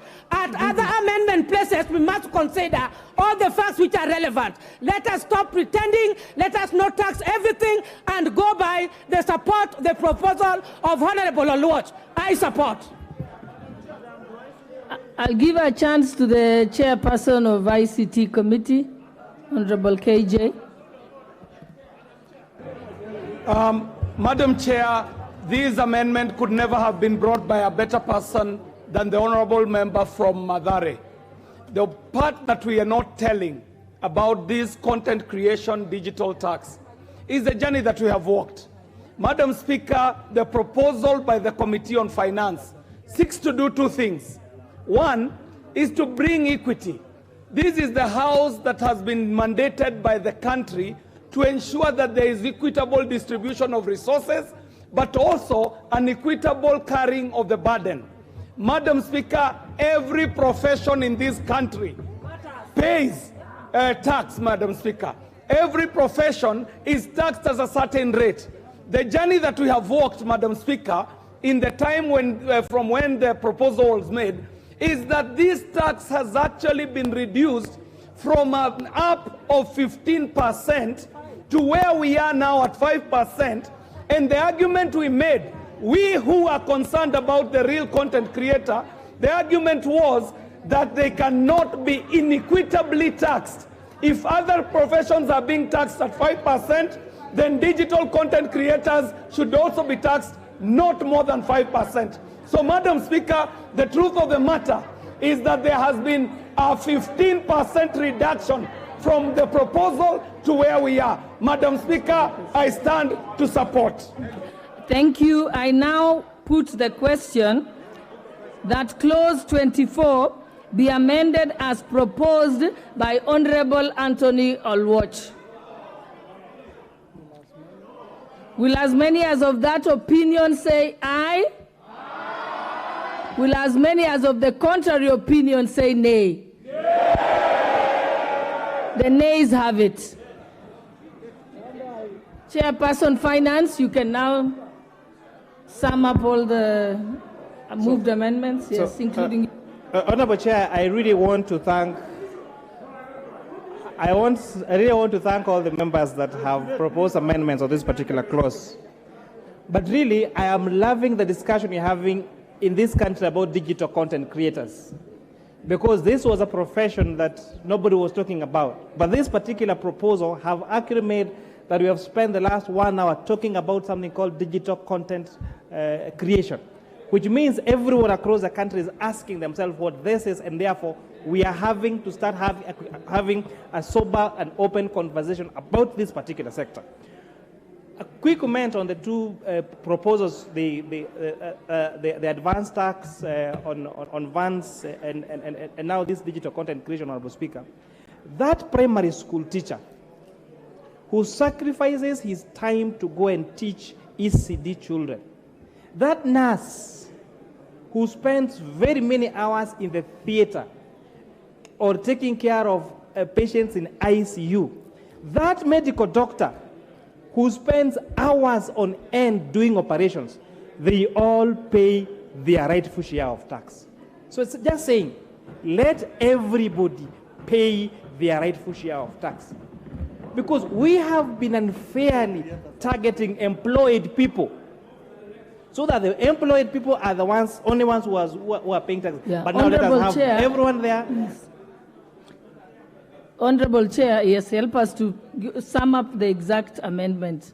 Then we can be able, people can understand what they're voting on. Your proposed amendment. Okay. So Honorable Chair, I've done this, but just for the record again, the proposed amendment as proposed by the Chair, or as proposed by the Committee on Finance and National Planning, is that clause 24 again be amended to be amended again to have 9.6 million shillings instead of by deleting that 9 million shillings. That the digital content creators, the withholding tax be reduced from 15% as proposed on the bill to 5%, and introduce a tax, the digital content creation tax for non-residents at 20%. That we harmonize the tax rates for the sales, promotion, marketing, advertising service, and digital content monetization as part clause C, and lastly, yes, and lastly that the advance tax on trucks, prime movers, on all those other equipment be amended by reducing the advance tax as proposed in the bill from 3,000 to 2,500. And with that, I beg to move, Madam Chair. Honorable members, I now put the question that clause 24 be amended as proposed by the Honorable Chairperson of the Finance Committee. Can I repeat that again? Yes. Honorable members, I now put the question that clause 24 be amended as proposed by the Chairperson of the Finance Committee. Will as many as of that opinion say aye? Aye. Will as many as of the contrary opinion say nay? The ayes have it. I now put the question that clause 24 as amended be part of the bill. Will as many as of that opinion say aye? Aye. Will as many as of the contrary opinion say nay? The ayes have it.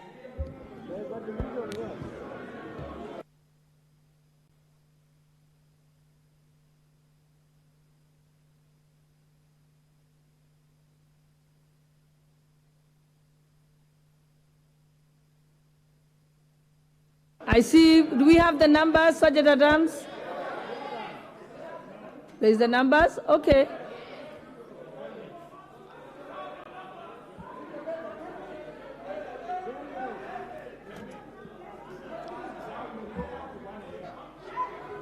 We can ring the bell for 5 minutes.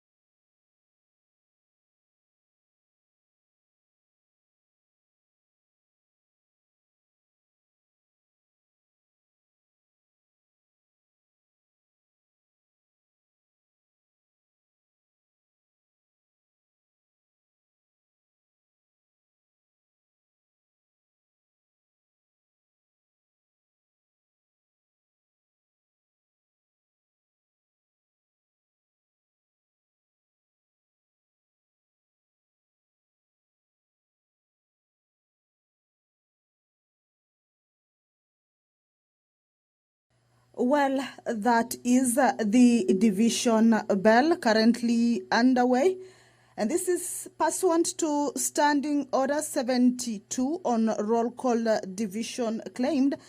72.1 indicates that the Speaker shall direct a roll call vote to be taken if a member claims a division.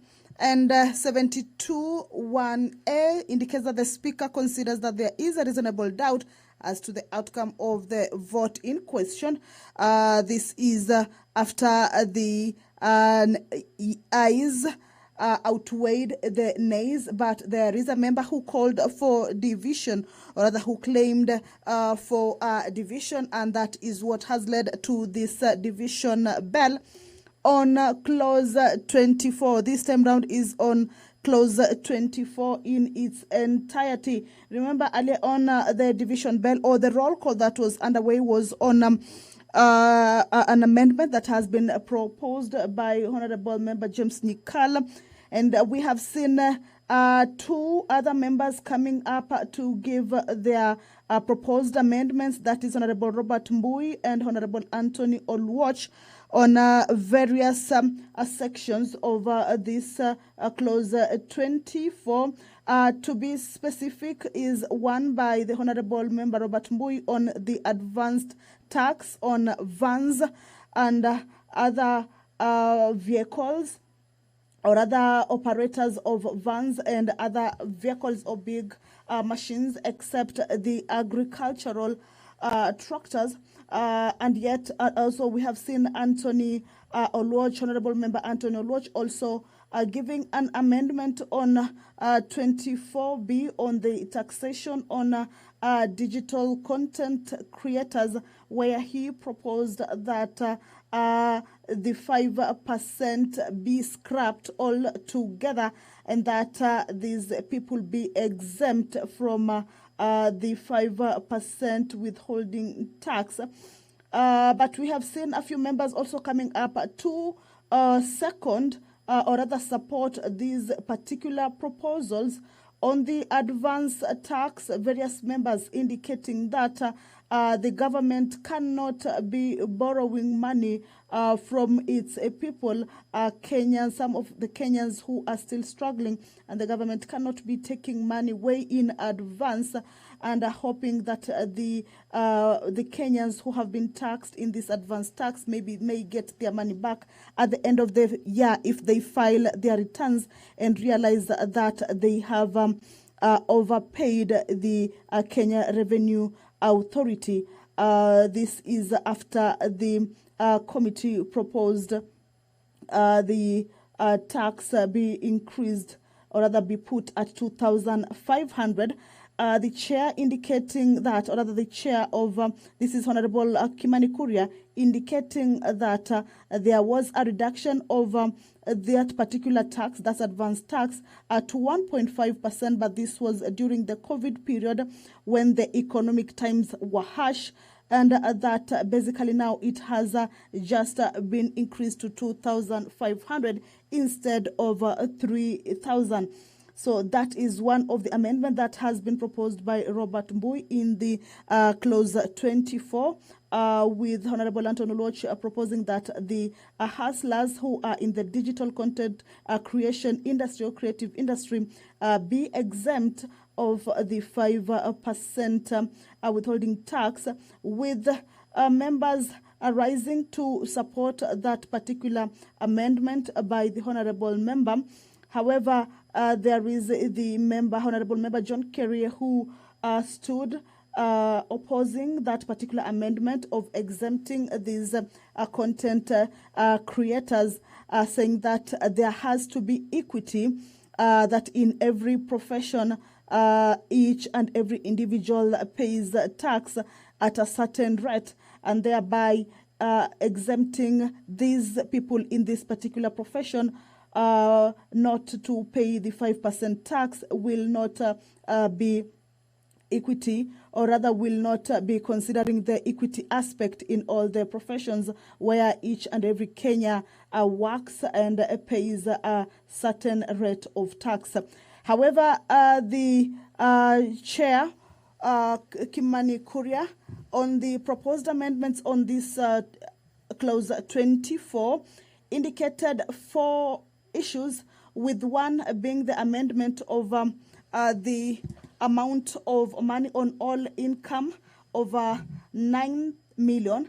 Initially, the committee had indicated 9 million, but this evening he changed it to 9.6 million shillings to be taxed 35%. Of course, on the digital content creators withholding tax, saying that it has been reduced to 5% and that it should be so, having been reduced from 15%.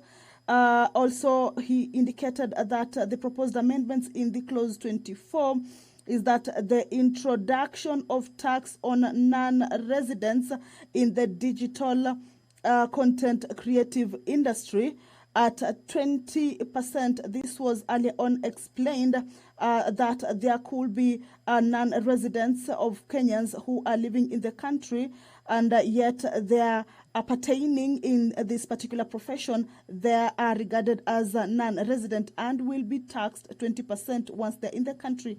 But when they leave the country, then that tax does not apply. But once they are back in the country, though they are not residents and partake in this particular creative industry, then they will be charged at 20%. That is part of the proposed amendments in the clause 24. Also, on the advanced tax, Honorable Kimani Kuria indicating that the tax be reduced from 3,000 to 2,500. So these are 4 of the proposed amendments in clause 24 that the Chair Finance Committee is seeking to have the House agree with. Remember, there was a vote, but there was a member who stood up on claiming a division, and that division has been granted to that member. So what you are seeing now is a division bill. This is to allow the House put itself in order to be able to take the vote. Remember, the vote is a roll call, so each member will be called out by their name and indicate their position on these 4 proposals in the clause 24. And at the end of it, then the chair will give the outcome of the vote. Clause 24 will become the 3rd clause in this bill to get into division and go into the roll call division and go into the roll call division way. Remember, earlier on they had proposed the electronic voting, but it failed to work, so they resorted to the roll call division. So this will be the 3rd clause going that way. And of course, at the end of it, we will see which side carries the day. The 2 clauses, clause 2 and clause 10, which also went the roll call way division, we saw the Kenya Kwanza side taking the day on some of the amendments that had been proposed by the opposition side, but were not agreed on. So I understand they have started voting. Allow me to hand you over to the live broadcast of the voting on the clause 24. Wamboka Nelson. Wambilianga Catherine. Yakubu Ado. Komingoi Kibet Kirui. Omanyo Catherine. Mwale Nicholas Tindi. Oyula Joseph. Mwiridhania Rindikiri. Kirima Moses. Chimbwa Omar Mwinyi. Koech Victor Kipngetich. Baraza Patrick Simiu.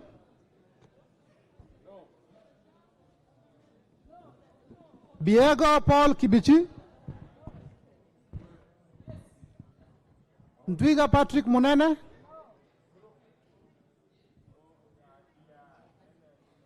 Mahalim Farah. Elashi Beatrice. Waweru John Kiarie. Sirma Musa. Welie Adan Keinan. Caroline Jeptong Elechei. Gadhiru Mejadong Benjamin. Ongili Babu Owino.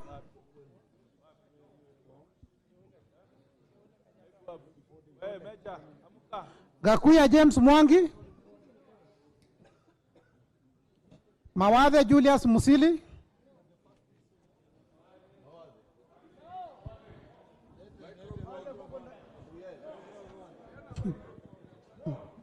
Mwenje Mark Samuel. Daboen Pamela Njoki. Lelmengit Joseph. Omboko Milemba. Kipiegon Johanna. Robert Pukoze. Yakub Farah Sala. Oundo Wilberforce. Iribae Said Buya, Tungule Sharo Kenneth, Siad Amina Udgun,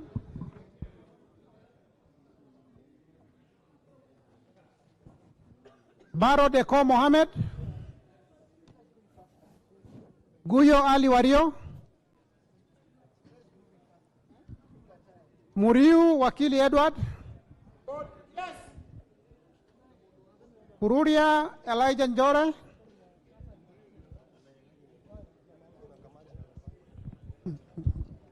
Kagombe Gabriel, Odhiambo Elisha, Gedenji Robert Gishimo, Wanjira Madha Wangare, Wamushomba Gadhoni, Gimose Charles,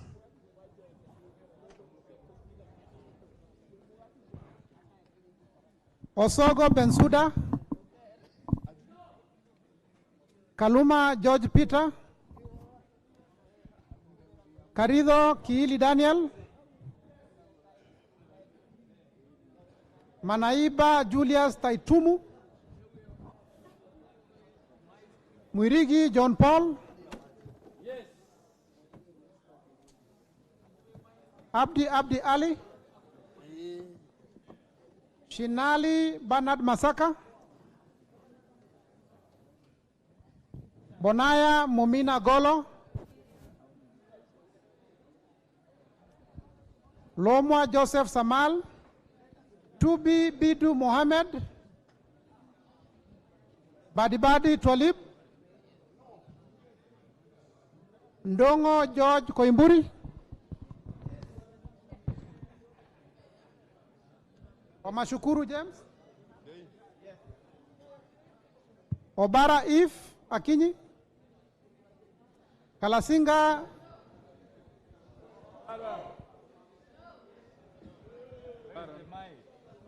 Joseph Simiyu.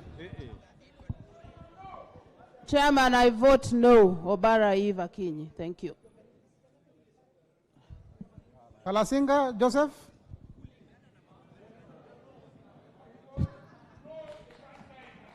Titus Lotte.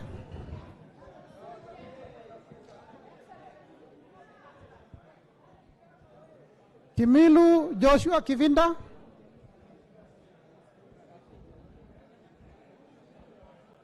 Sankaire Lea Sopato.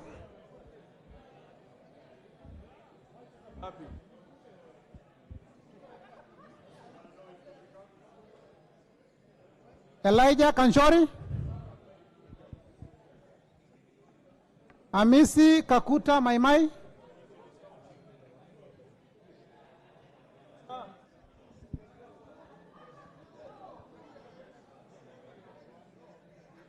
Nguro Onesmus Gogoyo, Sakimba Parashina, Risa Sunkuya George, Muanda Elsie, Katana Paul Kaindi, Hassan Abdi Yusuf,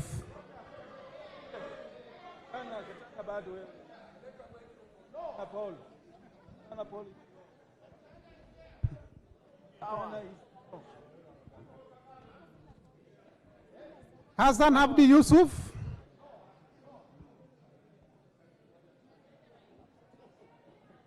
Juguna Chege. I vote yes. Makali John Okwisia, Kiungi Peter Irongo, Muli Fabian Hule, Samuel Moroto Shumel, Sudi Oscar,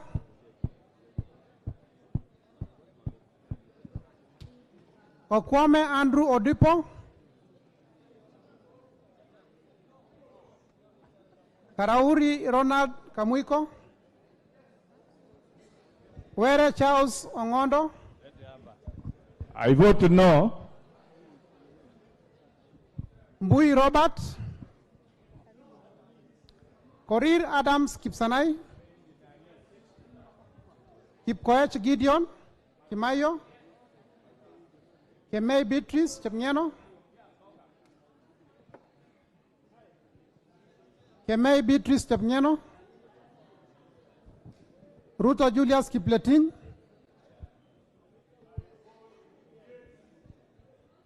Wangaya Christopher Aseka, Wanjiko John Njuguna, Waithaka John Mashua, Muratha Ann Wanjiko, Orero Peter Ochieng, Mbalu Jessica, I vote no. Mutuse Ekomas, Wainaina Anthony Njoroge,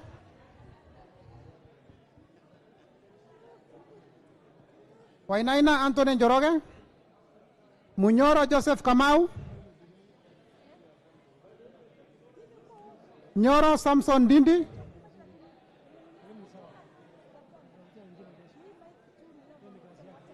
Ichungwa Anthony, Sunkuli Julius, Mwanyanje Gertrude Mbeyu,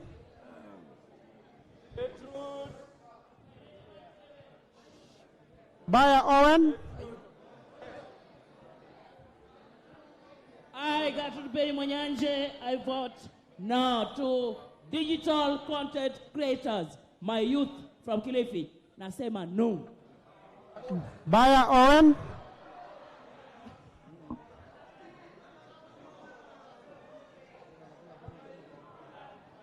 Baya Owen, Kitty Richard Ken Chonga, Zambia Tudeas Kidhua, Mutua Didmas Wekesa Baraza,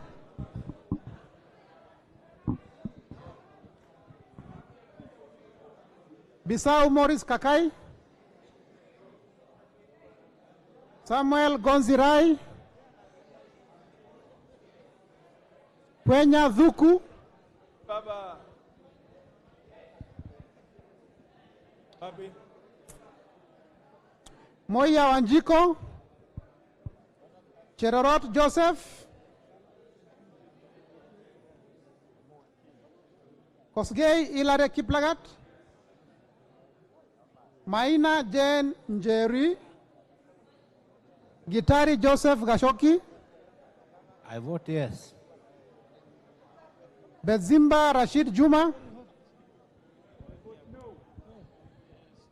Aburi Donya Doris,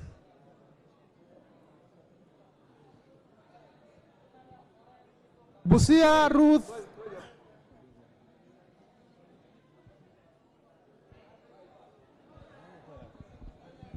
Ruth Adhiambo Odinga. I vote no.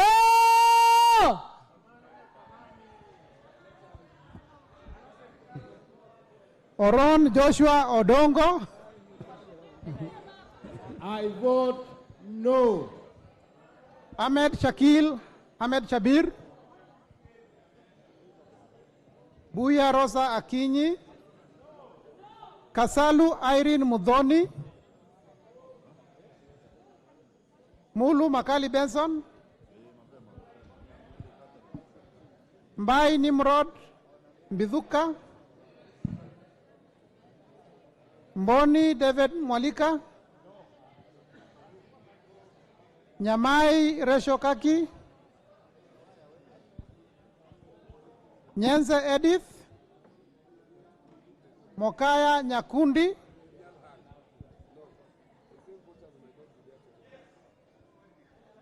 Kibagendi Anthony. Absent without apology. Gisairo Cliff Ombane.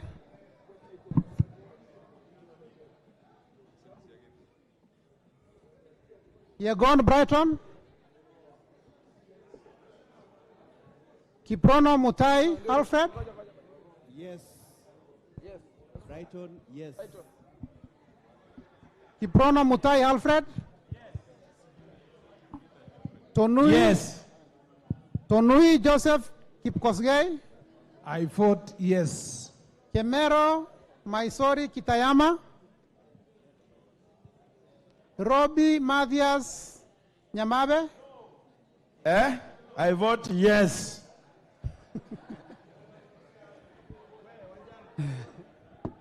Masito Fatuma Amisi. Wanyonyi Ferdinand Kevin. Abdurrahman Mohamed Abdi. Mohamed Abdi Kadir Hussein. Kagiri Jane Wangeshi. Kionjori Festus Mwangi. I vote yes. Korere Sara Paulata. Karani Stephen Washira. Lekuton Joseph. Marubu Monica Mudhoni. Pobo Ruweida Mohamed. Moirori Mudama Stanley. Kothe Felix Odiwor. Kaangara Joseph Mboro. I vote yes. Mboko Mishi Juma Khamisi. I vote no to stand with the youth of this country on digital content creation. Mugabe Innocent Maino. Shege John Kirago. Akuja Protasewesit. I vote yes. Oyugi Dick Maungu. Nabii Nabwera.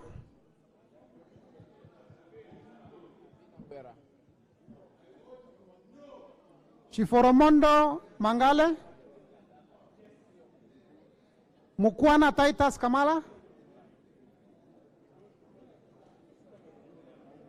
Mbiuki Jafet Kareke. Kamene Joyce. Mule Caleb Mutiso.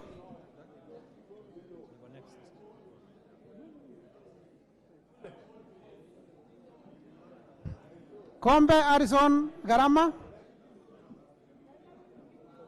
Omwera.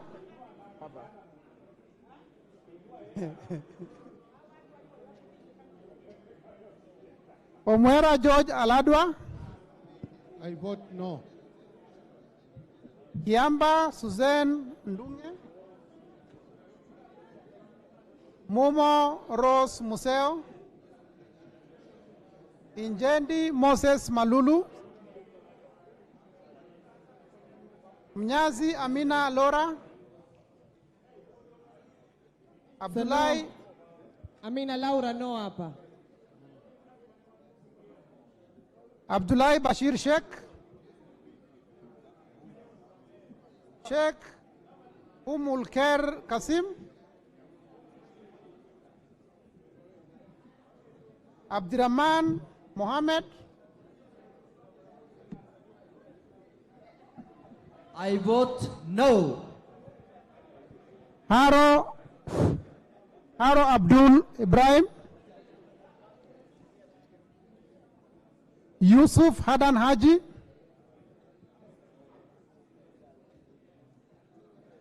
Mukunji John Gitonga. Happy.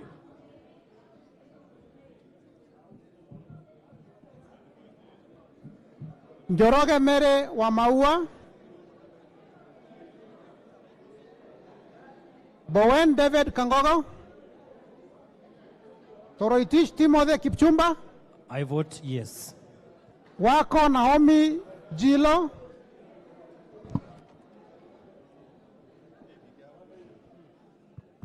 Mwalio Joshua Mbithi. Odanga Geoffrey Mahoa. Oluoch Anthony Tom.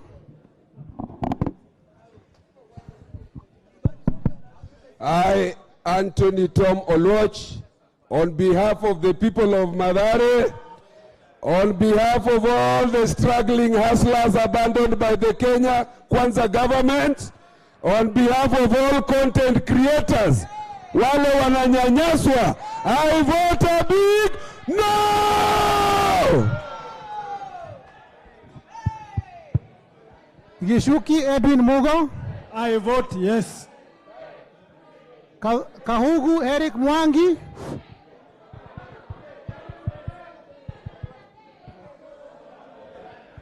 Tandaza Kasim Sawa.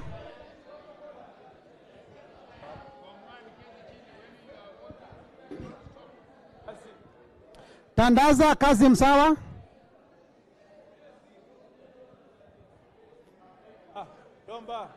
Na Bulindo Peter Oscar.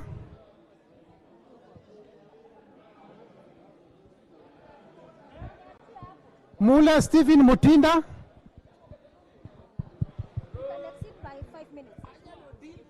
Kingola Patrick Makau.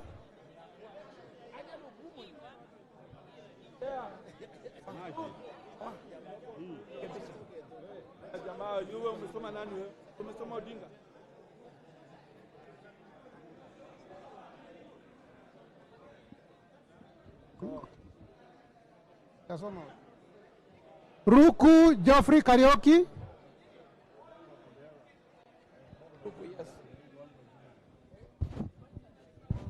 Nebat Bernard Morioki.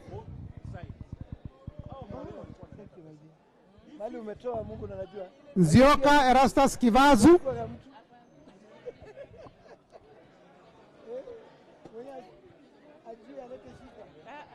I vote no. Kailemia Elizabeth Karambu.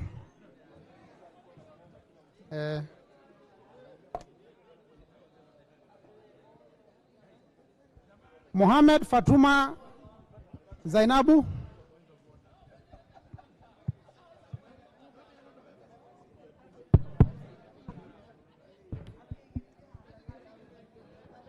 Kipngor Ruben Kiborek.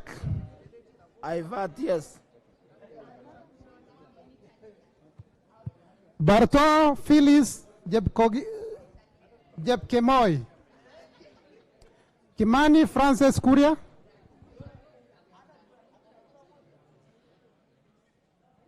Shimba Zamzam Mohamed.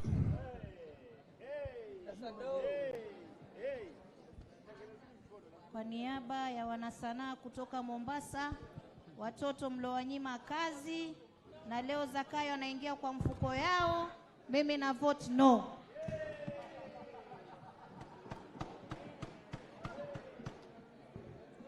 Kirwa Abraham Kipsang.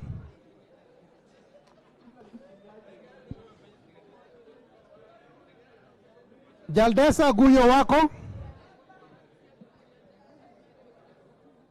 Bader Salim Faisal. Chesebe Fred Kapondi. Oyo James Onyango. Gishoi Kagushia John. I vote yes. Salasia Peter Kalerwa.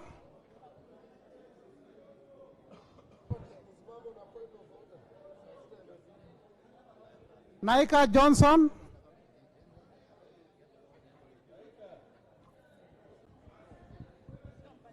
Naika Johnson. I vote no. Maina Betty Njeri. Maina Betty Njeri.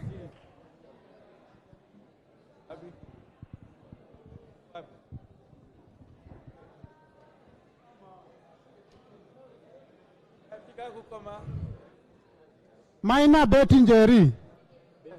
Yes, yes. Mashele Mohammed Sud.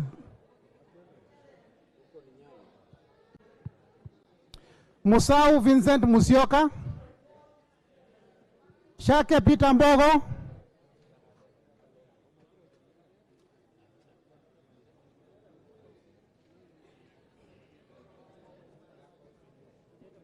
Maingi Mary. Hujaitwa? Sawa. Hujaitwa? Mulyungi Gideon Mutemi. Irudi Madera. Madera. Madera.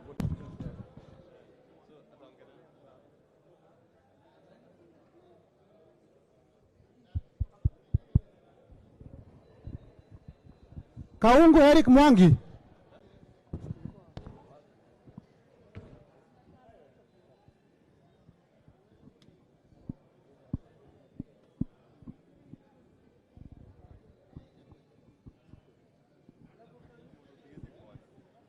Mashele Mohamud Sud. I think you have covered that.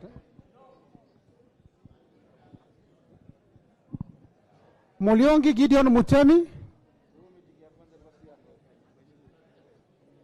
Nzengu Paul Musimi. Nguna Charles Ngusia. Pasaris Esther Mudhoni.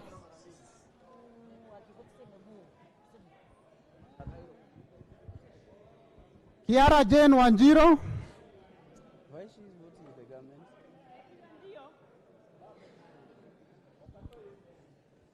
Shelule Liza Chepkorir.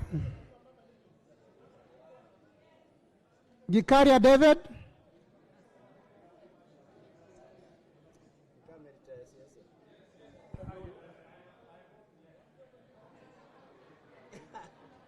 Arama Samuel. Absent. Mulanya Geoffrey Ekesa.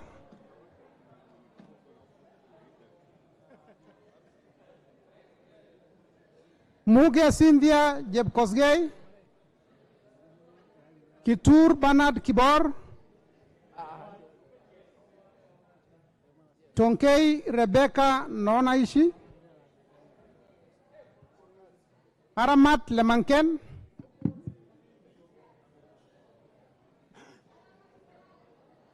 Aramat Lemanken. Pareyo Agnes. Kitilai Olentutu. I vote yes. Tongoyo Gabriel. Emmanuel Wangwe. Gashagwa George. Owino Martin Peters. George Masharia Karaoke. Chepkwon Charete Kadambi. Guyo Athi Wario. Abdul Rahim Dawood. Nyamoko Joach. Owor Joshua Aduma. Mohammed Ali. Mongina Jerusha.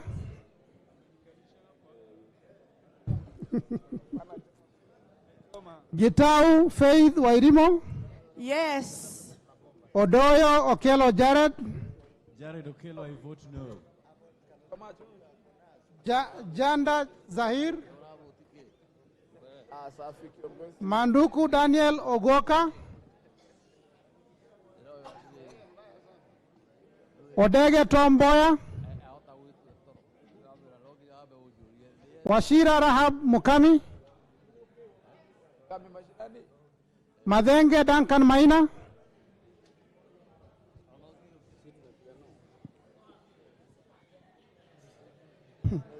Mushira Michael Mwangi. Yes. Kiarao David Njuguna. Wainaina Michael Wambogo. Kosing David Losiakou. Mupe Antone Kenga. Gogo Lilian Achieng.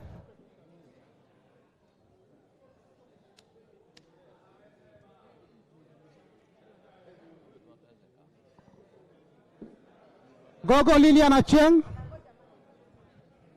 Watu wanatafuta kura wanakusumbua. I vote no. Amolo Paul Otiende. Shebor Paul Kibet. Paul Abor. Yes, Paul. Mwafrika Augustine. Francis Kajwang. Kingara Simon Nganga. Yes. Karemba Eric Mushangi. Yes. Logovas lawyer Clement.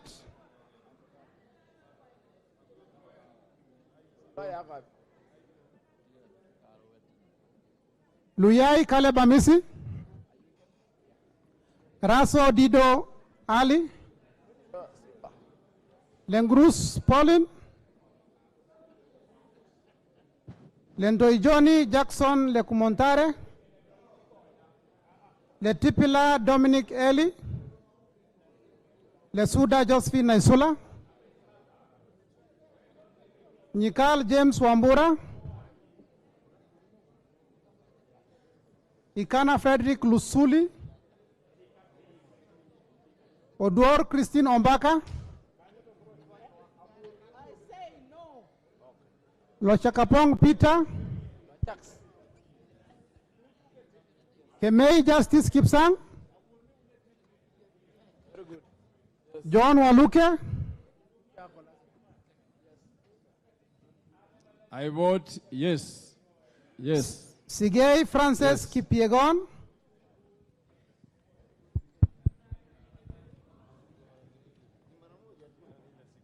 Idenji Shadrach Muiti. Onyego Silvanas Osoro.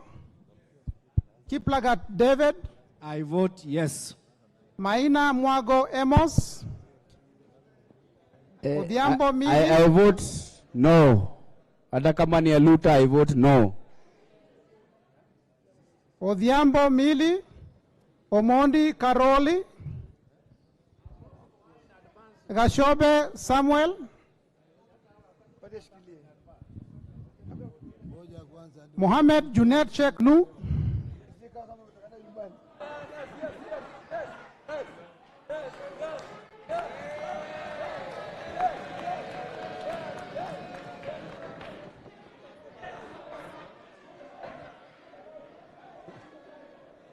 Yes. Yes. Masara Peter Francis. I vote no. Mizigi Lydia Aika Mnene. Yes. Abdullahi Amina Dika.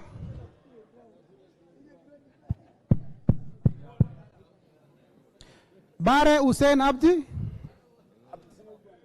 Yes, Tabraj. Dole Tabraj. Buire John Okano. Oku Edward Kaunya. Otucho Mary Emase.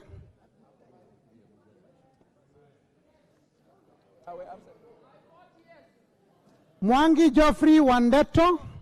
I vote yes. Murugara George Gitonga. Nduyo Susan Ngugi.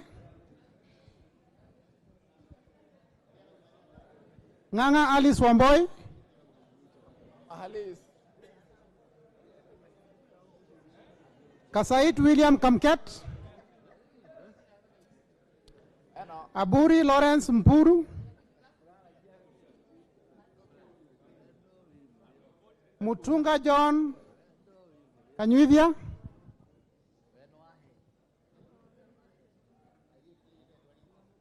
Kipbiwot Julius Meli. Yes. Shikati John Murumba. Siyoi Lilian Chebet.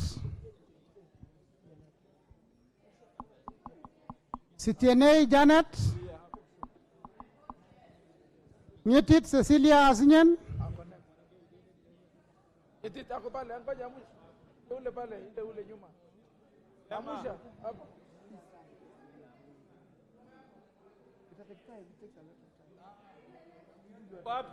Nyetit Cecilia Asinyen, Emade Joseph Namwar, Yes. Ngolong Nicholas, Nabuin Paul Ekwom, Namoit John Ariko. I vote for reduction of the rate from 15% to 5%. That is a yes. Nanok Daniel Epuyo, Yes. Boss Gladys Jebkoskei, Ocheng David Ouma, Wandai James Opio, Nyamita Mark Ogola, Excellency Nyamita. Kagezi Kivai, I vote for the reduction from 15 to 5%. I vote yes. Because otherwise, it would mean that you support the increase. So I vote to bring it down.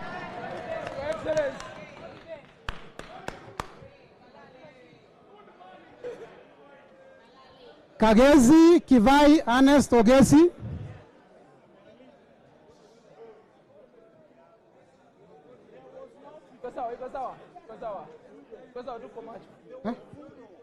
Yes. Yes, huh? Okay. Adagala Beatrice, Madagala. Abdi Kamis Shome, I vote no. Jeho Fatuma Abdi,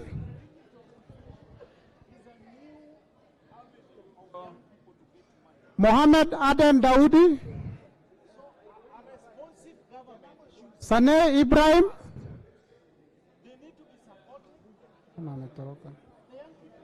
Yule Sane, yes. Yule Sane.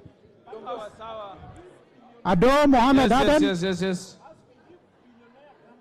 Ado Mohammed Aden, No report. Farah Yusuf Mohammed,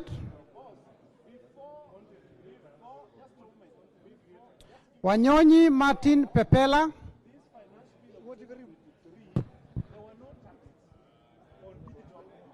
Sitati Daniel Wanyama,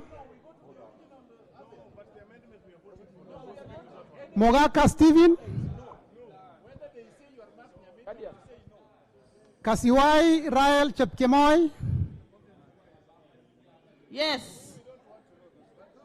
Wetangula Timothy Wanyonyi, No report. Mwakuona Danson Mwashako, I vote no. Basil Robert Ngui,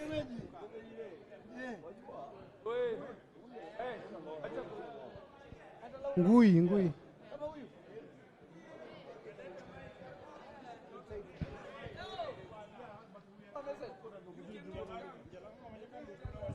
On behalf of myself and people of Viata and the young people, I vote no. Ali Abdisirat Khalif, I vote yes. Chege Sabina Wanjiro, Denar Joseph Amisi,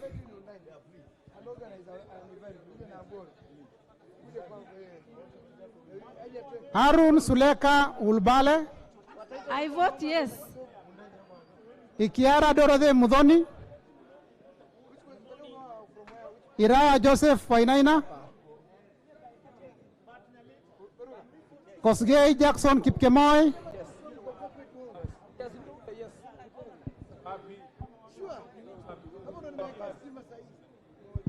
Mayaka Irene Nyakerario, No report.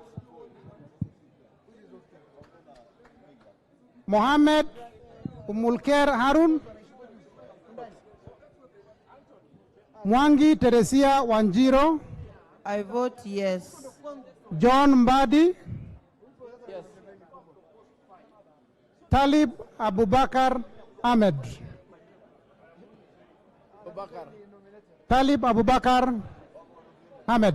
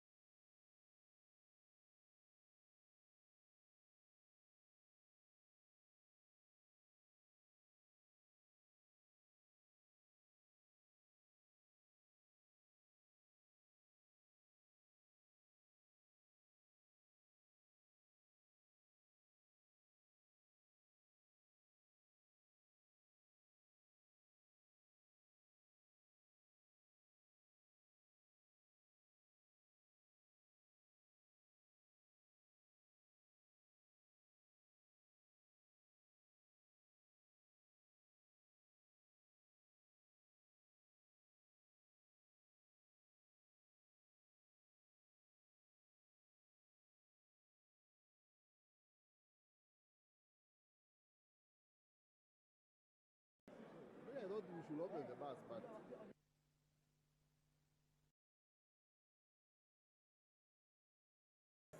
It's meant to prevent members from moving out.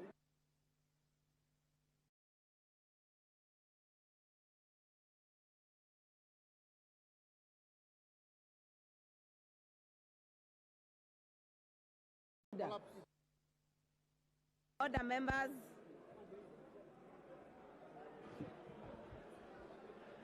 Order.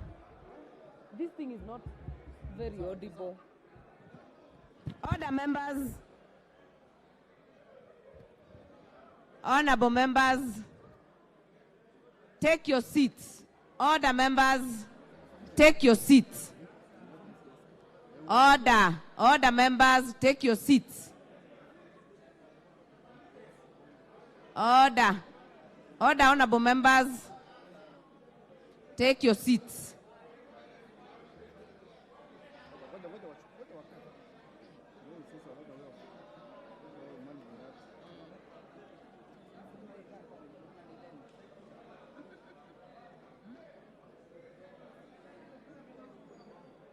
Take your seats.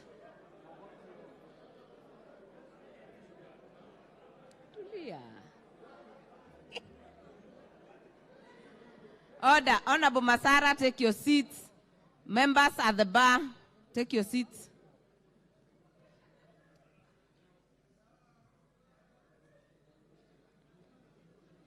Order, members.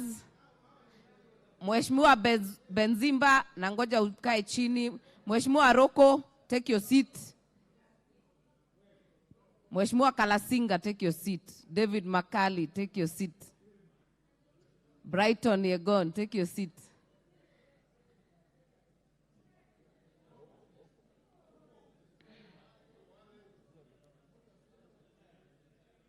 Order, members. Mheshimiwa Sirma, take your seat.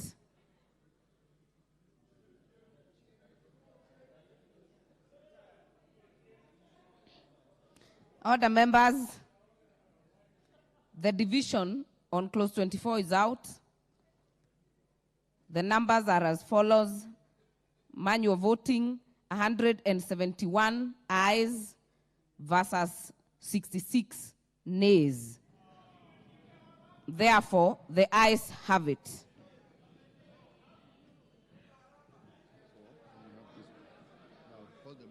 Mover, report progress.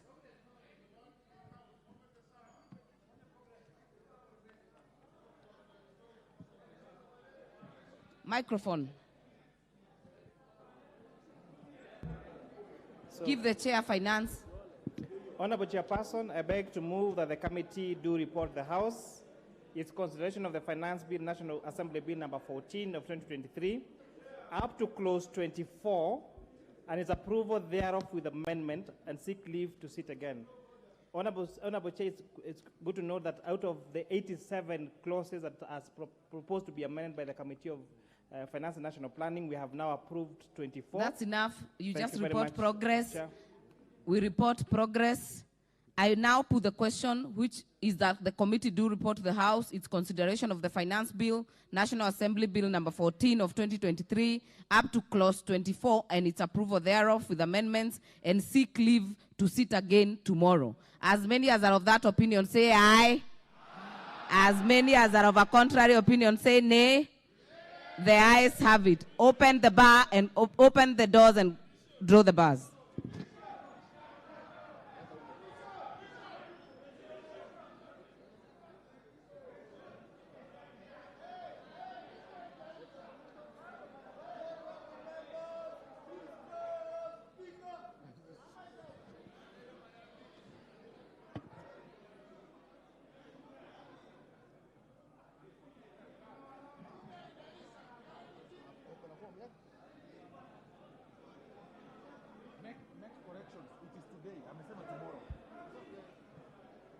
Order, honorable members.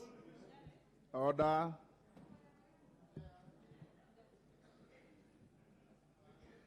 The House is still in session, honorable members. Take your seats. Committee Chair. Thank you, Mr. Speaker.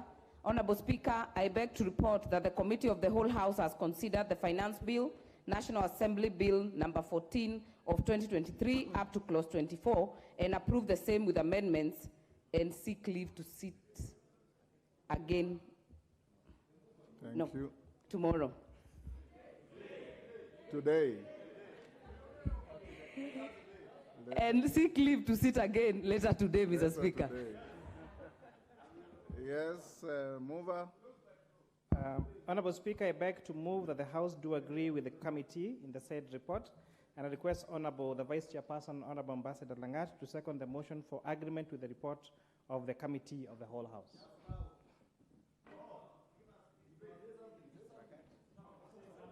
Yes, Honorable Speaker, we have debated these matters extensively. We have handled 24 clauses out of 87. Chairman, you are spent.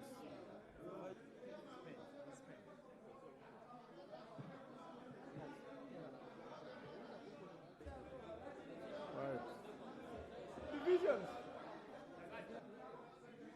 No. Yes, Langat? Ordinarily, you just bow. Thank you, honorable members. Order. Honorable members, I propose the question, which is that the House do agree with the committee in the said report. I confirm that we have the requisite quorum. I'll now put the question, which is that the House do agree with the committee in the said report. As members of that opinion say aye. Aye. Will those of the contrary opinion say nay? The ayes have it. Order, honorable members. Honorable members, for our colleagues who are probably first-timers, we did direct that we'll sit up to midnight. You notice it is now 12:45. This is not a violation of the standing orders, because Standing Order 35 reads as follows.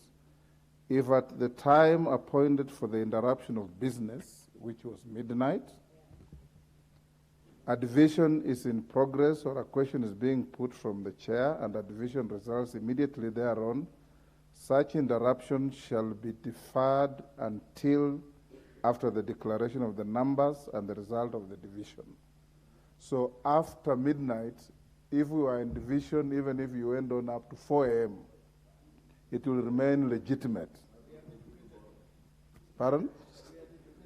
You had already done so. Thank you, Honorable Mbadi. Honorable members, you may be upstanding.